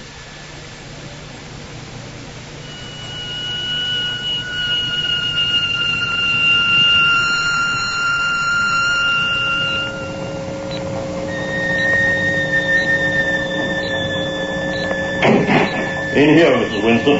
Thank you. Hello, Mrs. Winston. Please, come and sit down by me here. Have you heard anything further from Don? We lost contact on the landing, but that was to be expected. He hasn't been in touch for some 15 minutes, but there's no cause for alarm. Listen to the monitor speaker there, Mrs. Winston. There. That slight crackle means he's switched on his transmitter. Calling Earth. Calling Earth. You receiving me? I'm reading you, Winston. The capsule has landed safely. I am standing on the surface of the planet Mars. This is a historic moment, Winston. A journey safely made through space and time. Your wife is here, Winston. She wants to speak to you. Then I shall contact the president himself. I want to speak to June, please. Here, speak into the microphone. Don? Don, are you all right? Sure. Muzzy, I guess. I feel different, honey. It isn't easy to explain. Now look out yourself. I'll be back soon, huh? Don, I need you here. Hurry back. Now, Winston, I want to run down on your physical symptoms. Well, I feel okay, I guess. Just lonely. And as if, I don't know how to say it, as if I'd lost some part of me. Some part of me that's got away during those lonely miles in space and time.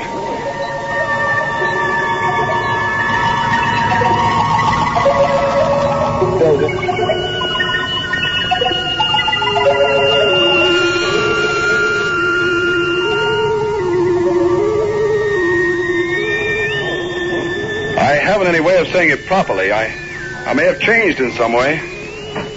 What is the reading on the chromocord? Well, let's see. 70,209. Winston, check that last figure. Did you say 9? Check. 9. We read 7. Is it important? 2-second displacement. I can't understand. Although the instrument may be faulty. Never mind, Winston. Now, tell us what you see around you. Well, just this great red planet. Treeless and lifeless. Rocks everywhere. Blue rocks with lines of strata. Straw yellow as if molded by great heat. We'll need samples, Winston. I'll bring them. And Winston, there is no sign of life at all? No, none. A little hill just to my right. I'm going to climb it. Then I'll have a much wider view of the landscape. I'll switch off for a few moments. Over and out. Oh, it's horrible. Mrs. Winston, it's an awe-inspiring and wonderful moment. Your husband has done something no other man has ever done. This is a magnificent feat, and you should be very proud of him. He said he'd lost some part of himself. Can't you imagine it out there on that red plain? Alone? Quite alone on an alien planet, locked away behind a time barrier? I just thought of something. Einstein pointed out that if a man on a distant planet could look at Earth, he wouldn't see today at all, but the past. He might see the Battle of Waterloo or something of the sort. But to Don, we aren't born yet. Mrs. Winston, you've talked to him. You've heard him. He's getting in contact once more. I don't understand this. I don't think I like it very much. There's something wrong about this place. Something terribly wrong.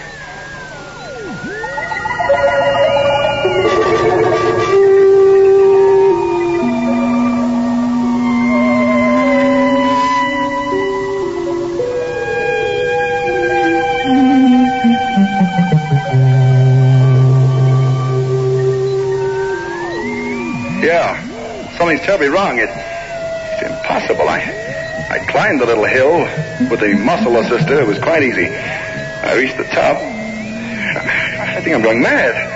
Because behind me and in front of me, it's a mirror image. The rocks, red earth, everything like a mirror image. Identical. Even the little hill. I'm going to walk over to that hill, but how can I? It's this hill. And I'm standing on it. I think I must be going mad.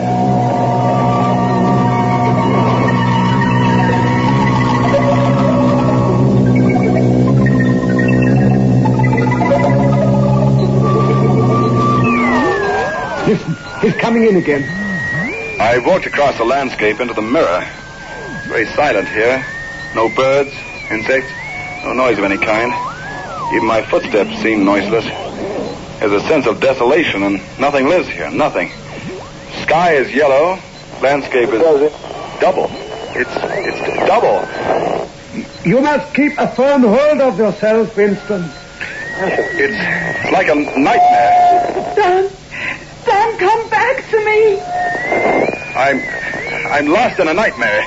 It doesn't sound much, just that the landscape is double, but I'm scared of what I may find and what I may meet up here. But, man, you just said there was no living thing to be seen or heard. I'm not scared of living things. Will it be alive? How can it be alive? Yet time has images. Time is like a great pile of pictures. Endless and... Here he comes. Walking down from that little hill over there. Be more explicit, Winston. Who is coming? A cosmonaut in a spacesuit. Tall, young. You know that's impossible, Winston. There can be no other man on that planet. Unless the Russians... No, this isn't a Russian. Someone I know quite well. Hi, Don. Hello, Don. Seems there's two of us now. We're twins, huh? I'm twins. This is the worst kind of horror. Do we both exist? Yeah, we both exist in time. Different parts of time we exist, and we don't. I am... Oh, wait. I am Don Winston. Then who are you? Don Winston. The cosmonaut. No, you're not. You can't be. You just cut that out. Keep your head, you fool. It's possible, then. For a man to meet himself in time. Can't be possible. I'm going back. I'm going back.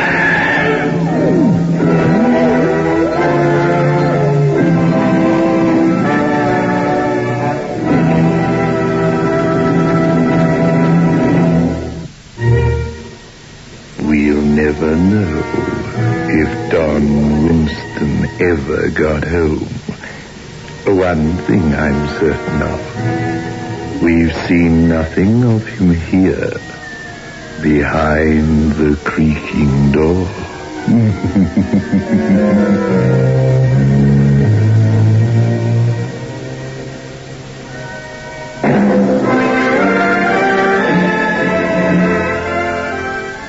Smooth in world class.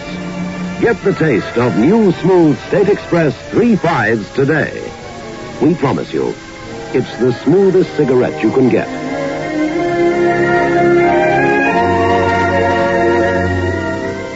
It's a blend that has been perfected after years of constant research by our master blenders.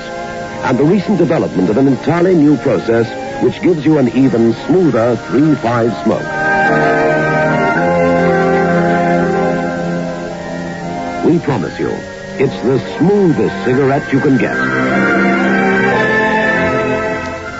Smooth in world class. Get the taste of new smooth State Express 3.5s today.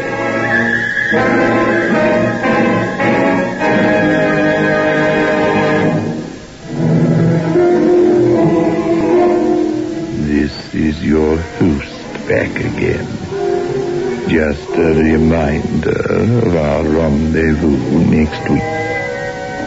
Where are we going? Through the creaking door, of course.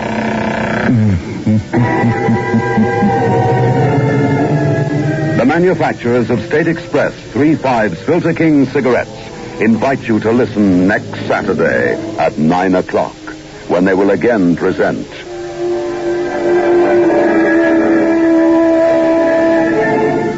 The Creaking Door.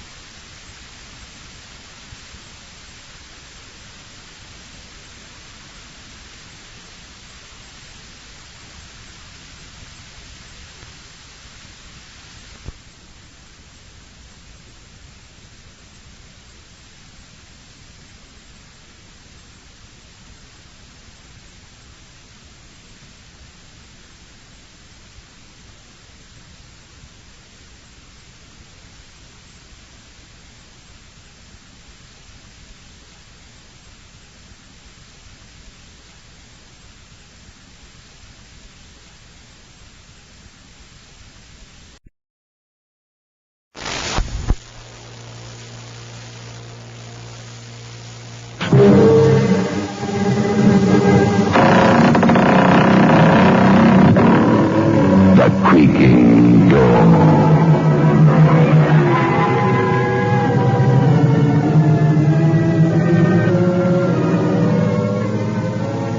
The manufacturers of State Express 3/5 Filter King cigarettes take pleasure in presenting the creaking door.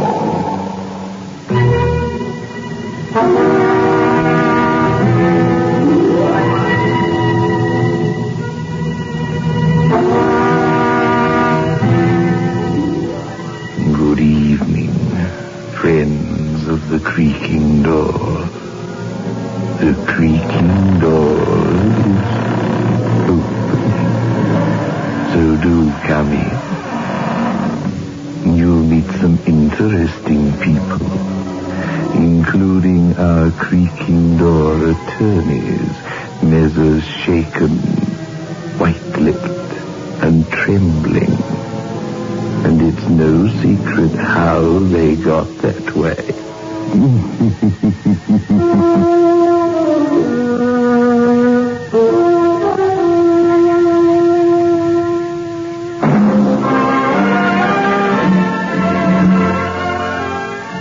Move in world class. Get the taste of new smooth State Express 3/5s today. We promise you, it's the smoothest cigarette you can get.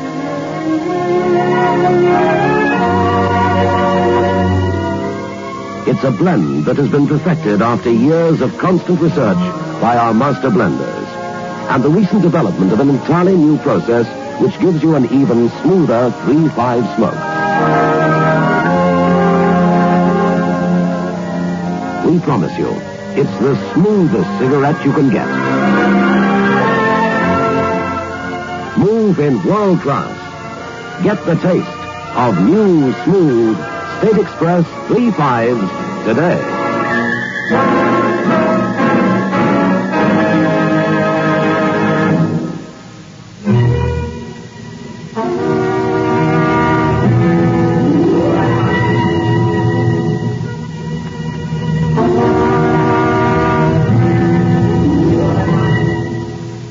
It is early morning at the big prison on the misty river.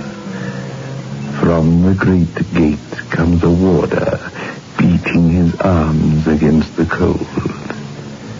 He opens the side gate to admit a small, stocky man who smokes a cigar and glances nervously around.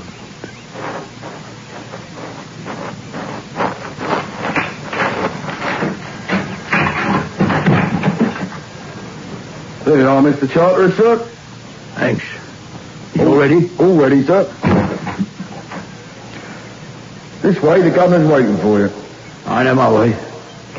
Yeah, and you ought to know, sir, seeing as how you've been here so often.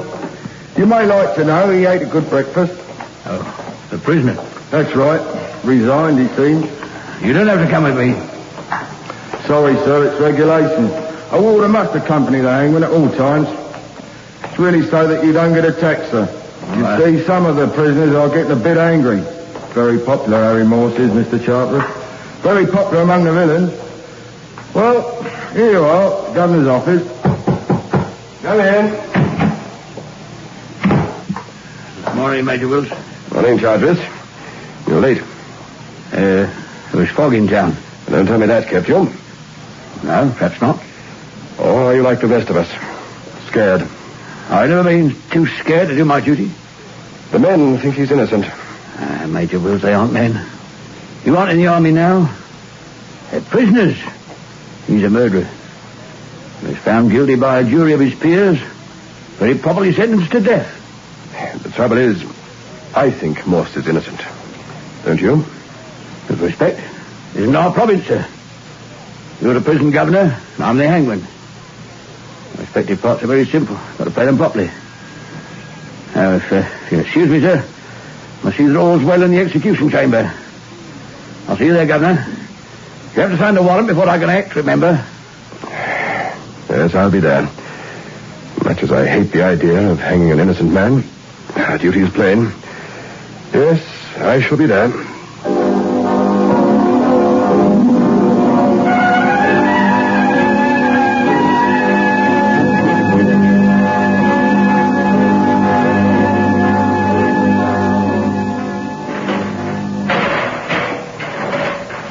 Morning, Morse. Good morning. Is it time? No, not yet. Morse, we know what it's like for you, and I'm sorry. No, nobody knows what it's like. It's lonely, my friend. Lonelier than outer space. Only one way to look at it. We all got to go sometime. You might have been spared worse than that, hanging. Spared worse? Would it make you feel any better to confess? Usually does, they say. It's customary. Confess? Confess to a murder I didn't do. I didn't kill Judge Peters. I wasn't near the house. I was called out by the man I told them about, the tall man. He kept me busy while they did what had to be done. I was framed, I tell you. Well, it's your business. But the gun was yours and it had your prints on it. You're known as a criminal. The judge had given you 5 years of hard labor, and you thought he'd no right to do it. You escaped from jail, man. How could you be innocent? It doesn't matter. It's too late now. Yes, it is too late. How long have I got? 10 minutes. Brace up, Morse. You're a popular man, and since the days of the old highwaymen, popular villains always made a good end. Yes, we'll all remember you, Morse. Don't worry about that. We'll all remember you.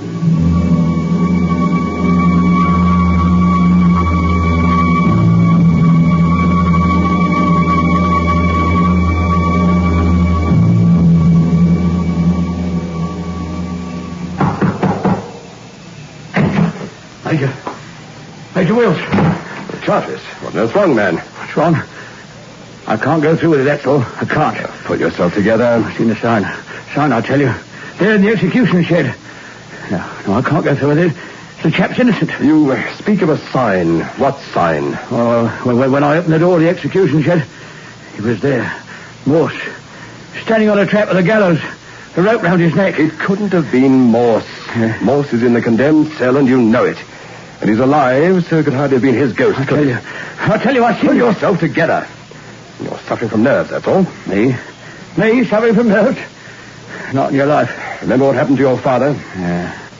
My father was the best hangman this country ever had. Well, he killed himself, all right, very well. Lots of us go that way. You see, a man's sort of different when he's alone. That's when they come.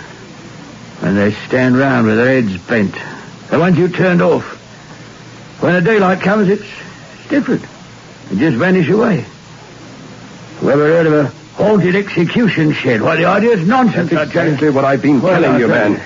Hang it all, Charters. You can't expect me to ring up the Home Secretary and get him to postpone an execution because you started seeing things. I tell you, he was standing on the trap with the rope round his neck. The hood was over his head. He raised a hand to me. Stop. It's like a cop on point duty. Excuse me, sir, is the execution postponed? No, of course not. Yeah. As far as I'm concerned, it is. Because, beg your pardon, sir, that poor fellow waiting in the death cell. The convicts are starting to get out of hand. You know what it's like when there's an execution. They're all on edge. Morse is a very popular man. Yeah, I'll talk to Morse, then to the men. And Charters, you stay here and try to screw up enough courage to do your job. Water Bates, examine the execution shed and tell me what you discover. We'll meet here in 10 minutes.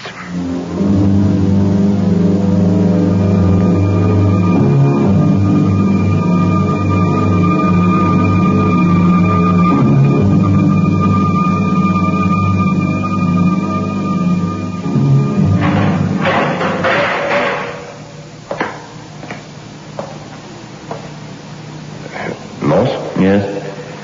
There's been what I might describe as a technical hitch. I'm very sorry that your ordeal should be dragged out. The matter's beyond my control. I understand. But I can hold out no hope of any kind. You're aware of that. As soon as arrangements can be made... I know. I understand. What's that noise? The convicts are demonstrating. They know I'm innocent. They're greatly affected by any execution. When one is delayed, well, they tend to break down. They know I'm innocent. So do you. I've not studied your case, Morse. It's none of my business.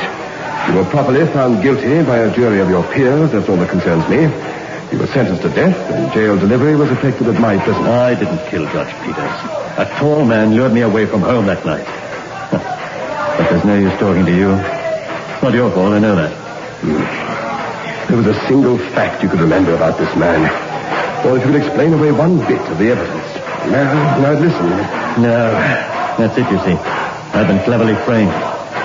Nothing's been left to chance. The tall chap got me out of my house and away from home. Then I had no alibi. That was when they killed the judge.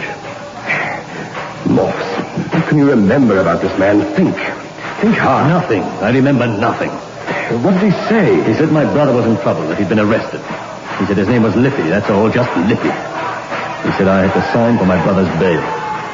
Every thief caught with the goods on him always says a tall man handed them over, or a short man, or a fat man, never a man who can be identified. Try, Morse. You're standing in the very shadow of death. I think death can help us. And somehow I've always believed your story. There's nothing that can be done. Oh, try, man, try. What kind of a voice had this tall man? Voice? Like a crook. Like an old lag. Talk from one corner of his mouth without moving his lips, you know. It's hopeless, isn't it? Yes, I know that. Nothing short of supernatural aid could save me now. And there's no hope of that. Isn't there? I wonder.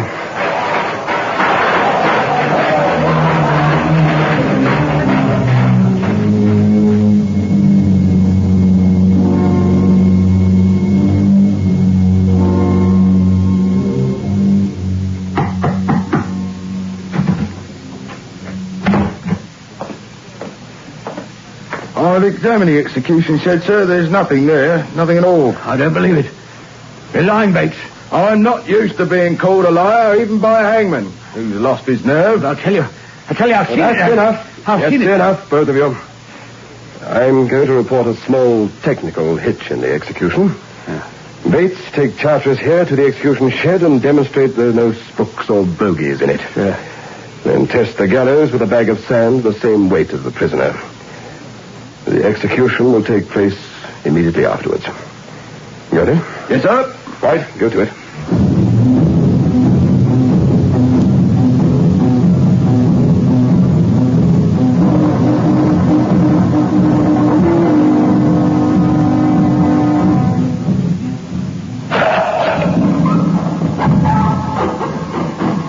There. Perfect. Want me to try it again? No. It worked.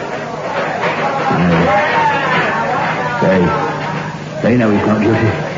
Straighten your spine, you snivelling rat. All right, I say. I'm going to get this over with before the men have breakfast, and if you won't pull the lever, I'll do it myself.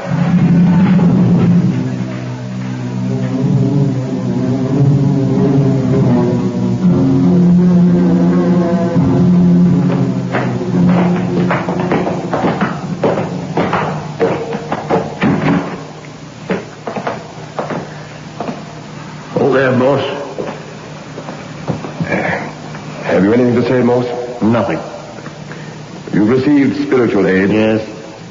The sentence of death must now be carried out as per the sentence of the court. The trap won't work. It won't work. We can't hang him now. We can't.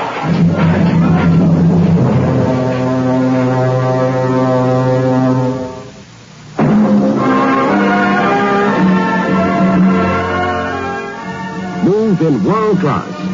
Get the taste of new smooth State Express 3/5s today. We promise you, it's the smoothest cigarette you can get.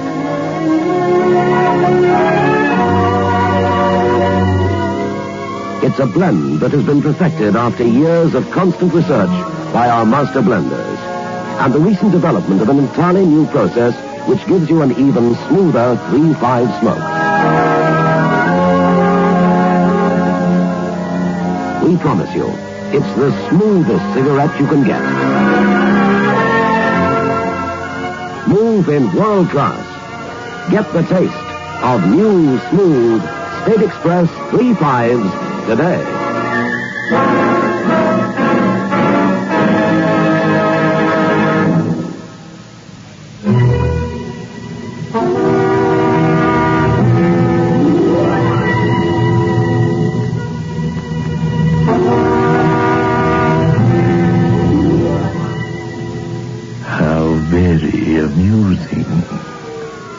One might might call it the case of the haunted hangman who was in there swinging but got caught in his own trap.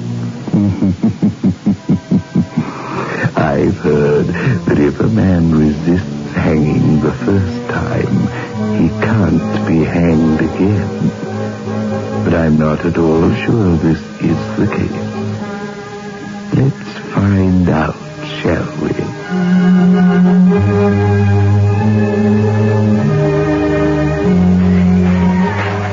Morse back in his cell. Yes, sir. Convicts are kicking up a row still. They keep the doors closed. You ask me, we'll have a full-size right on our hands if we try and hang Morse again. The sentence of the court is clear. As for the fiction that an execution cannot be attempted twice, that's utter rubbish. We must simply persevere, that's all. Do it yourself. I can't. Very well, Chartres. I shall. But first be so good as to help us with that bag of sand. We'll go and test the trap again.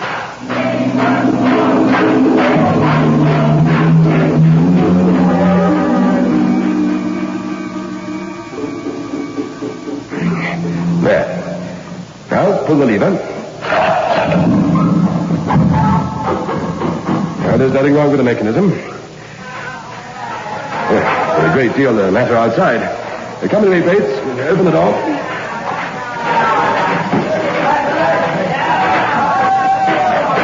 Quiet, you men!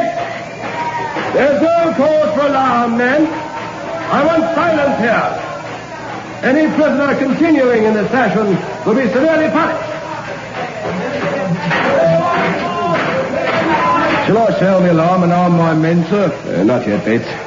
Poor devils, I can't blame them. The hangman's got the jitters and none of us believe Morse is guilty. I'm going to telephone the Home Secretary and ask for a stay of execution.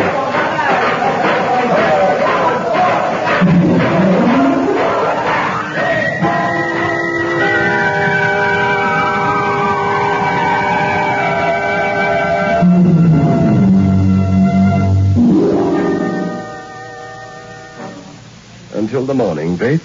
We have a stay of execution until the morning. I'm ordered to have the gallows working or resign. The scandal will shake the entire country. He should be reprieved. He's been through enough. Yes, Bates, but the law is the law. There's nothing we can do. Unless we can show clearly that Morse was not guilty of the judge's murder. Not much chance of that, sir. No. And yet, I wonder... You remember the circumstances of the case, don't you? Not very clearly, sir. I followed it at the time, but so far as I can remember, the evidence was clear. Morse claimed he'd been wrongly convicted of a robbery. Found guilty and sentenced to 5 years hard labor. Peters was an hanging judge. He was a man who liked passing sentence of death. Yes, he kept Chartres busy, Judge Peters did. Morse escaped from prison. And the judge was found shot. And Morse, when he was arrested, could only produce a weak story about a tall man who lured him away from the house. And the rest of the evidence was conclusive. I must say it seemed so to me, sir. Bates, if we could find that man... Plenty of people had it in for Judge Peters. He sent Manor into the gallows and young Eddie Chance. Eddie never deserved to die. It was manslaughter, pure and simple. Bates, that's your opinion. You didn't hear the case. Like animals, just like animals behind bars. I must act soon if they don't stop it. The refused dinner threw the food about. By the way, where's Chartres? He's in the duty room, sir. I want to talk to him. He's still raving about this ghost or apparition or whatever it was he saw. Very well, I'll see him there. In the meantime, try to get some sense into the prisoners. This isn't helping anybody. Tell me, is it direct mob action or do they seem to have a leader? Cockney Harry, a lifer.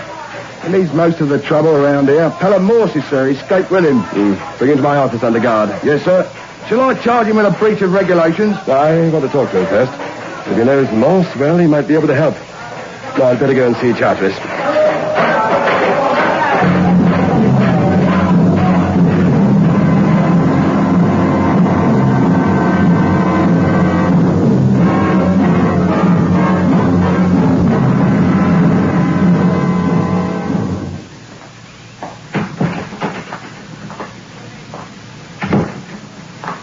Chartres?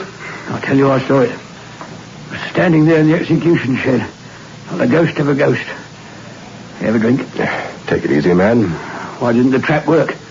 Show me that, then. How do I know? Perhaps the wood had warped or something. I've inspected it. There's no warp. Put a sack on the trap. Crash, it works. Put Morse on it. It don't work. Why? Forces. Supernatural forces, Major Wills. An apparition. A real apparition. The execution will take place tomorrow morning at 8. And there must be no slip. You just get a new hangman. You haven't seen him the way I did. You haven't seen him standing round you in the dark. Just a glimmer on the lamps outside the house. Look, just as they looked. Just as they looked. Hold yourself together, Charles. Just as they looked. Now, pull yourself together. You'll drive yourself out of your mind. Can't get away my dad went. He tied a rope himself. He never did a better job. He calculated the drop exact to the inch. He just stepped off. It's painless, Major. I ought to know. Stop drinking and stop that gibbering, or I'll have you locked in a cell. Excuse me, sir. Garrett's in your office. Garrett? Oh, yes. Cockney Harry. Yeah, I'm coming in a moment. He's a tall man, Garrett, yeah. He's a very tall man, isn't he? What do you mean? I just said he was tall. Only one thing you can do to help the situation, Charteris. Sober up.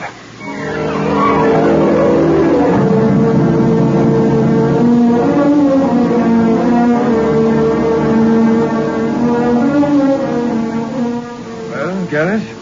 Oh, I feel fine, Governor. You know the penalty for acting against authority? Yes. I've got to stand in the corner and get kept in after me sewing class. Morse is a pal of yours, isn't he? What if he is? You don't like what happened this morning, do you? Makes a change, Governor. This is going to leak out, you know. You can't stop it. Oh, what a jail. The hangman's drunk and the gallows won't work, and you're going to try it on the poor devil again tomorrow. The law will take its course and justice will prevail. God, chase my Aunt Fanny round the exercise yard. You smug, bloated, frog-faced son of a... Kill that devil tongue of yours. Leave him, Bates. Leave him. Let him blow off steam. You're a fair man. Well, everybody says so. Until now, I reckoned you were decent. For a screw. But you've got no hope, have you? You can't hang Morse. Go on, try. Get creepy Charteris sober and let him have another go. You'll go down in history as the man who couldn't hang Morse. You'll see. What were you doing in the execution shed today? Just a morbid interest in such things. I had an old uncle once. You admit being in the shed. It was you whom Charteris saw. I don't admit nothing. Why did you shoot the judge? Me shooting? Yes, you. You escaped and took Morse with you, not the other way about. Why did you escape, Garrett? Claustrophobia. I had a girlfriend once who couldn't even stay in a room with the door shut. And not with me, she couldn't. You killed Judge Peters. Why, man? Me kill him? Oh, don't make me laugh. I'm the only bloke with a perfect alibi. And my alibi is Morse, that's who. Morse himself. And you were the tall man he met that night.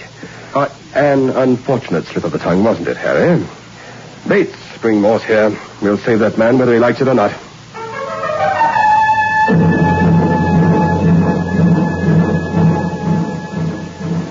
Morse, I want the truth.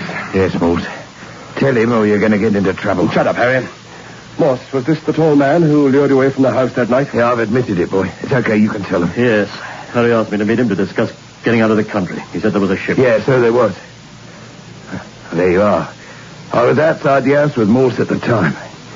Now do you believe I didn't kill Judge Peters? We'll see Charteris in the execution room, all of us, now. Let me inform you, I'm a man in a respectable and important government position. I'm not to be trifled with. And let me tell you this. If I can't hang Morse, nobody can hang him. Morse, I'll see you at 8 sharp tomorrow, lad.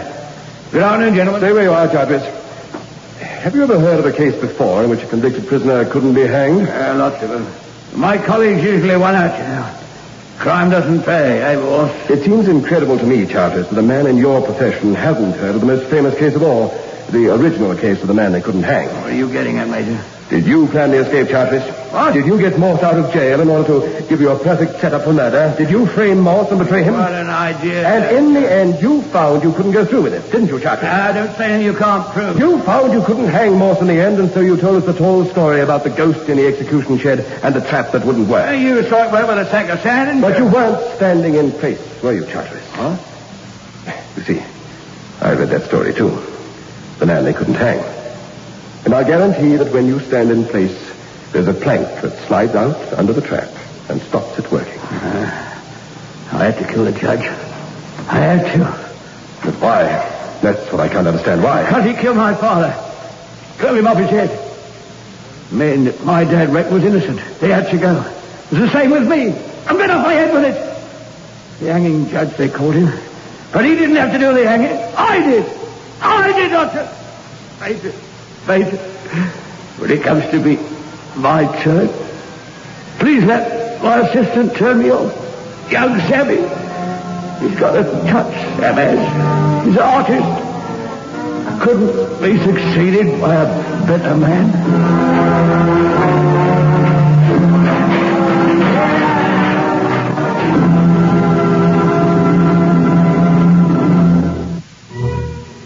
Interesting lives some people lead, don't you think?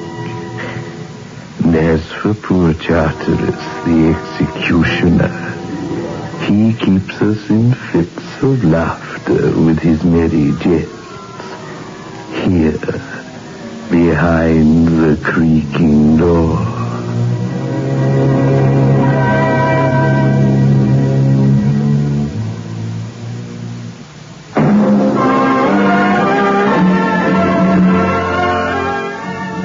In world class. Get the taste of new smooth State Express 3.5s today.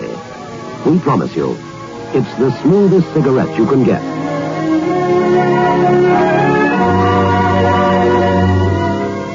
It's a blend that has been perfected after years of constant research by our master blenders, and the recent development of an entirely new process which gives you an even smoother 3.5 smoke.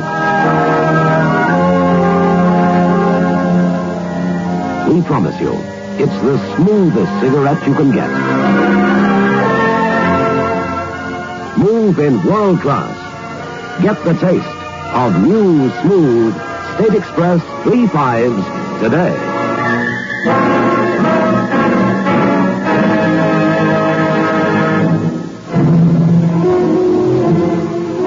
This is your host back again. Just a reminder of our rendezvous next week. Where are we going? Through the creaking door? Of course.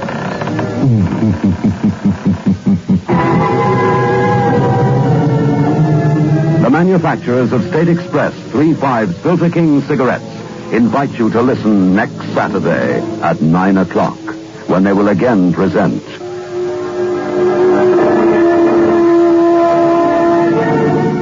The Creaking Door.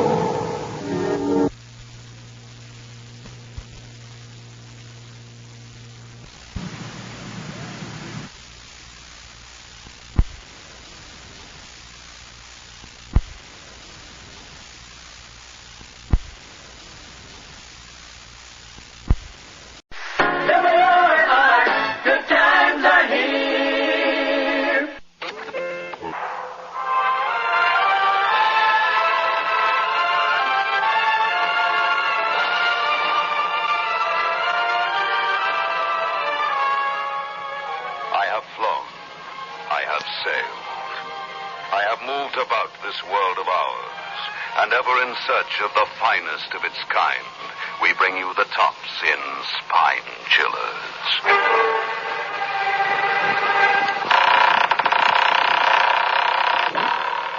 The Creaking Door.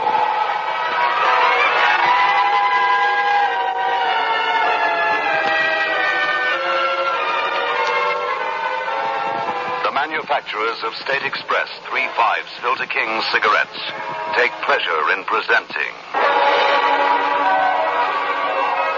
The Creaking Door.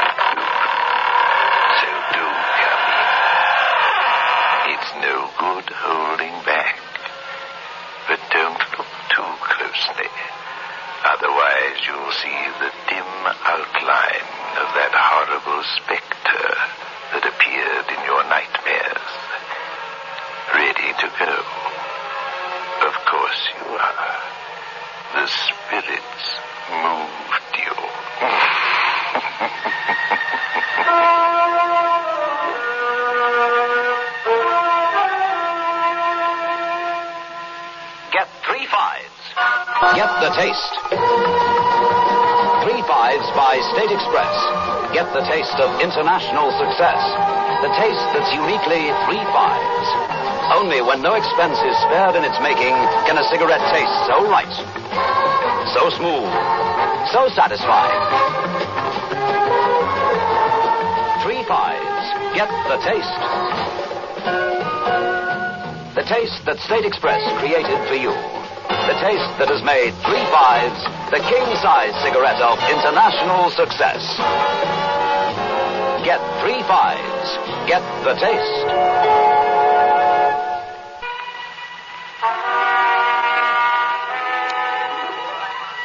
White Oaks is a gloomy estate somewhere along the jagged coastline. White Oaks has long past its heyday. On the floor in a corner of the library, staring blindly at the ceiling, is an old man, his cheek and neck riddled with bullets. Across the room is a young man, mortally wounded. 10 feet away from him is a safe. Against the safe door is a homemade chemical bomb with its fuse sizzling, like a giant firecracker about to explode. The door of the safe is thrown open. The contents scatter around the young man lying nearby. Smoke circles around him, and cash and securities drop at his feet. He tries to get up, but he can't. His hand creeps to a bundle of cash and drops helplessly over it. Miller? Yes? Come on, son. Don't die yet. Who are you? Police. How do you know my name? Went through your baggage. You've been masquerading as Tom Reed. Yes. Fool that I was. Didn't get far. How'd you feel? Like death. Where am I? In hospital. You take a lot of killing. Did I? You wouldn't be bursting with curiosity about me. Ready to talk, son? I am. If you'll listen. That's what I'm here for. Jim Miller's my name. As a kid, I went right out of reformatory into jail. Number 106317 was my name for 10 years. 106317. Every night before turning in, I swore that 106317 was how many it would cost society to square accounts with me. Society answering to the name of Tom Reed? It just happened to be Tom Reed. It could have been Dick Nobody or Harry Anybody. How did it begin?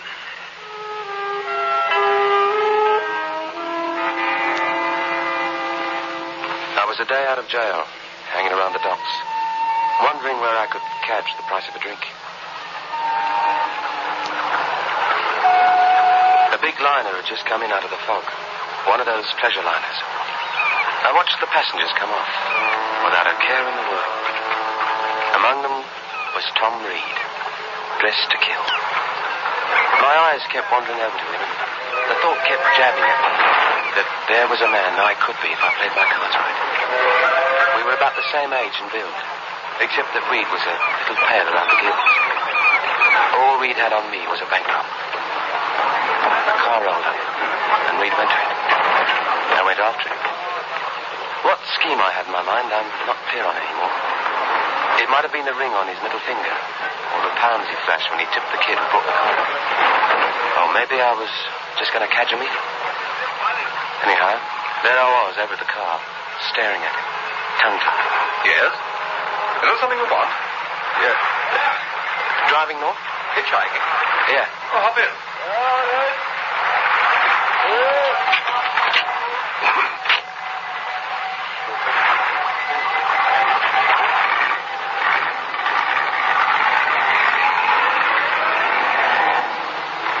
I'm Reed.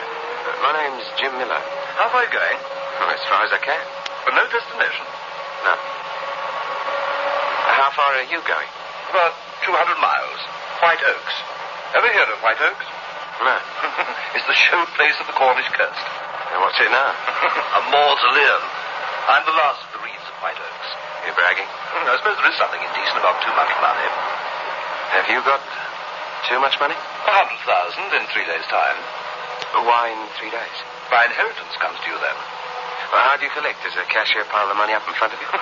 No, a blind uncle you haven't seen for years taps his cane along the floor towards a safe that's been in the family for generations and opens it.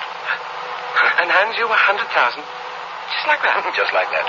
My father never trusted banks. I turned the figure over in my mind. 100,000. 106,317. It was 6,317 shy of my number, but close enough to write off the debt owed me. I saw Reed looking queerly at me out of the corner of his eye. Tempted, Miller. I don't know what you're talking about. Pose as me for 3 days, then go off with all that money. Blind Uncle Walter will never detect the masquerade. That's what you're telling yourself, aren't you? And, where are you all the time I'm posing? Easy. You've murdered me. You're putting ideas into my head? I'm reading your thoughts. You're a queer duck. And you're an open book, Miller.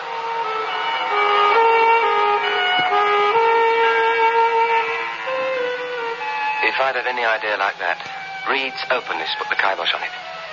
You can't lay hands on someone who talks on your level. I even got to like him. A little. We chewed up about 100 miles, and I caught that funny look crossing Reed's face again. I watched the hand clasp over his heart. Reed seemed to sag, and the car began to circle wildly. I grabbed the wheel in the nick of time.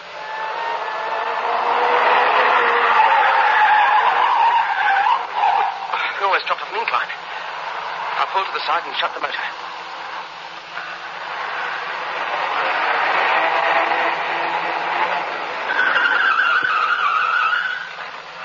What's hit you, Reed? It's my heart. How bad is it? The doctor gave it a year. I've been shortchanged by 2 weeks. Get me to a doctor. He sounded like he only had minutes. Get me to a doctor, Miller. I stalled. There was a little man counting off 100,000 in my mind, slowly, by ones. Reed's eyes were on me. They were dying eyes. But I caught a twinkle, as if he were amused over something. Here's your chance, Miller. Just sit it out under the stars. Forget the doctor. What I like about you is your sense of humor. I'm taking you to a doctor. Thanks, fool. But don't bother. It's too late. Reed. Bury me somewhere. As Jim Miller. You be Tom Reed for those 3 days. You're inviting me to? It's destiny, perhaps. Perhaps you didn't just happen to come along.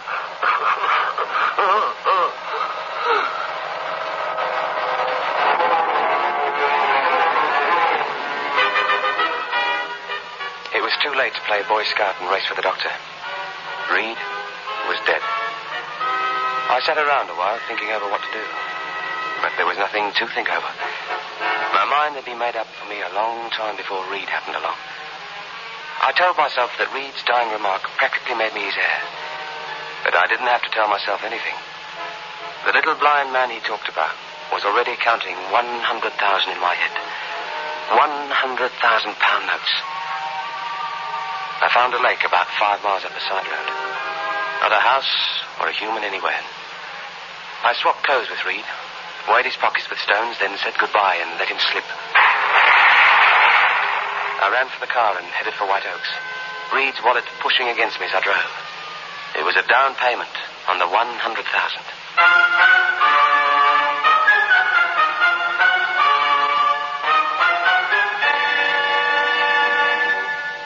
I got to White Oaks. The storm raged. The house was high on a hill. It looked forbidding. Everything about it seemed to say, keep out. Making an entry was easy. Easy, did I say? Every ghost story I'd heard as a kid played with my spine.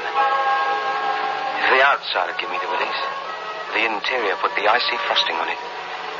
There were shadows from kerosene lamps doing a jig on the walls. Not a soul in sight. Where was the blind uncle? Anybody home? could hear an echo hanging in the air.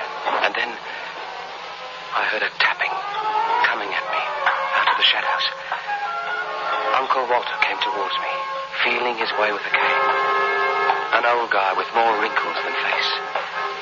His hand reached for me, and I could feel my flesh crawling. Tom? Hello, Uncle Walter? Give me your hand, nephew. Of course. It's been so long since I felt the warmth of a reed hand. Your cablegram from the burglars a surprise. Was it? I thought you would not leave Honolulu if you wouldn't risk the trip. Why not? My heart. Oh, my poor Tom. Perhaps I'll outlive the doctors. Your voice, it's changed. For the better? It's deeper. I'll blame it on the Honolulu climate. Even your speech. What about that? It lacks the reed refinement. I'll blame that on Honolulu English. They make a professor talk like a costermonger in 6 months. Well, it's been a long time, Uncle. Yes, it's been a long time. I'd like to retire. I'm tired. Of course, you'll want to be rested tomorrow for your cousin Margaret's arrival. Margaret? She's coming tomorrow? Yes. How is Margaret? Oh, she's grown into a fine woman. She'll make you a good wife, Tom. When do the wedding bells ring out? The day you take your inheritance, as your father wished it. Oh, you're displeased, Tom? No, it's just that I never understood why my father made marrying a condition. The way I am. One jump ahead of the undertaker. Margaret's the daughter of an old school friend your father knew out east. You and Margaret were playmates as children, and your father wanted someone close to have his money after you. This letter here is from Margaret. It came the other day. If you'd care to read it. Thank you. I'll read it in bed. Well, good night, nephew. Good night, Uncle Walter.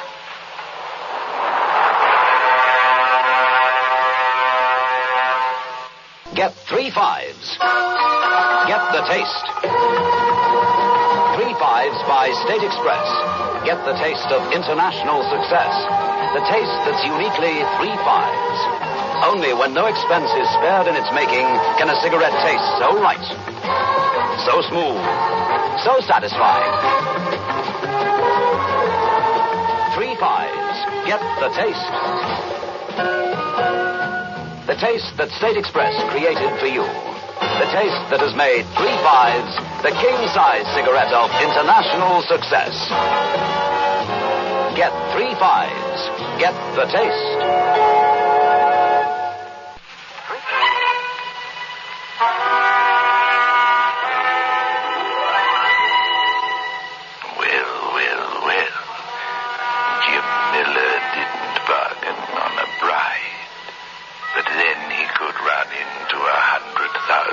Unexpected things at White Oaks. Let us see what the mysterious Margaret has to say, shall we?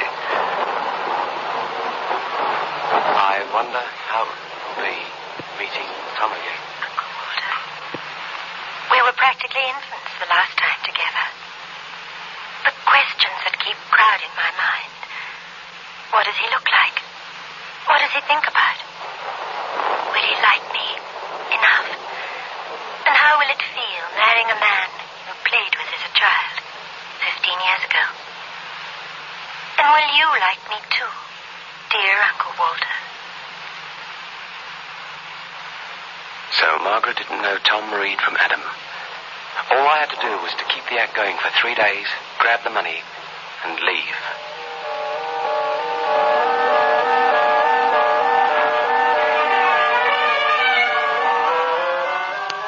The next morning I drove into the village. I wanted to buy a paper and some odds and ends. I'd left the village store when a fat little man in a seaman's outfit who'd been hanging about inside followed me out. I started up the car. And he drifted over. Going to White Oaks, friend? How did you guess? The car. It's the cab Reed hired yesterday. Can I catch a lift with you? You're going to White Oaks? Yes. Tom Reed's guest. Name is Brand. All right? Hop in. Are you a friend of Tom's? Well, I was purser on the ship he came over on. We hit it off. I got invited to his wedding. Friendly chap, Reed. Rich, but genuine. My mind worked at trip hammer speed. With every mile, the car brought me closer to reunion with someone who no longer existed. I had a choice of two things. Make a clean breast of everything, or stop Brand before he got to White Oaks. I didn't have to choose. Brand made my mind up for me. He threw a sudden bombshell. What did you do with Tom Reed? I don't understand. You're wearing Reed's clothing, you're driving his car, you paid for some junk at the store, you showed Reed's wallet. You needn't sweat. You can do business. For how much? Half if you're just masquerading. All if you killed him. I didn't kill him. A heart attack did. I just ditched the body. Is it half? I'll let you know.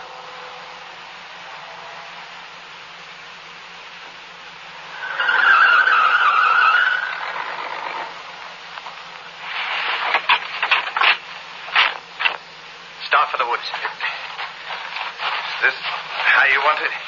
That's the way it's got to be. All or nothing. No deals with a blackmailer. Then it's all yours. Put your gun away. You're not going to shoot me in cold blood. I've got to. The way it is, I've got to.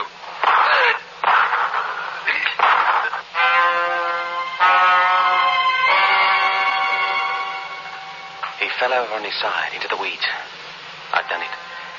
I'd added murder to masquerade. You didn't just stick your hand out for 100,000, I suppose. It came a lot harder than that. I dragged Brand through the woods, looking for a place to hide him until I could get some tools and bury him later.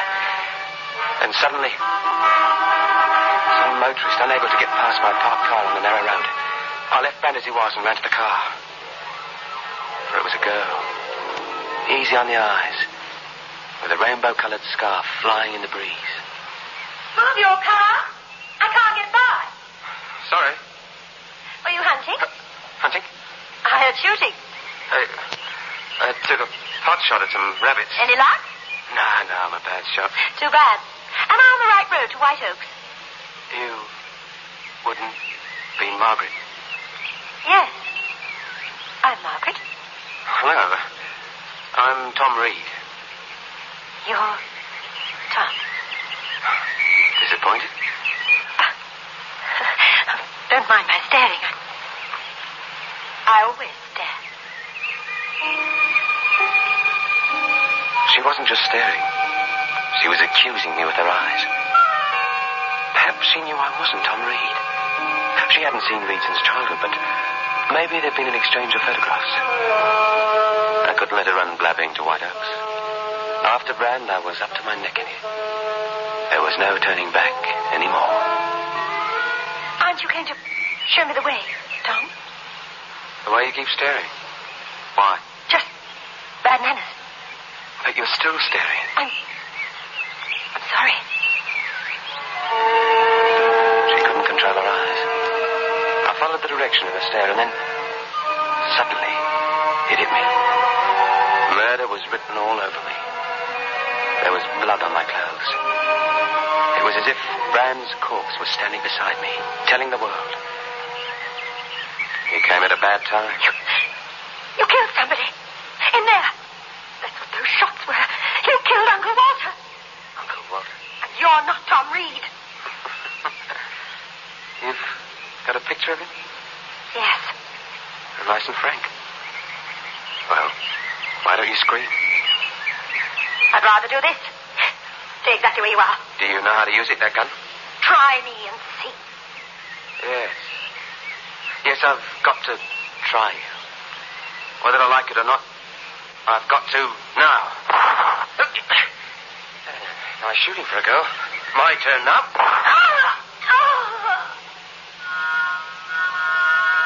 She bit my elbow. I drilled her clean through the temple. Her shooting first made it easy for me. In a way, it was like self-defense. I was still kidding myself. Funny, I met a girl and killed her, all in less than 5 minutes. The 100,000 was coming a lot harder than I'd thought.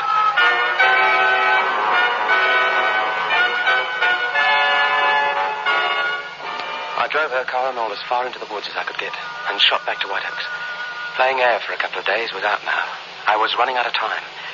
The plan now was to grab what was in the safe, one way or another, and get as far from the 2 corpses and the blind uncle as I could get. I got to the safe and began to work at the dials. And then I heard Uncle Walter tapping his way towards me. Tom? Tom? Yes, Uncle?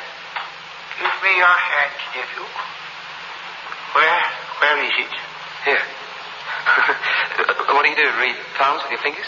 Yes, nephew. There are flakes of dirt on your palm.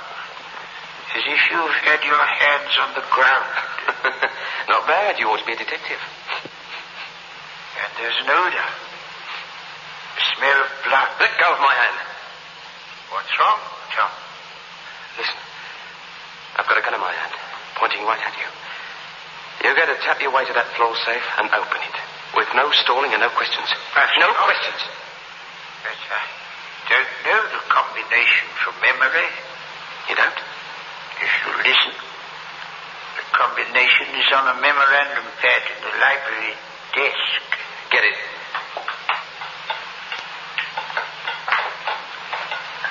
He tapped his way along the floor to the desk, stopped over the drawer, then stayed there in a crouch like a guy in a trench. There was a gun pointing in front of him. You crazy old fool. What good's the gun? You're blind. You'll not get a penny, imposter. Get over to that safe and open it up. Never. I'm counting 3. 1, 2, better be. He'd shot me with perfect marksmanship. He'd aimed in the direction of my voice. I thought. I moved aside quickly, emptied my gun.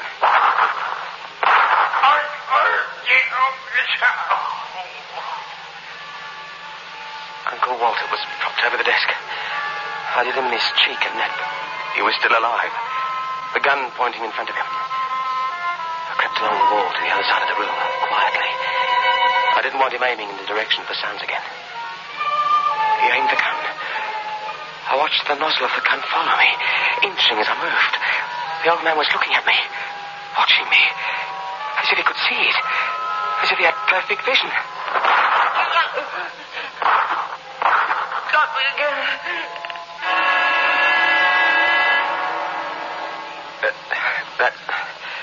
That's the old of it, Sergeant. You fixed the glycerine charge in the can and blew the wall safe? That was a trick I picked up in prison. There were some chemicals in the storeroom at White Oaks. I thought I was going to collect your fortune. Yeah. The old man, Uncle? Dead. He died of those bullet wounds you made. How did you... What brought you... To White Oaks? The young lady. She came in and told us that you were trying to rob the safe. That you were likely to commit mayhem. Young lady? Sure. Wait a minute. How did you describe this, Margaret? A rainbow-colored scarf. What color hair did she have? Auburn. Auburn. Grey eyes. Auburn hair. That's impossible. Don't die. You can't die. This girl. Ghost, told you. A ghost. Hey. What's this? Who's that laughing? Doctor, did you hear that? I know you. Did you hear that, Doctor? Well, he's dead. This young man is dead. But the girl, she spoke. Well, I didn't hear anything. You must be imagining things.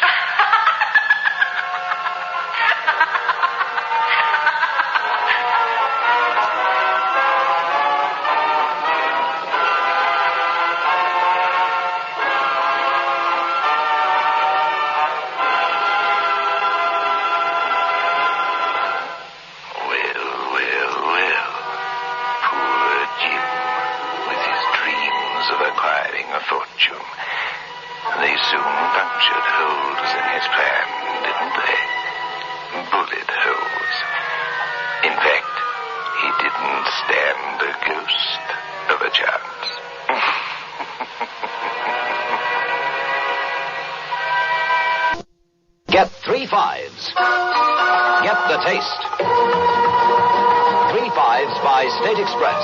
Get the taste of international success. The taste that's uniquely 3 5s. Only when no expense is spared in its making can a cigarette taste so right, so smooth, so satisfying. 3 5s.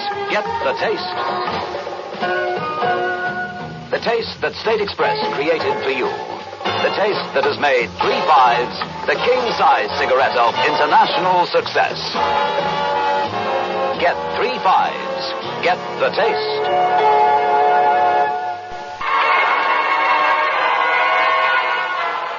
This is your host back again. Just a reminder of our rendezvous next week. Where are we going? Through the creaking door, of course.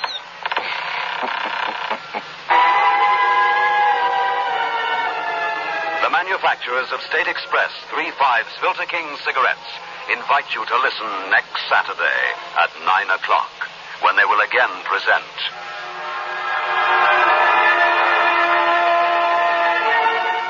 The Creaking Door.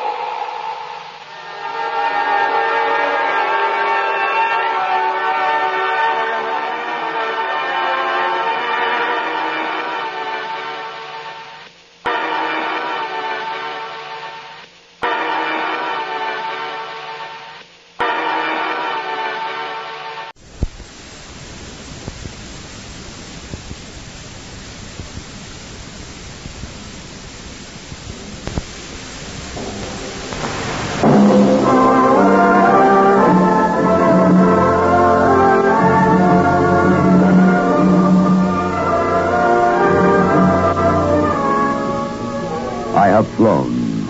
I have sailed. I have moved about this world of ours, and ever in search of the finest of its kind, we bring you the tops in spine chillers.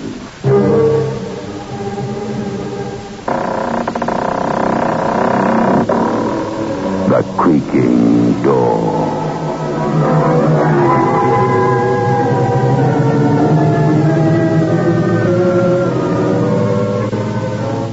The manufacturers of State Express 3 5 Filter King cigarettes take pleasure in presenting The Creaking Door.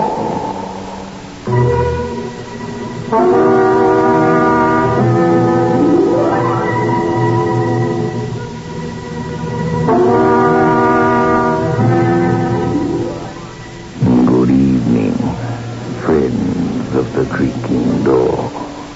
The creaking door is open, so do come in. Now there's no reason to hesitate. You've no reason to fear. At least, not yet.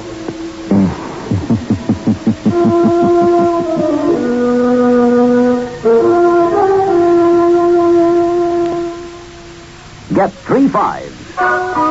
Get the taste. 3 5s by State Express. Get the taste of international success. The taste that's uniquely 3 5s. Only when no expense is spared in its making can a cigarette taste so right, so smooth, so satisfying. 3 5s. Get the taste. The taste that State Express created for you. The taste that has made 3 5s the king-size cigarette of international success. Get 3 5s. Get the taste.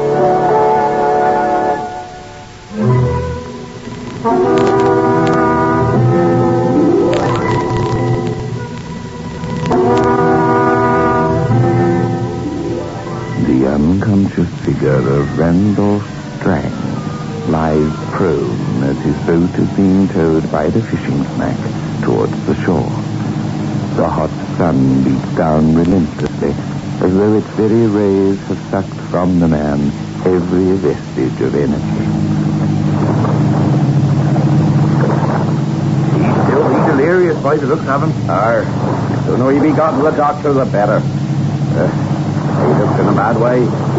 Looks as though he's seen ghosts. Well, it won't be long before Doctor have a look at him.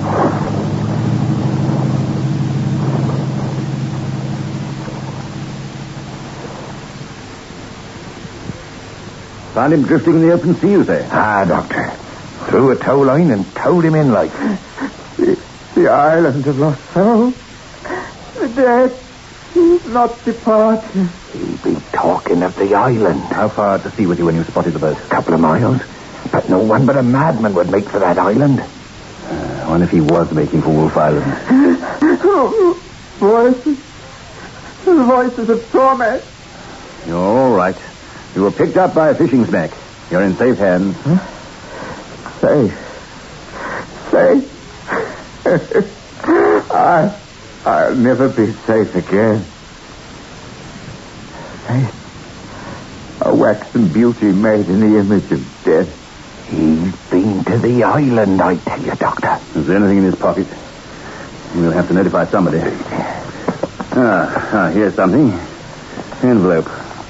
Randolph Strang, Esquire. Care of Pin and Hotel, Penzance. Yeah, thought he'd been holiday maker. You know what? I can't stand anymore. If I'm dead, let it be a peaceful death. You're not dead. You've had a terrible, terrible shock. You've had too much sun, but you're very much alive. Do you hear me? You're very much alive. I'm Dr. Pascoe. Now, this fisherman brought you in. You're safe and alive. Safe? Alive? Yeah. Alive? Here, swallow this pill. Oh, go on, man. It won't hurt you. Pass that glass of water, will you? Well, here you are, Doctor. Ah, thank you. Now, drink it. No, not so fast. That's it. Just sip it slowly. That's better. Now, lie back and I'll notify your friends or relatives where you are. Friends? Relatives? They seem such sane, such matter-of-fact words. Your name is Randolph Strang, isn't it? I took the liberty of going through your pockets. Yes. Yes, it is. Yes, my name is Randolph Strang. The boat, the motor packed in. It began to drift. Ah, that explains it. A poor gentleman. No one but a fool would try to make for the island. Go on talking, Mr. Strang. You've had a terrible shock, and the only way to release it from your system is by talking about it. You hired your motorboat from TRUCE, didn't you? Yes. I thought I'd go fishing. Fishing? No, please. Don't try to move. Just relax. You hired a boat and went out to sea. Too far out. Then?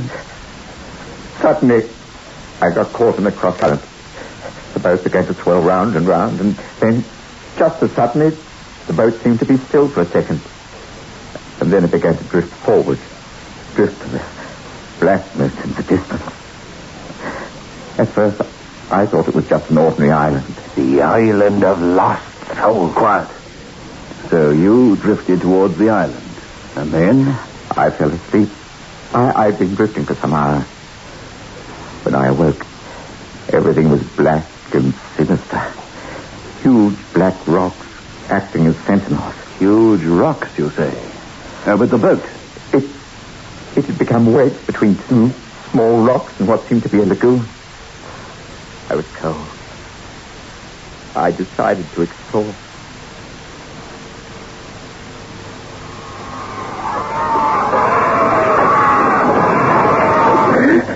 What's that?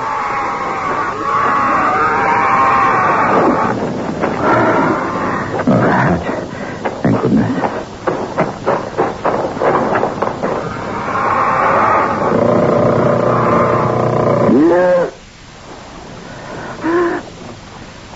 Face of Madonna, shrouded in black. Who are you? Where am I? Why have you come here unbidden? What are you doing here? Go before the keeper of the lost souls sees you. Your face is that of death. It's your voice. It has the caress of life. What's that? Sometimes the keeper of the lost souls makes his presence out the strangest way. Who are you? What are you? Who am I? What am I? There is no I. You do not understand. He comes. I must go.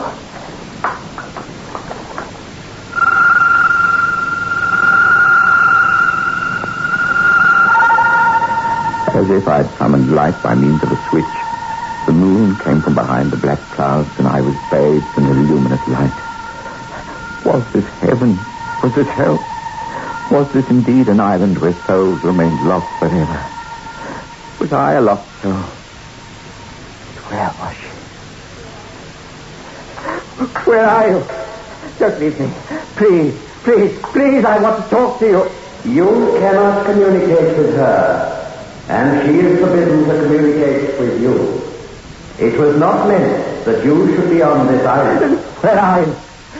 I can't see you. Wherever you are, whoever you are, please. Please, I'm cold. I'm hungry. The days are hot, and the nights are cold. All is in sharp contrast. Outside is light. Here is non-light. I can't believe it. I'm wearing a shirt, trousers, shoes. I've just struck a match. I'm breathing. I can feel a pulse in my wrist. I'm living. And no one is going to deprive me of my life. Foolish vanity of man. It is given to every human being to believe that, unlike others, they have the stuff of immortality within them. You're trying to tell me that I'm dead. Death is the ultimate, the finality. There are degrees of being and non-being. I don't understand you. Understand?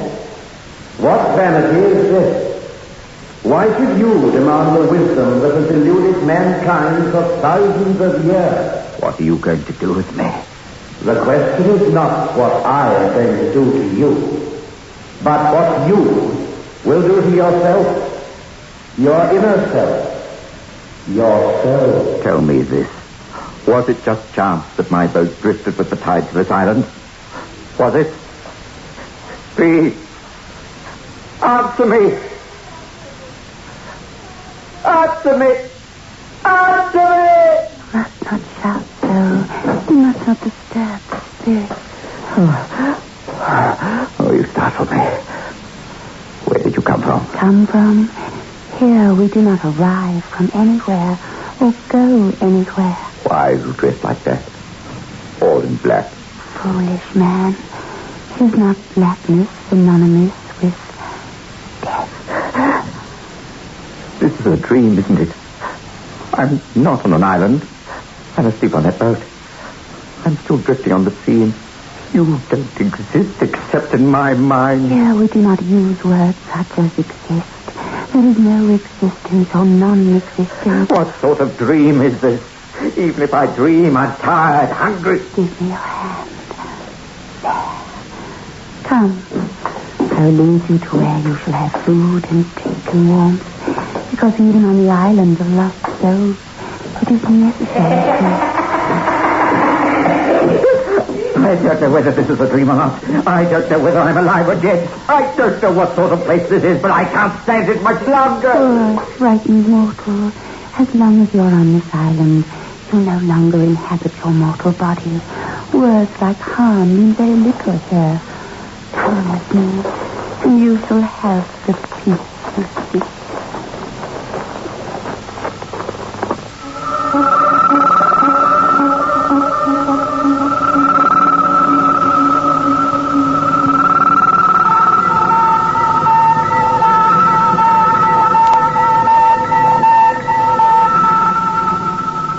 Get 3 5s. Get the taste. 3 5s by State Express. Get the taste of international success. The taste that's uniquely 3 5. Only when no expense is spared in its making can a cigarette taste so right. so smooth, so satisfying. 3-5 gets the taste. The taste that State Express created for you. The taste that has made 3-5 the king-size cigarette of international success. Get 3-5. Get the taste.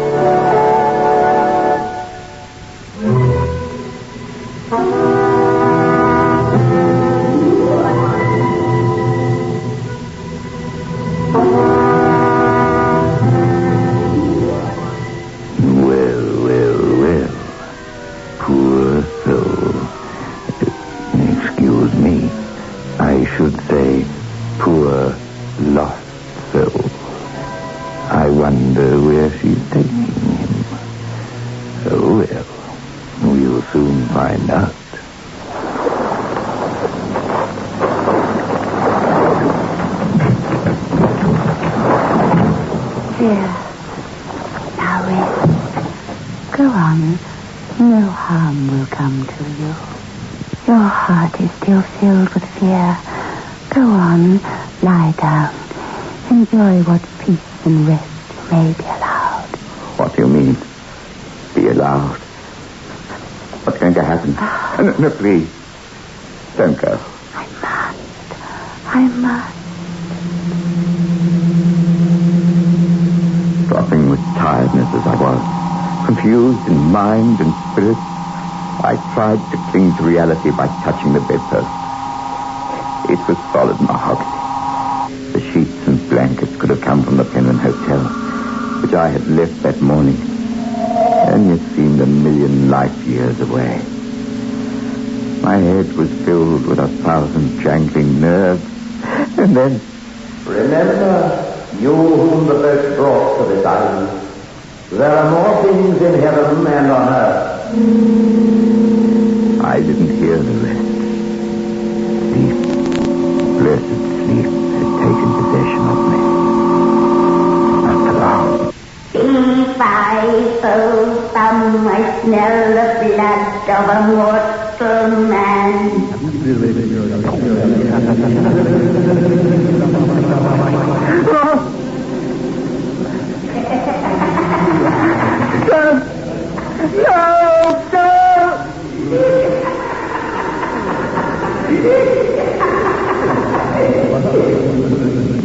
Remember what she said.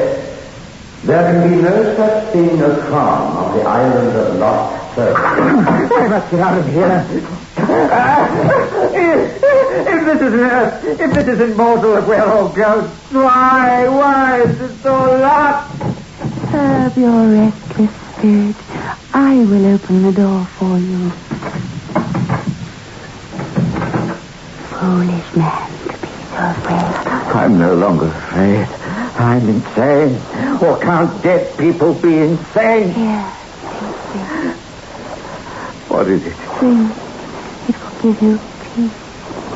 Peace. Peace.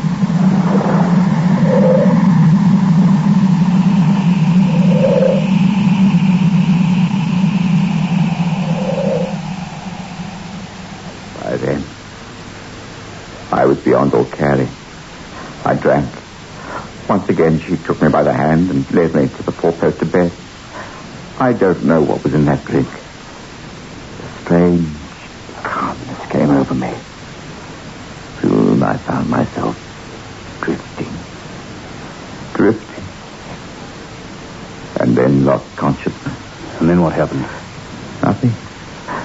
Until I found myself here. Wondering if you're real. Wondering if I'm going to hear some fiendish cackle. And whether I'm going to hear her voice. You would like to hear her voice again? What you do? I'm not still on the island.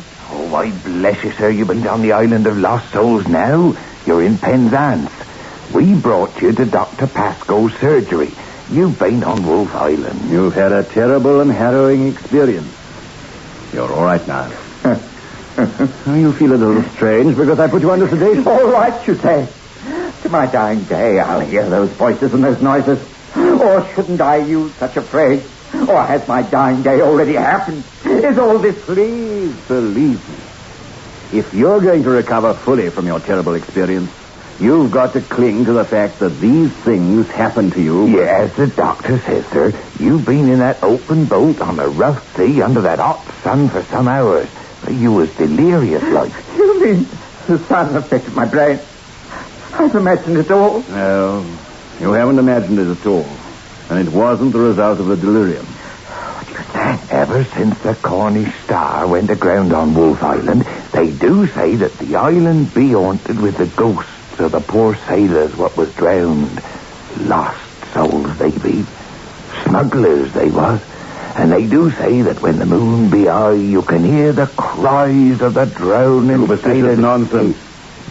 Pure superstition. Have you heard that Wolf Island is known as the Island of Lost Souls? No, but... Hear me out. Cornish folklore has it that when evildoers leave their mortal body, heaven is not their reward.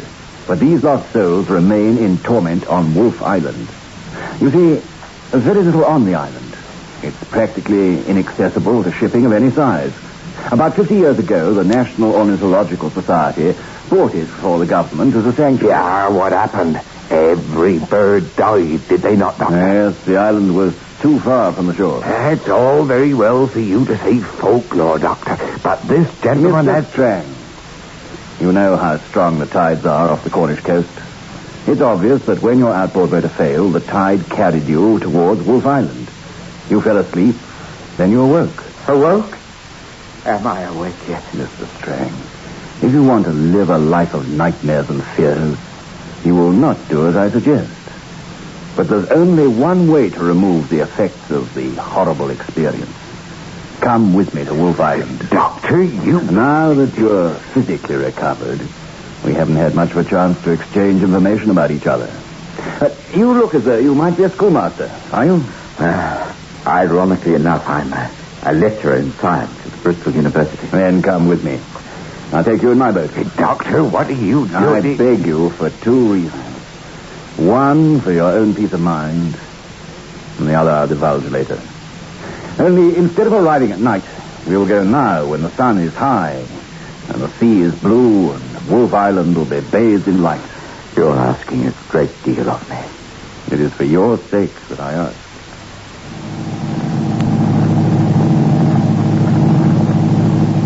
My great-great-grandfather was the one that discovered the only safe route to the island.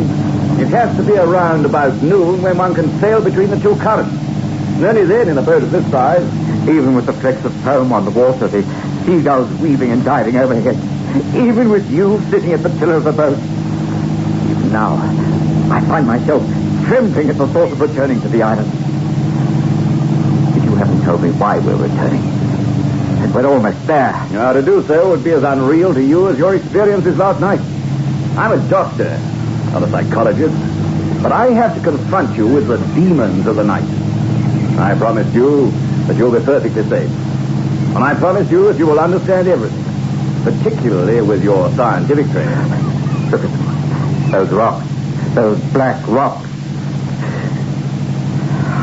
Different they appear in daylight. As many other things will. This is the self-same creek you arrived at last night. Now, let's get ready to beat the boat. I'm pretty certain we're being observed already. Hello! Hello! Come and give us a hand! I think I recognize that voice. The voice you heard last night, only under different circumstances. We couldn't have done this together. I had no alternative. You went too far. Randolph Strang meets Professor Halebury. He is, or was, in your line of country. Not the Halebury theory of dynamics. Good heavens, it isn't on us. It won't be when you heard everything. You insist on this, Victor? Yes, let's go in. Everything you heard last night, Mr. Strang, was designed so that when you told your story on returning to the mainland, it would be so outrageous that no one will believe it. Tell him, please. I've erected on this island certain sounds to frighten everyone away. You heard me last night on an amplification system, so that when you told your story, it would keep the superstitious Cornishmen in terror of ever visiting this island. I can't believe it, Professor. There were things that you couldn't do mechanically or scientifically. That girl... You'll soon see.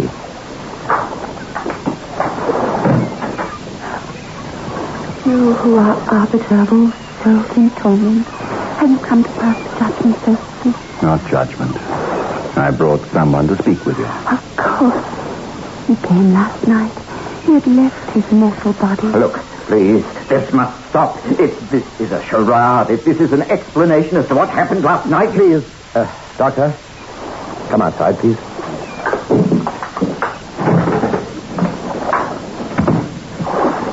Mr. Strange, we're throwing ourselves upon your mercy. What my brother-in-law did was unforgivable. Brother-in-law? Yes, the poor child you've just seen is my niece. Unfortunately, my sister, Professor Halesbury's wife, was stricken with a rare disease some 5 years ago. She was dead within a matter of weeks. My niece never recovered from the blow. She went out of her mind, to use an old-fashioned phrase. She was born and brought up in this part of the world, and she insisted that her mother's spirit was on this island, which, ever since the shipwreck 200 years ago, has been known as the Island of Lost Souls. I've had the world's leading alienist and mental health specialist. She's not incurable, but they wanted to put her away.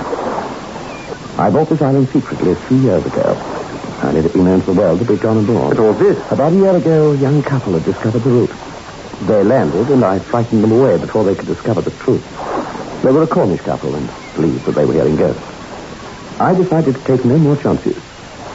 When we saw you walking from the creek, I knew I had to frighten you, too. I'm sorry. I had hoped that you'd be so scared that you wouldn't mention it to anyone. But those phantoms were strange visions. But to add to the effect, I put something in the drink my daughter proffered you. One of the hallucinatory drugs. Then while you were asleep, I carried you, or rather half dragged you, put you into your boat, knowing that the morning tide would carry you towards the mainland. Please, Mr. Strange, if you report this, I shall have to have my daughter certified, and she'll be taken away from me, possibly forever. But what was that strange laugh I heard? Come, I'll show you. There's a switch at our vantage point.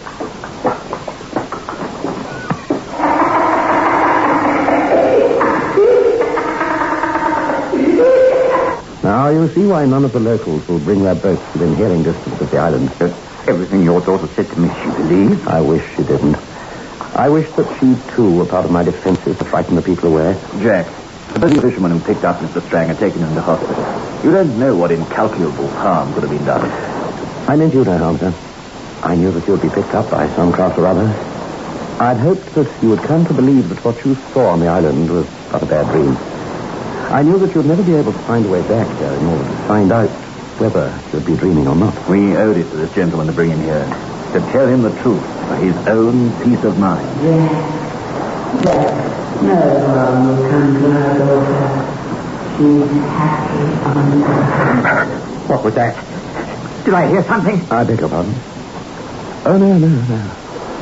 Although, Mr. Strang, living on this island with my daughter, I feel very close to my wife. In fact, I sometimes imagine that she really does speak to me.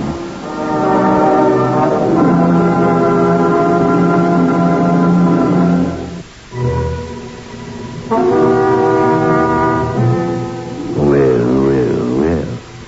It just goes to show what a failed outboard motor can do to a man.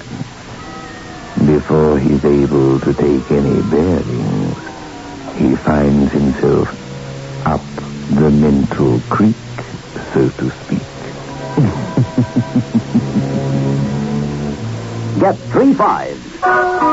Get the taste. 3 5s by State Express. Get the taste of international success. The taste that's uniquely 3 5s. Only when no expense is spared in its making can a cigarette taste so right, so smooth, so satisfying. 3 5 gets the taste. The taste that State Express created for you. The taste that has made 3 5s the king-size cigarette of international success. Get 3 5 gets the taste.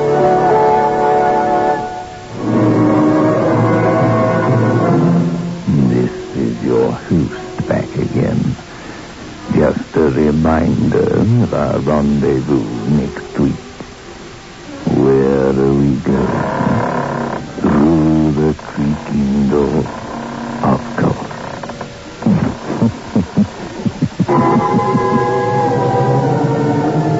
The manufacturers of State Express 3-5 Filter King cigarettes invite you to listen next Saturday at 9 o'clock when they will again present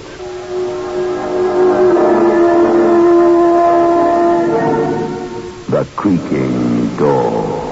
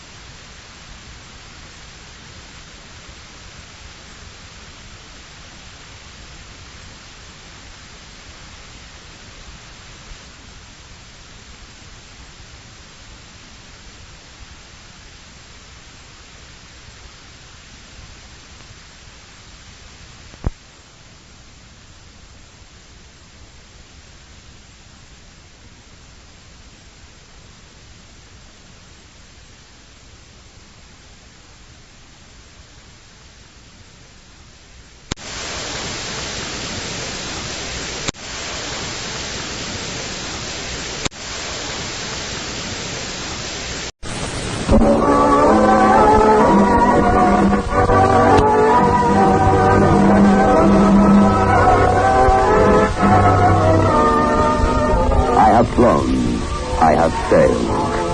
I have moved about this world of ours, and ever in search of the finest of its kind, we bring you the tops in spine chillers.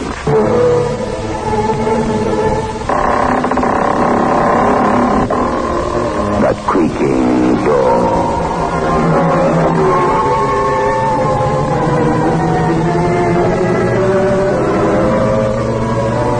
The manufacturers of State Express 3-5 Filter King cigarettes take pleasure in presenting The Creaking Door.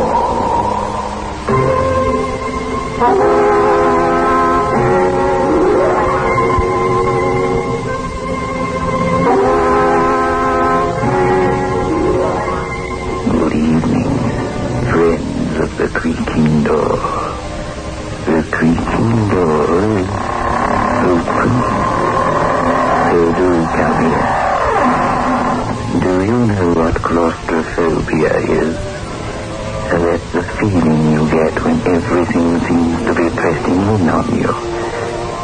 People who suffer from claustrophobia should take care not to get themselves trapped in confined spaces. You have to be careful. You could go right out of your skull.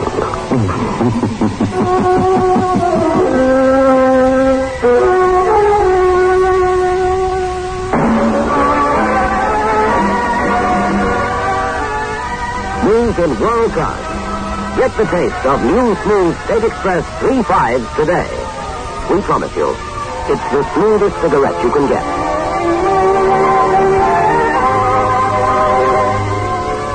It's a blend that has been perfected after years of constant research by our master blenders. And the recent development of an entirely new process which gives you an even smoother 3-5 smoke. We promise you, it's the smoothest cigarette you can get. Smooth in world class. Get the taste of new, smooth Fed Express 3-5 today.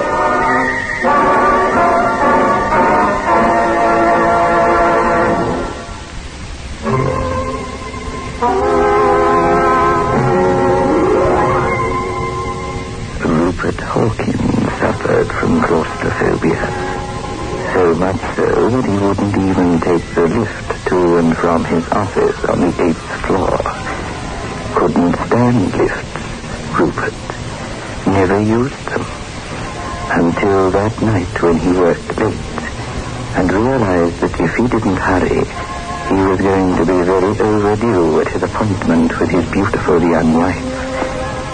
She was young and beautiful, and Rupert was 52, and possessed of a very vivid imagination.